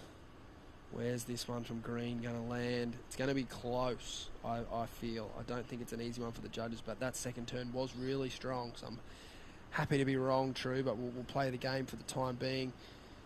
Bella, I think if she had a time again, she might have might have sort of, this first term's really nice, but it had this double up on the inside here, and I just think the tempo of where she put her turns potentially in the wrong spot. I think she missed a critical section just here that she could have tagged if perhaps she'd sort of pieced that wave together a little differently. So I think a bit of a missed opportunity there to Bella to really put a stranglehold on this heat. But we are still waiting for a score from the judges, a very important score for Taylor Green. She needs a 3.66. We are still waiting. We kind of can't pick it here. I say no. I reckon they'll give it to her. I think 3.66, I feel as though it was one of the better waves of the heat. Oh, wow. Just got it. 3.77 as we see Freya looking to reply here. Yeah, Freya carving Two away. nice setup carves. She's got to finish this one if she wants to get the 3.05. And she's going to try pull out of that one, so a score to lock in, 3.05. Oh, I'm glad I'm sitting in here. That's Yep. all I can say. That was a tough wave to surf and an even harder wave to score. I think we saw it in the men yesterday. Just with the sheer quantity of turns, I think the judges will probably say yes, although I know by Freya's standard there wasn't the quality turn in that wave she was looking for, and she still did some surfing on that wave that was warranted a small score, which is only what she needed. A nice first carve there, but the wave was pretty coffee frothy, and a really big rebound on that cutty there. I thought she went too far back. A little check in the lip, and a nice layback carve down here. So upon replay, I think that wave's probably a bit better than what I originally thought, so I think she'll have no drama jumping back up into second. But again, I don't think it's going to be a huge score, and I think that it would be well within Taylor Green's reach to turn the heat back around if she can get another opportunity. Layla Rich also only chasing a 4.37. But as we saw that score there, True, it took a while to come in. Talk to us how that feels when that can happen. If the boot's on your foot and it's your score you're waiting on, how does that feel? Yeah, it's definitely not a good feeling if it takes forever, especially when there's 2 minutes to go. You go, okay guys, I really need this score because I need to know if I need to get another wave or not. But when you hear it come in as a good score, then that's when you're like, okay, cool, or the score that you need. Gives you a little bit of confidence, but in Taylor's situation, Freya has a score to drop as well, so she's really going to need to try and get another wave, which she's done exactly that. Great carve. I wonder if she got a turn before that. We'll have to see, but we're not too sure, but if she did anything before that final turn, it's going to be a decent score. That was a big top turn in the critical part of the wave. So again, the judges have got their work cut out for them. They've got a panel of 5 judges up there, 2 priority judges and a spotter along with a head judge. So they've got plenty of eyeballs on the ocean. So I've got full confidence in their ability to score all these rides and not miss any of the action at all. So they'll have, oh my word, that was another cracking turn. Taylor's got plenty of power and plenty of flair. We can see that. I'm really interested to see where the prior ride comes in. The judges are taking it eons to get this score of Freya Prum in, which in my opinion is not a hard score to put in. It's somewhere between 3 and a 4. Yeah, she needs a 4.9 now because last of Taylor was a 4.53. Wow, okay, so there must have been a turn there. Now Freya's still waiting for a score which needs to be a 4.9, which I'm going to have to say no. I can't see them eliminating Taylor Green in this heat. She has been, in my opinion, the far more dynamic surfer. Freya had the opportunity at the start of this heat, but unfortunately fell off, and it's been a battle for Freya to find that rhythm ever since. I'll be very curious to see. There it is, not enough. Freya Prum, unfortunately eliminated from competition, only getting a 3.67. I'm going to call that one of the upsets of the event so far. Freya got plenty of talent and certainly belongs on that Challenger Series, so she's going to have a big task coming up at Newcastle. We're going to take a break and bring you back with the last heat of the round of 64 of the women at the Oakberry Tweed Coast Pro.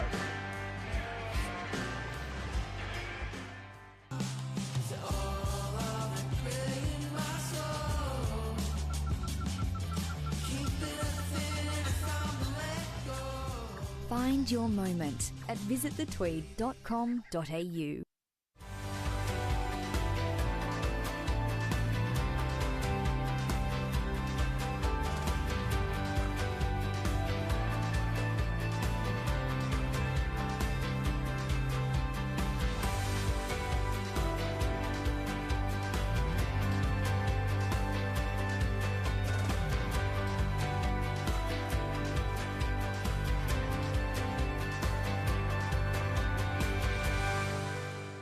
Starting the day with freshness, giving us the energy to paddle out and live life to the fullest. All natural and organic, a superfood bursting with flavor and taking you to your own piece of paradise. Sharing moments with friends, sharing them with Oakberry.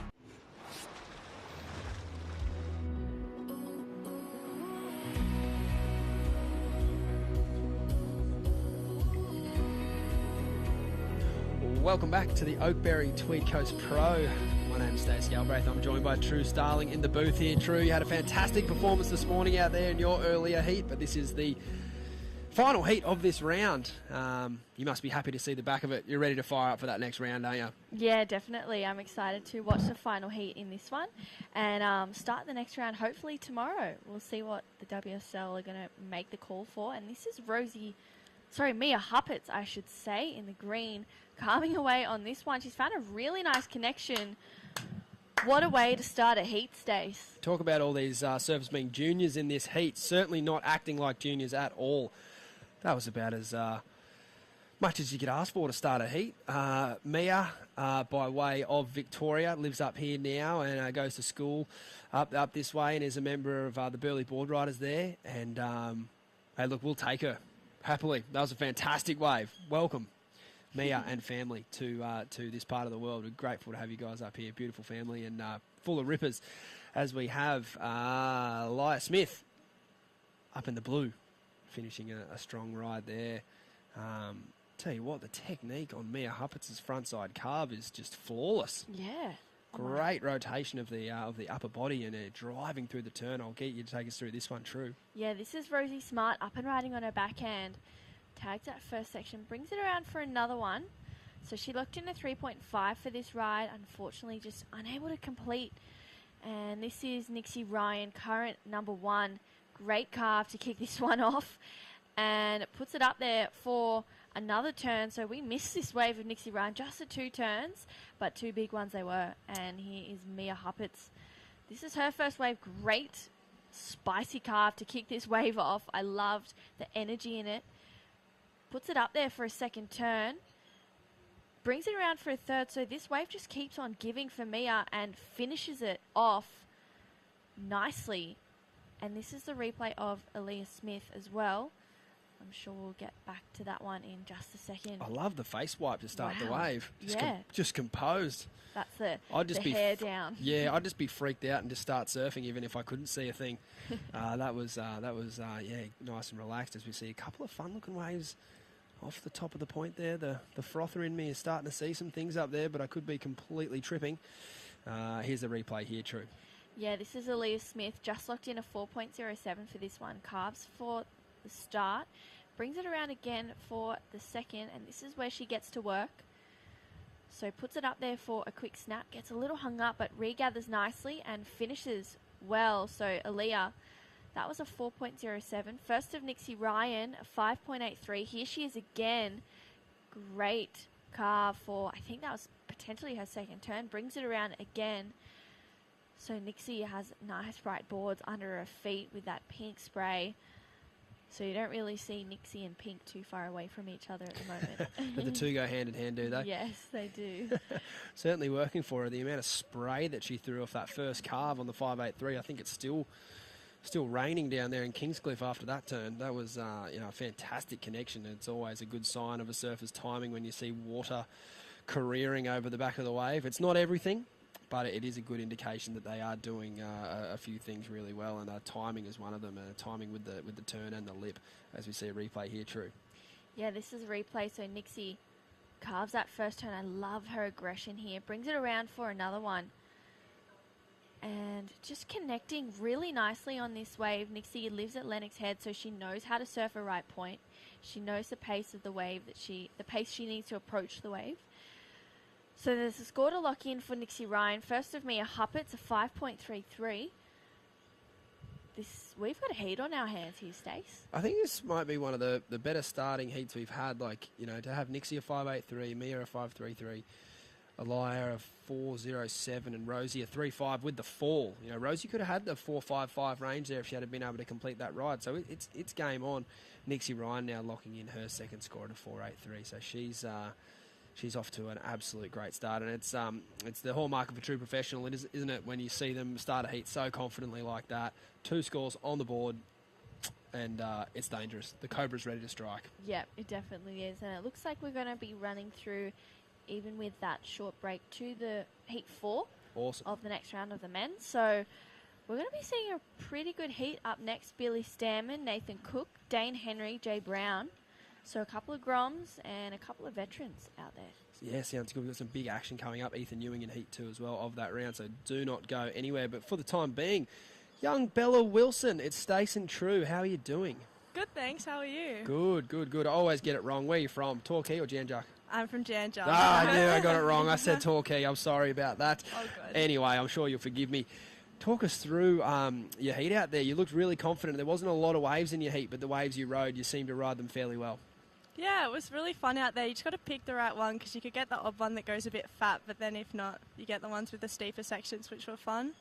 Absolutely. Is there any resemblance to Bells potentially on a small day out there? Maybe a little bit like Rincon or the Bowl, the mix between the both. I've got True in the booth here. We were certainly excited about your surfing out there. I know you've got a big cheer squad at home, but True, did you have anything you wanted to ask Bella? Yeah, well, Bella, that board looks really spicy under your feet. What are you riding? It's a Timmy Patterson Stoked model, and it's going so good. Yeah, it looks really good under your feet. And anyone that you'd like to say hi to and thanks for watching to back at home? Just Mum and Dad and all the family back home. Yeah. What about you going to tune in and watch young Mia out there now? We're claiming her as one of our own now. I hope that's okay. No, she's always Torquay board riders. Well played. Well done, Bella. Awesome, thank you. It's good to see you up here, and well done, and we'll see you in the next round. Thank you. See you later. Nixie, huge turn out of the top there. Yeah, I love the rivalries. Yep. Love giving them a little rev up. Stirring the pot. That's what we call that. What are the rivalries like down your way? They must be pretty... oh, yeah, huge. Yeah. You got any yourself? Anyone in the draw? You want to keep it to yourself? Yeah. No, I think come everyone. On. Let's flare them up. Let's pick a name. Let's go in for the kill. No, just kidding. I'll do that. But no, there is, I think Australian, obviously board riders, that's the hallmark of everyone surfing. 95% of these juniors are all, and surfers are all in a club. Yep. And it all, that's where it stems. That's where you learn how to surf heats. You learn how to, judge and do all those other things. So, yeah, and at Narrabeen, like no other really, a unique brand of board riders. Yes, very. What do you love most about the club? Well, to me, it's not really a club; it's more of a family. Oh, there you go. So that's what I love about it. You're right in the heart. Yeah. That's great. Yeah, it's such an amazing vibe, and even though Jessie and I have been up here for a while, we still get messages from people down at home going, "Congrats in your heat." So it's so nice to see that people are actually still watching and they care. And Graham Wilson, one of the dads, Benny Wilson's dad from down at home, he sent both Jessie and I a message, and it's just so lovely to know that we're still, even though we're not there, still a part of that community and that family. Yeah, definitely. No, it is. It's a special thing that we have here in Australia, and it's good to see the rest of the world starting to follow suit. I've seen a few board riders start to fire up in America. Obviously, Europe slowly following behind them. And, I'm waiting for the day that Brazil gets a hand on it and really starts to figure out you do need a champion in your area to take control, do the sports admin side of things. It's not an easy job. It's sometimes a thankless job, and a lot of time goes into it. But at the end of the day, when you have that community spirit, that's what it's all about. And, I think Brazil, like they've done individually, I think as teams, they could do some damage. Do some damage, yeah. So I like healthy competition. I like to think that it would raise the bar globally, and hopefully at some point in the near future we can have a global board riders event where we all get to shape up and see how we square off against the rest of the world. Yeah, that'd be pretty nice. I remember talking to Alyssa Spencer. She was staying with us, and a few years back, and we're like, "Oh, we've got board riders this weekend. Do you want to come down and watch us?" She's like, "You've got what?" Like board riders. She goes, "I have no idea what that is. What is that?" We actually had to explain to her what a board riders event was. Yeah. And she goes, "That's amazing. I wish my local beach did that." And I was like, "Did you let her have a surf?" No. I didn't let her have a surf. No. We're exclusive. Oh, I love it. Not like my beloved Snapper. We'd let you have a surf. Yeah.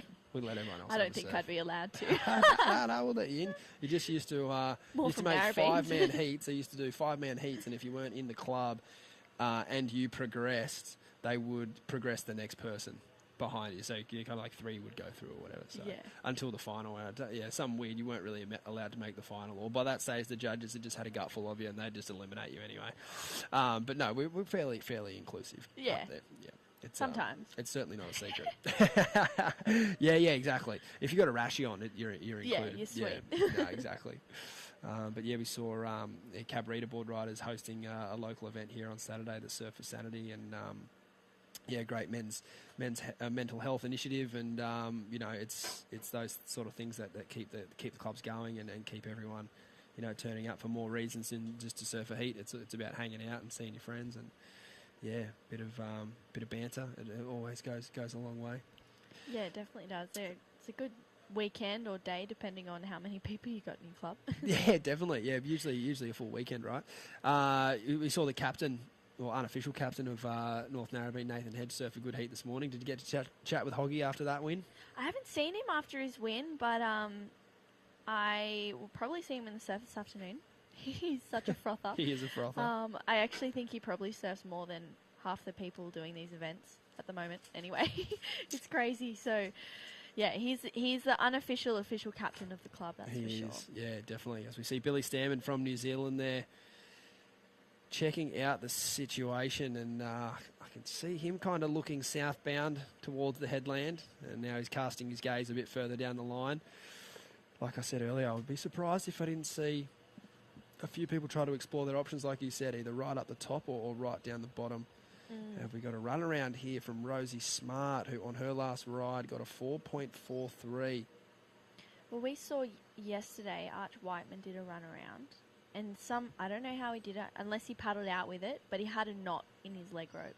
Oh. And it was very OCD, as you know, Stay. So I was like, I'd have to take it off, undo the knot, put 100%. The leggy back on. But I was like, would you run around with your leggy off or on if it's a quick or short one, a quick or long one? And I was like, by the time you take your leggy off, put your board back down, put your leggy back on, it's almost an extra 30 seconds. I just feel like once my leg rope's off, my surf's over. So I can't put it back on again. Just I'd leave it on for sure. Yeah, me too. Nick Vasicek sort of showed me once how to. I'll get back to that boring leg rope story in a second. We've got action here out in front. Beautiful turn off the top there from Elias Smith. Bringing it through to inside. Looks like she'll get a steep section to work with here. And blasted tail. Potentially just giving it a little bit too much there on that end section. Unfortunately not riding out. But yeah, I got taught to carry your board in one hand and your leg rope around the back in the other when you're doing a run around at Snapper. Right. Which I've never done that before. Wow. So try that sometime. And if you trip over your leg rope, don't blame me. What if you have your leg rope and your board on the same side? But then it has the length in it, and you can get it caught around your toe. Whereas if you hold it in this hand, it's all tension. It's all tension. Yeah, right. there's no slack. Wow. Speaking of no slack, Dane Henry, there's no slack in this kid. He's all punch, ready to roll. He had a big result yesterday, getting the win over Ethan Ewing. He's the talk of the town, and I know he'll be fired up to do it all again. He's got a very stacked heat coming up. It doesn't get any easier for this young man from this point on. He'll be up against Billy Stammen, Nathan Cook, and Jay Brown. So, an exciting heat for men's round. Heat 1 of round of 32 action coming up very soon. Round of 64. So this is the main round. This is where we'll start to see the big seeds coming into this event.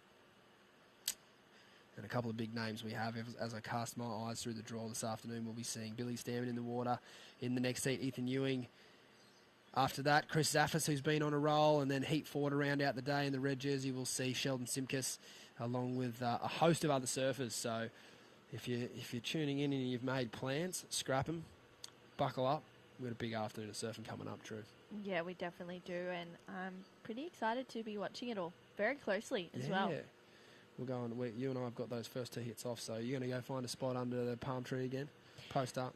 Yep, I'm probably going to post up, open my laptop, do a bit of uni and multitask and try and watch the first 2 heats. You're a powerhouse. I don't know how you do it. Winning heats, uni, commentating, on fire. Thanks, mate. We're 9 minutes on the clock here as we see the big fella Nathan Cook getting ready to go out. He's big, strong lad, tall fella, but he's fantastic when the waves get a little bit smaller like they are this afternoon. So don't worry about them. He looks like he's on the OG flyer as well. Looks like the go-to board this afternoon, True. What other characteristics about that board do you know off the top of your head that might be the reason why you love it? It's a little bit fatter, so it goes through the dead sections as well.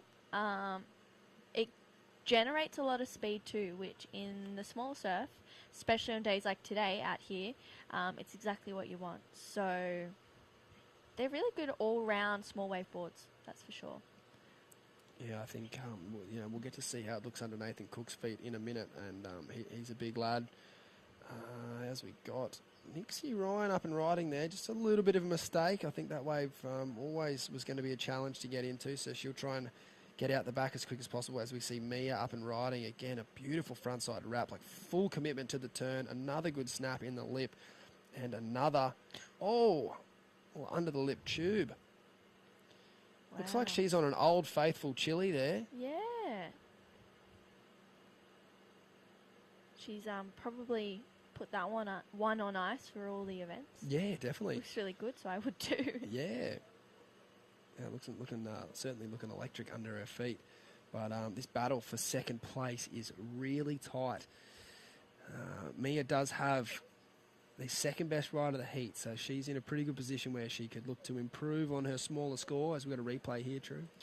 Yeah, so Mia carves for this first turn, and then she puts it up there for another one. Huge jam, and again for a third. Unfortunately, just a bit of a mishap there, but still a complete three-turn ride. So scores, I think, have just locked in for Mia, a 3.47. That has actually increased her position. So Rosie Smart now looking for a 4.38, Aaliyah a 4.74. So Mia Huppert's, I think she's one of the younger ones in this heat. And here we go, Rosie Smart up and riding on her backhand, carving that first turn. Oh, it gets a bit caught there. That's a bummer. That wave looked like it had a little bit more on it as well. She sort of has had a couple of falls in this heat. She fell on her first one, and another bobble just there. So I hope they don't come back to haunt her.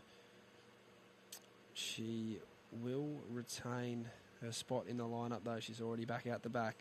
Unfortunately for her, though, she will have fourth priority. So she will need to be creative, have a good poker face, and try and get one of the waves that one of these other ladies don't like the look of. Potentially having a look here, letting that one go.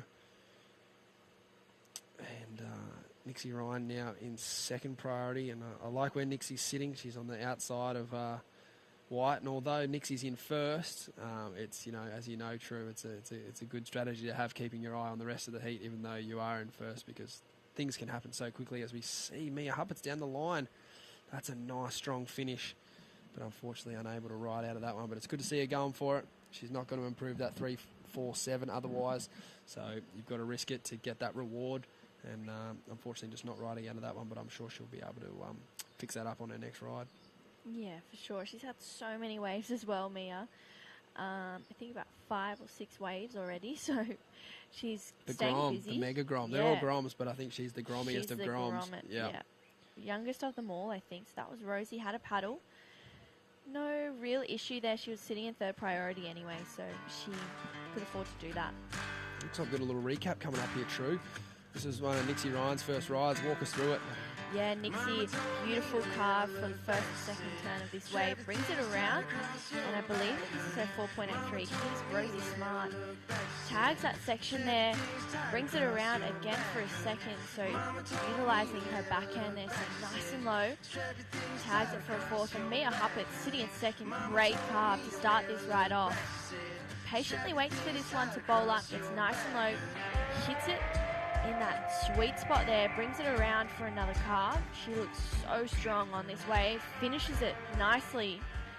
So Mia, I should say, she's surfing with a lot of spice, a lot of energy, and is looking really fast. She's looking fired up. I know she, pretty much the first comp she entered when she came up here, she won. And I think she's been on a bit of a roll ever since.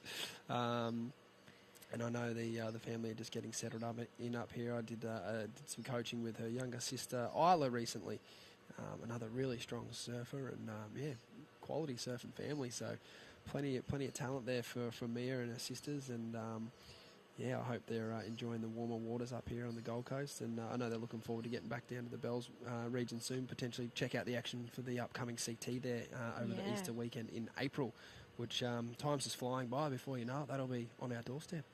I know, a couple of weeks away, 2 weeks, 3 weeks away. So I know that a lot of the CT surfers are going to be making their way down there. Molly, I think, is going down there this week or next week potentially. So I'm really looking forward to that event. Who do you like? Who you got in the women's side of things? I think that India is going to do pretty well. It's a home break. She knows how the wave works. That carve that she has is like incredible. I love it, and I feel like that's her go-to carve for everything. She never falls on it. But I think Brisa, she's sitting in world number 1, and I feel like she's kind of looking re-energized. Definitely. It's a new Brisa Hennessy that we've been seeing, and I have a feeling that she's going to get to the pointy end of this draw. For sure. I think I saw her also down there as well, getting in the time. Jack Robinson's down there. I think all the CT surfers in the world are starting to shift their focus to Bells, and rightly so. It's a tricky wave to surf, and it's a wave that you need experience at. So the more time and the more reps you can get out there, the better. You had much of a relationship with the wave down there? You've done some juniors down there and stuff? Or I've never surfed Bells. Yeah, right. We might have to get that on the radar. It's kind of like an Australian institution. You need to get down there. Rite of passage. Yeah, I'm going to go down there for the event. Awesome. So I've surfed Winky, but I've never surfed Bells. So hoping I'll be able to surf that when I get down there. Definitely. Fingers crossed. Definitely. You did the age-old trick of don't surf Winky before you surf Bells. Yeah. Did it the other way around. That's all right. We'll go the other way around once you get down there. Yeah. Have a good time. You can ride some boards with a bit of extra length, and yeah, I'm really it's excited. kind of like Hawaii in a wetsuit. Sunset Beach in a wetsuit. It'll be good. 2 minutes remaining. And the situation is still really tight for that second position. Only a 4.38 for Rosie needed and a 4.74 for Elia, as we see, having a look here with priority, Elia Smith. This is an important ride. She'll need to capitalise here. Good, strong first bottom turn. Massive turn out of the top there. It's good energy going down the line. Another carving manoeuvre out of the top. She'll be looking to finish strong. Unfortunately, this wave just getting away from her, which is a real shame because her first turn, it sort of screamed, give me the score. But unfortunately, the wave just didn't pan out. I'm sure how she would have wished. We'll get another replay here. Yeah, Aaliyah up and riding. Great bottom turn straight into the top. There was no time for movement. She wraps it around, and potentially that's what kind of caught her behind this one. You can kind of see it running off just to the left of screen. So last of Aaliyah, a 3.6. So not enough. Still chasing that 4.74, that 2 turns. Even though they were powerful, just wasn't enough to put the judges over the line. How hard is it to not turn when you have speed? It's hard. You know, we talk about that wave there. It's almost like, you've kind of got to cut one out to make the next one bigger. Yeah. And it's such a hard thing to do, isn't it? When you've got that board speed, your instincts are just telling you to do another turn. Yeah, do another especially turn. when you require a score. It's like, just turn again. And one more. And you try to fit so much into one wave, whereas if you had have made a moment out of just 2, you probably would have got the good score, 2 good ones anyway. Definitely. So Rosie Smart having a look here. This will be her last roll of the dice. 18 seconds remaining. She needs a 4.38. Nice strong first bottom turn. And up into the lip a second time. Unfortunately coming unstuck. So that will not be the score she's chasing. With 5 seconds remaining, that will be all she wrote. It will be Nixie Ryan and Mia Huppets unofficially progressing through that heat as we see Nixie Ryan on what looked to be a bit of a victory lap there. We're going to take a break and we're back with men's action after that. Stay tuned.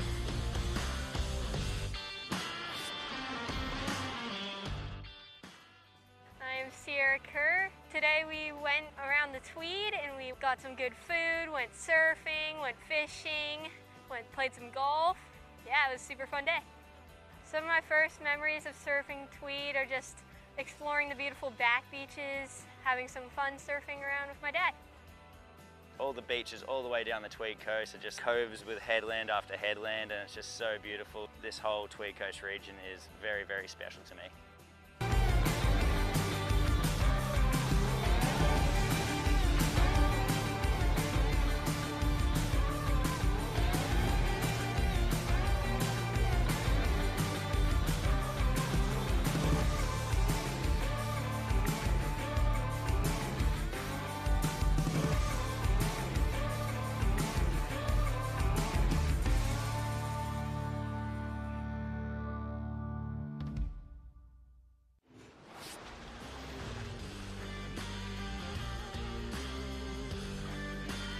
And we're back to the sunny conditions here on the Tweed Coast.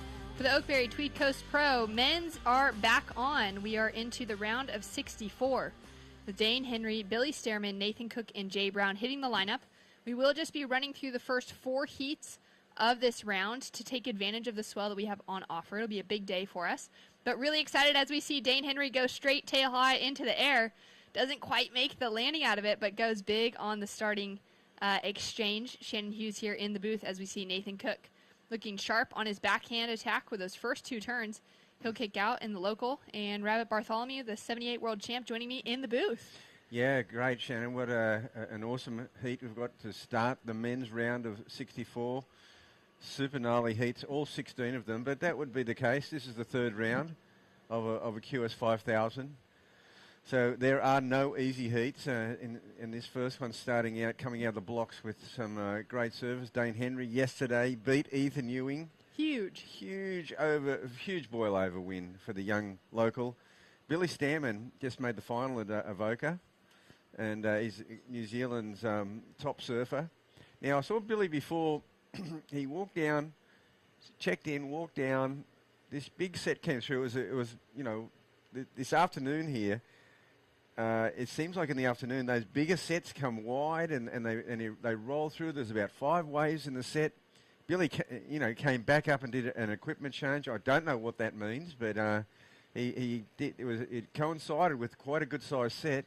We look on the screen now, you'd think it's like 2 to 3 feet, but there is some 5-foot sets coming through. Yeah, that's such good insight. I heard the same thing from my husband, just that Billy had nearly paddled out and then ran back to change up that equipment. So it could definitely be because he saw those bigger sets rolling through. He was checking the surf for a long time before paddling out. And in the women's, there was some big sets, big roll-through sets, particularly in the last heat. And we saw this 3-6-7 come through from Billy during the break. Yeah, so Billy, he's got a great repertoire. 3-6-7, gee, that's just like for a 3-6-7 for that. I mean, they're setting a high bar. Nathan Cook, he gets a 4-2-3 for this, based on that manoeuvre right there. So the big manoeuvres, well, we saw that with Sophie McCulloch. We definitely did. That 2-turn combination was just huge. Solid size wave as well. Good clean face for her and a critical pocket. And Dane Henry's thrown there the gauntlet. He said, I'm going to go to the air. I was expecting that this afternoon as we saw those wind conditions start to change a little bit, especially with the smaller surf on offer. But if we still got those bigger sets rolling through, I'm sure we're going to see a little bit more rail game. Well, he would have seen Sierra Kerr early get it on a one maneuver wave at 8.5. And goes for the throwaway air reverse for a big maneuver. It'll be exciting to see if he continues to push that through this heat. And you see that all competitors going wide here. These sets, there's 2 banks in play. The bigger sets are going wide. Now, if you snaffle one of these, this wave here, it's got all that lump and bump in the front of it. These later waves, if there is more, that looks like it's only a 1-wave set, though. And there's Nathan. Here's Nathan Cook. Wow, Nathan, he's got the big backhand moves, but it's a very similar ride. Very similar ride. Great backhand, quick attack, but that wave really just feathering down on top of it. That little bit of onshore. And he must be pretty far down the point because I know that those beach comms, between Britt and Demi, they've really been communicating to those surfers to move down the line. So he would have been hunting something pretty far down there. Yeah. Oh, he's got such a good backhand. If he gets one where he can reel off like 4 or 5 maneuvers, he could be up in the excellent range. Yeah, and there is that opportunity for some scoring potential on the paddle back out as well to just flip and go on something that has missed the rest of the pack. There's plenty of opportunity with that on this lower tide. Shannon, I've been watching it, and the bigger sets, a lot of them are going unridden wider, and then they come onto the bank way down the beach. And we saw a lot of that yesterday afternoon in the later heats in the men's. And we got that low tide is going to be bottoming out in about 2 hours. So it's 3:49 p.m. right now, and low tide will be bottoming out just about 5:40. So Billy Stearman just taking a very questionable wave there. It was this fluffy little 2-footer, and he went for it. Now, he's lost priority, but he might have only lost it momentarily. Yeah, that's right. So he gets it back because Nathan Cook was so far down. So there was nothing lost there for Billy. He had third priority anyway. He had a bit of a sniff. Had to look for it, and with 18 minutes 43 seconds on the clock. So Nathan Cook sitting in the lead, found that 4.23, that 3.0 to back it up. Billy with that 3.67 to start things. And just a throwaway score for the Olympian representing New Zealand in Tokyo last year was a great experience for Billy's life. And now he's just, really hungry in that competitive mindset to get back onto the Challenger Series again. He had a great run over last year, and he's ready to go. And coming off of that quarterfinal finish at Boomerang, where he found, a couple of good waves, but then he locked into that final at Avoca against Kalani Ball, was an exciting way to kick off this bigger run of events. Yeah, it was really good. And gosh, and look at this next heat coming up. We've got Caius King, Darcy Crump, Taj Stokes, Ethan Ewing. That is some heat. That is going to be some exciting surfing to witness for close to the wrap-up of our day. We are going to run through 4 heats for our men's round of 48, 25 minutes on the clock. So a little bit of a slow start in this one. We saw a lot of sets in that last in the last heat. It just sort of turned off a little bit now, but I can't wait for one of these bigger sets to roll through. And that's obviously what the guys are waiting with their priority patiently. So Jay Brown, sitting out there with priority, he would have seen those bigger sets, and he might have thought that he needs to be on one of those waves. Well, in that last heat, we saw Nixie Ryan take out the lead. Nixie at Shannon here in the booth alongside of Rabbit. Congratulations on advancing through. You've had a great start to your season so far and that momentum. What's the secret been? Thanks so much, guys. I've just been surfing and having fun and not really thinking about results. So, yeah, it's been fun to get a few more heats under me and just get more experience. That's so good. It seemed like you were pretty active in that heat. Were you finding your feet all right out there? I had a couple good first ones, but I wasted priority a couple times. But, the waves were fun, so it was good to get a couple. And what happens in those moments when you do waste that priority? Where does your mind shift go to? Well, I kind of paddled for it, and I was like, I'm probably not going to get it. But I was like, I've already wasted priority, so I might as well try and get it. So, I don't know. I think I just have to reset after those ones and just kind of forget about it and try not to do it next time. Well, you've already taken out a couple of big wins on the QS so far this season. That's so exciting. Where are your goals set coming into the Tweed Coast Pro? I just want to make a few more heats and, just have fun while I'm doing it and just surf to the best of my ability. Well, you're definitely doing that. We can't wait to see you in the next round. Thanks, guys. Thanks so much, Nixie. See ya. Thanks so much, Nixie. And a big ask ahead of her with 5,000 points on the line and a bigger field of competitors who have all of that experience. But what a great way for her to start her season as we see Dane Henry go for that big finishing maneuver. Yeah, he's become a danger man. He's only a young kid, but he's really become a dangerous surfer for these seasoned pros. And he's got a good-looking wave here. Nice snap. And finishes it up with a flurry there. High-speed maneuver. That should be the best wave of the heat so far. Oh, great surfing from Dane. So waiting for those scores to come through. We also have a score to drop through for our surfer in green, Jay Brown. Yeah, it'll be a low-scoring wave. So Jay actually used his priority to go the wave before Dane Henry's. And he waited a long time, pulled the trigger, and Dane Henry got the better of it. The good one was the one behind, so that can happen. 10 minutes into the heat, Jay Brown, no waves ridden, and then he takes a dud. The one behind is a killer wave, and Dane Henry was Johnny on the spot. And he got a 5.0 for that one, so it bumps him up into second, takes the highest wave of the heat so far. And it is such an interesting conversation around seeing those up-and-coming surfers, those young ones who don't have as much expectation on themselves except to gain some experience, as Nixie was telling us in that interview, and then to be able to see them find success because they're freed up within that space. Taking a look at the results from Nixie's pathway to where she is now, of the two finals, her final at Port Stevens, she took out Sarah Baum. And Sarah Baum, a South African surfer who lives in Newcastle, has such a great pedigree of surfing behind her and would have been a really tough battle for Nixie coming up against a woman that's probably got 10 years on her and so much more experience to walk away with a solid win. Yeah, that's really good. And, it's one of those things where she goes, well, is that going to stack up still in a 5,000? So probably a little bit of pressure on her, but as I said before, just the knowledge that she can win, that she can beat these other girls. it's a huge confidence booster going into a big event. Oh, entirely. And we're seeing that same thing now with Dane Henry taking out Ethan Ewing earlier on in the event. And now he's got, a guy like Billy Stearman with the same, similar accolades to Sarah Baum behind her name as well.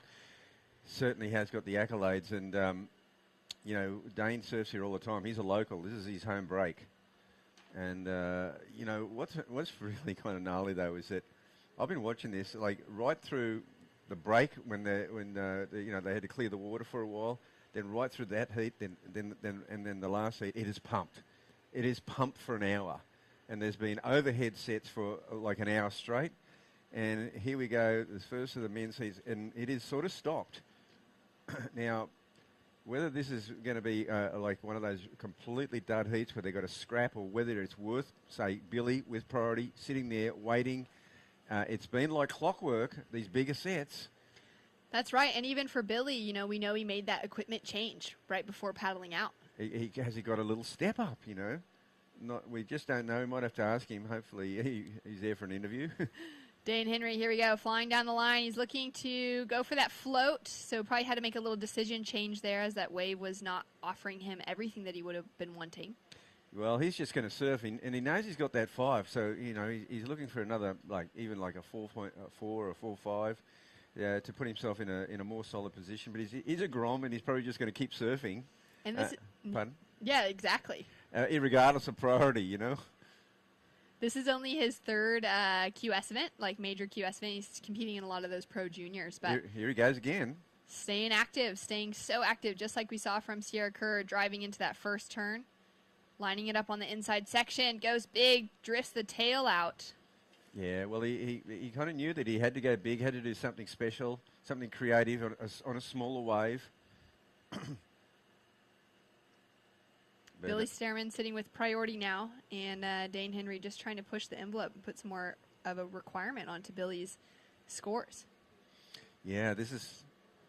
Now, are we seeing a bit of a set rolling through here? Like Billy's looking at this one. I can see it's got a nice taper.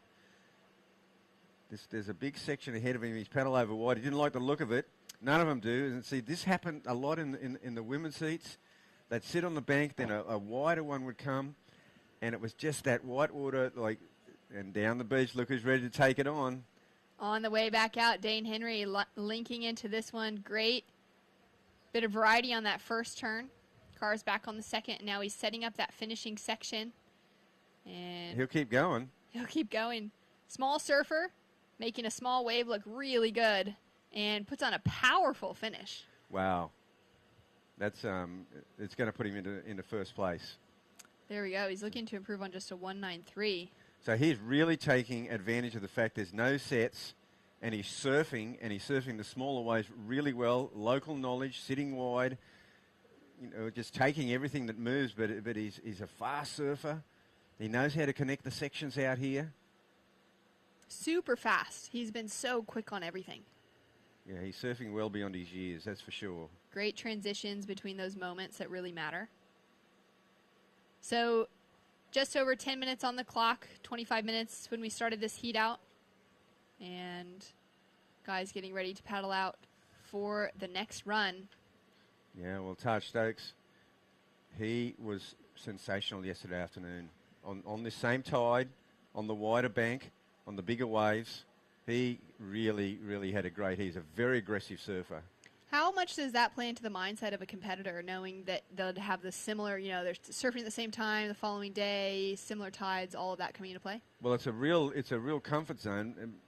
But having said that, he would go, well, I'm only up against Ethan Ewing, Kaya's king. It's a slightly different draw than yesterday. But he did prove yesterday that, the better waves he's got a very aggressive attack, and it worked just superbly yesterday afternoon. He was one of the standouts. Very excited to see them in the lineup. Also paddling out in that heat will be Darcy Crump. That'll be heat number 2. Yeah, Darcy's got a really good backhand. He's been on the tour for a while. He's been the QS in the trenches, so to speak.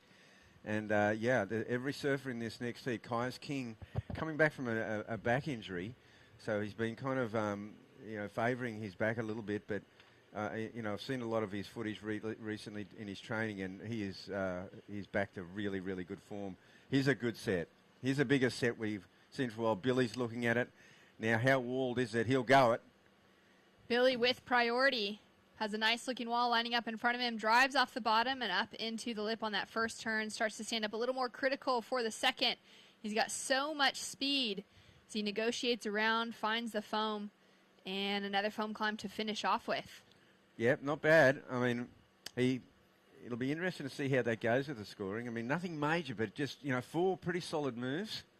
And considering the fact that the wave didn't hold open very well, it wasn't like a clean lip line that he was hitting. There was that crumble on it. Yeah. Will the judges take that into consideration? Well, he improvised. I mean, as we said, it was his first wave of the set. It's got that crumbly face on, but he's utilising it. A lot of floats, nothing major, but he's connecting the sections down the beach, gets behind the section a little bit here, but another foam climb.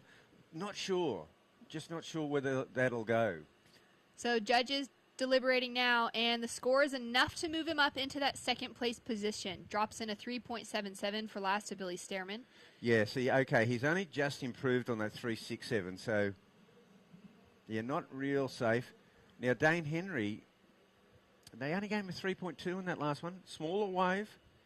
So the Grom attack, it kept him in first place. That's important. But I think one of the danger guys in this heat is Nathan Cook. If Nathan Cook, here's Jay Brown. Jay's a great young surfer from Cronulla. We haven't seen a lot of him lately, but he's, well, I haven't, but I know he's, been surfing. He came right through all the junior ranks, solid surfer. He's had a couple of really pretty crappy waves so far in this heat. Nothing that he'd be happy with, and he's utilised priority a couple of times. Yeah, it's just been a slow start for him. He hasn't been able to find anything that's allowed him. So he's just narrowly increased on his average, but overall he needs to chase down that 5.04, which is better wave selection, a whole different approach to things. Now, Nathan Cook, he's let that first one go. He wouldn't have got it, but I thought I saw a little bit of movement. He's looking really hungry with it. Billy Stearman now up and riding, uses second priority on that one under Nathan, and finds that better looking face to open up with. Smaller wave than the last one, but maybe a little bit more of a critical section to it. Oh, definitely more critical. Oh, there's Nathan, but he's getting the same waves again. He has not got past. Well, we didn't see the start, so let's see how that goes. But here's Jay Brown on a better wave. Down the line for Jay Brown, looking really good. The goofy foot, and goes 12 o'clock on those second 2 turns, looking for one more. Big finish here. It's going to open up for him. He's got another opportunity there, and he's chasing a small score to advance. Dane Henry with the opportunity to increase the lead now. Big wrap to start off. Carves back into it. Linking it up on the inside. He's going to take the kick out so that he can beat the priority race. I believe so. I think he sort of bailed out on that one and went, well, he knows the other guy's, some decent waves ridden. Billy got a good one. We didn't see the start of Nathan Cook, so there'll be some replays for us here, Shannon. There's going to be a lot of replays. So we got scores coming in for all 4 surfers. A little bit of a paddle battle now to see who's going to make it out to the lineup again. You got Nathan Cook that looks about double the size of Dane Henry, so maybe some more paddle power to him. Dane takes a look at that one, decides not to go. He had priority. And you got, okay, so he would have probably heard already from the beach that he had priority on that one. And he looked at it without intent. He didn't paddle for it, but he had a good look at it. So Nathan Cook now, second priority out the back, still waiting for scores across the board. Judges having a look at the replays like this. Yeah, well, here's Nathan Cook. Oh, he did get a first manoeuvre in, and so he might get one more. Yeah, of course he gets his last one in. Good surfing. Now, it should improve his position. This is Jay Brown's best effort for sure. Yeah, nice down the line surfing. And this wave here, he gets a little bit more in it. He Yeah. would have, a really spectacular finish probably would have got him right up there. And this is a way for Dane Henry. He gets that one move in here. He gets one more snap here. And then he looks at the wave and goes, no, I'm out of here. So I'm not sure about that one. So scores coming through. First Billy. in, Billy gets a 3.9 as we've got live action. Jay Brown up and riding already again. Quick turn. And Dane Henry answering back straight up into the lip. Looks for a second big section. Nice little check and drives around for the finish. So scores that have dropped in. Nathan Cook drops in a 5.80 for his last wave, which jumps him up into the lead. Dane Henry's previous wave still to come, and now another. Jay Brown also with his 2 scores still to drop. the judges haven't quite gotten to, and then now the guys have caught another wave on top of it. So 2 waves to come through for Dane and Jay. Well, Dane's going to improve on his position. He's going to better that 3.2. So, we're seeing with Billy Stearman, he had a 3.67, then a 3.77, then a 3.9. So nothing really doing yet for him for his ability. And I think, but Dane Henry's got a bigger wave here, and he's been a bit of a wave magnet in this heat. He's just finding that perfect rhythm out there.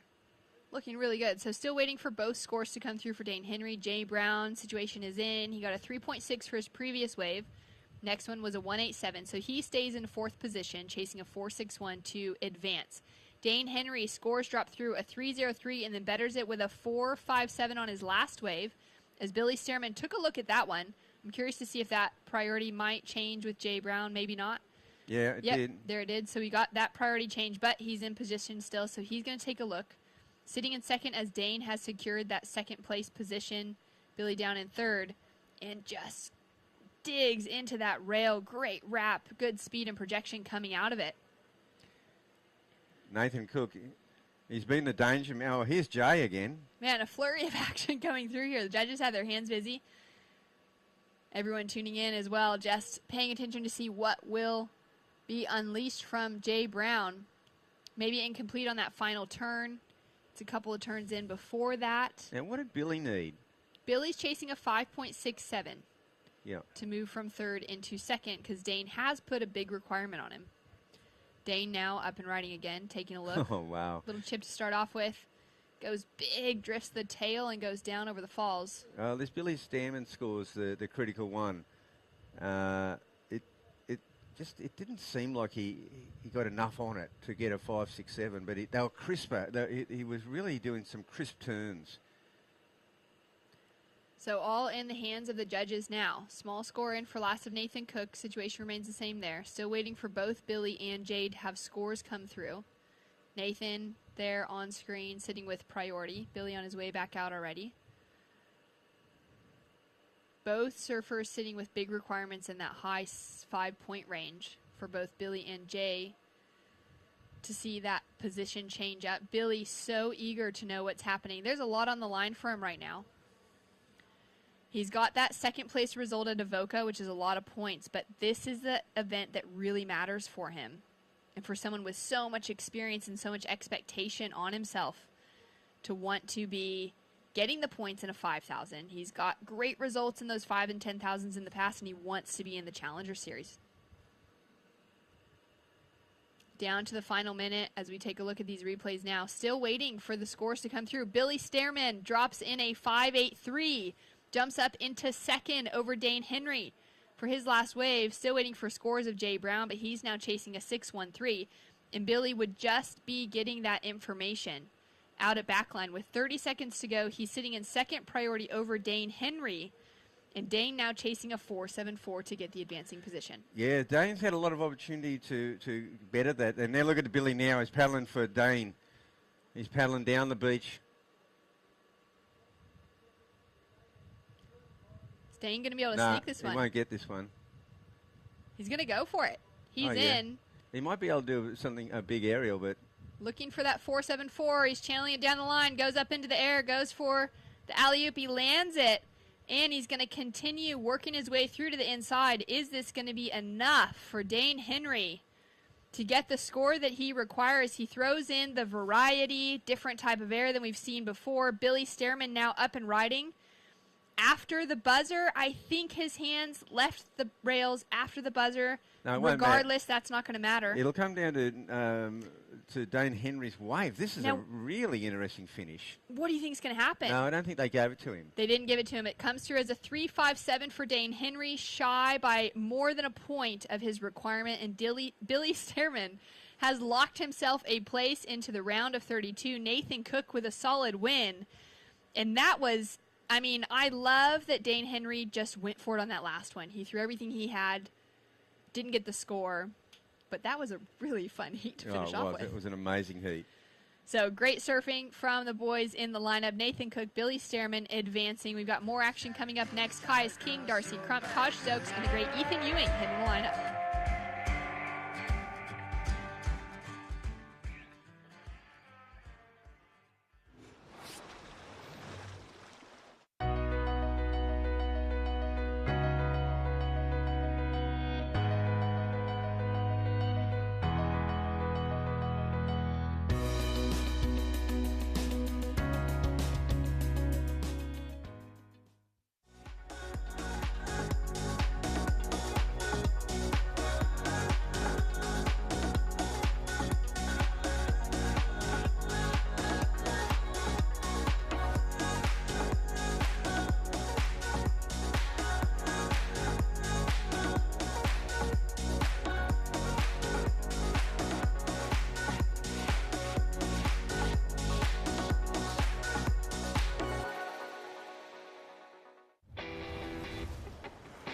Through my internship at the WSL, plus the personalised experiences and support I have access to a bond, I know I'm well on the way to becoming the entrepreneur I want to be.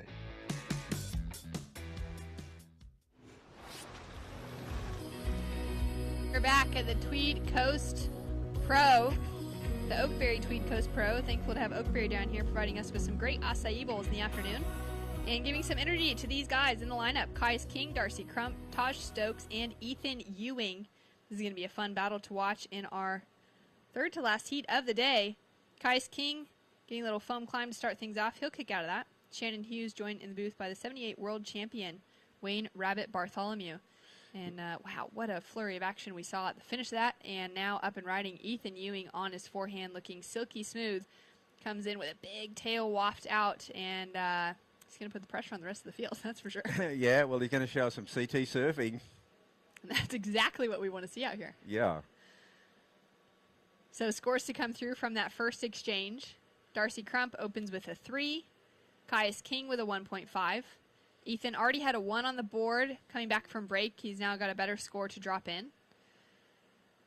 And the signs from the judges the entire way through this regional QS series here in Australia has been get the surfers to see what they're going to have to surf against on the championship tour one day. Now they're getting to experience that with someone like Ethan in the lineup. Darcy Crump getting that first 3.0 on his backhand. Yeah, Darcy's I think they just didn't judge him to have surfed out of that one. And your thoughts on this one? Oh, look at this move here, just beautiful. It'll be interesting to see where they go with this. Drops through as a 4.83 for last of Ethan Ewing. Taj Stokes now out the back looking for his first ride. And more action down the line from Ethan. Not sure what happened at the beginning of that wave. Yeah, he just picked up a little wide one. If he got another move in before that, that last move was amazing. He just, he just throws buckets of spray. He's got so much power. His timing is amazing on his turns. And he's the surfer. I think he's the most watched surfer on video in the world right now. Wow. Yeah, I mean, everyone just loves his surfing. Yeah, it's really, really just come alive as we take another look at that one down the beach. Yeah, one maneuver. He's currently sitting at number 14 on the championship tour. Highest ranked Australian in the mix on the men's side of the draw. Just sitting right below him for equal 15th at the moment is Connor O'Leary and Callum Robson. So those three Aussies sitting at the top of the pack for the Australians, but down in that 14th place position at the moment. Yeah. Yeah, pretty interesting how it's all set up at the moment. Ethan, he's got that one good result, and he needed it. Had that great semi-final finish at Sunset. And I feel like heading into the last two events before the cutoff for Ethan, between Bells and Margaret River, he's my pick going into Bells. I think it's going to be a spot that really suits his style of surfing, especially with a great performance at a wave like Sunset. Then to see him be able to match that somewhere like Bells could be really good. Yeah, I think he's well suited for these next two events. And down to 20 minutes on the clock. Scores in for the last one, a 5.50. Betters his opener of that 4.83. Yeah, he doesn't need to be on the better waves. He just needs to open up with his assault. And that was just for that single turn. Yeah, one turn, 5.5. So cool. So good. So much control, although, the tail just whipped around so far on that board. And now the ask is big for Darcy Crump, chasing that big 7.33. Of course, he only has a single score on the board with that 3.0. Yep, Taj Stokes sitting with priority, still yet to catch weight. And Taj was the one I was giving a bit of a rap to. But, there we go. But that was, he was on the bigger waves yesterday. He was on the sets, and we saw a lot of sets during the women's heats. There's a bit of a flurry at the end of the last heat, but they weren't bigger sets. Here's a bit of a walled wave. And here he is up and riding. Speaking of Taj, little float to start things off with, goes in for a second one. Bigger size wave, like you mentioned, maybe releases those fins a little bit on the second to last turn. Yeah, well, he banked some good points. He just didn't quite finish there. He lost the edge on that board. Yeah, he's not happy because that was going to be a big score. But you can see the aggression. Like he's angry. And here's Caius. Caius answering back, speed check to start things off with. And races around the section. He's now looking for that critical pocket. Puts himself into that high line, matches it up into the lip, and goes for the throw. Yeah, he realised he probably had to do something a bit bigger. He would have seen Taj's wave. He knows that Ethan's in the heat. But they both didn't finish their rides. I think Taj got the better probably of the exchange as far as the early stuff on that wave. But whether they'll dock him a bit for completely kind of losing that rail at the last and going down, he wouldn't be happy the way he went down. And Caius, I think he was more just throwing caution to the wind. He probably needed to do something a bit special at the end, and he certainly got it in his repertoire. Yeah, we'd be expecting that sort of surfing from him. 17 minutes on the clock. We do have a paddle now from Darcy Crump with priority. Yeah, let's see what Darcy can do here. Straight up into the lip on his backhand. Into the lip a second time. 2 turns connected together. Looks really good. And as we wait for those scores to come through, we've got Nathan Cook. Congratulations, Nathan. Shannon Hughes here in the booth alongside Rabbit. That was a well-surfed heat. How does it feel to get some momentum here at a place you know so well? Yeah, it feels really good. The waves were really fun, but yeah, it was a bit slow during my heat, but yeah, I got a couple waves, so yeah, it heaps of fun out there. Yeah, it looked like quite a battle between everyone coming down to the finish. Yeah, I feel like our heat was a lot slower than the previous couple of heats. I've been down here watching heats for a while now, and yeah, it's definitely with the lower tide, it's starting to get really slow, so you have to really pick your waves. Yeah, Nathan, the hour before your heat, it absolutely pumped. It just pumped and pumped and pumped, and then it kind of stopped in your heat. Yeah, well, like I said, I've been down here watching heats for a while now, so I thought it was going to be cooking and I'd have heaps of waves just to tee off on. But yeah, I'm just happy I got a quick start and then sort of had control during most of the heat. So and then got that one at the end, which was I'm stoked with. Well done for keeping it together, especially when conditions didn't quite amount to what you were hoping for. Is there anything you'd like to say to anyone tuning in? Yeah, just my girlfriend and my family have all come down to support me. So, yeah, shout out to those guys. And anyone watching online, I think some of the boys from work are probably watching. So, yeah, shout out to all those guys. Well, stoked. Congratulations. Advancing to the round of 32. That's a big one, and we'll see how you go there. Awesome. Thank you so much. Thanks so much, Nathan. Stoked to see him in. And, just what a hard one, watching it pumping before paddling out. Well, he wisely got going early, and it's a characteristic of his heat surfing. He gets away to an early start a lot of times, and it really pays off for him because he didn't get the longer waves, but his backhand is so lethal. He's just got this vertical attack, and it's so clean. Great surfing from Nathan Cook in that last heat, and now out with the early lead. Ethan Ewing built on that scoreline quickly, had that one, but then he backed it up and improved greatly with a 4.83 and a 5.5. Wow, they really pulled Taj Stokes' wave back. They pulled that back to a 3.67. He looked like he was well on the way to possibly one of the highest scores of the heat. So, yeah. Coming down to 15 minutes on the clock. And I think at the start of the heat, Caius King actually took off on a wave prior to the heat starting. I've just got a text through from one of the viewers down on the beach, and it threw him off on priority. So he heard the buzzer from the heat before his, went on a wave, but it was before his buzzer to start his heat actually went off. And so that threw him off right at the start of things, which could have put him into a bit of a space now to where he's currently sitting without the scores that he's looking for and without that rhythm. So it would have put him into fourth priority. Yep. Yeah. Absolutely. So a lot on the line right now. Caius King, as you mentioned, coming out of a back injury. Yeah, he just had a bit of a sore back and he couldn't surf for a few months. But I've seen a bit of his footage from training. He's back. He looks fantastic. He just needs to get a good wave under his belt. That's why this heat's so amazing, because you've got Ethan Ewing. Here's Darcy. Darcy's got a backhand as well. Yeah, he's looking really sharp. Comes through that inside section, so he's looking to build on those 3-point line. Yeah, he needs to break out of that 3-point range. What's it going to take for him to do that? Well, it probably, that was a good effort. It didn't have a finish on the wave. He probably needs a nice big finish to get up in that 5-point range. But that was a well-surfed wave. He's looking sharp, so he's got himself nice and loose, and he'll be, if he gets a set wave now, I reckon he'll cut loose. Yeah, so with that one, it dropped in as a 3.33, so still sitting in that same range. But, yeah, breaking it down, possibly wave size selection, throwing in some more variety as well. Yeah, well, it's, again, been kind of a low-scoring heat so far. We're nearly at the halfway mark. We're only a minute shy of the halfway mark, and only one wave in the 5-point range. And that's by Ethan Ewing, and that was only a one manoeuvre wave. Yeah, one huge maneuver. Yeah. So 13 minutes on the clock. We will be running 2 more heats to finish up the day. We got through a big day of surfing with our women's round of 64, 16 heats in total. Started out early this morning with the men's round of 96, wrapping up with 2 heats where we saw Nathan Hedge and Mike Clayton-Brown take out the wins there. A couple other guys advancing through into this round.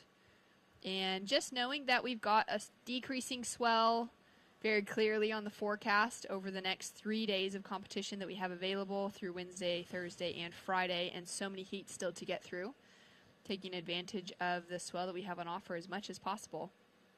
Caius having a duck dive there as we see Taj now up and riding, flying down the line, trying to gain some momentum, a little rail to rail to get things going. And that wave just is a little bit too soft for him to decide to do anything with it. Again, it was one of those crumbly first waves of the set, and then it sort of shut down the line. So he was looking down the line. It didn't happen for him. So I dare say he'll just sit wide now. So we've got Ethan sitting out there with priority. He's been very casual in his approach, very selective, using all his experience. Caius King just there in the red. He's in second priority, so both those guys are in the box seat. See Caius heading a little wider now. He might see something. They're paddling out. Yeah, here's a bigger set. Here we go. And Caius is only chasing a 4.20. Oh, yeah, the second, first is way open, but second's right open here, and Caius is going to go it. Ethan's going to let him have it. Takes off deep in the foam. And as we've seen a few surfers go down today in that same position. So that's an unfortunately missed opportunity. He'll also drop down into 4th priority now. Yeah. It was a risky move. It can work out good. You just need to get up in one go and do that one turn.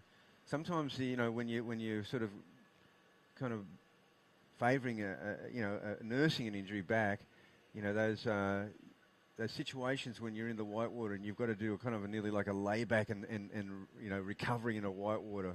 Wow, they put a lot of strain on your lower back. But that one was it just collapsed a little bit too far in front of him, I felt. Yeah, it just pushed him just right over the edge. I think Caius will go wide now.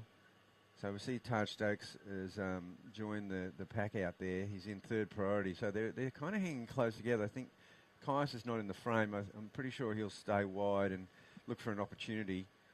Yeah, that's a great call, especially to just build on that score line. Could easily get something in that 4-point range down the line. Well, that's what Dane Henry was doing in the last year. It did work for him as far as getting those early scores. He just probably needed to punctuate it with a good set wave towards the end. But it was a quiet heat. There wasn't many opportunity, and Dane went, really just surfed like a grom. Yeah, attacked everything that moved. He just went for it. Ethan Ewing now up and riding. Nice opening turn. Throws in some flare, goes in for a big second transition, and straight up into the pocket on that last one. Doesn't ride out of it. Looking really smooth, in sync with his equipment. And now priority goes down to Darcy Crump.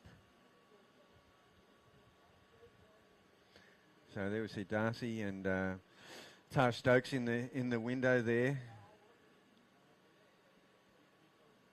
So Darcy looking to try to break out and get out of that 3-point range. Taj Stokes, he's locked in there. Caius is in the 2-point range. But we see Caius looking sniffing at a wide one here. I think he might go this one. Yep, this one could be something. It's nice and glassy. It's got a little bit of draw on this one. You can see that it's got a much better draw than all the other ones he's taken so far. So sitting wide's paying off, Shannon. Yeah, it's a great call. absolutely paying off. Had a great wall on it from the start. It wasn't that slopey, soft takeoff to then grow. It actually just started that way. No, that was a wise move. Might have been a good thing that he fell on that whitewater because it put him wide, and he utilised one unchallenged. Yeah, it just opens up the opportunity for him. Gets that mindset just a little bit different. So he's chasing a 4.2 to get that advancing position as we take another look at this one. Great shape straight from the start. Straight from the start. And you can see it's got a great draw off the bottom. He's keep maintaining his speed. There's lips to bounce off whitewaters and then the square off the bottom again. Kind of checked it there to make sure he got that last turn in. And that was a smart bit of surfing. He checked out the second last turn because they have been really penalising when you mistime the finishing turn. So scores to come through for Caius King. All the pressure is now on. He started out his season, best result so far was a 9th place finish, around a 16 loss at Port Stevens. Other than that, hasn't been able to find any great momentum for the Aussie QS so far. No, but he'll go into second place now with that 4.53. So it was always going to be the second best, the third best overall, but the best of the rest. The best of the rest, absolutely. So good score in for Caius, freed up down the line, gets the score, and now Darcy Crump would have heard that. He's down into third position. Great opening turn, squares off the bottom, straight into a good hook. And he's looking for one more opportunity, just gets caught behind the section. Well, he sacrificed that one section. Instead of going for the big punch, he wanted to get around that section, get one more in, but ended up not getting it. So, he I think he just sort of crueled his chances there by going down a little bit further down the line. Like, it's a judgment call, but maybe he should have just attacked that section as it was appeared in front of him. It might be his best wave, though. It was a well-surfed wave. It was a bigger wave. It should be his best wave. It's definitely got the point of difference in it that he was looking for compared to his other waves. Oh, yeah. I mean, he was setting that up. I thought that we were going to see a big finish. And here's Taj Stokes. So they're all getting a go now. Solid size wave opening up in front of Taj on the second section. Nice, clean, open face. Goes in for his third big carve and up into the lip. Yeah, make sure he finishes this one. All right, so this heat is on. 6 minutes to go. Taj chasing a 3.47. Caius up into that second place position. Situation on Darcy Crump now chasing a score, but just a 3.67 to take the advancing position. Ethan Ewing having a look at this one. Also just moved down the bank with a great clean face opening up in front. Goes big on that first turn. So easily just transitions around, keeps that speed and flow. Smooth style moving forward. And climbs up into it. He's going to Doesn't finish, though. Doesn't finish it. He's just leaving the door open for these guys because they've all just got their... Did they get their best waves? Yes, well, they're still waiting. Obviously, they couldn't put those scores in because Ethan just got a wave, so they'll have a good look at them now. Too much activity out there all of a sudden. So Taj and Darcy look to have their best rides. Ethan, well, he was looking pretty good on that one until he just got caught in that lip and didn't finish it off. So he kind of left the door open just ajar enough. Okay, here's Taj Stokes. All right, what are your thoughts on this one? Well, it's a nice float there, nothing super serious. Now he starts to go to work. He's got a bit more open face. That was not a bad cutback. That's a better carving move. And then just a nice little finish there. So nothing outrageous. And here's... So Ethan Ewing currently out in front. So Taj Stokes only got a 3.9 there. All right, so he is staying in second position at the moment. Has narrowly increased the requirements on Caius and Darcy as we take another look at this from Ethan. Yeah, good opening turn. Yeah, great opening turn. And here's just a nice little... Now, if he just finished it up here, this would have been, because you can see right there, bang. Yeah, that next section, huh? Yeah. Just asking for it. So, yeah, it's not going to go into his 2. So scores through. Caius King drops in a 4.53 for his last wave. Darcy Crump drops in a 3.37. Still can't break out of those threes for Darcy. Wow, and that was... he would have if he got that last big finish in. But Taj Stokes, he can't get out of the threes either. So Caius King is sitting in the best situation because although he's in third position knockout, he's only chasing a 3.04. So his last score bettered his situation significantly, getting that 4.53 on the board. Priority now with our surfer in blue sitting in fourth, and second priority with red. They're sitting both really close, right up at the top now, so Caius has moved himself back into that conversation. Yeah, so Darcy Crump has got priority, Caius King second priority, 3 minutes 20. It'd be great to see another set here and just, one more exchange. We want another exchange between these four guys. We want to see a bit more surfing. Like to see Ethan on another wave, and we all would, of course, but we'd like to see all of them have one more crack at each other. Yeah, that's... Because it's just not, there's been no separation. They're all thereabouts. Yeah, you just want to have one more opportunity, especially when there is still, when there's at least 2 to 5 minutes left on the clock. I mean, you look at Darcy. Darcy needs a 4.1. And he had a good run earlier on. He made it into the quarters at Boomerang. Yep. So, advanced through some great rounds there, went down in the quarterfinals earlier on in the series. And we know he's fully capable of finding just that small score. If he gets the opportunity with a wave, it looks like there's a little bit of a bump coming through. Well, they're paddling out and wide. That's so always a good sign. It's a good sign when they paddle out and wide. It means there could be something coming there. Caius is definitely going to pull the trigger on something if Darcy doesn't go, because he only needs a 3. 2 minutes. Darcy's going. No, did he paddle enough for that one? I don't think he did, but... He kind of did a little spin around in the water. And did they take it off him? They haven't taken it off of him yet. I think he's going to keep it. So Darcy maintains priority. That would have changed by now, surely. Caius still with second priority. Darcy was 1 stroke away from losing priority there. Now, it's really going to come down to if there's another set. It's been a bit like this. It's been hit and miss. So Caius would just be looking for a one-off wave that Darcy, because Caius is a bit closer in on the bank. We see Taj Stokes. Also for Caius, like full point less of the requirement. There he goes, Darcy. Caius. He's got it. Here he goes. Taj has to kick out of it. Caius up and riding, chasing a 3.04. Great first turn, great second turn, and it's growing as he comes down the line. Can he stick with it? Yeah, he's got it. And he's feeling it for sure. Yeah, he got that. All right, great wave selection, great decision to take off on it. 60 seconds on the clock. We could still see Darcy on another wave. Yeah, we could see Darcy. We could see any of them with 60 seconds left if there's a set, and it does look like there's a bit of action. So, look, we're pretty sure that Caius got more than a 3 there. So Ethan's dropped in another small score. Doesn't change the situation. Caius is the one that matters. And it's a 4.33. Moves Caius King into the advancing position. Yeah. It's a handy wave, too, because he's got the 4.53 and the 4.33 now. Taj Stokes would need his biggest score yet for both Taj and Darcy to take the advancing position. Taj on a fierce paddle down. He's got to see something coming. Yeah, he sees something coming. It's got a smooth face to it, too. Chasing a 4.96. Okay. And 10 seconds to go. Strong paddle. He's up and riding. Gaining heaps of speed as he goes down the line. Checks up into the lip. Here's the interesting part of the wave. Nothing yet, I don't think. Looking for that pocket. Manufacturing things so far. Goes up into the lip on that one. That was a good turn. Can he put on the finish? And he does. Is it going to be enough to get a near 5, a 4.96? It's a solid ask at this event. It is. Let's take a look at the replay here. It's a bit of a slow start. He doesn't really do anything special here. A little bit of a float, but that's just a setup. And here's a little check move. There's nothing there. This is where it starts to work for him. Nice cut back there.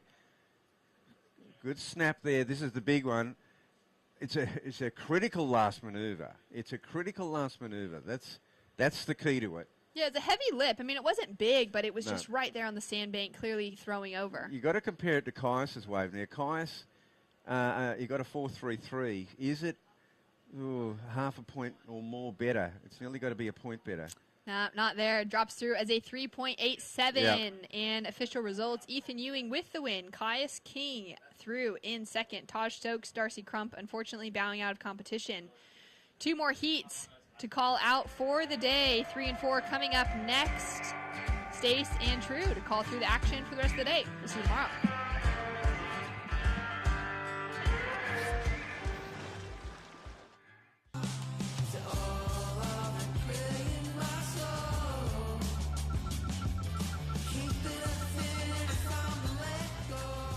Find your moment at visitthetweed.com.au.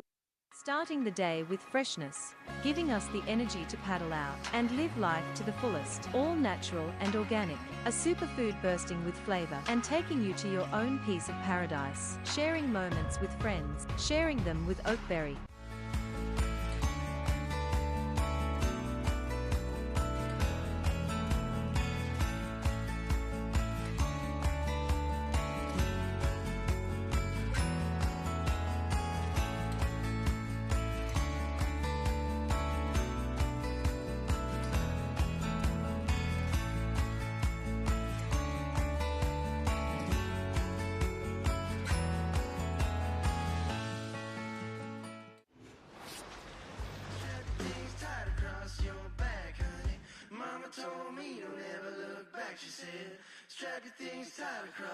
Welcome back to the Oakberry Tweed Coast Pro, and what an exciting finish we had to that heat there. Taj Stokes was chasing a mid-range score of 4.96, but unfortunately just fell short. Kais King jumped into that second place with only a minute remaining, so there was a lot of action. Ethan Ewing ran away with it.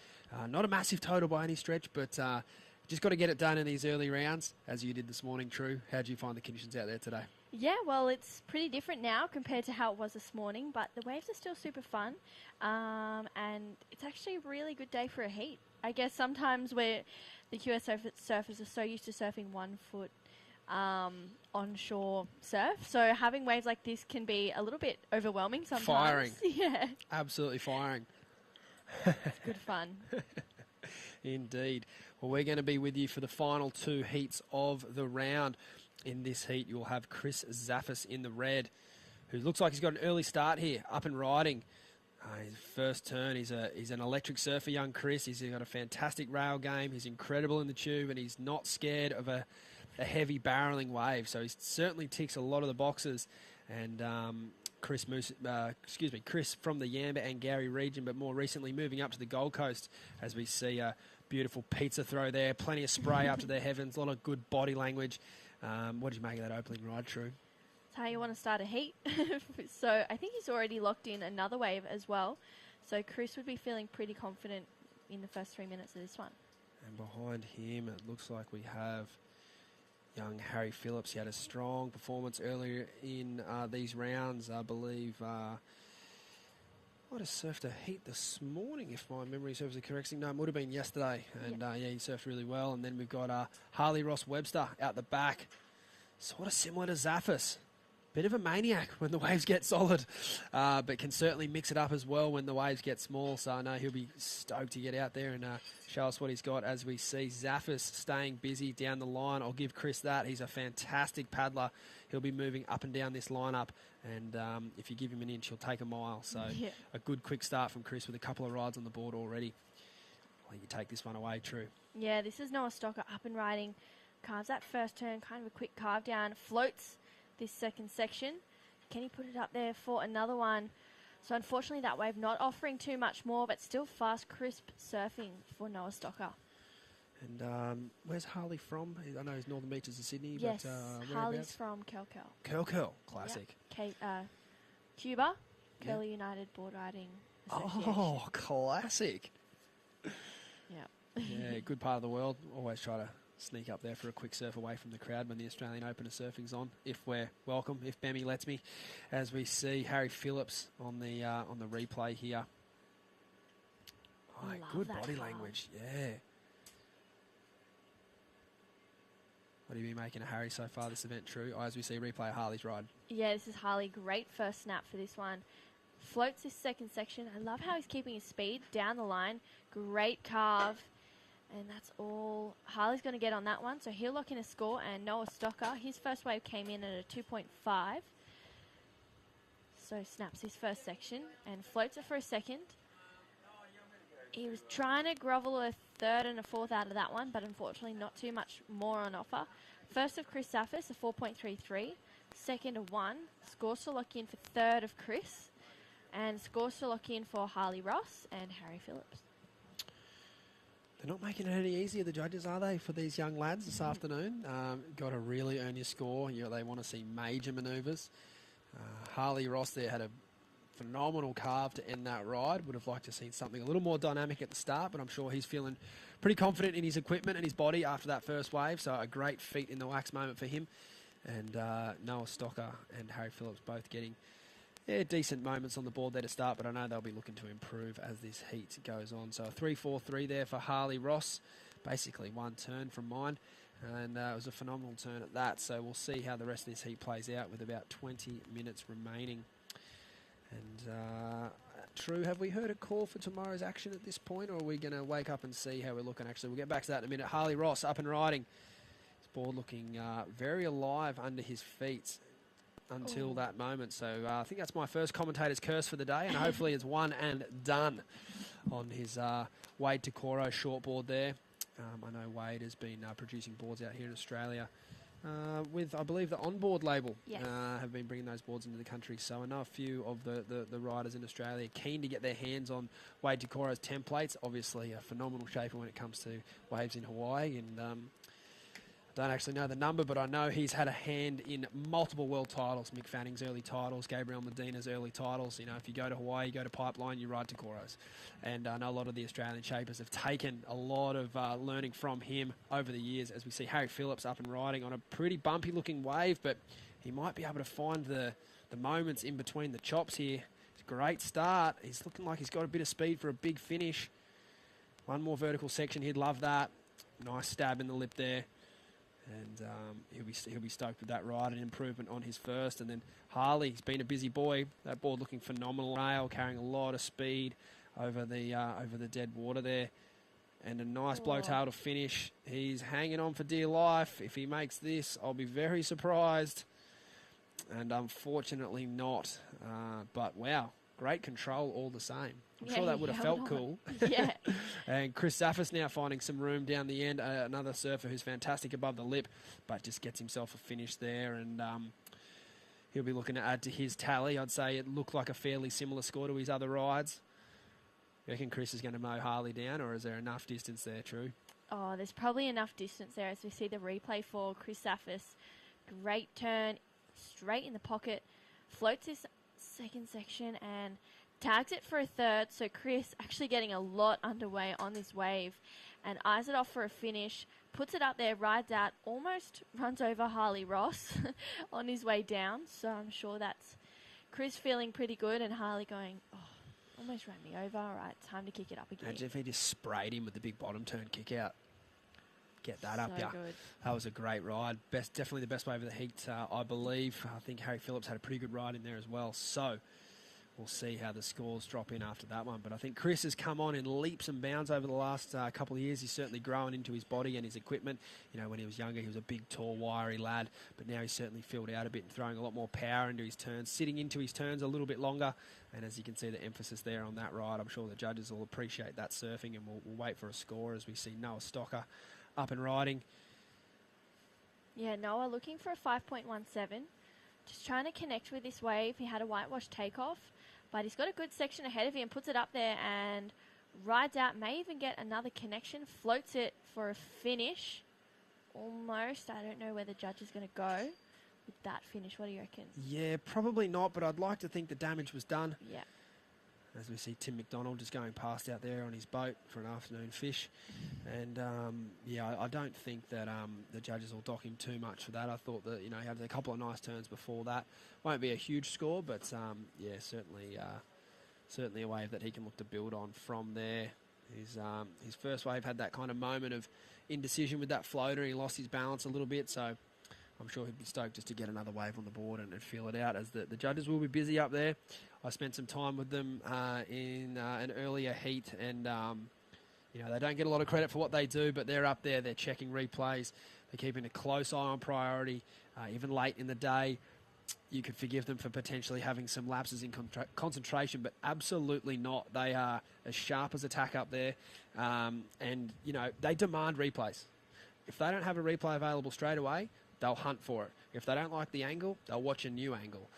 If they're dealing with a score of consequence, they are not taking their time with it. They're not rushing it. They are taking their time with it, and it's really, really good to see. So as you can see here, this is the judges. They've got 3 replays to watch. We saw a wave of Harry Phillips, a wave of Chris Saffis, and a wave of Noah Stocker.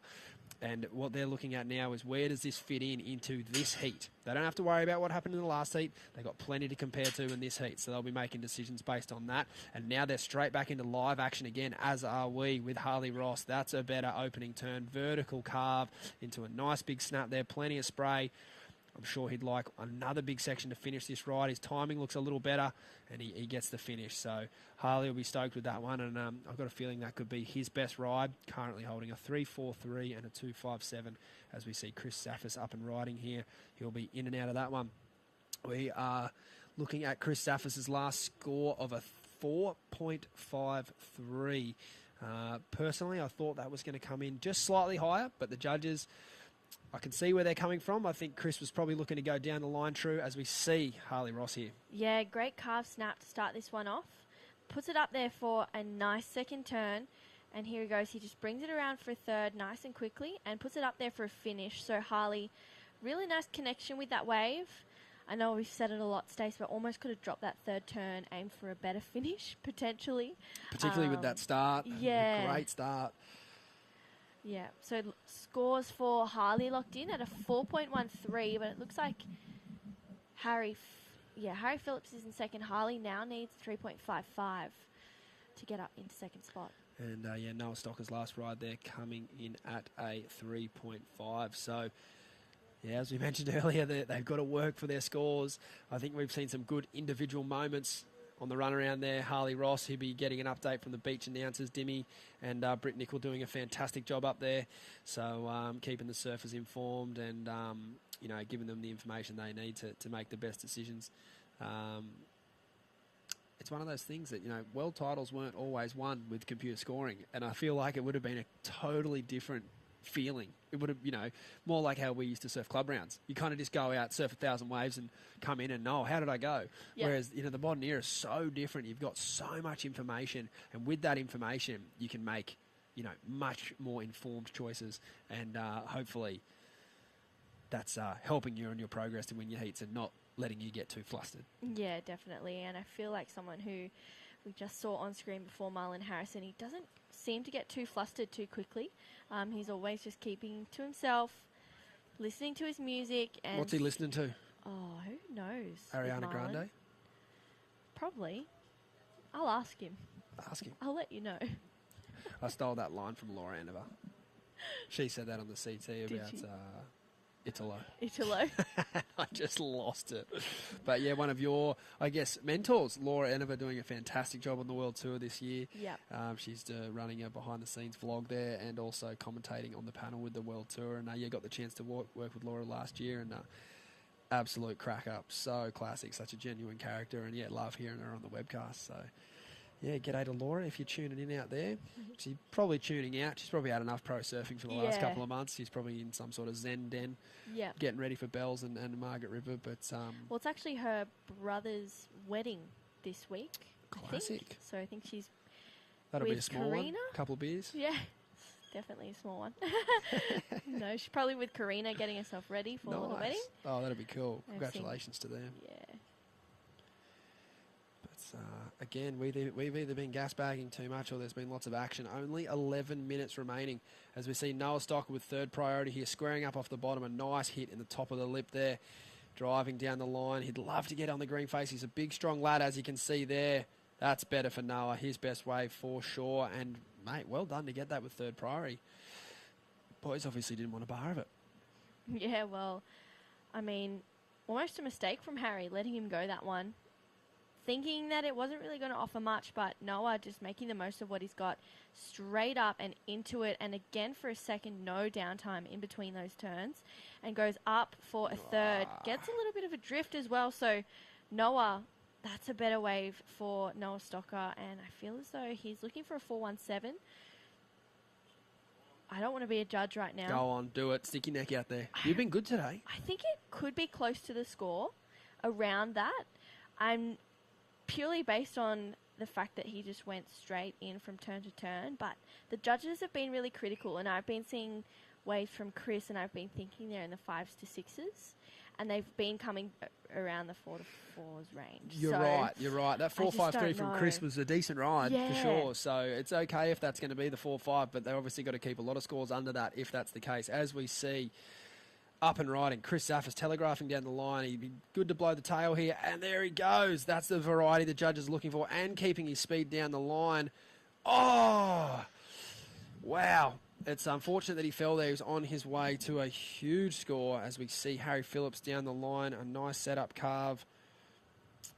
Oh, this is a pretty classic looking cabba wave. It's sort of looking a little chubby on the shoulder there. He's doing well to make some carving manoeuvres look nice, but he gets the finish there, but probably not the timing he was looking for. So we'll see how that factors into his scoreline. But gee whiz, 2022, and kids are making those blowtail reverses, transitional manoeuvres. Yeah. He came out of that with so much speed, as we see a replay here, True. Yeah, Chris up and riding. I love how he just sees it before it's even there, floats his first section, and there he goes straight up into it. Wasn't that high, but still a dynamic manoeuvre, and then goes straight up into a finish. Unfortunately, just potentially too ahead of himself, got a little bit excited, and here's Harry just carving this first turn. As you said, classic cabba wave, just really carvy to start this one off. But he did really well to find this inside connection through heaps of spray, which Harry does. So a score to lock in, and the judges taking their time with Noah Stocker, as well as we see Sheldon coming up in the last heat of the day. Shelley Booth Bishop getting ready for last heat of the day. Sheldon's an early riser. I know he likes his morning coffee. I think he'd usually be tucking into a beer right about now. So I'm excited to see how he goes. You know, I think you have surfers like Kelly Slater and the great Shimmy Disco. They hate a morning heat. But I think Sheldon's kind of the opposite, as we see a replay of Noah here. True. Yeah, Noah carving away on this one. He's found another wave to lock in. So his last wave was a 4.77, so that was the one previous to this, as he finishes this one off and gets a ride out. So he's moved up into second. He's probably thinking he needs a 4.09 to get to the lead. So hopefully that's a score to lock in. Harley Ross Webster up and riding now. He's holding a pretty low set of scores. He'd be looking to really try to put some pressure on this position to elevate himself now. There's 7 minutes remaining, and he's certainly getting it done here. There we go. He's found a beautiful double up. A lovely open face carving manoeuvre there. Needs to make it a bit more dynamic with the finish. There it is. A nice Larry. And he'll ride out on his feet. So, again, Harley Ross is building. Every wave is getting better. But I think he needs to be done with the 3s and 4s. Yeah. I think this whole heat needs to be done with the 3s and 4s. Look at that. I agree. These guys have got plenty of talent, so it must be tricky out there if this is what we're seeing. As you see a replay here, True. Yeah, Harley on this previous wave carves that first section, goes for a foam climb for a second, and again for a third. So this wave was just full of foam climbs. He needs a 4.15. That's a better turn for Harley. Brings it around. Love this carve. Just keeps his speed. Another foam climb for this one, and this is a better finish here. And then manages to fit another turn. I think that was about like 8 turns on that wave. I don't know how his legs aren't feeling a bit jelly-legged. I reckon they might be a bit jelly-legged. Yeah, for sure. That was a long wave. Oh, that wave was, man, an absolute battle at the start. Yeah. And then he did really well to get out on the green face and show the flow that we know he has. So that's, again, I'm glad we're sitting in here and not up in the judges' booth. That's a tricky wave to score. It was almost like 2 waves in one. Yeah. As we see Green having a look. No, looking like he might just be out of position for that one. Red, Chris Zaffis not interested either. And again, like we've sort of seen this whole event, the judges, they're making these guys work for it. And you know what, a wave like Chris Zaffis' last ride, that's the kind of stuff they're looking for. Yeah. Unfortunately, Chris fell, so he'll be back to the drawing board here as we see. As I mentioned, he's got a fantastic aerial game, but as we see the opposite there, a big power carve layback. He'll be kicking out of that one. Not seeing a whole lot down the line. But as you mentioned earlier, True, you can kind of tell he's looking for that big one explosive manoeuvre. Little crumble on the lip now. I wouldn't say it's exactly conducive to aerial manoeuvres, but these guys are so talented. They can definitely just make it work. Yeah, for sure. And I think out there, they can kind of just manufacture it. You know, normally people will go, oh, I'll just do a turn here. And they go, oh, I think I can do a little bit of an air here, so I'm just going to go for it. So I love that that's the approach they have. Here's David Vlug running down for his heat. Another OG flyer. Yep. Chalk it up. They're everywhere. I need to get a running tally going up here. Yeah. Sorry, True, I interrupted you there. No, that's okay. I was just about to say we've seen a situation change. Harley a 5.5. Nice. Best wave of the heat. So he's gone into the lead. Noah a 4.09 he's after. Harry up and riding, looking for a 4.69. Oh, wow. Where's Harry from, True? Harry's from the South Coast. Is he? He surfs like he's from the South Coast. Yep. Really strong, matching power with power. Yeah, he's definitely tagged that one. Where does that fit into this puzzle? Yeah. That was a good wave, True. Take us through the replay. Yeah, so here we go. Harry up and riding. Great first turn. Almost caught an edge, but recovered really well. And here's the turn. Gets a really nice slide and rides out. So he's chasing a score. The judges are having a good, hard think about it. I think Harley's had another wave as well. So there's been so many waves in this heat. It feels like we've had about 15 different heats. We've had about 15 different fours. Yeah. Finally got a 5-5 out of Harley Ross. Well done, mate. I think we might see someone... Oh, I think I could have spoken too soon. Break out of the fours. Potentially not. No, 4.43. Or are we still waiting for a score? Mm-mm. Okay. Thank you, That's True. 4.43. Wow. I kind of like that wave. Yeah, I thought it was going to go higher. Yeah. 4.83 maybe. Yeah. I was thinking like a 5 region, almost 5. Yep. No, it's, you know, like you said, he did kind of catch an edge coming out of that turn there, so that the wise men and women upstairs there on our judging panel, they are hypercritical of those details. They want to see you clean from start to finish. So it's one of those things where another 4, a 4.43. So we're nearly bookended there. I don't think I've ever seen so many 4s in my life, except for maybe at a club round. Yeah. When every score is a 4. Yeah. Unless you ride it from behind the rocket snapper all the way to Little Marley, and that's a 9. Yeah. Yeah. Pretty much. Yeah, wow. Okay, we've got the gents moving up the point here. It looks like we've got Noah Stocker in first priority, but in third position. So he won't be too interested in the game of this heat. He'll be just interested in sitting on his lineup where he believes the best waves will be. Second priority is Chris Zaffis, so you can see him. He's off screen there. He's about 50 metres to the south of the rest of the competitors, and he is trying to create a little bit of space there to catch a wave to get underneath these guys to hopefully improve his situation, because he knows Noah's got plenty of talent and he can't just sit there and wait for Noah to take his turn. Chris is going to, like you said, True, try to manufacture something. And then Harley Ross in third priority, but in first position. I do not know what he's doing in between those two competitors. I'd be getting out of there. Yeah, I agree. I think he needs to distance himself, whether that is go up the point or go further down the point. It's probably not the best move for Harley, but he's in the lead. He might be listening to you. He's just let him go past. Yeah. Well, Harley, just keep going down. I think Lane Beachley might have done that with Ken Bradshaw. Oh, yeah. Yeah. I'm all about it. Yeah, you reckon? Kinda. I mean, it'd be kind of funny. Like, you have caddies in the water at sunset and stuff. Yeah, you know? true. I mean, maybe a direct line to the surfers might be a bit too far. I think most surfers would just say no. I do not want my dad or my coach in my ear in the water. It's the one time I get some peace from them. But just in general, just for a bit of information, you know, scores and whatnot when it's windy. As we see, up and riding, important wave here for Noah Stocker. Amazing first turn. One of the better turns he's done all heat, but unfortunately, he is battling the whitewash there. And if I know Chris Zaffis like I do, he will be directly behind him. Wow, he's on a wave. Not what I was expecting. I thought he'd be paddling. So Chris is looking to better a score here. He'll be definitely looking to better that 4.33. And at this stage, I would say he has not done that. He would need something big to finish here. You liked it? I think the better option would have been to wait. Yeah. It's tricky. I think that's going to be another 4. And what I mean by that is if he waits for Noah to get back out the back, he can sit and obviously control the heat from that point on. Noah was obviously no chance to ride another wave.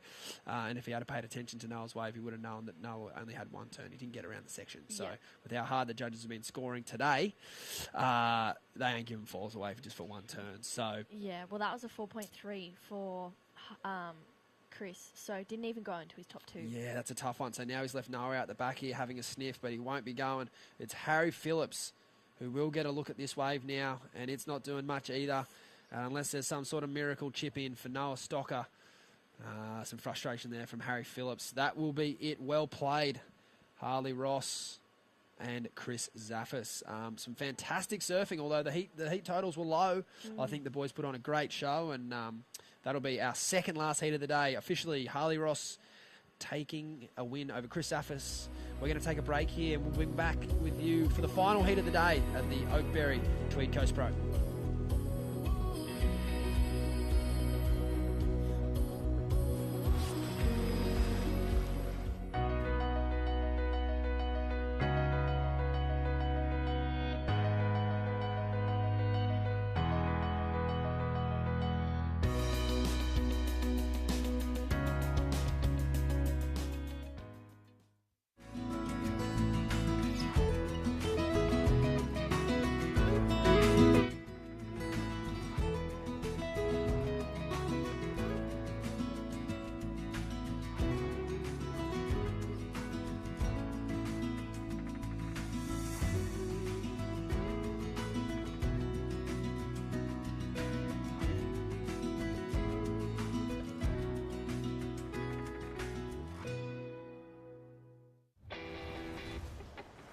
Through my internship at the WSL, plus the personalised experiences and support I have access to a bond, I know I'm well on the way to becoming the entrepreneur I want to be.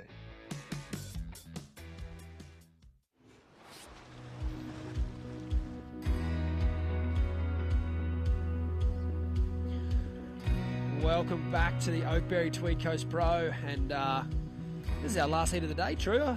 Sort of found a second wind of energy here after that last heat. That was really exciting. But out in the water at the moment, we have Sheldon Simkus from Snapper Rocks, Marlon Harrison also from Snapper Rocks, David Vlug, why not? He's from Tugun, but I'll say Snapper Rocks, and Tane Dobbin from Palm Beach, but Snapper Rocks.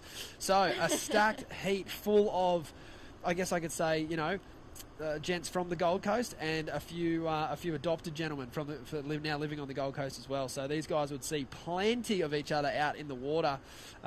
Sheldon and Tane both coming through the system there at PBC under Phil Mack and Ben Falvey, well versed in surfing heats. David Vlug originally from your neck of the woods, yes. True, and Marlon Harrison originally from Victoria. So a very exciting matchup as we see underway. Got two surfers up and riding. Red on the inside, Sheldon Simkus, and a surfer out the back. We'll catch up with him later. I mean, straight away I can see Sheldon Simkus' DHD looking alive under his feet with that little foam climb to start. A nice first carve up into the lip again. As alive as he's looking, he's going to really need to sink the boot in here on the inside. We saw Harley Ross and Chris Zaffis have to work for scores earlier in the heat. And wow. I think Sheldon's just done it there. A beautiful way to start the heat. And a nice way for the judges to be able to set the scale and send a clear message for this last heat of the day. Yeah, definitely. I feel like that was almost two waves in one. The start, he was just cruising and then really went to work at the end. And here is David Vlug up and riding on his backhand. His backhand is so crisp and sharp, and he was looking really good yesterday, taking a heat win. So he's making his way through this one and puts it up there for a finish, and he gets it. So Vluggy looking pretty sharp. We talked earlier in the day, True, about how to add variety on the backhand. I think David Vlug's just given us a masterclass on that. Yeah. We'll catch up with that in a second, True, as we see a replay here from Marlon's first ride. We didn't catch this live. Yeah, Marzi just cuts his way back to the power source, and again for this one he was surfing all afternoon yesterday. Brings it around again, so no real critical connection there. That's a better turn for Marlon. Floats it, keeps his speed down the line, puts it up there for a finish, and he rides out. So scores coming through for Marlon. Here's a replay of Sheldon. Just floats his first turn. The start of this wave just a little bit slow. Sheldon just dissecting it probably in his head. Carving his way through this one. Floats it up there. almost a little bit of a mishap, but recovers nicely. So that's better from Sheldon. And again for another one, and finishes it even better. So Sheldon getting a good start in here. Vluggy, a flurry of waves. So Vluggy puts it up there for a good turn. That connection between, like that transition from turn to turn from Vluggy is just effortless. And his backhand, as you said, Stace, he's one to go to if you need to know about variety with your backhand. He's probably the master at it. I just love how much he squared up there for that, fourth turn, but the section really backed off, so kind of at the last minute he had to round out the carve, but it was like a beautiful sort of snapping, carving manoeuvre. It was almost 2 turns in one. An exceptionally hard sort of thing to do, to change your line halfway up the face and adapt accordingly, but David definitely doing that there, and he's got a great relationship with that surfboard. It's glued to his feet. As we see scores slowly trickling on in, as we mentioned earlier, the judges, they'll take their time, particularly with opening exchanges like that. There's no rush to get the scores in. There's a rush to get it right. So they'll watch replays. They'll compare back to every one of those rides. They don't really need to see anything from the last heat. They've got good, clear comparisons for this heat and where these scores should land, and they can really build a good scale from here and for the rest of this heat. As we see Tane's replay here is true. Yeah, so Tane, that board, you can spot it from a mile away. Really spicy backhand. He throws so much water, floats that last connection, rides out. Everyone's got this Willow Hardy pin drop.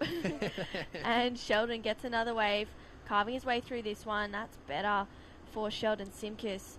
Looking really fast, connecting well with the waves out here at Cabarita Beach, and goes for a finish, rides out. No jet ski assist here, mate. Yeah. Get back out there. Paddling out. Sheldon will be looking to go one better here. Last year, I believe he finished in 3rd position. Yeah, I think so. And he'll be looking to go one better and get into the final this year and hopefully take this thing out. But he was one of the standout surfers, along with Mitch Parkinson and obviously Callum Robson, who took this thing out last year. So,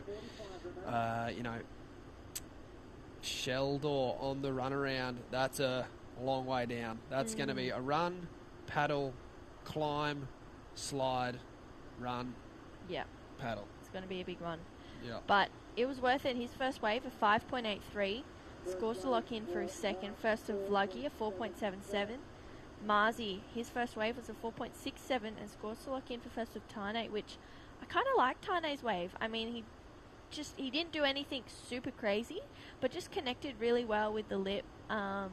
And through lots of water, which we all know the judges like to see. Definitely. Connected with the right part of the wave. It almost looked like he might have not expected to get a wave of that quality so early in the heat, but he certainly did well with it. But kind of got just a tiny bit hung up maybe on that second backside Rio, so we'll see how the judges interpret that one. Yeah, for sure. And I really like Sheldon's second wave. Gets it nice and quickly, applies the pressure. Here we go, Marlon having a look at this one. Marzi casually strokes into this wave. He's strong off the bottom. Nice opening down the line, carve. Keeps his momentum going forward. So unfortunately this wave's got that sort of, dare I say, annoying lip line.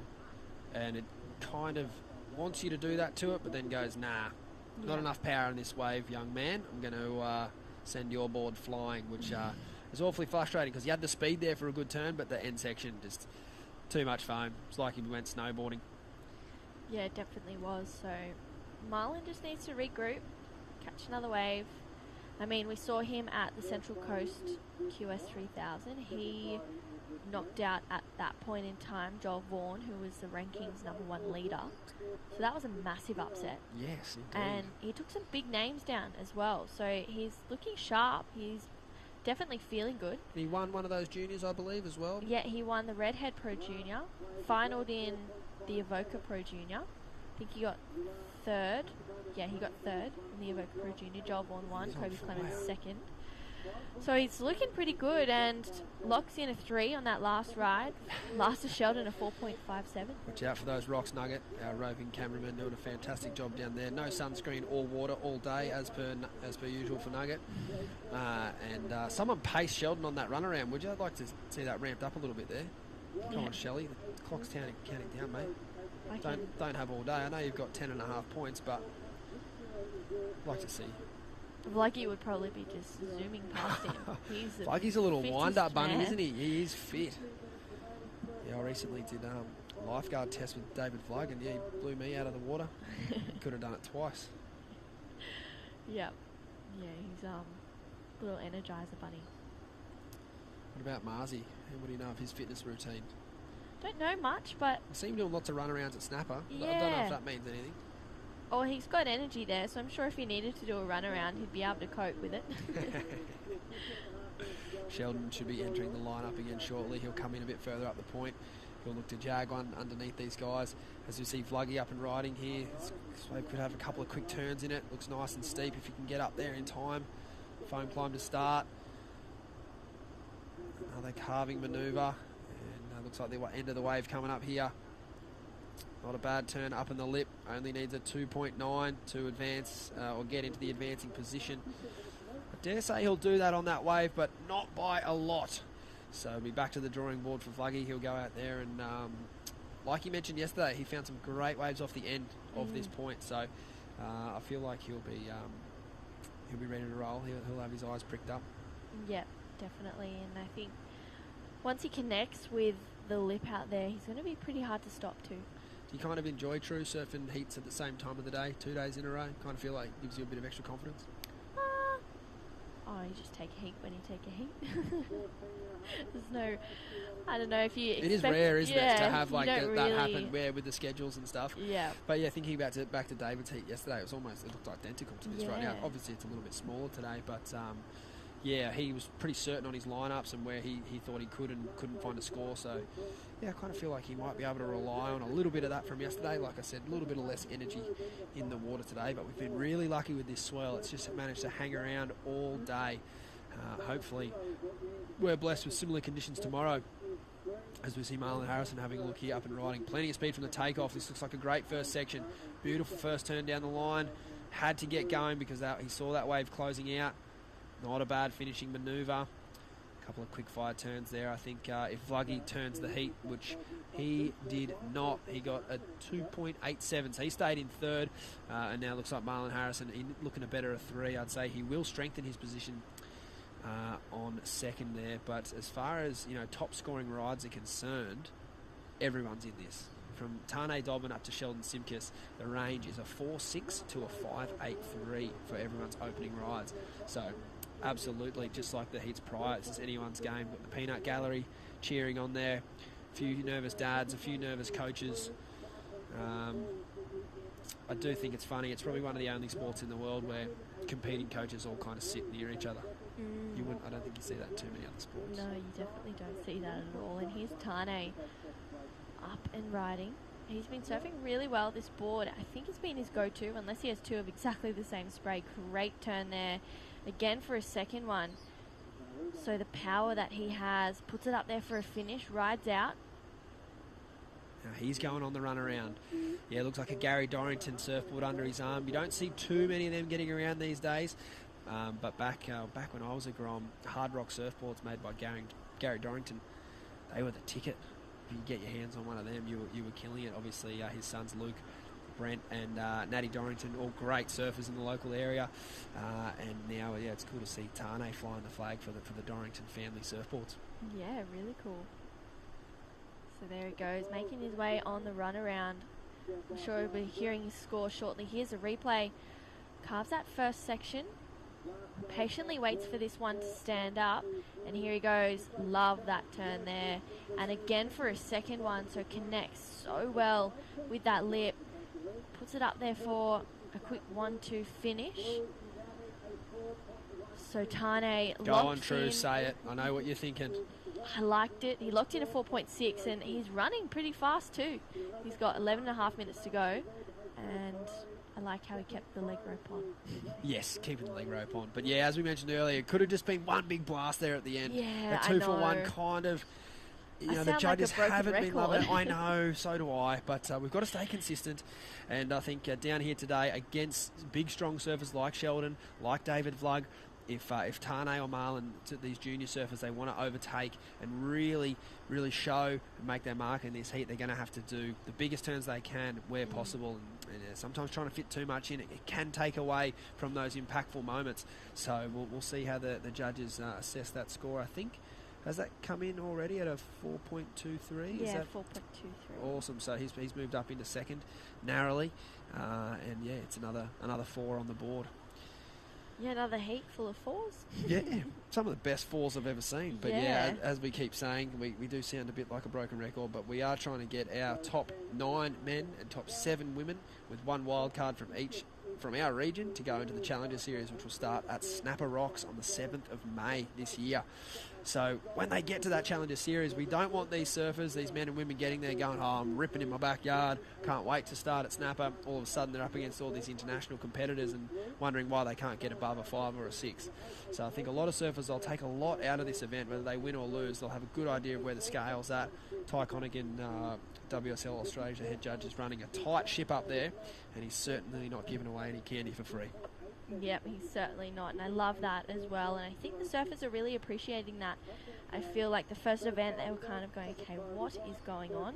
But now that they've been able to dissect it and figure out the why, they've started to appreciate it. And I think getting a 7 or something above a 6-point ride, that's when you go, oh, okay, well, that must have been a pretty good wave, and it gives you a lot of confidence as well. Definitely. So as we see, just under 10 minutes here, we've got David Flug making his way sort of back up the lineup. So first and second priority, well, they're having a chat by the look of it. These boys spend a lot of time in the water. Sheldon looks like he's telling Fluggy to go a wave. Don't listen to Shelley, he's a good salesman. He learnt from the best out behind the rock there, Joel Parkinson and whatnot. Sheldon knows a thing or two about selling a wave.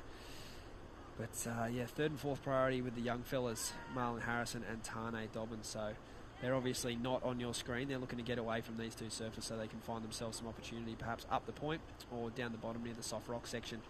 So it's going to be interesting to see how this next stanza plays out. We do have a little lump rolling in here. Sheldon, like a meerkat, he's always got his ears pricked up. Yeah. But I think he's going to let this one go. Vluggy with the poker face on. He's not showing any interest either. They look like they're having a chat. They're having a full yarn out there. Probably debriefing the last swell at Snapper. Yeah. You know, admittedly, David not from this region, but that doesn't stop him getting on some of the better waves of the swell. He's a quality surfer. And he knows how to find a wave in a crowd. And yeah, I know he's been loving his time up here on the Gold Coast. He's, like you said, he gets along with everyone, and he's certainly fit right in, old Vluggy. Yeah, I feel like he fits right in everywhere. Definitely gets along with everyone, can have a chat anywhere he goes. So look at these two. Mother's Club out there. What do you reckon they're saying? I reckon Shelley is probably going, oh, you go the next one and I'll go the one after. It's all good. I'm sure they spent lots of time out at Snapper together. Looks like he's had a gutful. He's getting out of Sheldon's way. He doesn't want him in his ear anymore. Kelly's probably doing some Kelly Slater Jedi mind tricks. Yeah. Trying to talk him out of surfing well. Looks like we've got a recap coming up here, True. Walk us through it. Yeah, well, here's a recap for the heat so far. Sheldon, great carve. This is the end of that 5.83. Finishes it super strong, so spicy. Here's Vluggy up and riding. This is 4.77. Bring it around, puts it up there for a finish. So great way to start a heat for David Vlug. And here is Tane Dobbin from up on the Sunshine Coast. Great turn down on the Sunshine Coast. And finishes that one off nicely. So some pretty interesting waves coming through and small scores. So sort of saw a few different ways there on how to get a 4. I'd say David's wave was inferior, but he oversurfed it. Yeah. And that's why the judges rewarded him with that 4.77. Yeah. But Tane, he definitely had a better wave, but I think if he had his time over again, you know, his surfing was potentially better on the 4.23, but had a little more spice to it, but sort of just a little bit mistimed on that second turn, so the judges have kept that down at the 4.6. But yeah, like we said earlier, top scoring rides for our surfers in second, third and fourth are a 4.6, a 4.67 and a 4.77. So very tight. Nothing in this at the moment as we see Marlon Harrison up and riding here. Yeah, Marzi, you can see the frustration there. He's like, oh, that one's not going to offer much. Here's Sheldon, current heat leader, up and riding. Smaller wave, just having a bit of fun with it so far. Nothing too crazy. And there he goes. Can he do a Harley Ross? Or almost. Almost identical. Yeah. Harley got a little closer, I think. But incomplete there, but it was the right choice. He wasn't going to better the 4.57 unless he pulled out something radical like that. So he's got a good idea of the scale. His head's in the right spot. I think Sheldon will now be looking to get one off the edge there, hopefully that no one even sees. And all they just hear the score and wonder, where did that come from? Yeah, exactly. I can't believe there's 5.5 minutes to go already. I know. Crazy. The young fella, Tane Dobbin, he'd be hoping this 5 minutes just flies on by. Yeah. The boys in third and fourth, Marlon and Vluggy, they'd be hoping the opposite. I think we saw Vluggy have a come from behind victory yesterday. And I'm sure he'd be hoping to do the same again today. You see David turning in there to have a look at his lineups, and he would have just looked straight into the autumn sun. Everything would be pretty hard to see up on the headland at the moment, so it's kind of going to be a mixture of both. Where are you seeing the waves coming in? How's the sandbar looking? Is that the pandanus tree I tried to line up with before, or is it changed? The judges and the officials, they might be packing down tents up there. The judges won't be, but some of the officials might be, so some of those lineups might disappear. Yeah. So yeah, you've got to be...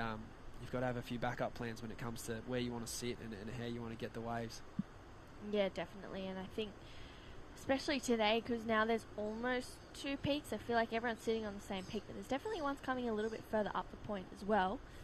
As we saw a couple, I don't know about you, but I was watching it before and I was kind of mind surfing a few. For sure. It looked like a little Mexican point up the top there. It looked really fun. Super fun. So 4 minutes. Vluggy has first priority, so he's got to use this and hopefully get that 4.06. He's going to let this one go. Is there a couple more behind He better it? get a shimmy on. He looks like he might be a little too far in. These waves look like they're going to land on his head. Well, one thing that Vluggy can do is paddle. I like the idea of the roll in. A lot of people haven't done it, but I've seen a few waves that they taper off enough that they're worth a roll in, worth a look. He just lost his board on that duck dive, so he won't lose priority. He didn't paddle for the wave, but... Here he goes. All right, let's see this. Oh, the belly board in. Get going, Vluggy. Nice big speed float to start that wave, but unfortunately not enough green face to work with, so Vluggy kicks out. He'll have another roll of the dice. Looking a little dejected. Still plenty of time left, David. Keep your head in the game. It's one of those things. I think we saw Billy Stammen earlier in the day. He found a wave a little further down the line. Turned the heat on young Dane Henry. Unexpectedly, Billy was having a bit of a shocker up until that point. Oh, wow. So it's one of those things where you've just got to look alive at all times. Try to find your moments as we see young Marlon Harrison up and riding here. Nice big float, massive airdrop coming around the section. As good as those turns feel, they're not massive scores with the judges. He'll need something steeper, which he won't find. He will stay in third position. Similar to Vluggy's positioning now. He's a bit further down the line, so he's got a bit of space between Tane. Tane looks like he won't chase him down. He's going to sit on his lineup and then look to better his 4.23, which is I don't mind it. There's a lot of courage to do that. Let your competitor go down the line solo. So we'll see where Marlon tries to position himself after that. Yeah, wow. I mean, Tane had to work really hard for his fours. So I don't know. It's a lot of effort, isn't it? Yeah, it's a lot of effort. It's not that hard to go and sit in someone. No. Yeah, it's probably more effort trying to better that 4.23 than it is to go and sit on Vluggy. And I feel like if Vluggy gets a wave, he can turn that into a 4.06. Definitely. We saw that on that opening ride of David's. It was a pretty nothing wave. He oversurfed it and got a decent score. We see Tane having a look here. Wow. Vluggy wasn't even interested in that wave, so Tane want to make sure this is going to be a score. Up and riding. First carve out of the lip, set up turn. He's looking. Still looking for that real critical section. I think he would need something pretty dynamic to finish here. Not bad, but like you said, his 4.23 was a really strong ride, and I think the judges have been pretty clear with that. Fluggy looking for the chip in or the double up. See what he's found here. Wave looks like it might have a bit of foam on it. He's out of there. Seems like Marlon Harrison potentially with a wave as well. That one might have been ridden off camera. We'll try and get a replay for you there. And he's paddling back out, so it might have not been too much. It was probably just an in and out. I think the scores will reflect that. Fluggy with the 1.4. The only real score of consequence at this point will be Tane Dobbins. And so it's Sheldon Simkus in first with first priority. Well played, Shelley. Managed his time and his effort well. Like you said, True, finishing your waves is crucial, and Sheldon did that. Keep paddle, Grom. You finished that wave with about a minute to go. Get back out there. Yeah, what's he doing? He did not better. A 3.33, Wow. and he's on the shore, so there won't be enough time left. It's really up to Fluggy and Marlon Harrison now, needing small scores. Otherwise, Tane Dobbin will hang on to second position. There's about 10 seconds remaining. There is a lump out the back, but I don't know if it will get here in time. And that is going to wrap up a very exciting heat of the day, as we see a bit of frustration there from David Vlug and Marlon Harrison, and rightly so. It does mean a lot to these lads, and they'll pick up their bootlaces and hopefully head on down to Newcastle in a week or so's time. True, it's been a fantastic day. I think we're going to hang around and wrap up the day after this. And, Yeah. Looking forward to another big day tomorrow. Thanks everyone for tuning in. As we see, there are official results there of the Heat 4 of the round of 64 in the men's QS. 5,000, Sheldon Simkus in first, Tane Dobbins second, Marlon Harrison in third, and unfortunately eliminated alongside Marlon will be David Vlug. So a big day. It was action from sun up to sundown. But yeah, like I said, we will. We'll be back. We'll be back tomorrow with a lot more action. But True, in the meantime, did you have a favourite moment from the day that stands out for you? Sierra Coast Air, 8.5, hands down. Favourite moment of the day. I like it. That was that's an easy one. And looking forward to tomorrow. You've got your eye on anyone else in that women's draw you think could be a threat to yourself? Yeah, I guess all the women out there are big threats. Anyone in this round, they've worked really hard to get there, and everyone's working twice as hard to get to the next round as well. So everyone's a threat. Yeah, good answer. Very politically correct. Well, we'll be cheering for you. Well done today. And we'll be back tomorrow at 7:30 for the call. Check in on the WSL app. We'll look to get underway immediately. 7:30 local time tomorrow. Check in, and we'll look forward to seeing you.